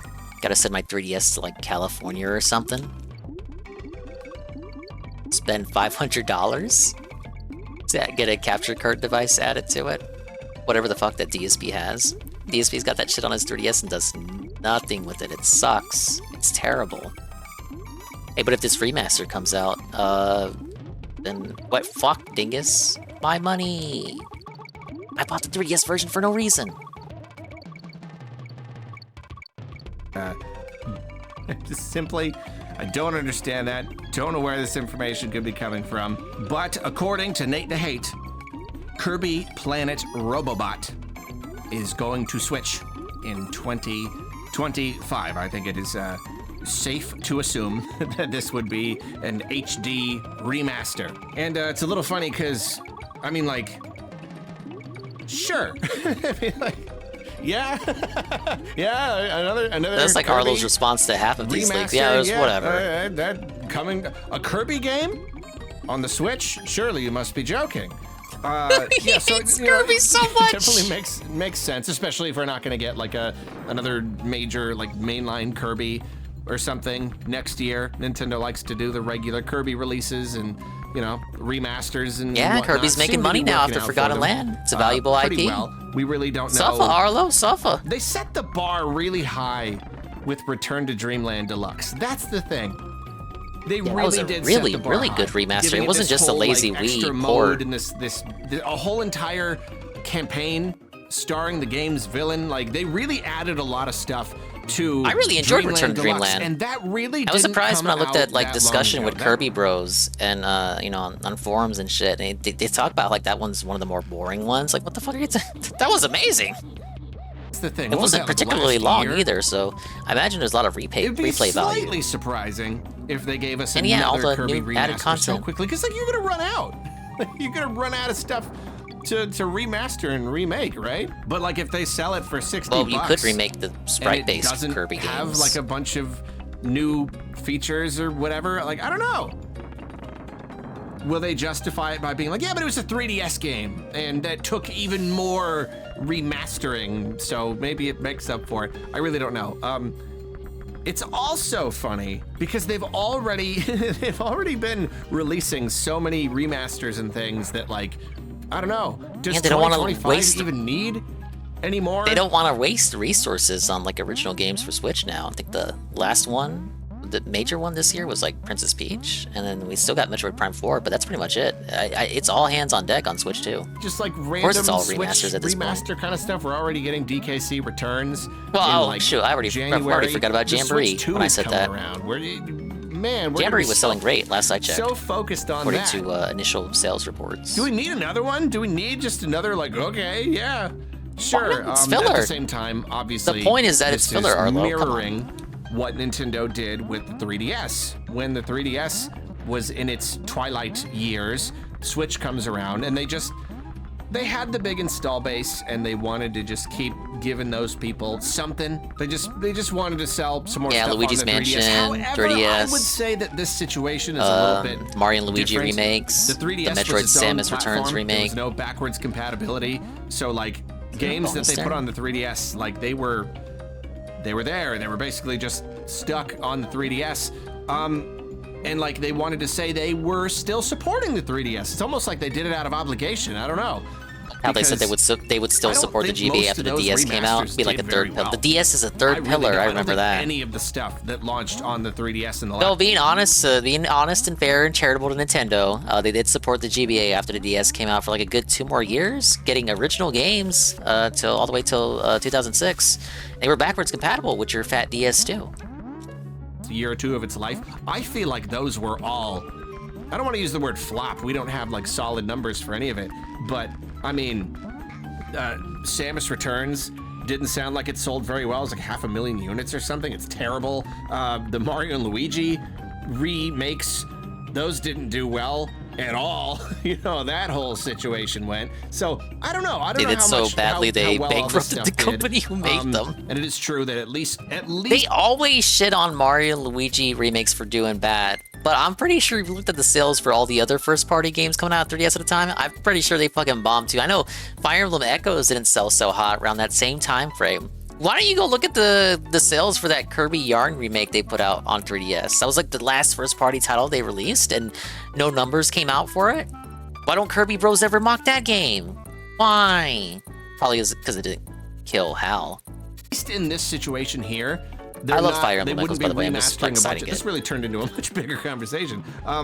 They're not World necessarily making these games and then abandoning them on the original Switch. It's not like with the 3DS where now like those games are just kind of stuck there. Look at your fucking game, Kirby. At least now, especially if there's some kind of like performance boost or whatever on the Switch 2, then like, yeah, it still kind of makes sense to put some stuff on the original Switch. But then it's like, how much of this is just them being able to say, technically, we supported the Switch for such and such amount of time into the next generation. We can. Well, okay, it's good to continue supporting. You know, the Wii got support after the 3DS came out. It was a weird little lull between the 3DS's release and the Wii U's release. The Wii continued seeing games come out, and then continued to see games after the Wii U came out as well, up until like I think it was 2016. Sure, it was only Just Dance, but still. The Wii U all but completely died after the Switch came out, rightfully so. There was reason to support the 3DS when the Switch came out, because the 3DS was a closed ecosystem with a big install base, so there was more of a reason to keep making games for it. You're leaving money on the table by not doing that. And just how like development cycles work, like the games that came out for 3DS 2017 to 2019 probably started development 2015 to 2016. So it's not like they were actively developing for 3DS at the time. It's just kind of how like things worked out. For Switch 2, if you want to continue developing Switch 1 games, probably wouldn't be as smart of an idea because it's not a closed ecosystem. Switch 2 will be backwards compatible. So I think the focus going forward should be Switch 2 exclusives, and maybe, I don't know if they're going to do this, like multi-plats that also play on Switch. If they're not as graphically intensive, I could see them going for that. But don't focus on like Switch 1 only software going forward, because you don't need to. It's not the same situation as the 3DS was in before and after the Switch released. Can say technically speaking, we still gave the Switch original regular Switch games that you can play on Switch 2, but you know, Switch 2 games you're not gonna be able to play those on a Switch, so they still want to produce some Switch dedicated software Is it really mostly just gonna be some like easy remasters and ports and stuff? I don't mean, really if know. it wasn't Beyond remasters, Metroid people would Prime complain that they were 4, wasted on the Switch. Are we actually One. going to get any real original games for the Switch, or is, I don't know. If not, though, I think it's then done yeah, personally. Kirby Planet Robobot is a perfectly fine contender for something to be. I mean, Robobot is a good game, remastered I on hear. The Switch. I have heard some people say it's a little surprising to get a Robobot remaster on Switch before Triple Deluxe. I know Triple Deluxe and Robobot were both on 3DS. And I haven't played all these games. I haven't played Robobot. I mean, I'm actually pretty excited about this. I like the idea of them putting a version of Robobot on Switch. I like that. I don't want to have to track down a copy for my 3DS, and I'm kind of getting into Kirby now, and people are telling me that I mean, I've heard from countless people, loads of people, that Robobot is like, if not the best Kirby game, then just like top tier Kirby game. So that's pretty exciting. The best Kirby game that Deluxe is in the pretty good, style too. of the Return to Dreamland games, I think is if what I I hear. had to guess, I would say they're doing Robobot instead of Triple Deluxe because Robobot has a much more like firm, like unique identity. Because we just got Return to Dreamland Deluxe on the Switch. So now if you bring us Triple Deluxe, what's it gonna be? Triple Deluxe Deluxe? I don't know, but like Triple Deluxe seems like a little bit more of like a broad, I don't want to say generic, but a very, like Kirby, Triple Deluxe. It just kind of looks like a Kirby game. And, a little more Kind of like Return to Dreamland was kind of looked like a Kirby game. I just No, I get the idea. I get what he's saying. Kirby aesthetic, which we Like kind of already got in Return to Dreamland Deluxe. Kirby Triple Deluxe has the Robobot. It's Kirby aesthetic it's the that one. It's got like a really. It's like saying New Super Mario Brothers has the style. Mario I don't know, aesthetic, Maybe they right? just thought it was a better It's contender, safe. a better fit for getting remastered and sold to a new audience or whatever. Whereas Planet I don't Robot really has know. more of a visual But identity. that's the rumor. That's all its Someone own. somewhere potentially has information and has provided this information to YouTuber Nate the Hate that Kirby. See, is this another just really good educated guess though? Someone like, okay, we're gonna get more Switch remasters in 2025. It's inevitable. Okay, what's the most most likely games to get? It's Kirby. You just go straight to Kirby. Okay. What games are in line for a remaster? Planet Robobot, the one everyone. This could just be another very, very good guess, and it could absolutely end up being true, just because it was that good of a guess. Just because this kind of thing starting to feel that predictable. But I don't know. I hope it's true. I hope we get Robobot HD. Yeah, I'd buy or it. whatever in 2025, even if there's a chance they won't give us any new content and they'll still sell it for $60. Whatever. I think Hal's Would pretty you good prefer about that, adding new my content to friends, their remasters. or would you prefer Kirby Triple Deluxe? Because I mean, I don't even like Fire Emblem all that much, but didn't buy I a think Switch that'd yet. be pretty on funny. RPG to do play. it. But did you like it? Just do it. Like, just straight up do it. Call it Kirby Triple Deluxe Deluxe. I would enjoy the heck out of that. Now, this one is about the Game Awards, so I feel it's pretty relevant to us, given that it's going to come out, it's going to air in a couple more days.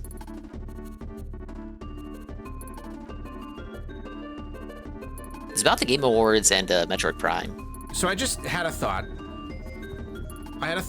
And it made me run to my microphone and turn it on and start recording. Now that's where I am. That's the lead up to the story. Now we're here, and this is the present. And this thought. There's no way that this thought represents reality, any reality that currently exists or may exist in the future, and yet this thought He has bronchitis at this point in recording. 𝓓𝓸𝓷𝓭, he talked about it in one of his other Help videos. but at least entertain the idea. Here's my thought. What if? Just for a second, just suspend your disbelief.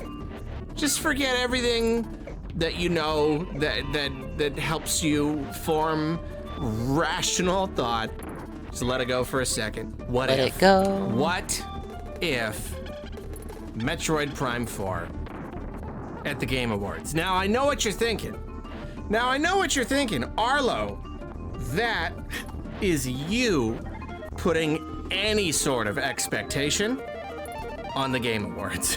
That's you putting not only an expectation, but a Nintendo-related one. We all know like I opened Nintendo something. and their relationship with the Game Awards, it's weird. It is simply weird. It is impossible to know what Nintendo is going to or Yeah, a lot of not those going to very, do very any late given 3DS year. games One are out year, of print now. It's Breath of the Wild gameplay reveal. Another year, it's Breath of the Wild DLC reveal. Another year, it's Cranky Kong. And I another love Cranky year, Kong. or many years, it's nothing. It's one year they literally had nothing. the Bayonetta Sometimes 3 when reveal. It seems the most likely they'll have something to show off. Just absolutely nothing. Smash basically DLC, just Sephiroth doesn't was even show revealed up. at E3. They Same for send Joker. Reggie or Doug Bowser to accept whatever is nominated for whatever because flights from Seattle to New York are pretty cheap. But that's pretty much it. You can't ever count on Nintendo to bring some, like a reveal, like a real, like kind of a new reveal, a trailer, something for one of their games to the Game Awards. You just can't. And Metroid Prime 4 in particular is one of those ones where just we waited broke so it many earlier, years but for it the to game be didn't revealed, recognize it, so but there was it played always the sound this- effect. There was always a maybe. There was always a maybe. But here's what I'm thinking. No end So for me. right now, it has been revealed. So like, there you go. The ice has already been broken. We have seen Metroid Prime 4. We have the title. You know, we only got the. I'm gonna predict what he's gonna say. So we got the teaser trailer for Metroid Prime 4, but we don't have the deep dive trailer that goes into all the aspects of the game that make it unique and like why you should buy it and shit. The main trailer, the real trailer. And this would be a great opportunity to highlight that because Nintendo doesn't have anything else that people actually give a fuck about looking forward to, obviously. So to garner hype for Metroid, which is typically a more mature skewed Nintendo game, probably be a good opportunity to drop it here in front of a lot of people who might not be Nintendo fans, right? I get it. It actually makes sense. Like, if they don't do it here, I would understand if they didn't do it here, but if they did do it, I would understand why they did it. That makes sense. If they didn't do it here, I can't imagine where else they would do it, because if they reveal the Switch 2 in January and February, I imagine that reveal isn't going to talk about Switch 1 games. So they have to talk about Metroid somewhere. And I think actually doing a little trailer at the Game Awards would make sense. And then you maybe upload that trailer as its own video, and then maybe you tweet about it, social media takeover. Because right now, there's no... We're already in December, like there's no other game they're advertising, really, after Brothership. So the focus between now and Switch 2, like really taking off, could be going all in on Metroid.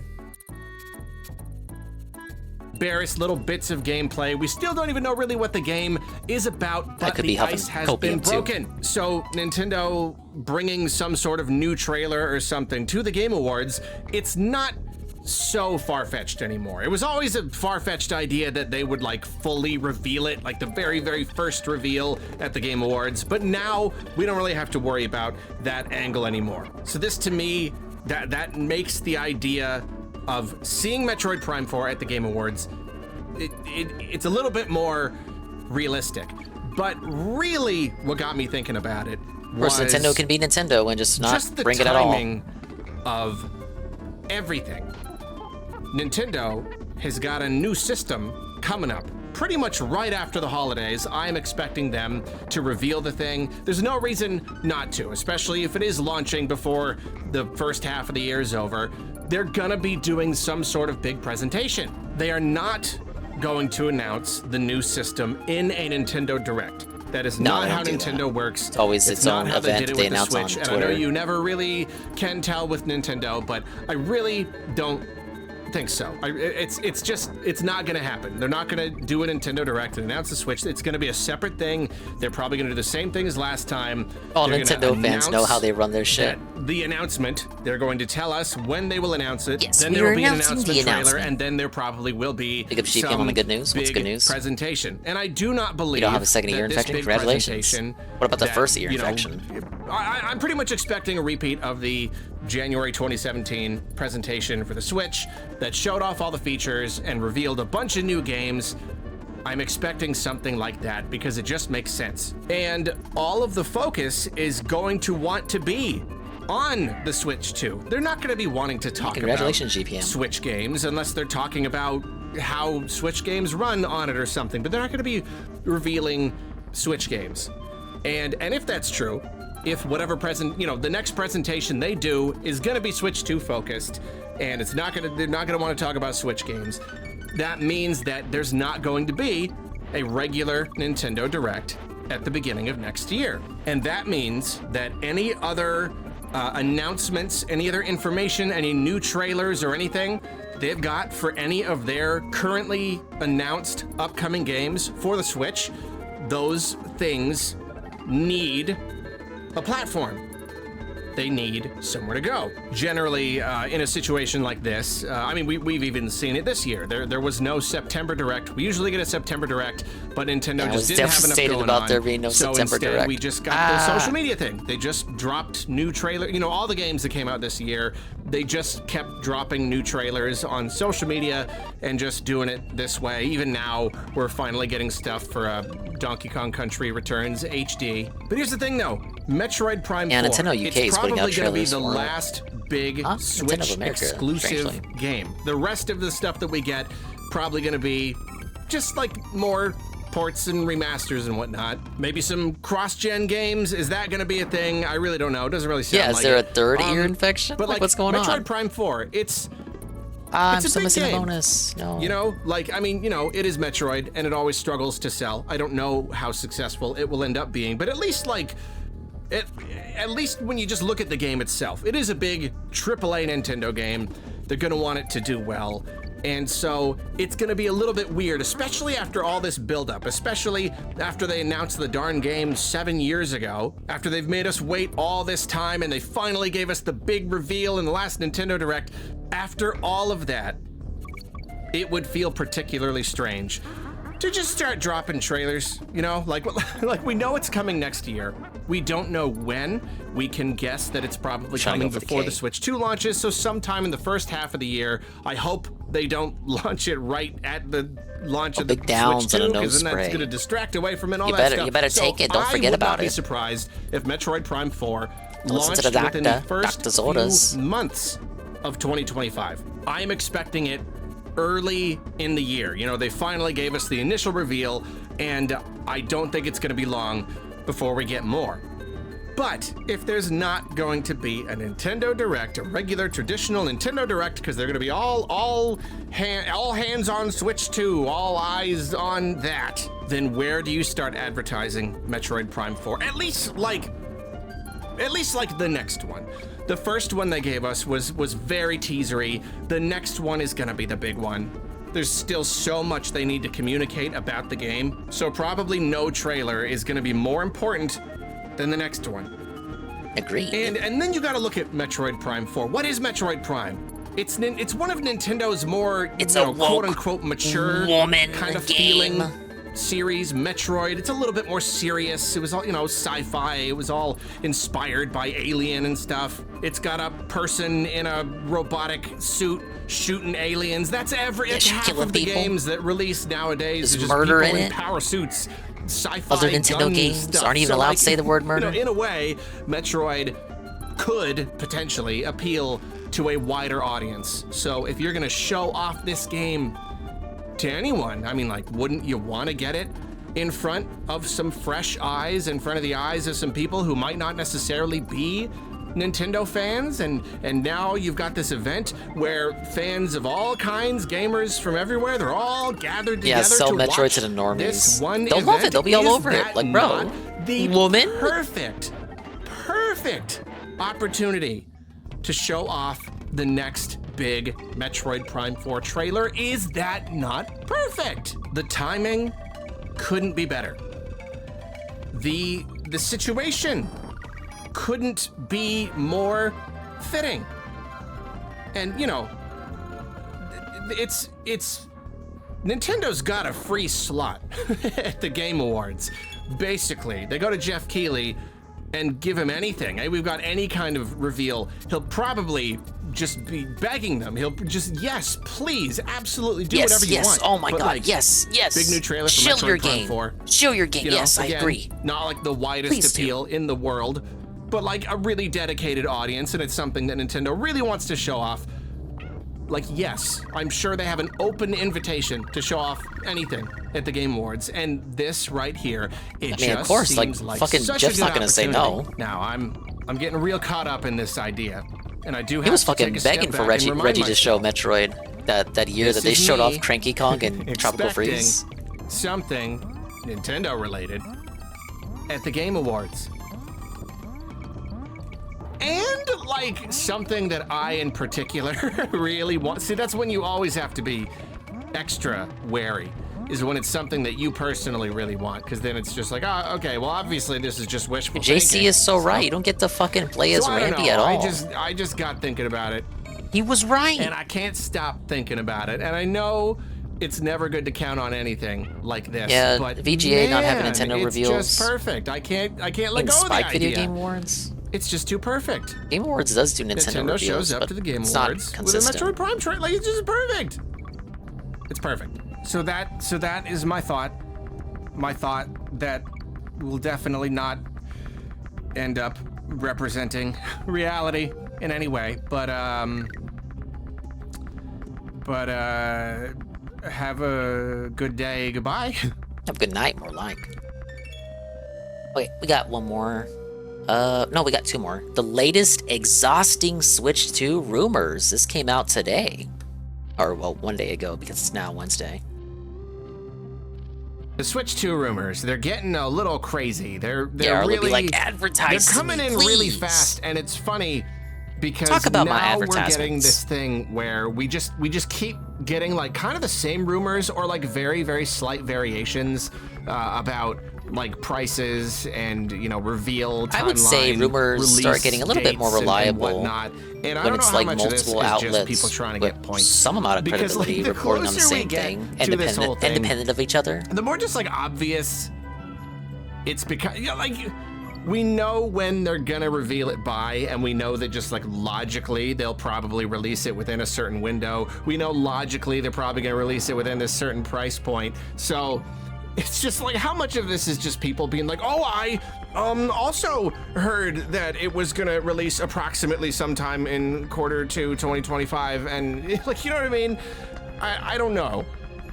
And like, it's getting hard to even keep track of like who is responsible for a lot of these things. Now it's just coming in so fast. Arlo and kind again, of there's sounds just like such- Snood when he puts such on that slight voice. variations on it.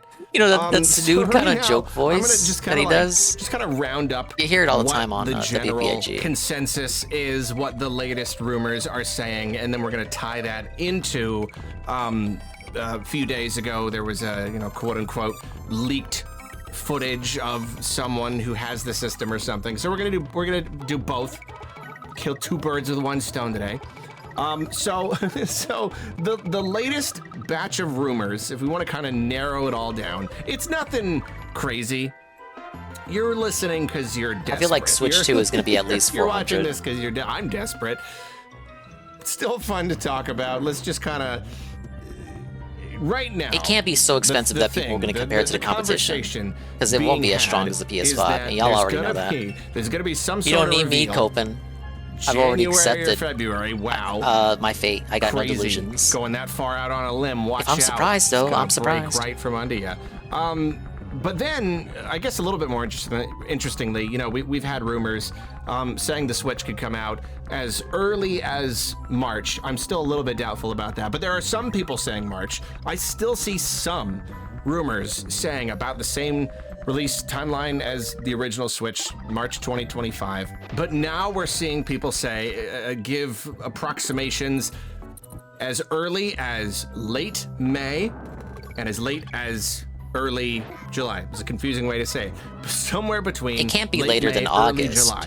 So it's Or looking you're like better off- June you're better off is just waiting till, like, actually November a or something. fairly likely little window for a release. And of course that does make sense perfectly. That still would be within Q2 2025. Summer is a perfectly fine time to launch something like that. I've been going with May just purely as a guess, just because I would say I spring don't know, or summer would be. Just feels right. It's just, I don't know, Winter just kind of to feels reveal it. okay. But June would make total sense too. Pushing into July, I don't know about that. I don't know how, I mean, like, you reach a point where when you're in the second half of the year already, it's like, why don't you just wait till closer to the holiday season?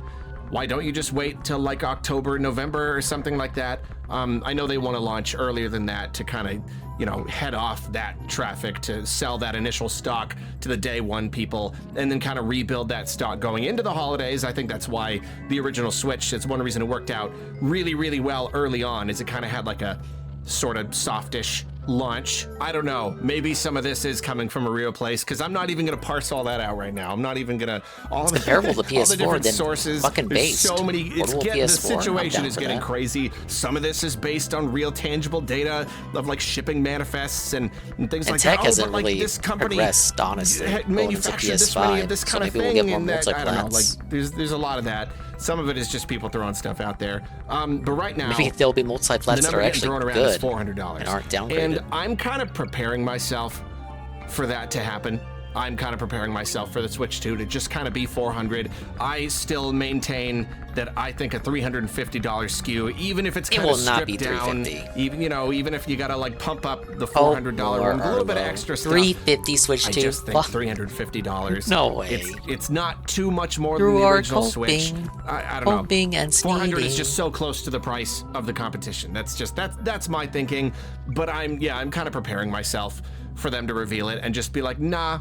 It's 400. It's at minimum $400 for this system, and you will buy it because you bought the Switch and you bought all the stuff. You paid all the prices for the games and the accessories and everything. So give me $400. Big up Saru. DSP on Twitter, when told to just play games he likes, yes, because this worked every single time I played a JRPG. He hates JRPGs. He could have played Paper Mario Thousand Year Door. He told us he was going to play that no matter what, or he felt like he was going to eventually play that no matter what. Every time I played a JRPG like a Dragon or Dragon Quest, I kept playing it despite getting told by everyone to stop. Played 80 hours or low support streams and everybody was upset with me. The method does not work, period. Maybe it's not about the games you play, but about the personality streaming the game. I don't know. Fortunately, DSP has still not figured it out. I'll be the last one on Earth to finally realize it. And maybe that'll turn out okay. Maybe they don't need to be competitive. Maybe it doesn't matter how close the price of the Switch 2 is to the price of the other systems. Maybe I think it's 400 at all, least, but GPM. Yeah, $400. It's kind of what's disgusting going to see around. him say that to It's his probably what's fans. gonna happen. Or LARPers, whoever it may be. It makes sense. So then let's move on to the next part of this rumor.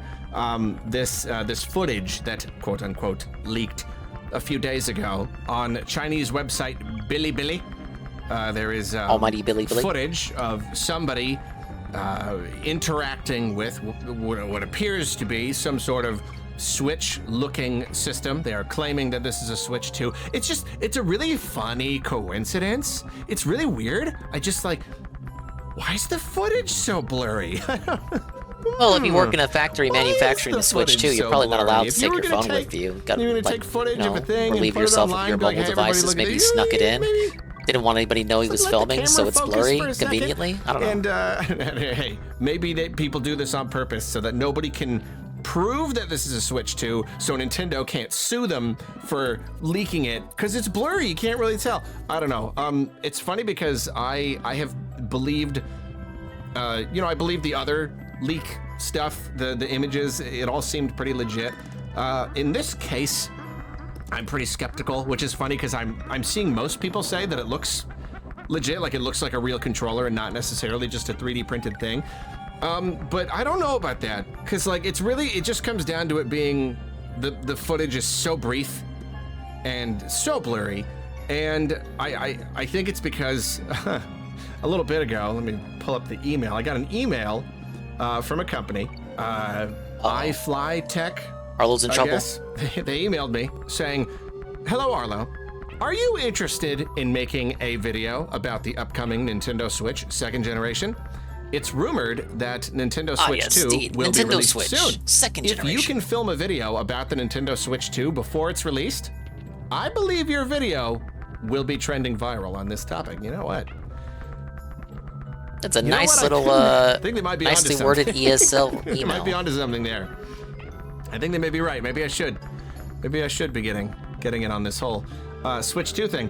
Point is, though, they continue. We have received the detailed data and specifications for Nintendo Switch 2 from a private It's an channel. Almighty Goki having and you are as his planning to most 3D watched print and a chatted batch viewer. of Well, if you Nintendo guys Switch 2 care, models, we just can like take the a look one at in this that. video. The They Twitch provide recap. It's not very video. interesting. YouTube channel. If you want to know, so bad who are the big winners among the dingus woman viewers here and is chatters, you showing can off take a look the at that after 3D this. printed I kept forgetting to do model so. that they gave I'm a to bad her. streamer. And see, that's the thing. The other leaks that came out, they were like CAD models or whatever. The kind of thing that you can use. You plug that into a 3D printer and that's how you print something. So it seems that like we kind of already know that at least like the physical body of the thing, it's already out there. We've We know seen dingus. those images. Not everyone knows. People have access to that, and so people are able to 3D print their stuff. And so looking at this footage here, you know, you see the person, they're detaching the Joy-Cons and they're showing, oh, look, it's the sideways, the magnetic ones or whatever. You know, it's possible.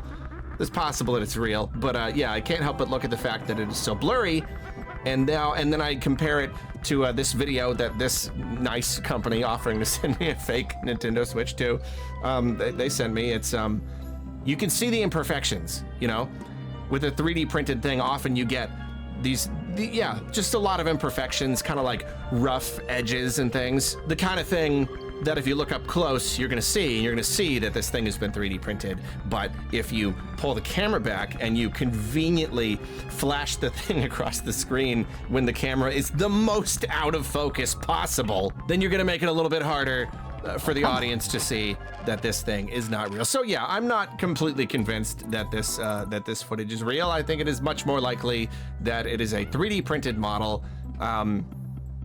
Even if like, oh, but no, the sticks, they look more realistic. It doesn't look like a 3D, but yeah, you could just leave a hole in there and put a Joy-Con stick in there, or just any, you can alter these things to make them look more real. So I don't know. Yeah, I don't know. But that's the thing. That's the other chunk of this rumor, is that allegedly this is footage of the Switch 2. But I don't know. So I need to ask you a question, though. Do you think, should I say yes? Should I? You should do it, Arlo. Go for it. To me saying yes and getting a fake. I get that ESL 3D sponsor printed money. Switch 2. Should I do that? Should I tell them that? Yeah. Let's fucking go. Let's do it. Nintendo Switch second generation. Maybe it will be trending viral. It's possible. Oh yeah, and then they also say they'll give me a carry-in storage case and screen protector for the Switch 2. And that's another thing. That's another rumor. I almost forgot to throw that on there. There are already Let me pull up. I got two things I gotta do. manufacturers like Game Awards. accessory Pull that up. manufacturers that are claiming to be selling Switch 2 accessories. And like, nobody's got the exact specifications. I don't know if they're just going out on a limb and they're just like, we're just gonna take the specs that we got from all these other leaks and just start doing it. Or are they like not gonna, they're taking orders now, but they're not gonna finalize and like manufacture this stuff until they get confirmation. I really don't know, but yeah, apparently there are already companies selling Nintendo Switch 2 accessories. The whole thing with the beavers. So thank you for joining the me for beavers. this, They're running on the roundup little things to make them Switch go. 2 rumors. Now we know definitively it has been leaked. All They're of just these, running it's on the always things to make leaked. them It's go, always you leaked. guys. We have the details. Everybody is claiming that it's true. Every single person. And I think it's because it's like, again, we're just kind of using logic. It's probably going to be about in this window. So everybody's like, oh, so that means we know. So that means I can title my YouTube video like we know. Look at new details explained right here. It's just, oh, it's becoming a little slightly exhausting. But no, it's good though. It's good now. Yeah, now we know leak season definitively that the Nintendo I hate Switch leaks 2 in general. will be revealed sometime between January and February 2025 and released Which is weird because I don't mind sometime spoilers. between May Just as long as the and thing is July already properly released. 2025 and will retail for approximately $400 MSRP. Fwoo. Fshwoo. I'm so glad. I'm so glad we finally know. All right. One of many things I was supposed to do and then forgot to do. So forgive me. Forgive me. We're going to do voting on the Game Awards at 4 in the morning. Because a sizable amount of people are here who are active in the chat, so you can help me out. We'll log back in. I missed round 2 of voting, but we did round 1 last week. So here are the games that have made it to Player's Voice. We got Black Myth Wukong, Genshin Impact, Elden Ring, Shadow of the Erdtree, Wuwa, and Zenless Zone Zero. So 4 of these games are Chinese games. I think Jeff Keighley is compromised. 3 of them are gachas, of which I have a good feeling, very strong feeling, that the gacha that wins is going to get like free premium currency for the players of that game. So probably should be noted that like at least Genshin is not a game that came out in 2024. But they're probably using the thing that Elden Ring skirted by, where it's like DLCs and updates count. I think Genshin got like a new region this year, so that counts as new content DLC that allows it to be in Player's Voice. I don't get why Genshin is on a list as it came out in 20. Well, that's what I just said, Nurgle. The same thing that got Elden Ring into this list. All right, what are we voting on? All right. I already forget what I voted on for like Game of the Year. Do we help the gacha bros out? Or do we deny the gacha kum people their premium currency? Nurgle says Erdtree. Yeah, Zenless Zone Zero and Genshin are made by the same company. Wuthering Waves, Wuwa, as the gacha people call it. Wuwa is by a competing company that's trying to like take them on. Wukong or Erdtree? I kind of feel like if I don't vote against Elden Ring, it's gonna win it no matter what. I would say to not entertain the gacha crowd, we should go for Wukong, as that's the most original title here. It is Chinese, so that docks like 2 points. But it's not a gacha, and it's not Erdtree, which is probably gonna sweep every other category that Wukong doesn't get. Because there a lot of categories have both of these games in. So if we have like a timeline with Elden Ring sweeps, at least we can say we helped it get Player's Voice. Yeah, let's go for Monkey. Vote submitted. Alright, big ups. We're good for the Game Awards, which will be tomorrow, since it's already Wednesday. I'll probably restream it. DSP probably won't restream it. He'll say he doesn't fucking care before he proceeds to cover it on the podcast. We have this tweet from 𝓓𝓸𝓷𝓭.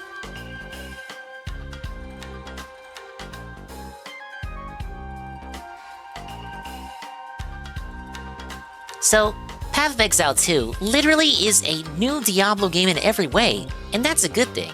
Oh yeah. He sounded so overjoyed to find out it was the same as Diablo. Allegedly. I'm not even sure how true of a statement that is. He sounded so true to come to that conclusion on his stream earlier.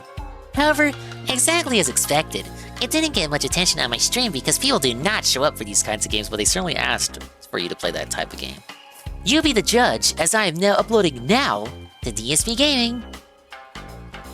And we have... Wow, what a name. _yo-yo. If you actually played something you enjoyed, you would garner an audience watching you play something you like. Yeah, exactly. Look at how many people are here watching me play Donkey Kong, right? The ADHD method of constantly switching the games you play doesn't work anymore. Yes, because this worked every single time I played a JRPG like a Dragon or a Dragon Quest. I kept playing it despite getting told by everyone to stop. Played 80 hours of low support streams, and everyone was upset with me. This method does not work, period. Maybe Maybe you don't like games that are not like fun to watch or fun to stream. I've heard a lot of people say Like a Dragon games are better to be played. Like there are games that are just harder. I'll agree with him to a point. There are games that are, I think most people will agree, rough consensus. Or there are games that are harder to watch or enjoy than others, you know. Some games work best on streams, some don't. I think games that are easy to observe and consume by observing are the games that tend to succeed more.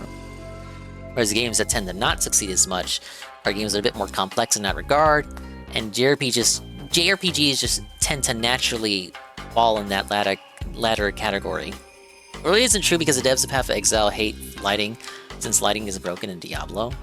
Alright, well, the specifics of it, well, thank you for the clarification, but the specifics of it are irrelevant to the ultimate point that I'm trying to debunk here. He's true to an extent, but the problem is still going to be the personality. So we have the argument that there are games that are just naturally not fit for streaming, the streaming environment. True. But if you have the right personality, you can be a draw and you can make it work. Like, I don't know, when I played Xenoblade, like Xenoblade's a terrible stream game in my opinion, but I made it work because I would watch videos or restream the guy, and if I was doing side quests, I would be reading chat and like interacting and shit. You can make it work, but DSP doesn't do any of that because the streams have to be all about him. You can't talk in the chat to him unless you're talking to him about the game. It's not really personal, right? It's business, because that's what it is. It's not a hobby or a passion, it's just business. So it always feels not necessarily corporate, but not sincere or amateurish in a way that you can appreciate. Yeah, it's transactional. This is the issue. He could make it work if he was just enlightening about it. Like, maybe he plays a JRPG, but it's one he knows a lot about, and he gives us like little tidbits or information. Maybe it's a game he knows how to speedrun, so he tells us all the strats and tricks and things that you might not necessarily know.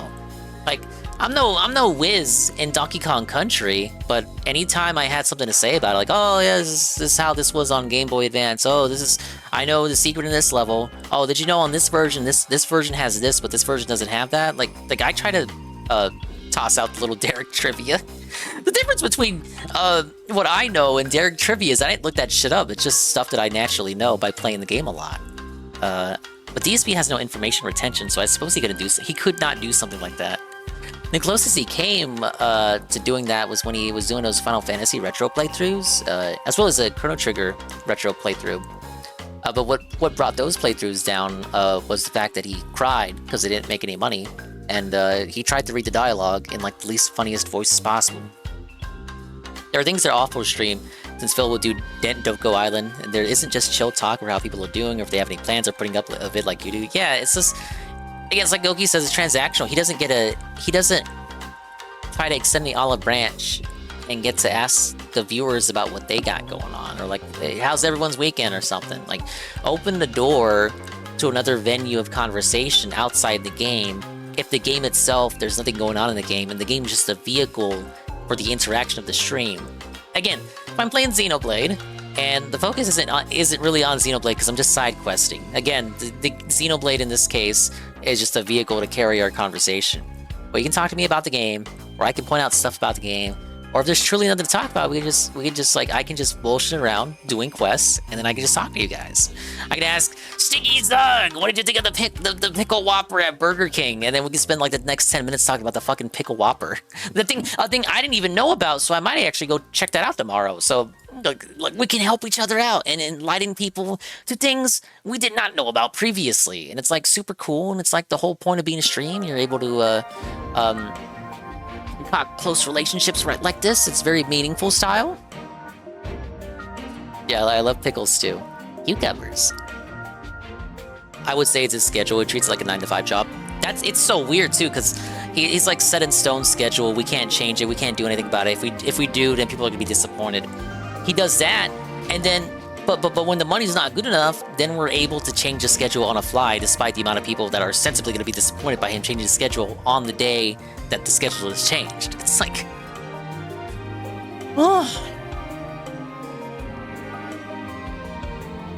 It almost always comes down to the money, right? Not the game, or himself as a creator, or his personality. It just comes down to the money. When it's not coming down to the money, it's coming down to whether or not the trolls get a win. Because the trolls can't get a win. Fuck the trolls getting a win. The trolls must lose, even if that means me getting insulted by PvP and Andy Worski every fucking day until the end of time, because I cannot allow the trolls to win. Because if I let the trolls win by disavowing them, then I'm basically saying they were right the whole time. And then I have to listen to all my fucking detractors say, I told you so, every fucking day. No, and now you're banned, idiot. You could say I'm a pickle enthusiast and one of the best overall pickle enjoyers in the country. Well, if you're the top, then I'm in the top 3. I like anything that's, sour or salty. It's like the flavor profiles that I tend to go towards. I'm not really down for sweet stuff most of the time. Yeah, these are our 2 a.m. gin tweets. Next thing, we have the Swollen Dingus Twitch recap. Some of you have already seen this. Some of you have not. You're gonna see it anyway.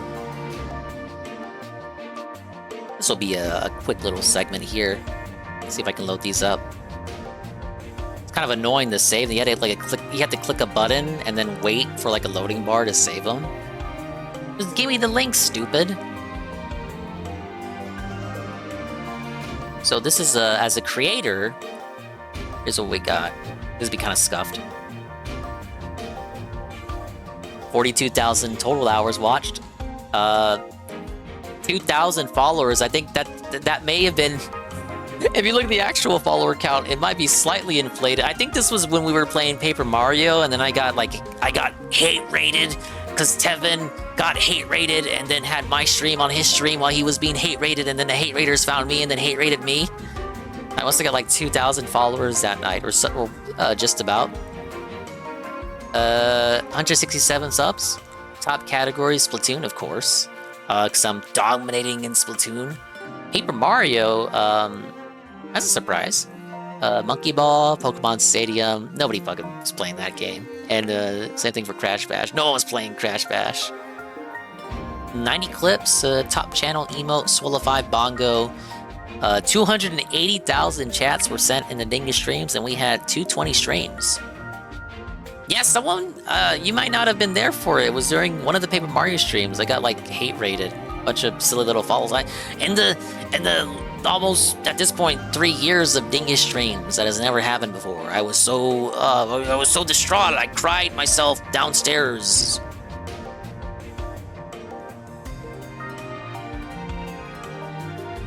Okay,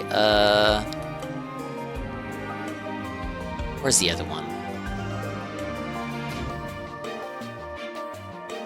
Here's Dingus as a viewer. I'm a chatty, just champion chatter of the year is my favorite category as a viewer, apparently. 363 distinct days visited to the Twitch website. 62,000 chats sent. Yeah, it's out, JC. 62,000 chats sent. Is this 5,000? 5,070... Is this supposed to be 5,700 hours watched?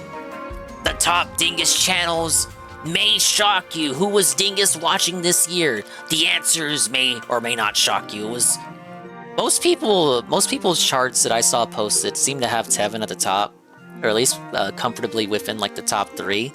So we have Tevin at the top. We have Sangers at number 2. We have Ken Goon in 3rd place. Goon soaring high. Goon coin is so high. Goon has more hours watched from me than the one and only Ann 1337. The surging is out of this world. Speaking of which, Ann Lee in 5th place, 235 hours watched. And Super Starman 25, growing comfortably in 4th place. One of the people who I watch do the CPU only Mario Party matches. It's a nice, chill gameplay to just have on. Nice background noise. It was Night Night. That's the guy I call Sangers who like streams gacha games. I vicariously consume gacha through him, so I don't have to actually play gacha games that would otherwise consume my time. Top categories, just chatting, whatever that is. Nikkei and Fire Emblem Heroes. Oh, that's Sanger's fault. And special events. The most used emote from me is 𝓓𝓸𝓷𝓭. At least I think this is from me. This isn't for my chat, my own stream. Oh, this has to be from me. Watched Tevin for over 110 days in a year. I think it's more that I had Tevin on for 110 days in a year, because sometimes I'll just put him on the big screen and just have him, like, I'll just put him on the TV and just leave him there, like, I'll fall asleep to it. Imagine it's the same for most people. Some clown named Swollen Dingus was my most watched this year again, supposedly. Which is so stupid, I'm not even following that guy. If you scroll all the way to the bottom and click share, and then, like, you can save it and post it in the server if you want. Whoops. Top 5 Dingus emotes from me. My favorite emotes were Almighty Juzzy Jam, which we use for the Garfield intro, 𝓓𝓸 Wobble, which is just a good multi-purpose emote. We'll say multi-purpose. 𝓓𝓸𝓷𝓭, Ziggy Piggy, and Nimcheer. It's Nino from Fire Emblem. It's a positive emote, I like it. See if I can do all 5 of these.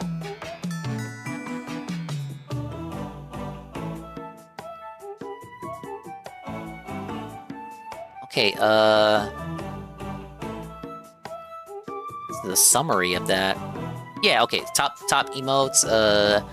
𝓓𝓸 Vibes was also a top 1 for me, as well as Almighty Vibes. And Almighty Crying, which I've really grown to enjoy. It's just fucking Malo. And then we got the specifics on hours watched and chats sent for the top 5. 3,800 messages sent in Goon's chat. 7,600 sent in Starman. I'm obsessed with Mario Party. Only 1,000 for Anli. 6,000 chats sent to Sankers. 22,000 chats sent to Tevin. I'm on one. I must be insane. It was probably just me spamming. Did I watch more Ann than you did? Ann tends to stream while I'm live, so that could be it. And then he always ends up raiding me. I never get a chance to raid him, because you know, I can't stream in the morning or the day, because that's when I'm out adulting. So I always gotta stream at night. Sometimes he'll stream in the daytime, but then I'm not live when he ends the stream, so he still can't raid me. Alright, this one is a little fun. We have the top Dingus fans. Who are the top Dingus fans? The biggest Dingus fans, the biggest viewers of the year. We have the top 9 in no particular order. Your biggest fans of the year. We have Knock, Peaches and Keem, Juzzy 51, WWE Carl, 𝓓𝓸𝓷𝓭, Perez, Mr. Pun, T-Side, and Almighty_Goki. Now, Juzzy tells me this shit is rigged, and if I refresh the email, this will be a different list of 9 viewers, but you can rest easily, comfortably even, knowing these were the first 9 viewers that loaded up when I loaded the email. Congratulations to the 9 most dedicated ding-dongers of 2024. I hope you take that knowledge and sleep well tonight. Get hyped, come on! Yes! Congratulations! Yes! Yeah, Dingus's intern will send you a fruit basket. That's all the main stuff. Everything else is kind of like stupid. There's like a general community recap. Who cares about that? I hate the community.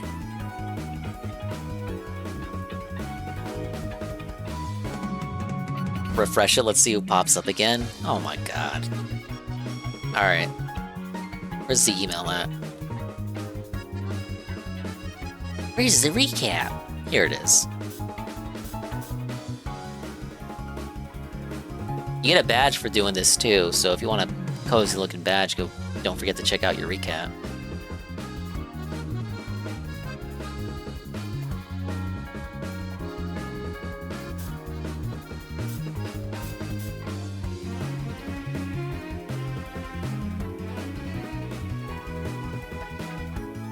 Oh wait, I refreshed it. So it does rearrange the 9 viewers I showed, but it's still the same 9 viewers. So I was half right. It does change, but it only changes the position of the viewers. So those are indeed the top 9 viewers.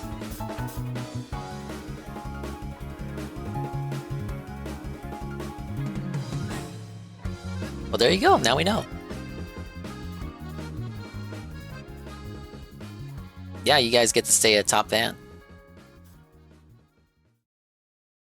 Before we begin, please forgive the absence of my charming blue face. I'm recovering. This is Arlo, his newest video. I'm sick of Hyrule. From a particularly nasty case of bronchitis, which makes recording very difficult. Videos will return to normal as soon as I can read a script out loud without having to edit out a coughing fit every few words. Thank you. I just hit the mute before button. we begin, this convenient PNG replacement would like to inform you that this video was brought to you by Squarespace. What Squarespace can make is building your sponsor website block? a snap. Doesn't matter if you have zero experience, zero knowledge of coding or any of that scary stuff. The all-in-one builder makes producing and formatting and tweaking simple and intuitive. You can even start with a template if you want, and soon you will have an awesome site. There's so much you can do here. Squarespace offers tools for selling goods. You can host digital content for subscribers, or you can just do a simple blog like me. I just write up my posts, schedule them to publish and push to social media automatically, and my blog runs itself. Squarespace offers powerful You're being extensions too if toxic, you need more for JC. your What's site, wrong as with well you? as advanced SEO tools and a really nice suite of analytics if you're into that sort of thing, which I personally very much am. To try out Squarespace for yourself, head to squarespace.com for a free trial. Then when you're ready to launch, head to squarespace.com/Arlo to save 10% off your first website or domain. And now for today's recommendation. Not right there. This Costco combo. These Madras lentils, this riced cauliflower. Microwave them, put them in a bowl. You've got a hot, tasty, healthy meal for 2 for under $5. You have no idea how thankful I am for this stuff. Thanks again to Squarespace. Now on with the video. Walk, walk, walk, walk, walk, walk. And billion. Zelda games will always feature recurring themes. This is simply the nature of the series. I mean, they built it right into the lore itself. History is cursed to repeat itself endlessly. Games take place across countless generations, yet new iterations of the same They didn't design the lore people like and that from the concepts and outset. That was just places all Skyward Sword return doing some again Skyward and Sword again fuckery. and again. Other villains pop up from time to time, but the conflict between Link, Zelda, and Ganon will always be central to the Zelda universe. Sure, canonizing the reuse of ideas was just a clever way for Nintendo to not have to work as hard when creating each new game, but I can still appreciate the idea in its own unique kind of way. There is something kind of comforting about playing these games over the course of decades and consistently bumping into these familiar themes and concepts like they're old friends. And not worrying too much about the little details does allow Nintendo to focus on gameplay first and foremost, and in theory, They are a make each gameplay game first better step. for it. There are problems with this system of constant As it should reuse, be. and there is value in it. Today, however, I want to leave most of this debate off the table and instead focus on just one commonly reused Zelda element. It's the land itself, the setting where most of this series' stories take place. Hyrule. Hyrule is, of course, a wonderful place. I have spent more hours exploring various iterations of this land than I could possibly calculate. Ocarina of Time's Hyrule enchanted me in a way I never could have imagined. I had never immersed myself in a digital place like that before. Hyrule Field, Kakariko Village, Death Mountain, Zora's Domain, Gerudo Desert, Lake Hylia, Kokiri Forest, all of it. These places, this version of Hyrule, it feels a bit like home Wind to Waker's me. intro the But most. It's one of the ones I haven't despite played my yet. deep down love Where's the of fucking Hyrule, remaster the at? memories I've made exploring every inch of every iteration, I will admit that I do have one problem. Well, it already exists, but where's the I'm remaster port? Sick of it.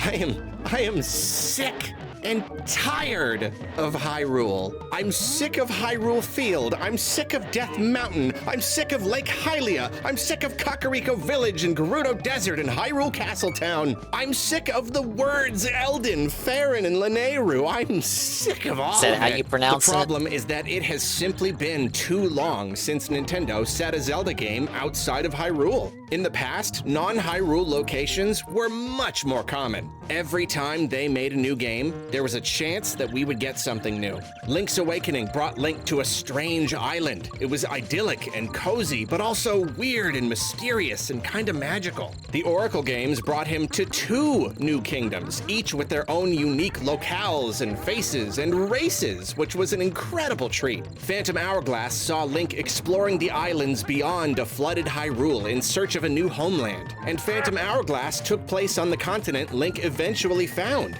It is indeed possible to set Zelda games in new places. Interestingly enough, though, most of these places have been reserved for the top-down games. Ever since 3D games became the mainline standard, Nintendo has mostly shied away I was from little changing Billy the setting, Nurgle, but I do opting remember instead reading magazines that called it Zelda with a C. The only 3D Zelda with a non-Hyrule setting is Majora's Mask. And after That's been one playing of the my old game, Game I was Informers. surprised to later learn that instead of merely being another kingdom, Termina is a parallel world. That's cool. Beyond that game, though, Nintendo has stuck with Hyrule. Wind Waker gave us a Hyrule that had been flooded and reduced to a collection of islands. Twilight Princess gave us a Hyrule that was largely by the books, but expanded and modernized in a way that made it feel fresh again. Skyward Sword's Hyrule was basically the kingdom before it was established as a kingdom, still very raw and untamed Kinda and fuck around looking for disconnected. secrets. Then, of course, Breath of the Wild and Tears of the Kingdom took the Twilight Princess route, but cranked the dial up to 11,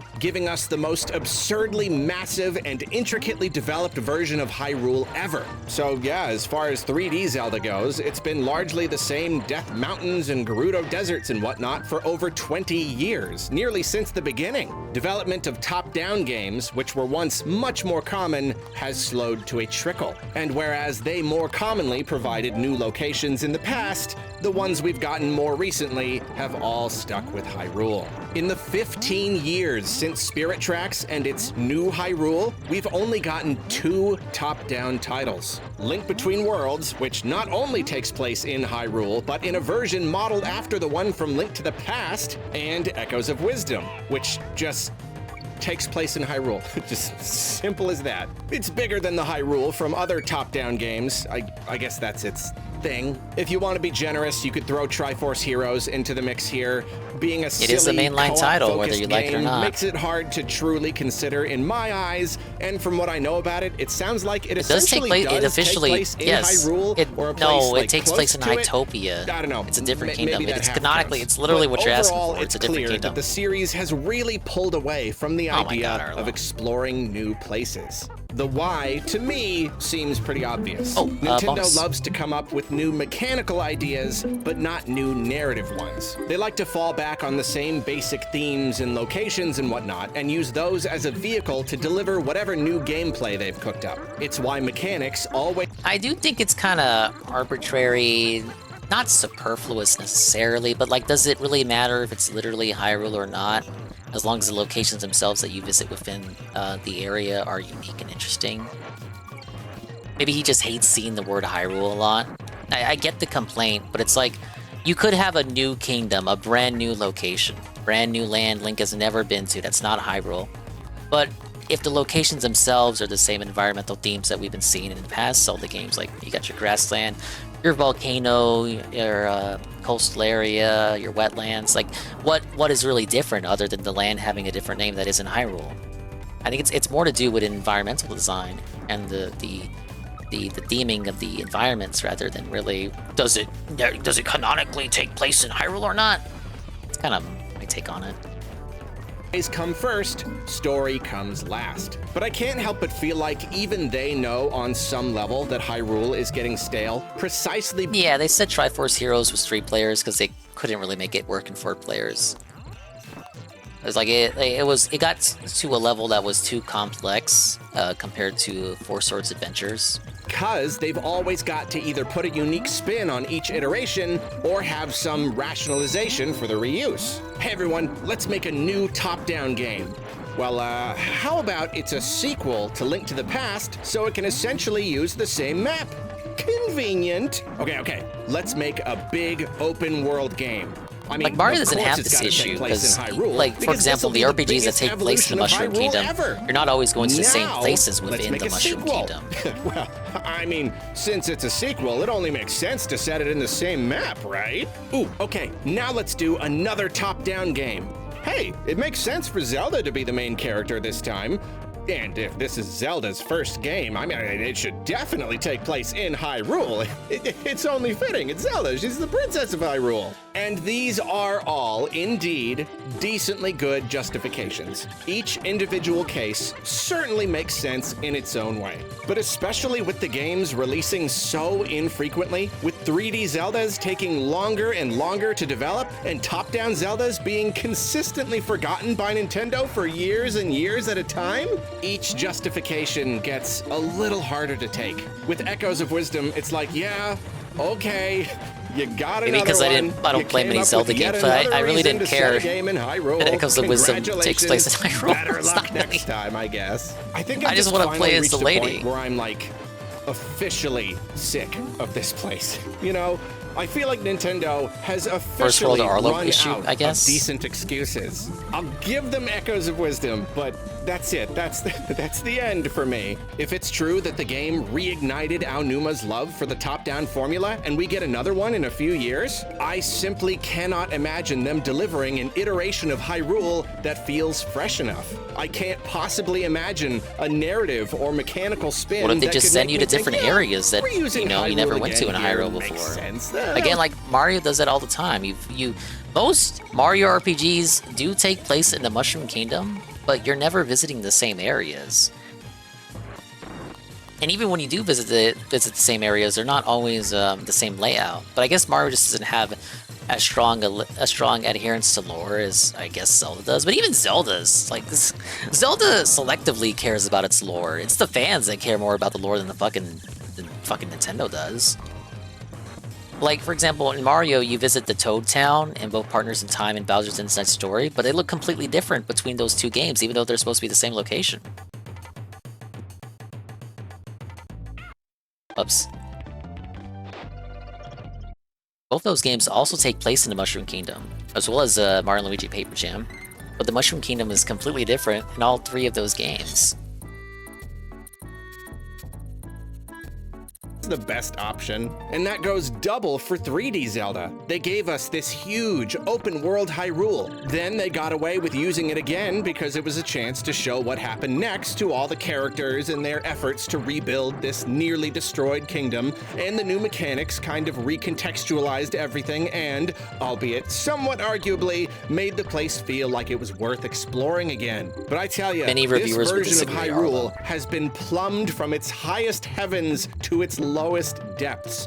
There is nothing else you can do here. How Nintendo can possibly follow up Tears of the Kingdom, considering where the series has been Breath of the and Wild what their 3, current baby. philosophies are, is Suffer. a much bigger discussion for another day. Classic Zelda but fans. I'm at least confident in saying that the next 3D Zelda can't take place in Hyrule. If they stick with this open-air structure, how could they bring us back to Hyrule again? I mean, hey, maybe it's possible, but it would require reshaping not just the landscape, but the entire gameplay and narrative experience so dramatically that I'm not sure if it's within Nintendo's abilities, or at least their desires. Like, reusing the same map a third time? They would need to make it literally unrecognizable, set in some future so distant that everything has changed. Hey, maybe Hyrule is totally rebuilt and filled with cities and temples. Maybe this is their chance to give us a full sci-fi Zelda experience. I'll take the same map again if it's now covered in skyscrapers and hoverbikes. And if they didn't reuse the same map, but did want to set the game in Hyrule and also still go with the whole open air thing, what do? Just mix it all up and start again? Put Death Mountain Played almost all the Zelda Hylia games, and not the Hyrule Oracle games. I just Castle don't care if it's set in slightly Hyrule or not. I different care about if the places? game is Make good. the Yeah. map I mean, even like, if bigger? the game is good, I story certainly would be a don't part like of that to idea. consider. So I it's like, feel I'm not we're already saying approaching his arguments don't have diminishing returns merit. in regards to But I think it's like less to do with does it take place in Hyrule and more to do if like the environments you explore within that area are something that you give a shit about. It's Skyward Sword because it lacked things to explore on after Wind Waker and Twilight Princess. I liked how in Skyward Sword the dungeons were... You had dungeons and the overworld itself felt like a dungeon. Progressing from dungeon to dungeon was itself a dungeon. I thought that was done pretty well. Size here. I just can't see how they could do it. I can't see how they could give us another Hyrule and have it feel like anything but a cheat. Like them taking the easy way out because they simply can't be bothered to come up with something new. That's not necessarily to say that this only comes down to their willingness or lack thereof to come up with new ideas. You know, it's not just Nintendo being lazy or whatever. I think a lot of it is that Nintendo knows familiarity is important. It's why they went through a period where they didn't want Mario to be too weird. They like the idea that a person who hasn't played a Nintendo game for 20 years can pick up the latest one and feel like they're just slipping right back into the same comfy pair of shoes. He understands that much. I think that does have a lot to do with it. Hyrule, because they feel that a Hyrule-based Zelda game has more broad appeal. I don't feel like arguing that point today, but I do think that's their perspective on the matter. If they can get away with using Hyrule, they want to. If they get weird with it, there's a chance that the end product will be a little less approachable to long-returning players. Thus, their over-reliance on Ganon as a villain. We all know who Ganon is. If you've played even just the first game, nearly 40 years ago, you will intuitively understand what most subsequent Zelda games are about. Oh shit, he can do that? But you can only rely on familiarity to a point. There will come a time when you've got to do something new. And I really do think that for both 3D and top-down Zelda, Nintendo has kind of painted themselves into a corner. They've got to set the next game somewhere outside of Hyrule in a new kingdom. Or heck, imagine returning to an old one. I really doubt they would do that, but man, it would be so cool. Whatever the case though, we just need something new.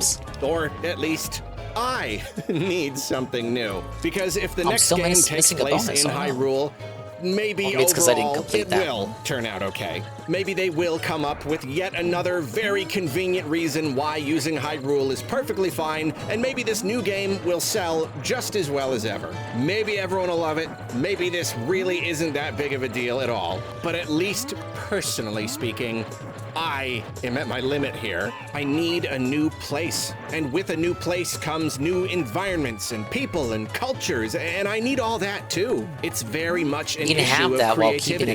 Limitation can breed innovation, but limiting yourself too much can lead to stagnation, to the endless recycling of old ideas. It probably goes without saying, but there's no doubt some of the most creatively interesting Zelda games have been the ones set in new places. Majora's Mask and Link's Awakening in particular are dearly treasured among fans for daring to be so different, so incredibly unique. The Oracle games wouldn't have captured my interest to nearly the same degree if they didn't offer two entire new lands for me to explore. And I have problems with Phantom Hourglass and Spirit Tracks, mainly the controls, obviously. But if there's anything I adore about those games, it's that they just feel different. Zelda is all about that sense of wonder and exploration, and this requires surprise, novelty. Yes, you can instill this sense in the player by creating some exciting new mechanic or showing us something old but in a very new light. But this will only take us so far.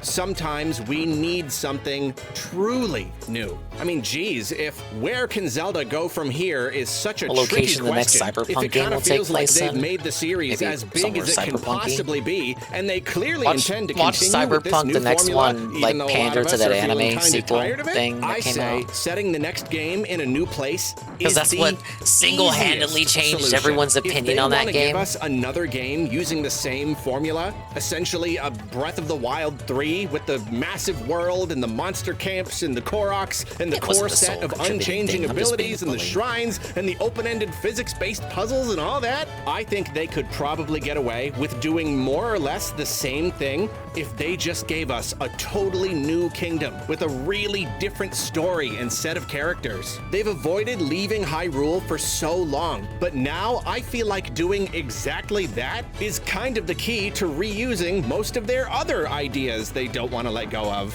If each game has something of an economy of ideas where just enough has to stay the same and just enough has to change and it's all got to balance out, it's time to pay the piper and give Link a first-class ticket to anywhere but here. What makes all this funny is that really, anyone asking for new Zelda locations is really not asking for a lot. I mean, if you want to look at the greater gaming landscape, setting dozens of games in the same singular place is actually not very common. It is not too much to ask for sequels to, at least sometimes, utilize new locales. But even recognizing the unique scenario we Zelda fans find ourselves in, wanting a new game set in a new kingdom is perfectly reasonable, because no one thinks that Zelda should never return to Hyrule. This entire video I've been complaining about Hyrule, making a case that we need to leave it behind, but even I know that we'll never leave Hyrule behind completely. Are you kidding? Just as I always hope for new Zelda villains, but I know that Ganon will always be the big cheese. I don't want to leave Hyrule behind forever any more than I want to leave our big desert pig boy behind forever. I just need a break. Something to break up this feeling of over-familiarity. Nostalgia can only go so far, and then it starts to lose that warm, comfortable feeling. I can only scale Death Mountain so many times in a row before it stops feeling like an old friend I bump into from time to time, and more like an overbearing coworker I see every day who won't stop talking about sports I'm not interested in and borrowing my Kewpie mayo. If the next 2D or 3D Zelda takes place outside of Hyrule, I'll know that means the one that comes next will almost certainly return to Hyrule. That's how it goes. When Nintendo does something different, it's at least partially so they can even more comfortably return to the usual later on. I recognize that, and I'm fine with it, because when they do return to the usual, I will also be more comfortable with it. Maybe I'll even be a little glad, like slipping on those old shoes. But work with me here. Absence makes the heart grow fonder. Let's give Hyrule a break. Just for a bit. 1 or 2 adventures. At that point, we'll see where I'm at and if I'm still feeling sick of Hyrule. Do any of you feel a little tired of this place? Is Guy pro or anti Hyrule? Is Zelda perhaps at its best when it's set in a familiar land? And most importantly, but he comes across as though he does hate Hyrule. Will finally give us a new I see his arguments, but I also see well, I for one I also see how you could debunk his arguments, or at least argue against them. In 9 Because you could make a new kingdom, a new area, but the areas could be generic, so it doesn't matter if it's a new kingdom lore-wise. It's still the areas still aren't exciting to explore.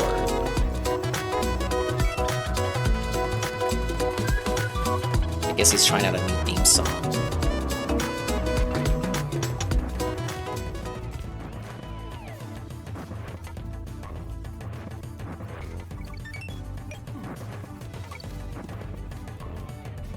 Overall, I see why he's making the complaints that he's making, but also, he's Arlo, so, he's wrong. I think, this will be the last level that I do. I guess we won't 100% this one tonight. We'll continue it on a later night, maybe tomorrow. Let me, remove this one from the list.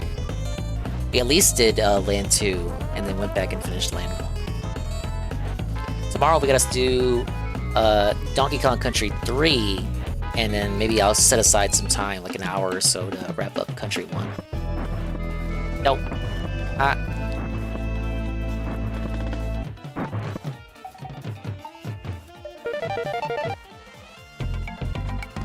Minor RTU vibes from current Arlo? How so? What do you mean by that? Minor RTU vibes?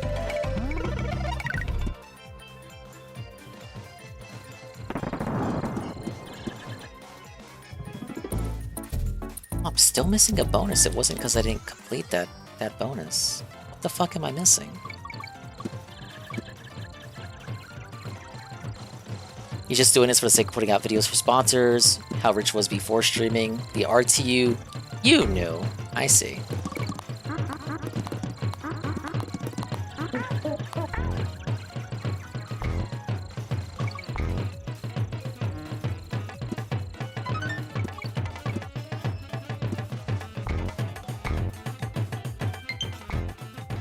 Low battery. And now the stream's really coming to a wind down.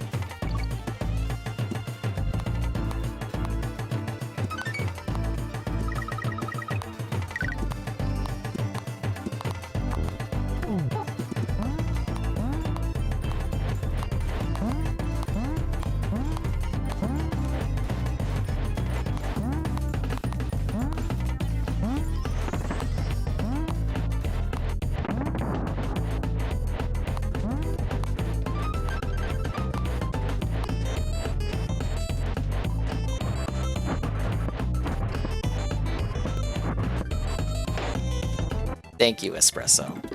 Okay, the secret's not down there. If you want Dingus to extend streams, sub now so we can get a backup battery. Oh no. No, I gotta hit the hay. My voice is shot. Fucking 9 hours straight. Why did you guys let me stream for 9 hours? What's wrong with you? It's 3 in the morning. I started at like 6.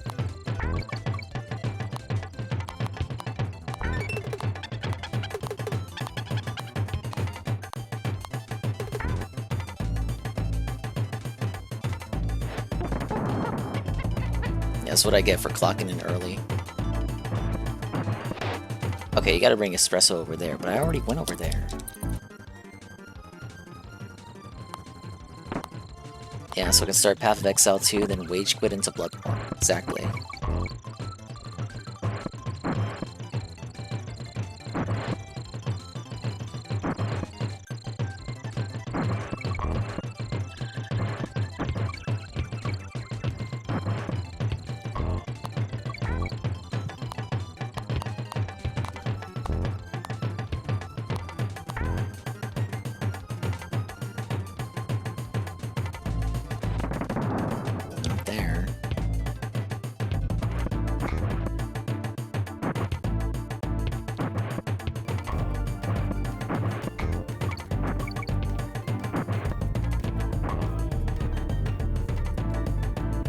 Up there.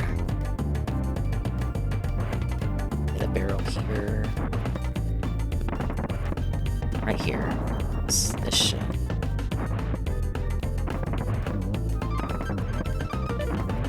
Oh, come on, dude. What a weird place to put a bonus. Fair enough.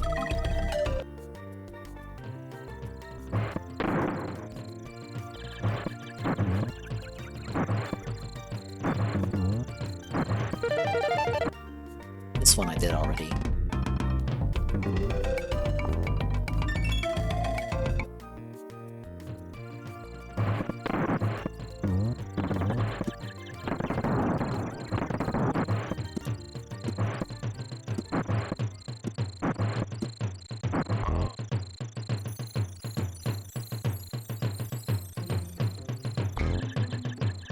Alright, was that the last bonus, please? It's still not. No! How many bonuses are in this world? Why? Literally, why?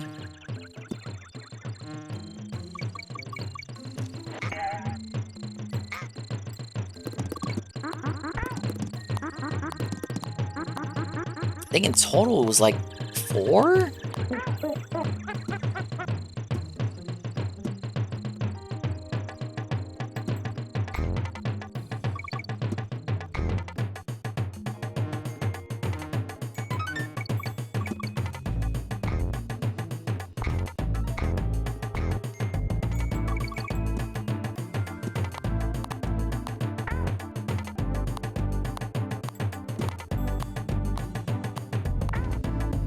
Oh my god, wait a minute, I got the worst theory in the world. What if it's right here? I gotta, like, take a barrel back or something. I don't know where else it could be.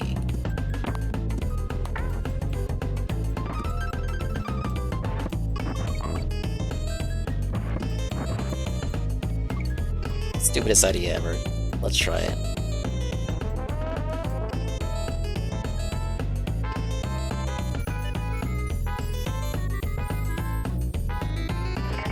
No!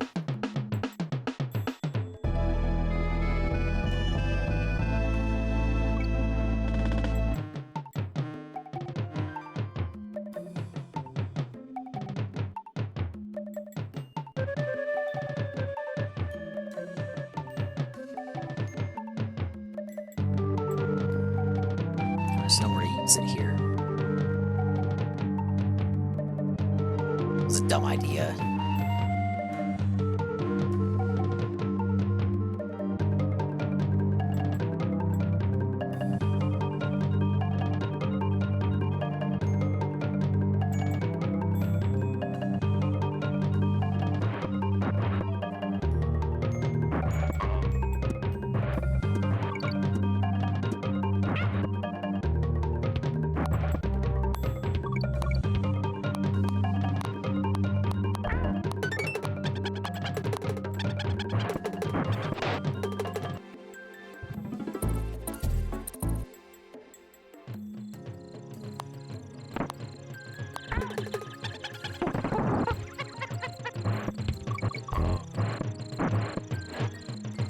Whoops.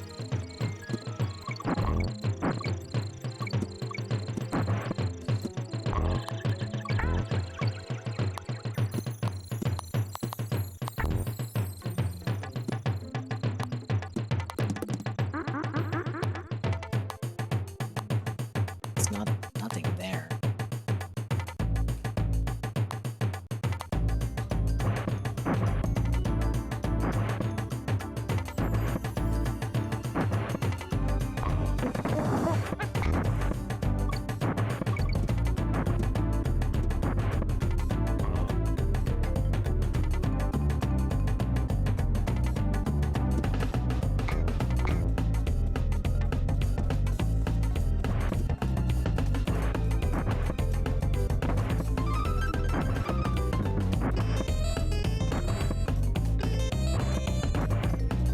There's 3 bonus rooms here.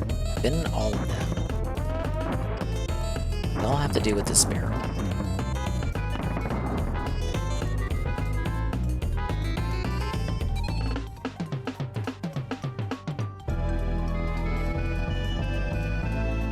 There's this area up here, but I didn't really think there was anything up there, but the extra golden figure and all that other nonsense.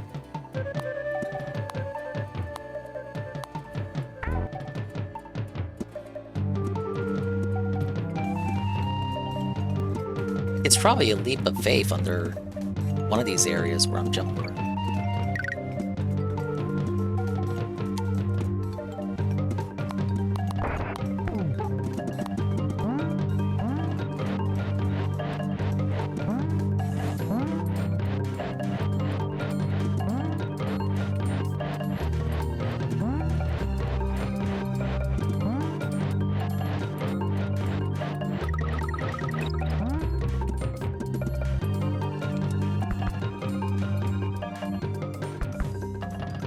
Oh, whoops.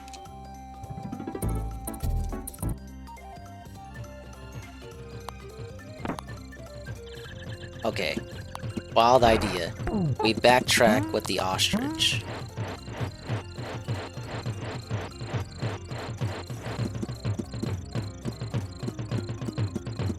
Only insane people would think to do this.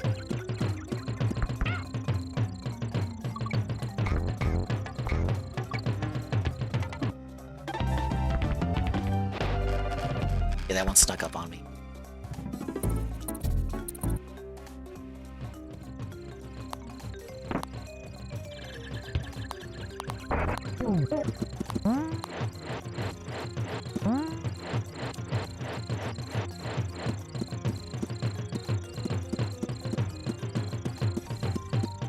It's fucking 4 of these sticks. You think that's enough, Rare?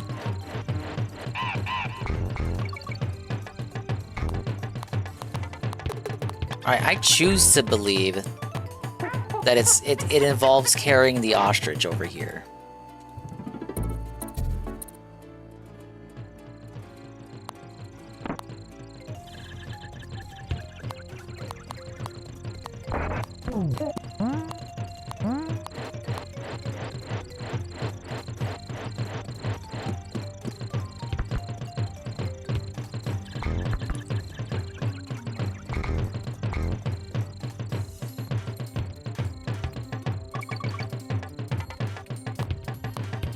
Oh god, the ostrich is gone. The ostrich is gone. He despawned.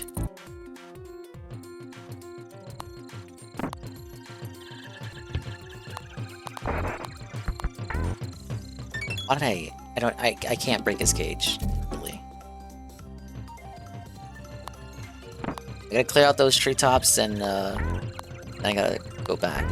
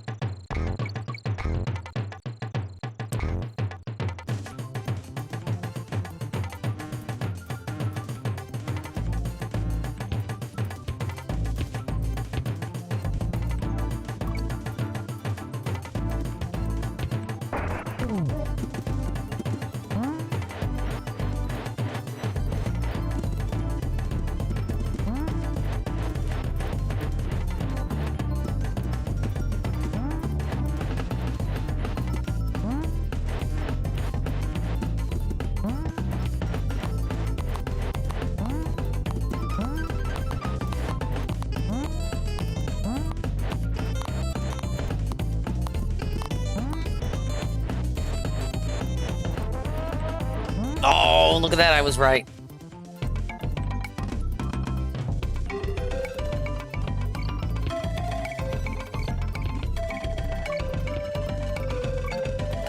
It's absolutely a cheeky rare dev moment.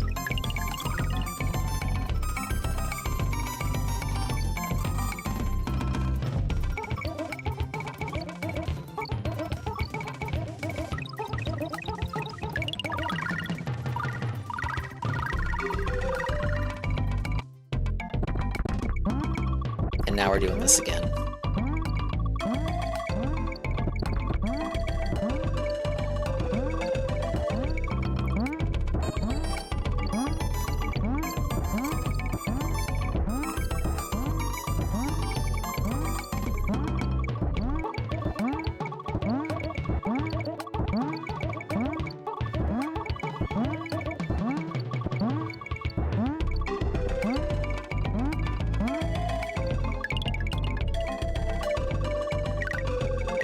Does that send me back to the bonus stage, or where am I gonna get sent? Oh god, I'm at the start of the level. Does that count? Oh my god, okay, we found every bonus. 5 bonuses! What's wrong with this game? The only thing that we're lacking in is Temple Tempest. Check where we are. 76%? We're getting there, we're getting there. Secrets are very well hidden in this one compared to the Game Boy games. Again, something that I attribute to the lack of memory real estate on the Game Boy. Anyway, guys, it's 4 AM. I'm gonna go to bed. We'll continue this and pick it up later today.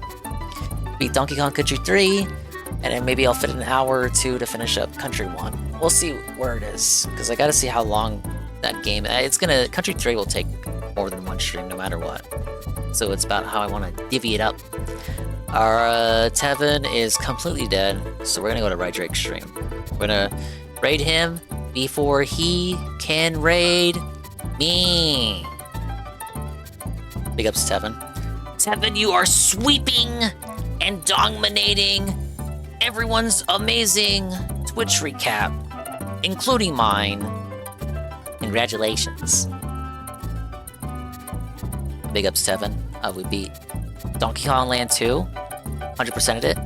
We 100%ed Donkey Kong Land 1. I was trying to 100% Donkey Kong Country 1. But it's too late. I'm gonna come back to it. It's not enough to just beat him. Gotta complete him. At the risk of my sanity.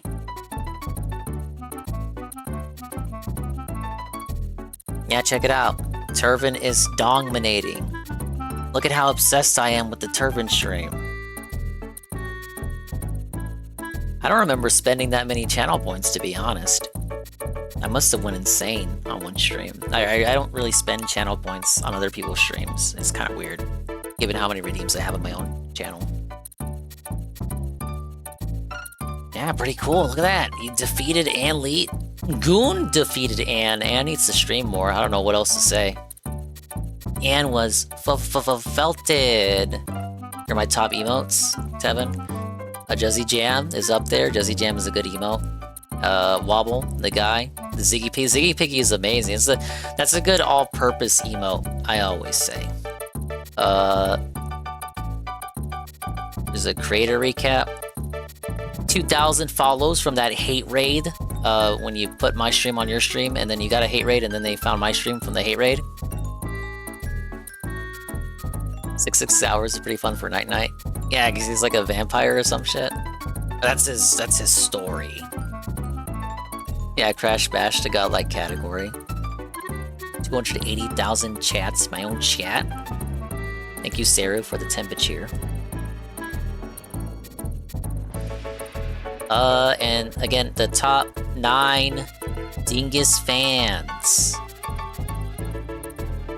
If you're on the list, you're a cool guy. Juzzy's there.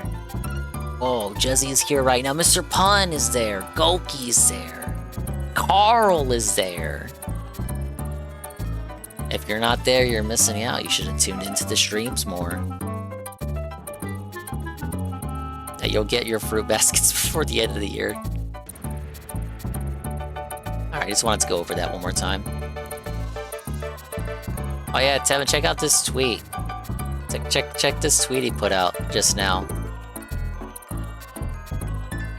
If you actually played something you enjoyed, it would garner an audience who enjoy watching you play something you like. The ADHD method of constantly switching games you play doesn't work anymore. Yes, because this worked every single time I played a JRPG like a Dragon or Dragon Quest. I kept playing it despite getting told by everyone to stop. Played 80 hours of low support streams, and everyone was upset with me. This method does not work, period. All of his tweets are made like 100 times better by the fact that this is his avatar. Like, look at him. He looks like he has problems. Like, I don't want to like fucking be ableist. Ah, yes, ableist. I'm a libregard now. I'm using those terms, but like, he looks like, I don't know, he sucks on thumbs. Thumbs that may not even be his own. He's a thumb who sucks on other thumbs that may not be his own. Really good way to get people to play Path of Exile 2 to like you by saying it's literally Diablo. This is legit rage. But yeah, Nurgle was trying to explain to me how they're not the same game. He looks for a base surface level comparison and then says, it's like this. It goes back to back in the day saying vampire, was that it? Vampire? Think Bloodborne. So all of his reviews of games is just like, it's like this. Think this. Think you're already familiar with. Oh, I guess it's only fair. Nothing is completely original nowadays, right? That's a DSP update.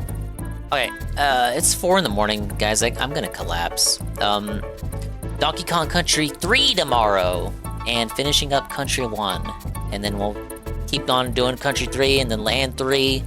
We'll see if they finally put up DK64 or not. If not, we just go into Tropical Freeze. I'm thinking about it. If we finish all the games and it's still December, because I still owe the other stuff for the charity event. But if we still got some time, I'll probably look up. We'll probably do other games in which you can play as DK, like maybe Mario Tennis or Mario Golf or something. I know Saru said he would like to do Mario Party on December 31st. I think that's a nice idea. Play the ROM hack. No, I want to suffer.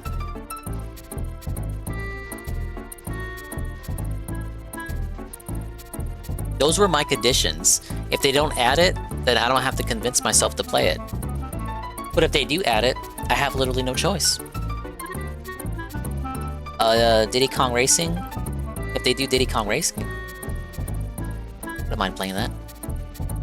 Oh yeah, but seriously, I gotta crash. Thank you guys for showing up to a big ol' meaty chunky 9-hour stream. Land 2 dominated, Land 1 completely dominated. In Country 1, 76% it said? 76, 78? I don't know. Expand Dong December. Delivering you the dominated game playthroughs that you crave so dearly. Thanks for stopping by! Oh, shit. I got up like twice and I feel like I should have gotten up more. I'm gonna go eat ham. I'm just gonna go into the fridge and get like a slice of ham and I'm just gonna go to town. I just want ham. I need to eat pig. Thank you to all the dingas, dongas, and swollen underscore ones who showed up to the end of the stream. Like Mr. Pun, Hiko Wiggle, Goki, JC, Almighty_Tevin. No, it's not even Turkey Day left. It's literally just sliced ham. This is how desperate I am. I don't even want to make it a sandwich. It's fucking tired. I'm just gonna fucking shout out on literally sliced ham. Kick Mix, Almighty_Tevin, JC, Josie51, Scoost, Nurgle, King Didi Duke, Rent Check. Right ended. Oh my god, right, you can't do anything right. GPM, Lurker Styles like ENFW, Alpha Elite TV, Aegis Keen, Stinky Zug, Bearded Biscuit, Carl, by Carl, Pim Pam, Cerulean, Marked One, Aqua Saber, Double A, Devoured Eagle, DJ for the Rich, Heavy Metal Gamer, Knock, Hyungoon, Law Power, Bo Itis, Pancake Mix, Shin the Robot, Scoost, Sinsacroy, Ted Stupid, and Sweet Bean 96. And that coward Rydrake went offline. What a cuckold. Well, you're not gonna be a cuckold when we send you to Miso stream. You're gonna be in bed with her. Won't be in the corner. He's doing a bed stream? I don't know. Pillow talk. So go say hi. Bye-bye, audios. Maybe time. We'll see you when we see you. And if we didn't see you, then we didn't see you. But if we did see you, then we saw you. And if we didn't see you, hopefully we will see you next time. If I can see myself in the mirror each and every single day, hopefully I can inspire viewers like you, Rue, too, who see themselves in their mirrors each and every single day.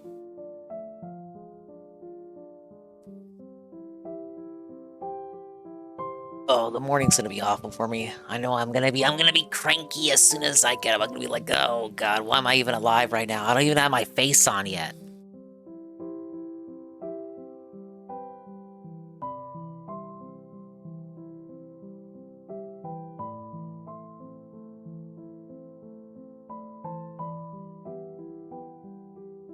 The raid message is me so sleepy and you so tired. Go fall asleep to Miso. She's the only person on. Tevin's dead. Completely dead.